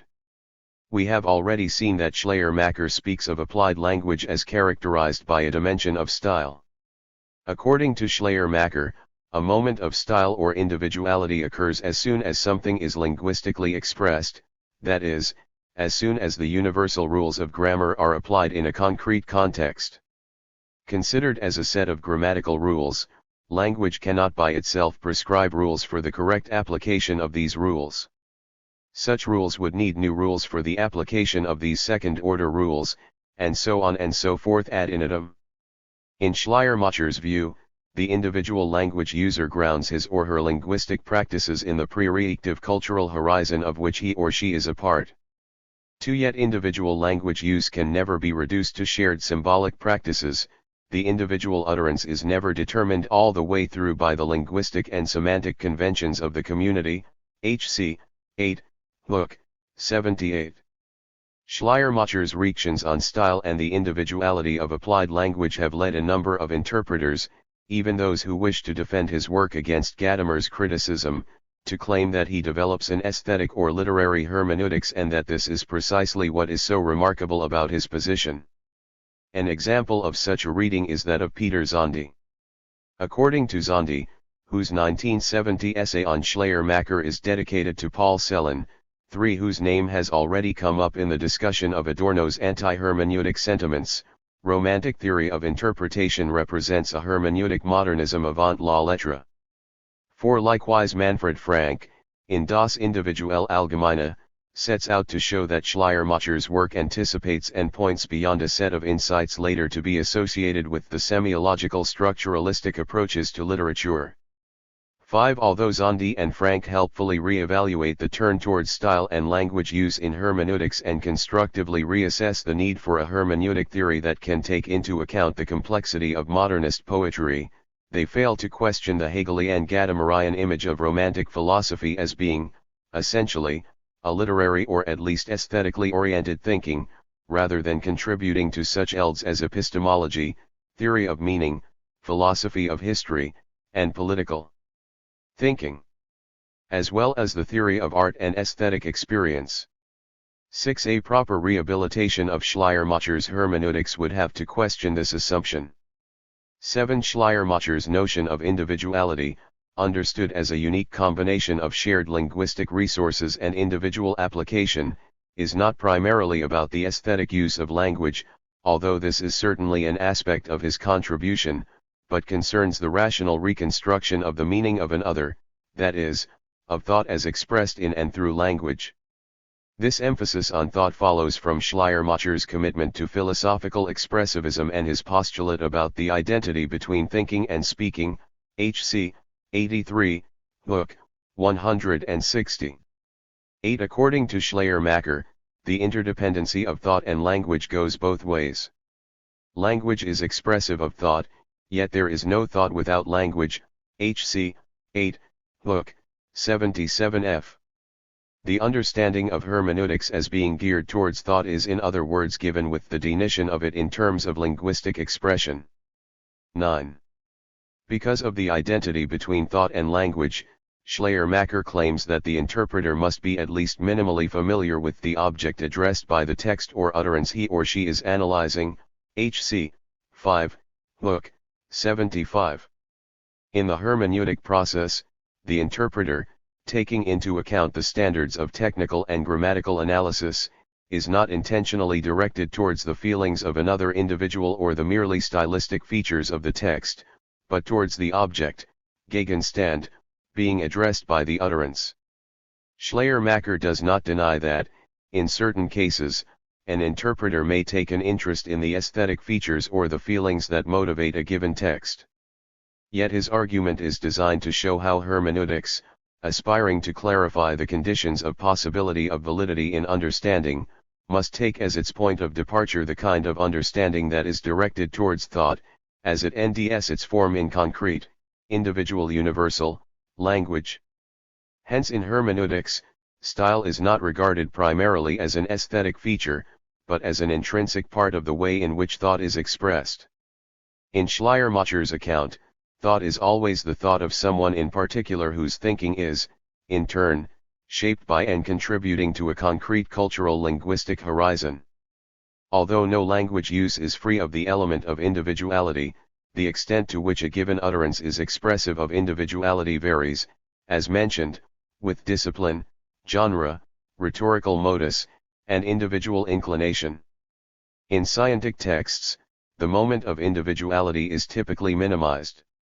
In poetry, by contrast, it is present in a more significant way. Poetry and science represent two outer points of language. Yet the particular hermeneutic challenge of poetry does not consist in poetry being deprived of thought, but in its being characterized by a free movement or free play of thought. HC 64, Book 139, HC 19, Book 89. Notably Luck 10. In poetry, it is therefore difficult, if not impossible, to distinguish thought from means of presentation. HC 64, Book 138. The example of poetry brings to our attention an important aspect of Schleiermacher's expressivism.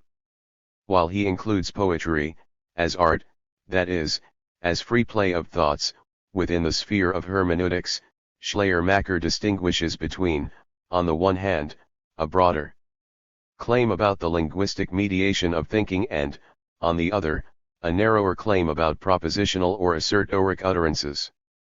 Poetry, Schleiermacher argues, is expressive of thought, yet thought, in this case, is not necessarily propositionally structured.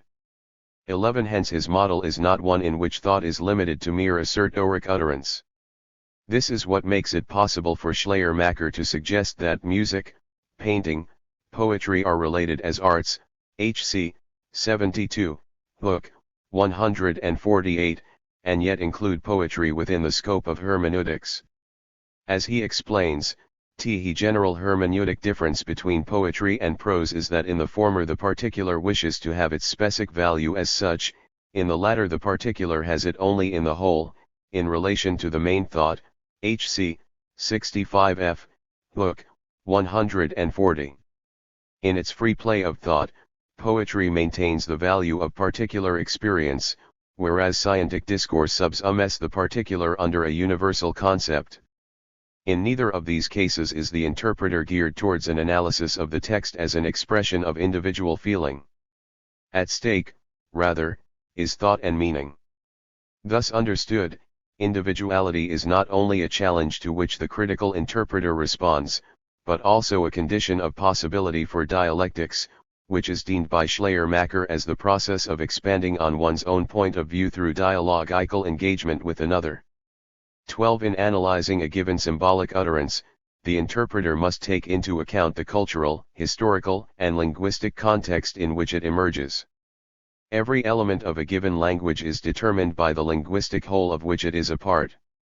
As Schleiermacher puts it, language is innate because each element is determinable in a particular manner via the rest of the elements. HC 11, Book 80. Any word is deemed by its relation to other words. This relation is regulated by grammar and convention. Nonetheless, the word's relation to language as a whole is not static. Meaning ultimately resides in use, or, in Schleiermacher's formulation, the individual language user and his or her expressions are that in which language reveals itself. HC 10, Book 79. As an application of universal grammatical and semantic resources, individual use of language represents an element of spontaneity and potential renewal. Taking into account this moment of spontaneity in application, Schleiermacher's hermeneutics not only addresses the relationship between a given use of a word and language as a whole, but also encompasses the changing use of a word over time. The historical dimension of language cannot be separated from the way in which a word gains its meaning through its relation to other words in the same language. Not only do we continuously project a given word into ever new contexts, but the realization of that word in those new contexts of application also changes the way we understand its previous occurrences. The combination of its historicity and the innity of possible grammatical combinations implies that no language is completely present to us, not even our own mother tongue. HC 14f, Book 84. Even though there is a limit to the possibility of innovation in language, Schleiermacher elaborates, only sustains itself in continual repetition. HC 13, Book 82, it is alive only so long as new expressions are made. HC 32, Book 103. The degree to which a language allows for individually generated variation is not only a question of genre but also historically determined. Following Herder, Hölderlin, and Schiller, Schleiermacher distinguishes between the classical, which is dominated by the common, traditional resources of language, and the original, which leaves more room for originality. 13 Genius, however, does not consist in originality alone. 14 Rather, it is expressive of a unique combination of originality and common cultural resources. HC 13, Book 83. In demonstrating how closely the shared and individual elements are intertwined, literature forms an urbild for language in the production of thought. Ibid. 15. Even though the degree to which an expression is characterized by originality is historically relative, it also varies with the expressive modalities of the artist or language user. Schleiermacher notes in his hermeneutics that one sometimes NDS language use so strongly inclined towards one of the extremes that it may look like it represents it in a pure form. Cicero, he remarks, gets close to presenting the classical without being original. HC 14, Book 83. Hamann, on the other hand, almost represents the original but without being classical. Ibid. Only the combination of the two makes up an urbild of language. Ibid. Whereas aesthetics is typically attuned to the problem of expressive originality, the emergence of new meanings is often overlooked in hermeneutics. However, given the intertwinement of thought and language, the occurrence of new meaning not only relates to the history of style and aesthetics, but also concerns the systematic possibilities of thought. New expressive possibilities open up new intellectual vistas. Plato's work is a good example of this. Schleiermacher claims Plato Wieland produced new expressions for the sake of new philosophical ideas. HC 32, Book 103. These ideas, however, did not retain their originality, but were soon conventionalized and passed over into all the schools. Ibid. In this way, the interpreter may already be familiar with concepts and ideas that Plato developed and miss the novelty of his thinking. Taking these linguistic changes into account, hermeneutics is attuned to individuality, although not an aesthetic individuality but one that is geared towards the meaning of the utterance as expressed by a given individual within a given historical culture. According to Schleiermacher, very utterance can only be understood via the knowledge of the whole of the historical life to which it belongs, or via the history which is relevant for it. HC 8, Book 77. Or, as he also puts it, in the rhetoric of late 18th century philosophy, every language user can only be understood via their nationality and their era. HC 9, Book 78. To summarize the discussion so far, 4 points must be mentioned, all of which refer to the epistemic debates about individuality and thought, rather than the aesthetic discourse in which Schleiermacher's hermeneutics is frequently situated. First, the area of hermeneutics involves the whole range of linguistic modi, from scientific texts to poetry. Second, Schleiermacher emphasizes that all use of language is marked by an aspect of individuality, even in the case of strictly scientific systematic discourse. Third, Schleiermacher argues that the hermeneutic activity is geared towards the thought expressed by the individual utterance. Fourth, thought is understood in a broad sense so that it includes non-propositional language and the stylistic aspects of the expression. These 4 points helpfully indicate a substantial difference between Schleiermacher and Gadamer with regard to the relationship between aesthetics and hermeneutics. As part of his effort to overcome aesthetic consciousness, Gadamer challenges a narrow understanding of truth and knowledge, and claims that the experience of the authority of the classical work of art is paradigmatic for the truth happening of the hermeneutic experience. It is, he proposes, the merit of his philosophy to point beyond the narrowness of the concept of knowledge that limited Kant's position to a hermeneutics where art and history are combined. TM 489, WM 492. In Truth and Method, the experience of a work of art, and in particular a classic or eminent work of literature, is taken to exemplify how tradition discloses a eld of meaning that is prior to and constitutive of the critical reactive capacities of the individual interpreter. 16. In Schleiermacher's work, by contrast, the experience of literature is not seen as paradigmatic for hermeneutics. Rather, poetry, like science, represents a limiting case of linguistic expression. This is not to say that Schleiermacher denies or overlooks the aesthetic experience of literature and poetry. Surely, poetry, drama, and the other linguistic arts should often be approached aesthetically. However, our aesthetic response to art is not the concern of hermeneutics, but is subject to systematic analysis in the lectures on aesthetics, given over the course of 3 lecture series in the years between 1819 and 1833. Moreover, Schleiermacher's interest in individuality does not mean that he denigrates the cognitive value of scientific texts. His point, rather, is to state that as long as these texts make use of ordinary language, they are part of a hermeneutic discourse. And as far as hermeneutics goes, we deal with the effort to understand the thought expressed in a given linguistic utterance as a more or less unique expression of a given, historical culture. Method, prejudice, and historicity. According to Gadamer, the study of the significance of history for human knowledge and the fact that what we encounter in a tradition says something to us comprises the whole value of hermeneutical experience, Tm. 489, Wm. 492. His argument in this context is directed, far too categorically, against the Enlightenment's negative assessment of prejudices. This negative assessment, in turn, gives rise to the call for a scientific method, by virtue of which the critical interpreter can, allegedly, suspend his or her own historical and cultural horizon and so to speak encounter the object under idealized research conditions. With his appeal to critical standards in interpretation, Schleiermacher, Gadamer argues, is guilty of such a misunderstanding. This, however, is wrong. Schleiermacher includes within the area of hermeneutics misunderstanding in the mother tongue and in everyday life, HC 227, HV 1271. The universalization of the hermeneutic problem is but the other side of his turn towards the general epistemic question of how we can speak of validity in interpretation at all, i.e., assume that some interpretations are better or more valid than others, rather than, as Gadamer suggests, all interpretations, due to the element of application, being different.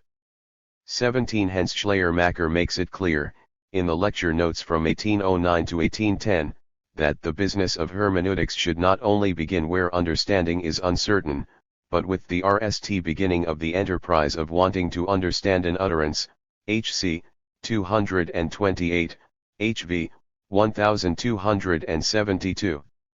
It should include reaction on utterances or texts with whose meaning the interpreter uncritically assumes he or she is familiar.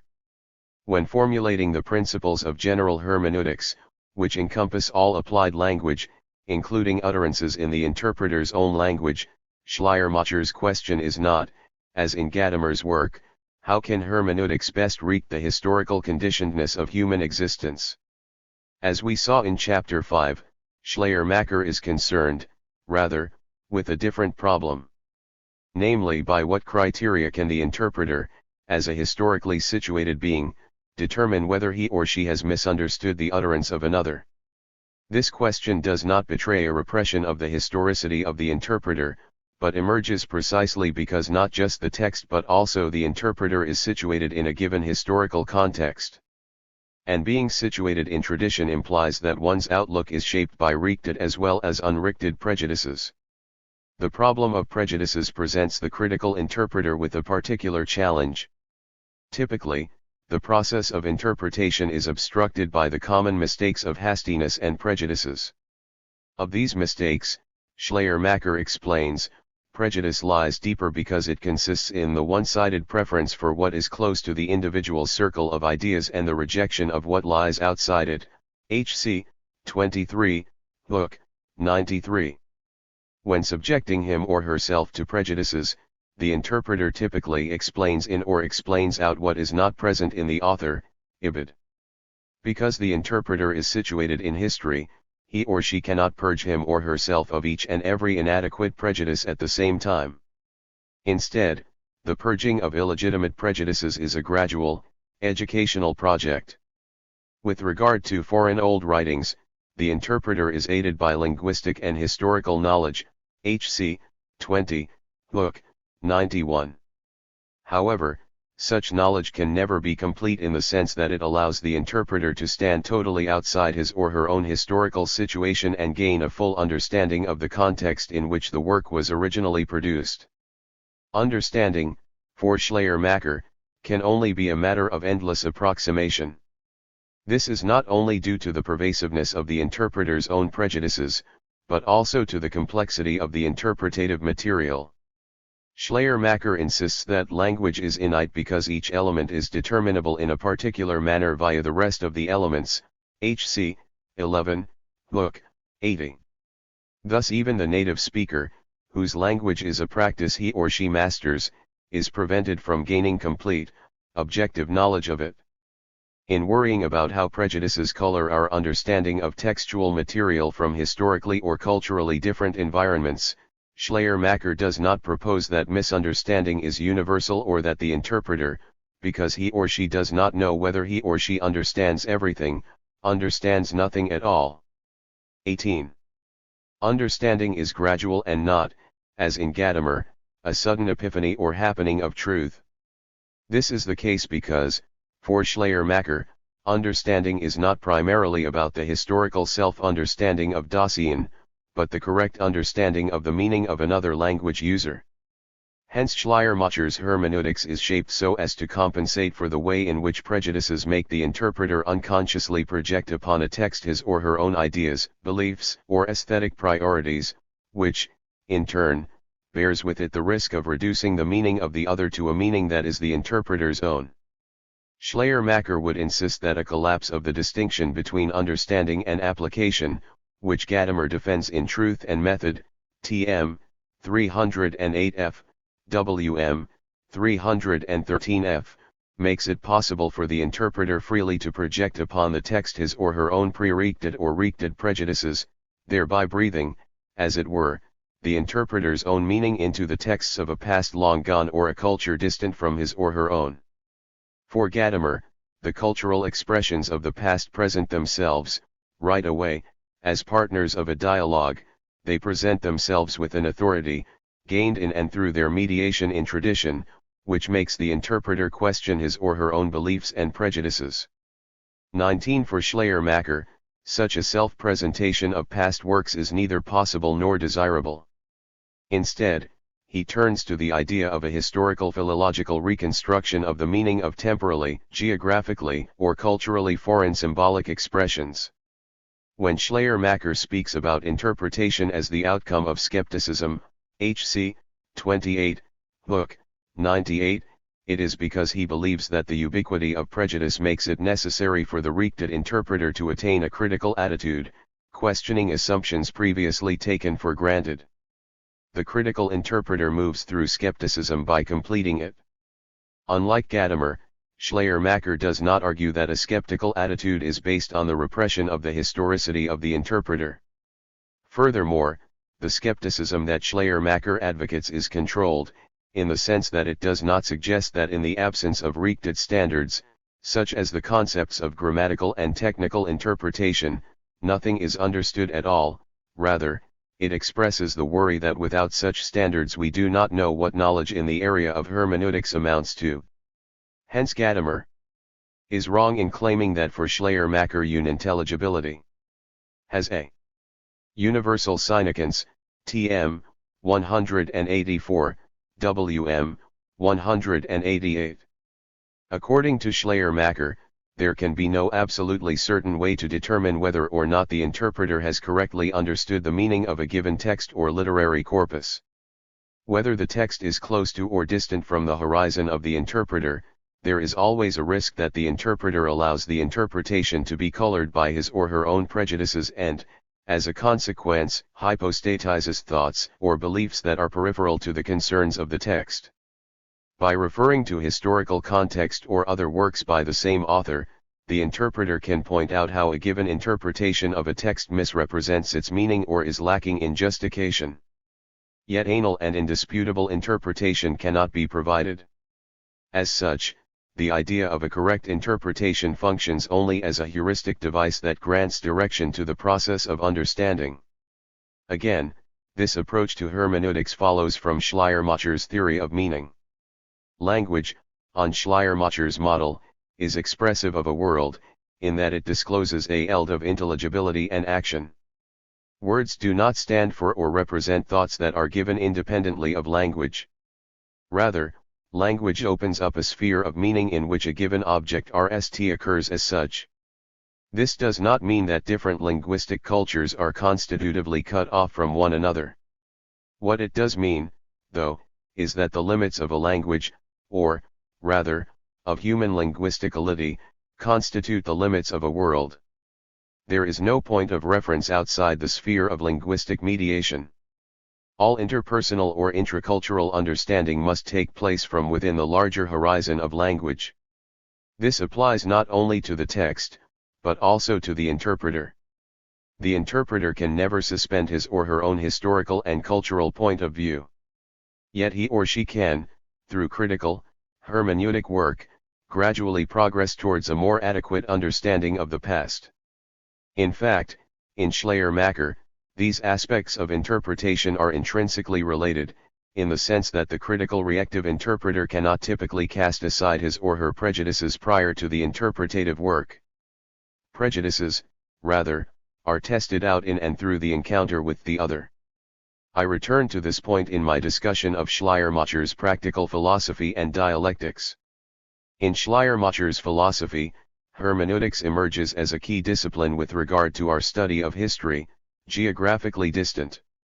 198 Normativity, critique, and reaction.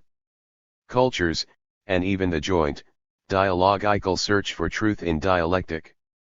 20 In all these cases, the relevance of hermeneutics rests, RST, with the acknowledgement of the fundamental historicity of thought and language and, second, with the belief that false prejudices can gradually be overcome through the encounter with the point of view of an other. In this process, however, it is crucial that the interpreter assesses the other's point of view without being blinded by his or her own prejudices, which would prevent him or her from understanding the other, as well as from questioning the validity of his or her own beliefs and approach to the subject matter at stake. The very idea of a method in understanding does not require a fundamental dismissal of the historicity of thought. Schleiermacher, surely, would agree with Gadamer's claim that there is undoubtedly no understanding that is free of all prejudices, TM, 490, WM, 494. However, the consequence he draws from this is not that we, for this reason, are drawn into truth in understanding, in analogy with the play of art, Ibid. Rather, for Schleiermacher, it is the historical situatedness of thinking that, ultimately, gives the interpreter the capacity to transcend the limitations of his or her own horizon and allows him or her to be critical from within the perspective he or she inhabits. Hence the critical reactive interpreter is distinguished by the will to take on the task of obtaining correct understanding of a given text in light of the ideals of approximation, HC 91, Book 168. In its orientation towards a dimension of normativity in understanding, Schleiermacher's notion of critical methodological interpretation recognizes the historical situatedness of thought. As opposed to what Gadamer takes to be the case, the orientation towards validity in understanding does not result from a repression of the historicity of the interpreter. Nor does Schleiermacher assert that the idea of a method in understanding can be entirely distinguished from our everyday hermeneutic practices. 21 It is only our practical engagement with others, be they contemporaries or the voices of a past long gone, that can give rise to a reactive discourse on what is implied by this understanding. Whereas the process of understanding is laid out more or less schematically in the hermeneutics lectures, Schleiermacher's Ethics, to which I return shortly, accounts for the way in which spirit gains self-friction throughout the course of history. Before proceeding that far, however, we must take a closer look at Schleiermacher's idea of an expansion of horizons, as expounded in his 1813 lecture on the principles of translation. Translation and the expansion of horizons. According to Gadamer, the situation of the translator and that of the interpreter is fundamentally the same, TM 387, WM 390. Furthermore, he submits that the translator's task of recreation differs only in degree, not in kind, from the general hermeneutical task that any text presents, TM 387, WM 391. In both cases, what is at stake is a familiarizing of the foreign, yet one that concomitantly expands the interpreter's own hermeneutic horizon. Schleiermacher also takes a strong interest in translation. His lecture on the different methods of translating is written in the same period as, and addresses topics that are closely related to, the hermeneutics lectures. Yet he does not, like Gadamer, assimilate translation to interpretation. For Schleiermacher, hermeneutics is a matter of understanding a text, translation a matter of re-expressing the meaning of a text in another language. Furthermore, Schleiermacher, in this short yet significant work on translation, tackles the possibility of a comprehensive, dialectical relationship of intercultural understanding, a topic that is largely absent from Gadamer's focus on the integrating force of the interpreter's own tradition. 22. Schleiermacher's interest in translation feeds off a wide-spanning debate within the German world of books and letters. 23. Around this time translations made up a significant portion of the books available. 24. Moreover, it emerged as an issue worthy of systematic philosophical attention. 25. In Goethe, von Gerstenberg, Herder, and Novalis we end heated discussions of the nature and principles of translation. 26. Rather than being a purely academic debate, the question of translation concerned concrete, historical problems such as whether non-classicist drama like Shakespearean tragedy could end a home in Germany without at the same time being altered with regard to structure, meter, and even content. 27. These questions, in turn, give rise to philosophical reaction on the relationship between the fact of historical situatedness and the issue of normativity in aesthetics and historical research. 28. Schleiermacher published his RST translation of Plato in 1804. The translation project stayed with him for his entire life. Hence, in the 1813 lecture, Schleiermacher approaches the problems of translation from a practical pragmatic as well as from a principled philosophical point of view. He starts out by claiming that in spite of all cultures being linguistically mediated, there are huge discrepancies between the worldviews they harbor. In his words, every language has its own characteristic features, including the rhythms of its prose as well as its poetry, t. 61, MDU, 90f. On the basis of his claim about the individuality of applied language, Schleiermacher generalizes the problem of translation. Anticipating a point that will make up the central orientation of his 1819 lecture on hermeneutics, he proposes that even within one's own language, one is often forced to take recourse to a process of translation.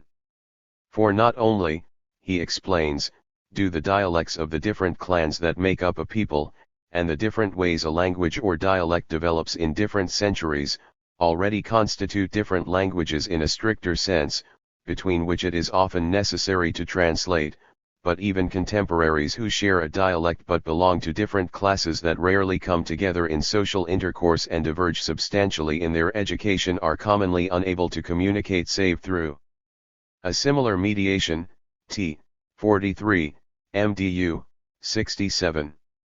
Translation is in other words not just about the transference of meaning between different cultures, but also the problem of communication within what at RST may seem like a unit linguistic whole. Schleiermacher speaks of the differences in languages, dialects, and socio-economic or cultural linguistic subsets as the irrationality, irrationalitat, of language, t. 48, MDU, 73. In the previous chapter, we saw that hermeneutics is divided into a technical and a grammatical side, the former dealing with how an individual expresses him or herself in and through language, the latter with how all concrete language use is shaped by the shared grammatical and semantic resources available. Similarly, translation responds to the intermediation of the individual and the universal in language. On the one hand, no human being can think outside of language. Rather, the form of his ideas, the manner in which he combines them, and the limits of these combinations are all preordained by the language in which he was born and raised. Both his intellect and his imagination are bound by it. T. 46, MDU, 71. On the other hand, even though the boundaries of language are also the boundaries of thought, every free-thinking, intellectually independent individual shapes the language in his turn, ibid. In Schleiermacher's view, the dialectics between the individual and the universal accounts for the possibility of change within language, or how else if not by these instances could language have gained and grown from its raw beginnings to its present, more perfect state of development in the sciences and arts. Ibid. See also T. 47, MDU, 72. As in hermeneutics, the dialectic between individual and universal concerns the concrete application of shared linguistic and cultural resources. Furthermore, expressions or ways of combining thoughts that are at rst unique and individual are gradually incorporated into the common stock of thinking and language. The difference between languages makes translation a daunting task. In facing this challenge, the translator encounters two constitutively different possibilities. He or she can decide to make the text familiar to the present-day readers of the translator's own language. Or he or she can try to reproduce the expressive tone and register of the original text so that the audience can sense in the translation the genius of the language that was native to the writer, ibid. This is the choice between a familiarizing and a foreignizing translation. 29. The former involves stretching the text in order to meet the needs of the reader, the latter asks the reader to stretch towards the translated text. T. 49, MDU, 74. 30. These two methods, Schleiermacher observes, are so very different from one another that one or the other must certainly be followed as strictly as possible, any attempt to combine them being certain to produce a highly unreliable result and to carry with it the danger that the writer and the reader might miss each other completely, ibid. Following the general hermeneutic guidelines sketched out from 1805 onwards, the orientation towards the particular nature of the text or utterance at stake, the effort not to reduce that which is other to that which is the interpreter's own, Schleiermacher recommends the second of the two strategies, that of foreignizing translation. This takes a certain toll on the translator. He or she must, for example, be familiar with the historical development of the language from which he or she translates, for just as language is a historical entity, so too is it impossible to appreciate it rightly without an appreciation of its history. T. 51, MDU, 78. The translator should, in other words, be able to convey not only how a given author was shaped by, but also show how that author contributed to, the development of language. For whoever, armed with adequate knowledge, reads a preeminent work of this sort in its original tongue will not fail to note the influence this work has had on the language.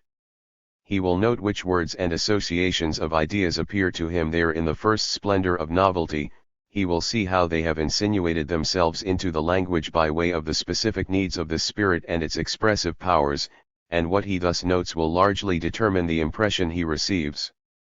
T. 51, MDU, 78f. It is the task of translation to communicate just these things to the reader, else he will be missing an often quite significant part of what was intended for him. T. 51, MDU, 79.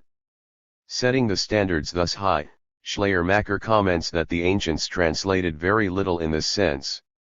And when extending the focus to France, where the classicist influence was still palpable, he polemically asks, who would claim that anything has ever been translated, whether from an ancient or a Germanic tongue, into French? T. 62, MDU, 92, emphasis added. The Germans, by contrast, are able and willing to translate and discuss the principles of translation at a second-order, reactive level. Promoting a cosmopolitan spirit on behalf of the German-speaking world, Schleiermacher hopes that by pursuing the ideals of a foreignizing translation everyone will be able to enjoy all the beautiful things that the most different ages have given us as purely and perfectly as possible for one who is foreign to them. T. 62, MDU, 92. Schleiermacher's essay on translation promotes the idea that languages are enriched through encounters with other languages. Since language constitutes the limits of thinking, an enrichment of language involves an expansion of the field of symbolic meaning through which the individual realizes and understands him or herself. This is the point at which translation converges with hermeneutics and dialectics. In Schleiermacher's model, interpretation as well as translation should retain the alien character of symbolic expressions of other cultures or individuals, precisely because this is the only way in which they can challenge the pre-established framework of the interpreter's own horizon of thinking and action. To do the contrary, by making the foreign familiar, and in this way potentially collapsing the distinction between understanding and application, deprives the interpreter of a standpoint in light of which his or her prejudices may be called into question. Only by assessing his or her interpretative efforts in light of the viewpoints, thoughts, or standards of another, thus also questioning his or her own prejudices and motivations, can the interpreter hope to expand his or her own horizon. Writing in the spirit of Kant and Fichte's views on the Enlightenment as an ongoing educational commitment, Schleiermacher, as we have seen, presents interpretation as a striving or approximation. No certainty is ever given, only a set of regulative ideals, such as those of technical and grammatical interpretation, against which the interpreter must perpetually measure his or her own practice.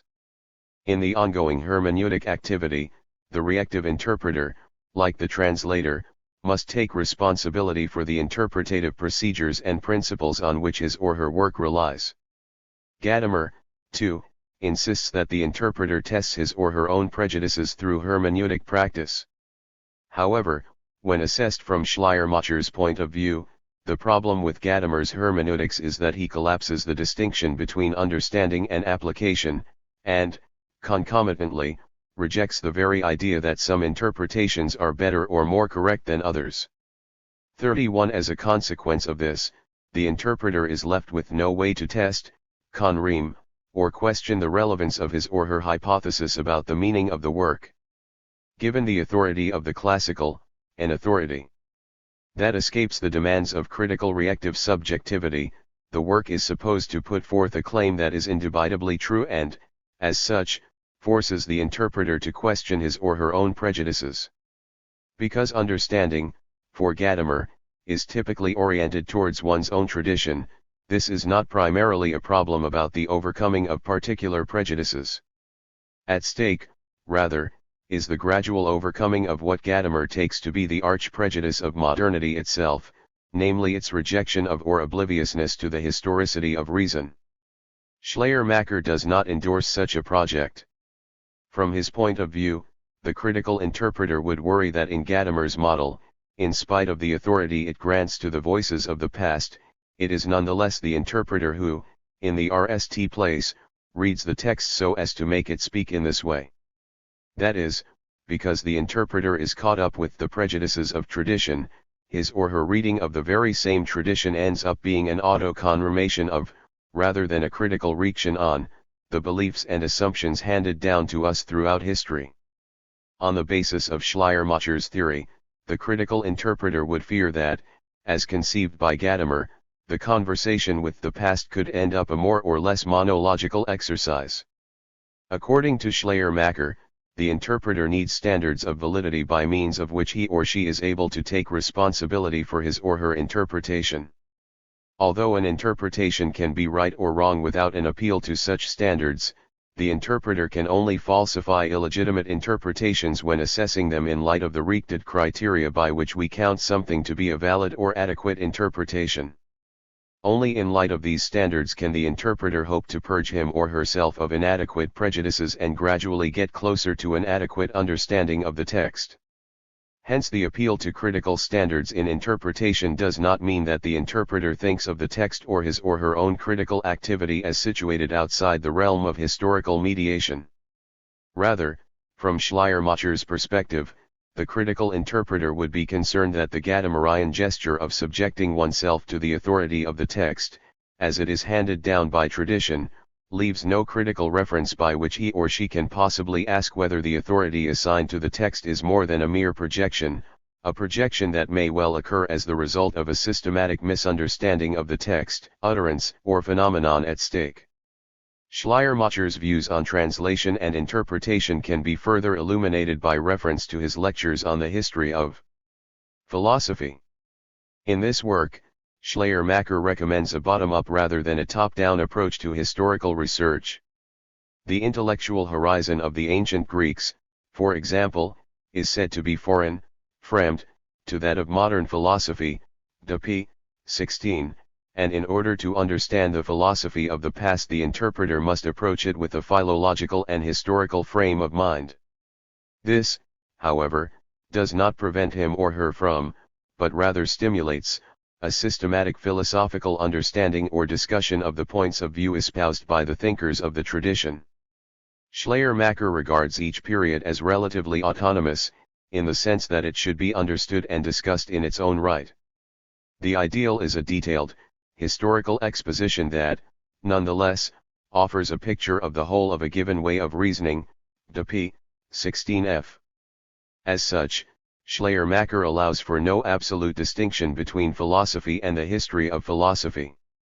We have seen how Gadamer fails to engage in a proper dialogue with Kant, the Romantics, Schleiermacher, and Hegel. He constructs a problematic picture of their positions, which, in turn, establishes the backdrop against which his own ontological shift in hermeneutics gains credence and validity. In his reading of the Third Critique, Gadamer takes Kant's notion of the ideal of beauty to point towards a hermeneutic model of art.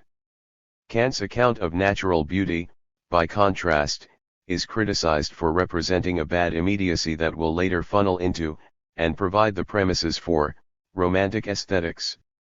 The situation is hardly better when it comes to Gadamer's reading of Hegel. Here, the very notion of absolute knowing is presented as a faulty Cartesian lapse, and the idea of hermeneutic integration is promoted without concern for Hegel's own discussion of the need for a reference to historical context. Finally, when addressing Schleiermacher's hermeneutics, the notion of individuality is never portrayed as more than a questionable subjective aestheticism, the idea of method is never seen as more than the remnant of a problematic epistemic foundationalism. Schleiermacher insists that the reactive interpreter subjects his or her own practice to an ongoing reactive methodological scrutiny. In his account, the interpreter is driven by the search for freedom from illegitimate prejudices, but this is obtained through the striving for a correct interpretation, rather than authentic belonging to a tradition that shapes the prejudices of his or her own culture.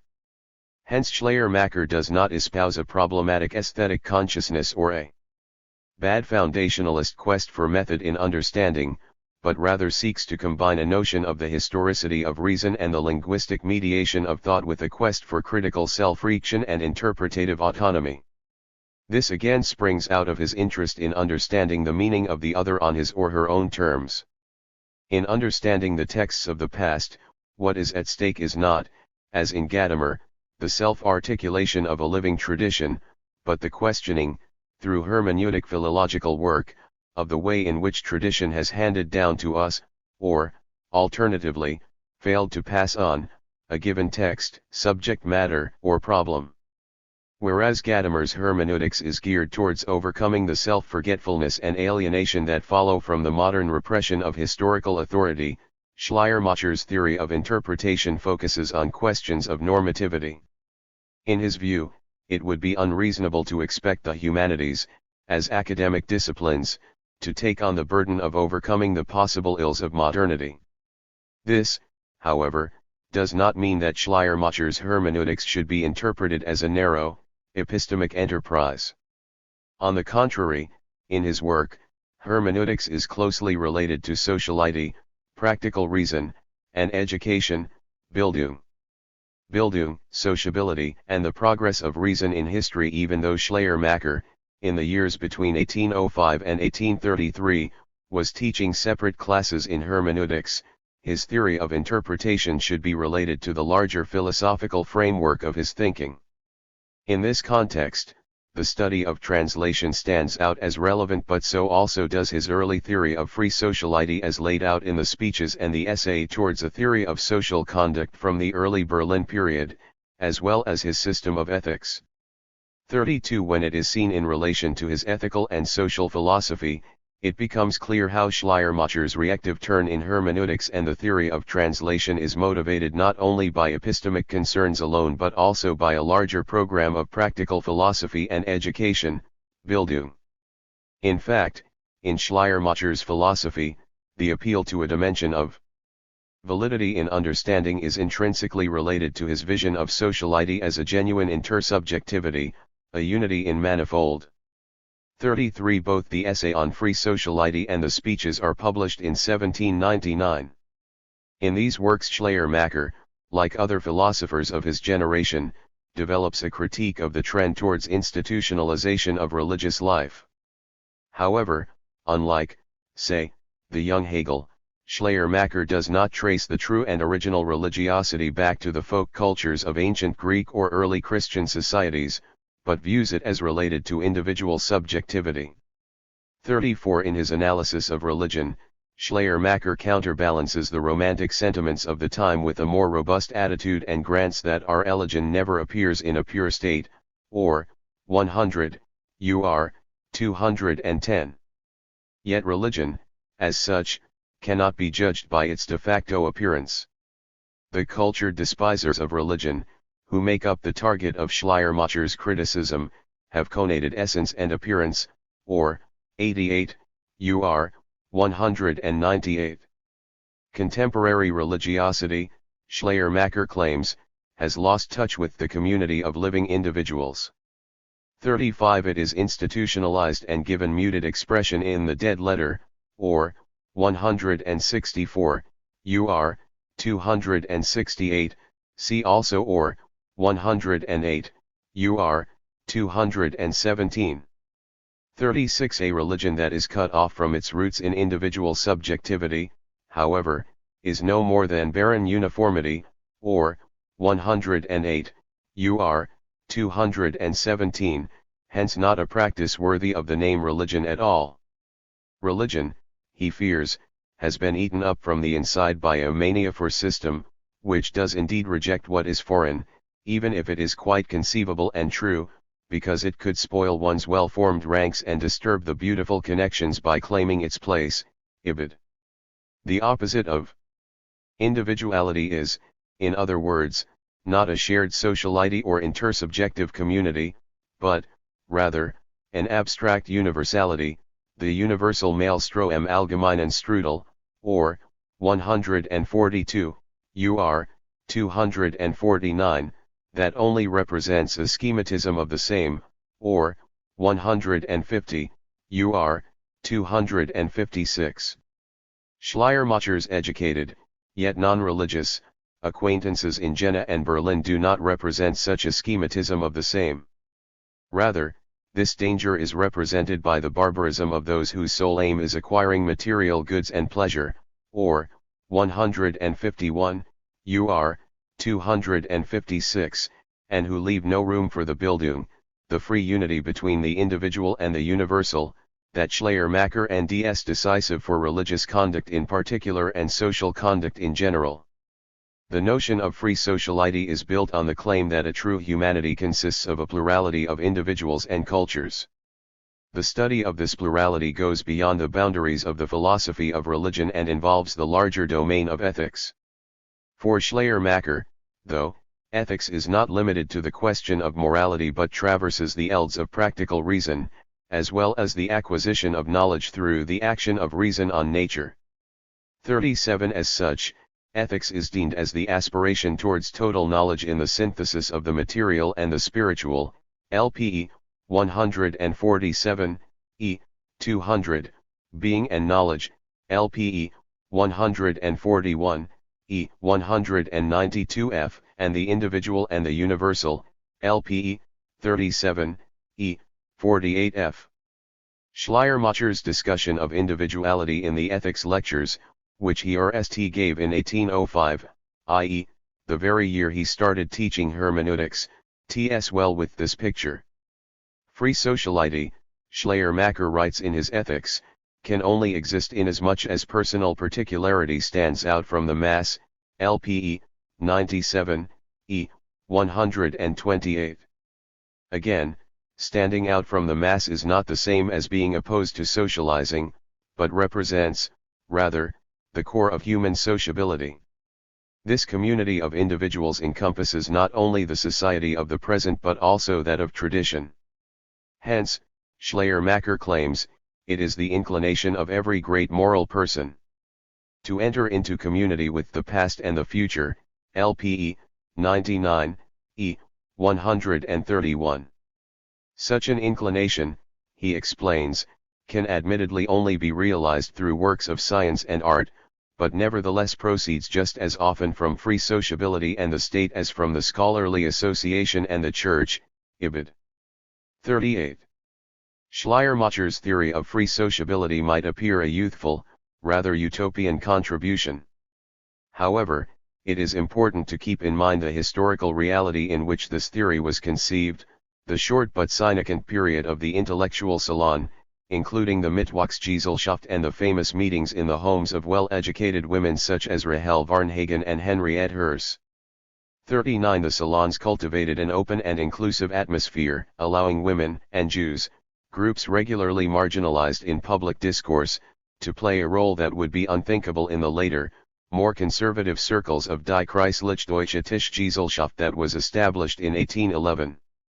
Yet Schleiermacher's theory of free, productive sociality, his interest in diversity and cultural manifold, should not be reduced to a theory of the salon as a historical phenomenon. It plays instead an important role in the articulation of the ethics as the culmination of his philosophical system. Just as hermeneutics should be seen as a project of approximation, ethics is an ongoing process of becoming, LPE, 6, E, 9. This process of becoming, Werden, however, is about overcoming the one-sidedness of one's point of view. 40. Such an overcoming takes place through dialogue and intersubjective interaction. This dialogue is not one between interpreter and text. The text, after all, does not speak back, but one that takes place within the community of interpreters. Dialogue proper requires that the interlocutors mutually recognize the individuality or the point of view of the other. As such, the individual appears as the original organ and symbol of reason, LPE, 10, E, 15. As an organ of reason, the individual stands in a dialectical relation to the action of reason on nature, Ibid. This process, in turn, is only complete when the whole of nature, by means of human nature, has been appropriated organically or symbolically to reason, and the life of individuals is not a life lived merely for those individuals, but for the totality of reason and the totality of nature, Ibid.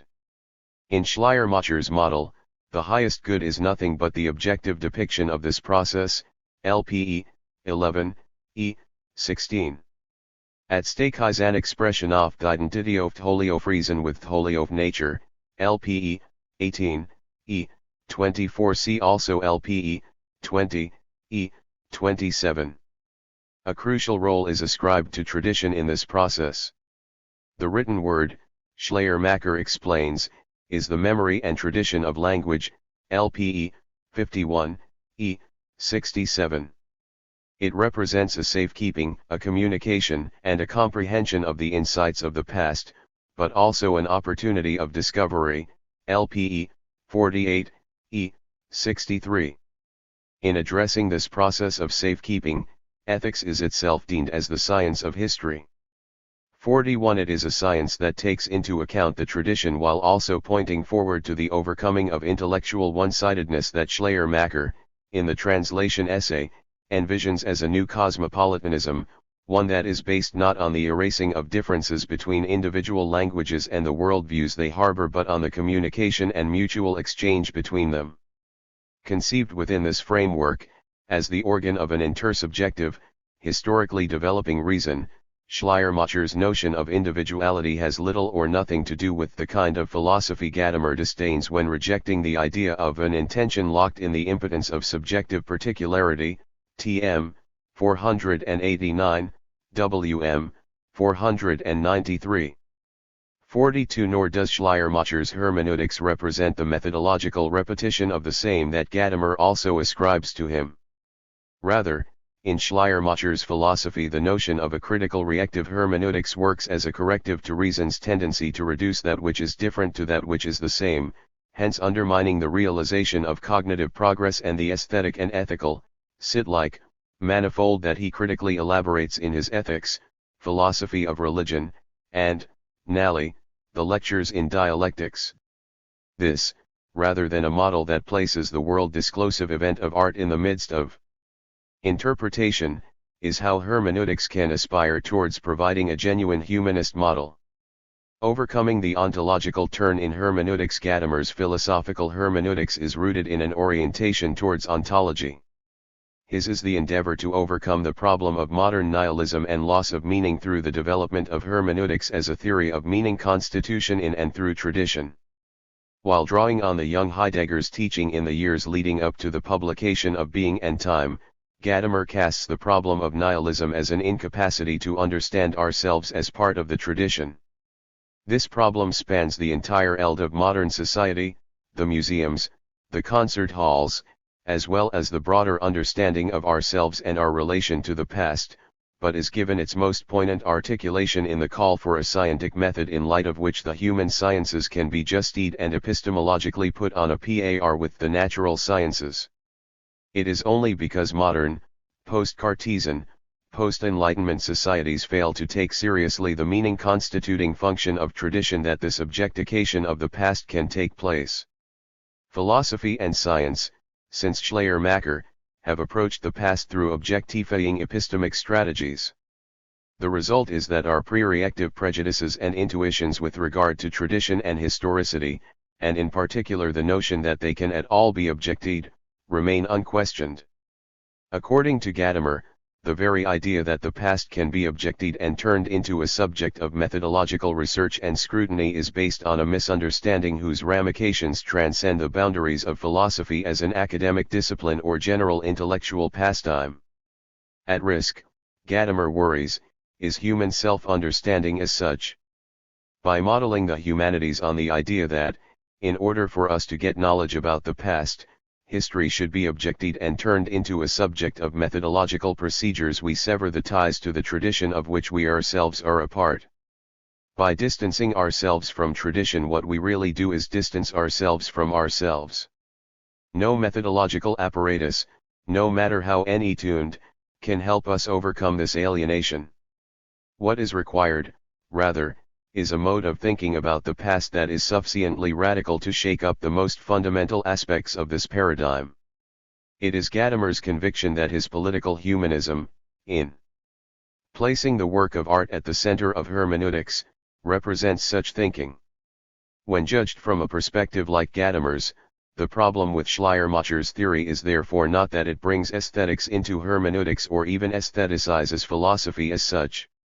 The problem, rather, is that Schleiermacher, in leaning on a misreading of Kant's critique, aestheticizes hermeneutics in the wrong manner, hence providing a philosophical model that contributes to, rather than questions, the nihilism that permeates modern society.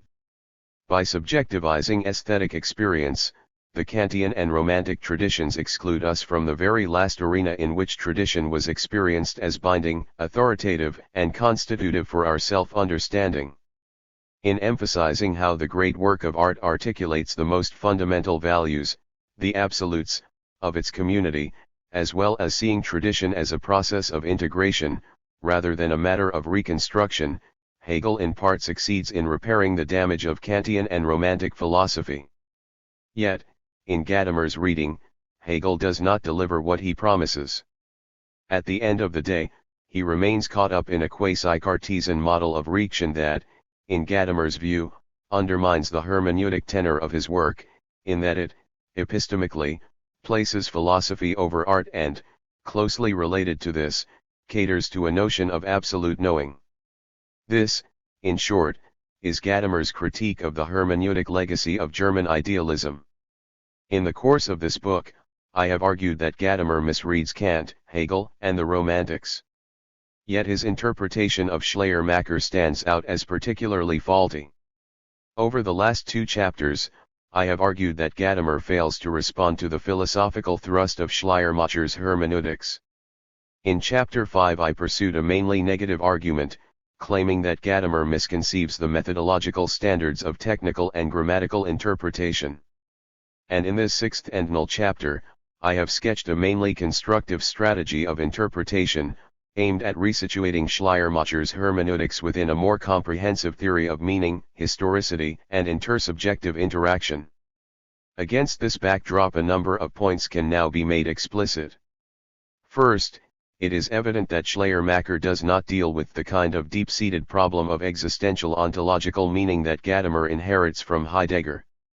Gadamer, however, presupposes that philosophers in the traditions from Kant and Romanticism do indeed, at least indirectly, address the Heideggerian question of the meaning of being, but for lack of insight into 20th century ontology they do so in a phenomenologically inadequate way. At no single point throughout Truth and Method or the later essays does Gadamer consider Schleiermacher's hermeneutics in relation to the fundamental question it sets out to answer, namely, how can we arrive at a set of standards that makes it possible to speak of validity in interpretation, hence also assisting the critical reactive interpreter in his or her effort to overcome illegitimate prejudices. Second, the stark opposition between validity and historicity in interpretation, that is, the very premise on which Gadamer's criticism of German idealism and Romanticism rests, cannot be accepted. In Schleiermacher's work, the turn towards validity in interpretation follows from, rather than represses, the historicity of reason. It is because human reason is finite and historical that we need the critical standards of technical and grammatical interpretation in the RST place. If reason were ahistorical or transhistorical, if its outlook were not encumbered by its embeddedness within a particular life form, such standards would not be needed. Third, Gadamer claims that only an ontologically oriented hermeneutics can account for a notion of Bildung through history, the idea of a gradual expansion of the interpreter's horizon.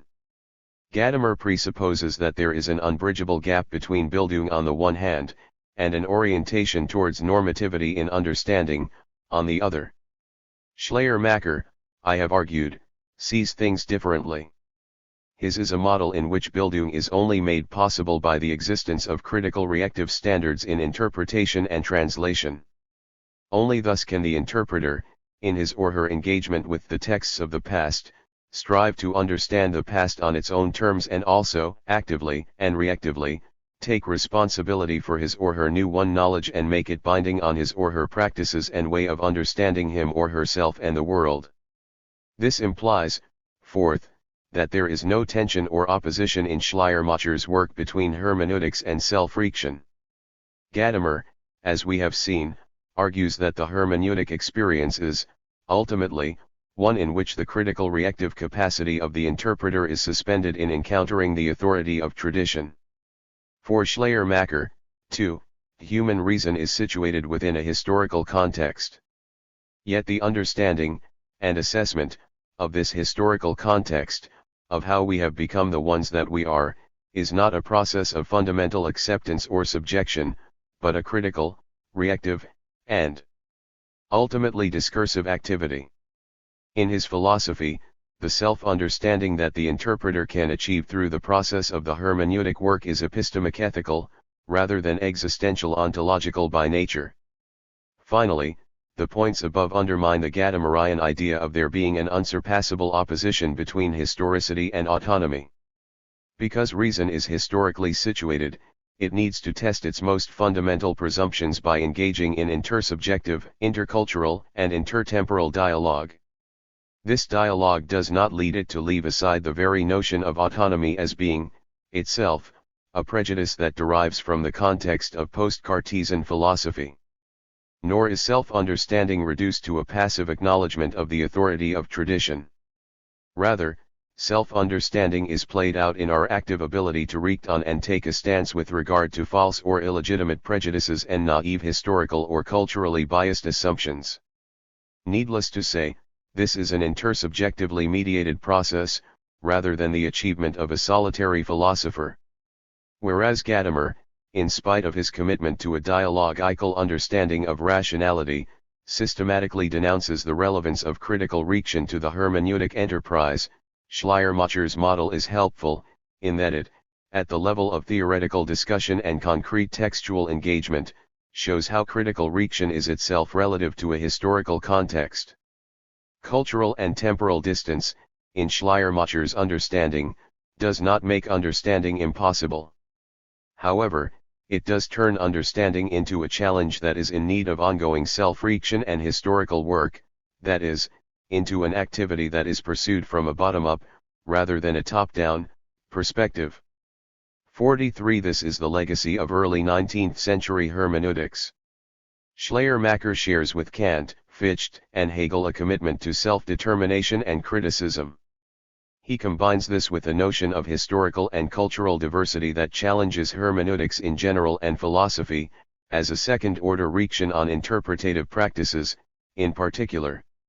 Schleiermacher's contribution therefore does not rest with him offering an alternative response to the questions posed by fundamental ontology, the question of the meaning of being, or, as with Gadamer, the meaning of Daseins being in tradition, but is designed so as to respond to a rather more limited challenge, that of a historically situated reason maintaining a notion of autonomy and self-determination, hence also the ability to gradually purge itself of misinformed prejudices.